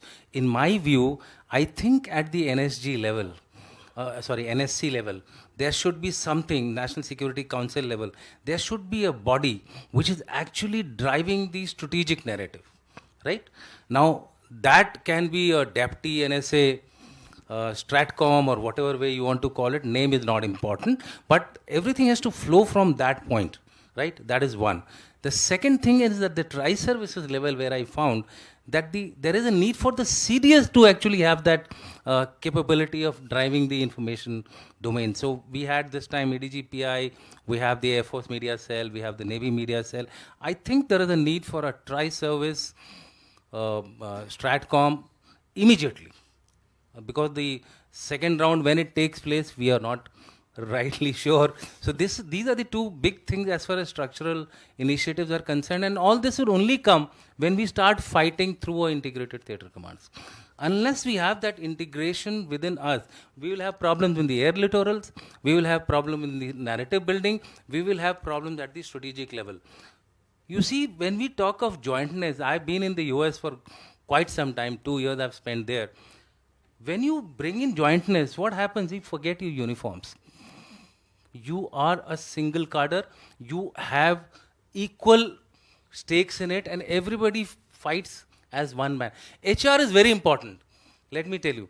Unless and until your minds are joined, integration will not happen. HR integration is the first step to jointness and integration. Unfortunately, that is not happening. I thought HR was only for us. No, sorry. HR is meant for everyone. You see, within a team you will do well. But if there are two teams brought together, there will always be, there will be always a kind of a dissension, or somebody would be cribbing against the other. I don't say that in a joint organization there will not be cribbing within, but it will be much lesser. Everybody would be working towards one objective. The turf is something which can only be broken. I am doing this particular effort right from the time when Admiral Arun Prakash was the Chairman, Chief of Staff Committee. He had ordered a study. The study was guided by me under General Raj Shukla was my student at that point in time. He did a fantastic study. We presented it to the Combined Commanders Conference personally. But we got some responses which I don't want to share here. There has been a resistance, and it's 25 years to my study. That has been a bedrock. Almost 26 to 27 years from the Subramaniam study. How long are we going to drag our feet? I think we should not wait out for the US experience to play out like they took 50 years or 60 years to get integrated. I think we should learn from the history and experience and transform ourselves. There is a need for disruption in our structures as far as higher organization is concerned. Today, if we don't do that, tomorrow again our narrative or everything will have some missing link or losing some opportunities. The last word to you, General Dikuna. Operation Sindoor and Operation Sindoor Part 2, as many would say. Your vision in terms of air defense, your vision from the learnings that we've had from, say, for example, Israel, with the kind of unmanned air surveillance systems that they brought in. What's your take here, your vision? And if at all there's an Operation Sindoor 2, what really happens with the air defense? Well, I really don't hope there's going to be an Operation Sindoor 2, because I'm sure that Pakistan has learnt its lesson the way we wanted to drive it home. And we've also called out their nuclear bluff. So I don't hope there's an Op Sindoor. But assuming that you do a certain amount of prism gazing, I think the challenge to the air defense as a whole would be in two domains in times to come. And the first domain is the dronal threat. That's at the one part of the spectrum. And at the other part of the spectrum is hypersonics. And this is going to be the huge challenge. Between these two, between the drone threat and the hypersonic, the cruise missile threat, you will have to have a spectrum of air defense capability developed. It will have to be, and it doesn't come at a cheap cost, but unless you have this complete spectrum, you will not be able to provide the amount of air defense that is required to ensure that our national security objectives are met. Now, who has them, in what quantum, that is discussion point. But the capability has to be developed. And it has to be indigenous. There is no doubt about it, because and if you look at indigenous capability, it's going to take time. But if I'm supposed to do prism gazing, this is what I would look at in its entirety. And I hope there's no Op Sindoor 2. And I'm sure Pakistan doesn't want an Op Sindoor 2. Thank you very much, gentlemen, for joining us. Thank you.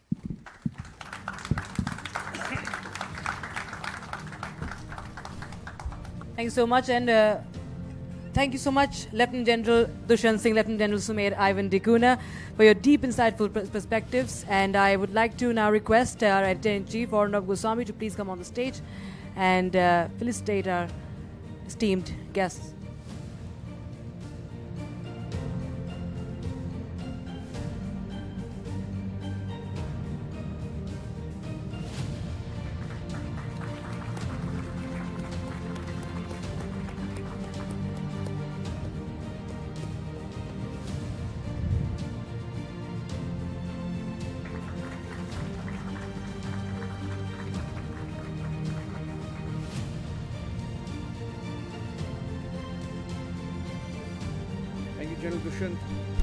Thank you, General Dushyant and General Sumer Ivan Dikuna. Just a reminder that we have certificates of participations at the registration desk also for all our attendees today, so please collect that on your way out. Okay, so as we move towards the close of an enriching and insightful day, it's our privilege to now invite our final speaker, Major General RPS Bhadoria, VSM, retired Additional Director General of the Center for Land Warfare Studies, to deliver the concluding remarks. A veteran of 36 years in the Indian Army, General Bhadoria has commanded formations along India's northern borders, raised both a division and a mountain corps, and served on the faculty of the National Defence College. Renowned for his expertise in strategic studies and scenario-based wargaming, he continues to shape India's security discourse through research, analysis, and thought leadership. So a very warm welcome to Major General RPS Bhadoria. We welcome him on the stage for the concluding remarks of this very, very special and the inaugural edition of Forces First. Good evening, Mr.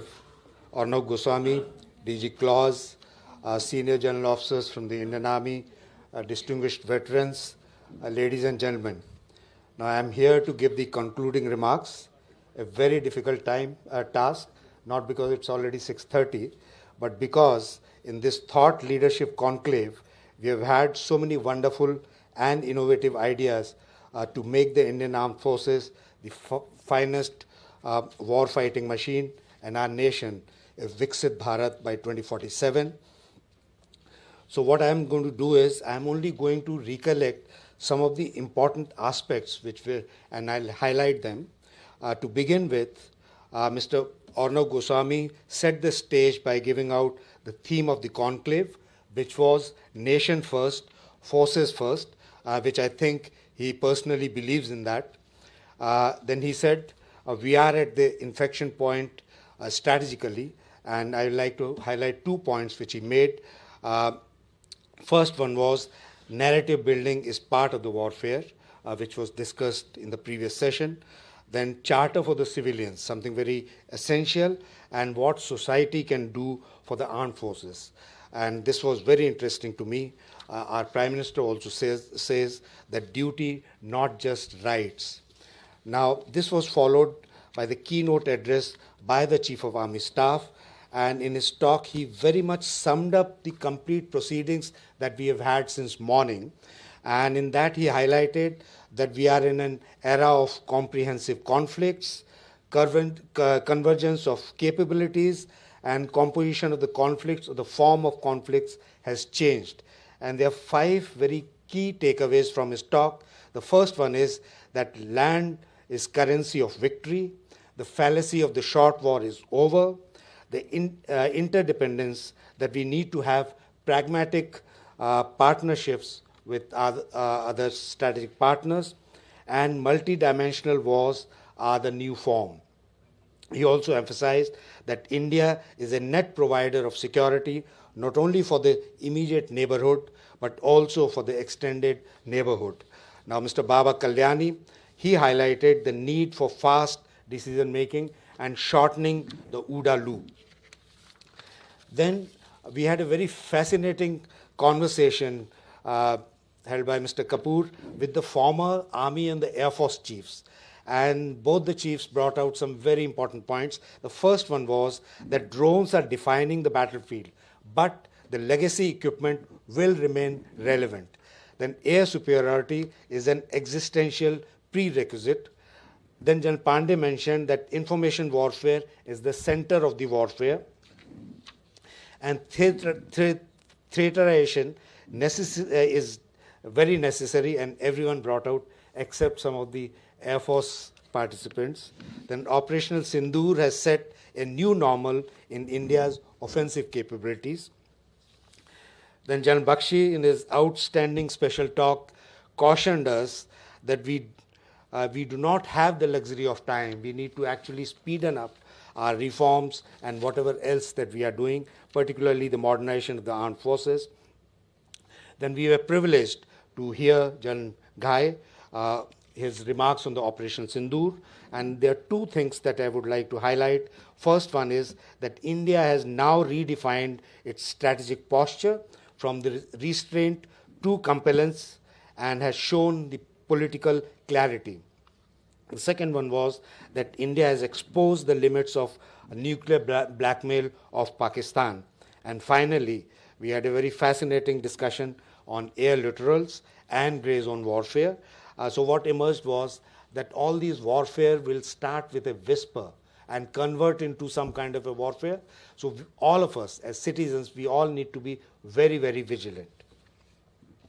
There are many other outstanding points which emerged during the discussion today, but I cannot cover all of them. I'm sure you all would have taken note of them and would also reflect on them. So with that, thank you very much, and Jai Hind.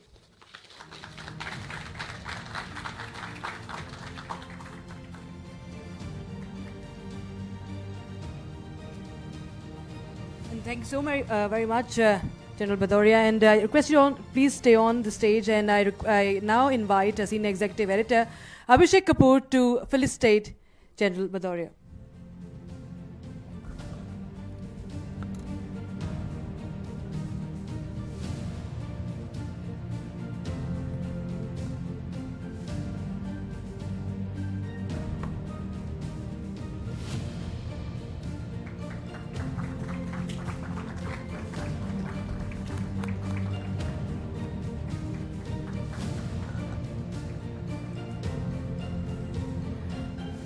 And a big round of applause, ladies and gentlemen. With that, as we conclude this evening, I invite Senior Editor Shravan Sen and Executive Editor Niranjan Narayan Swamy to please come up on stage for the vote of thanks.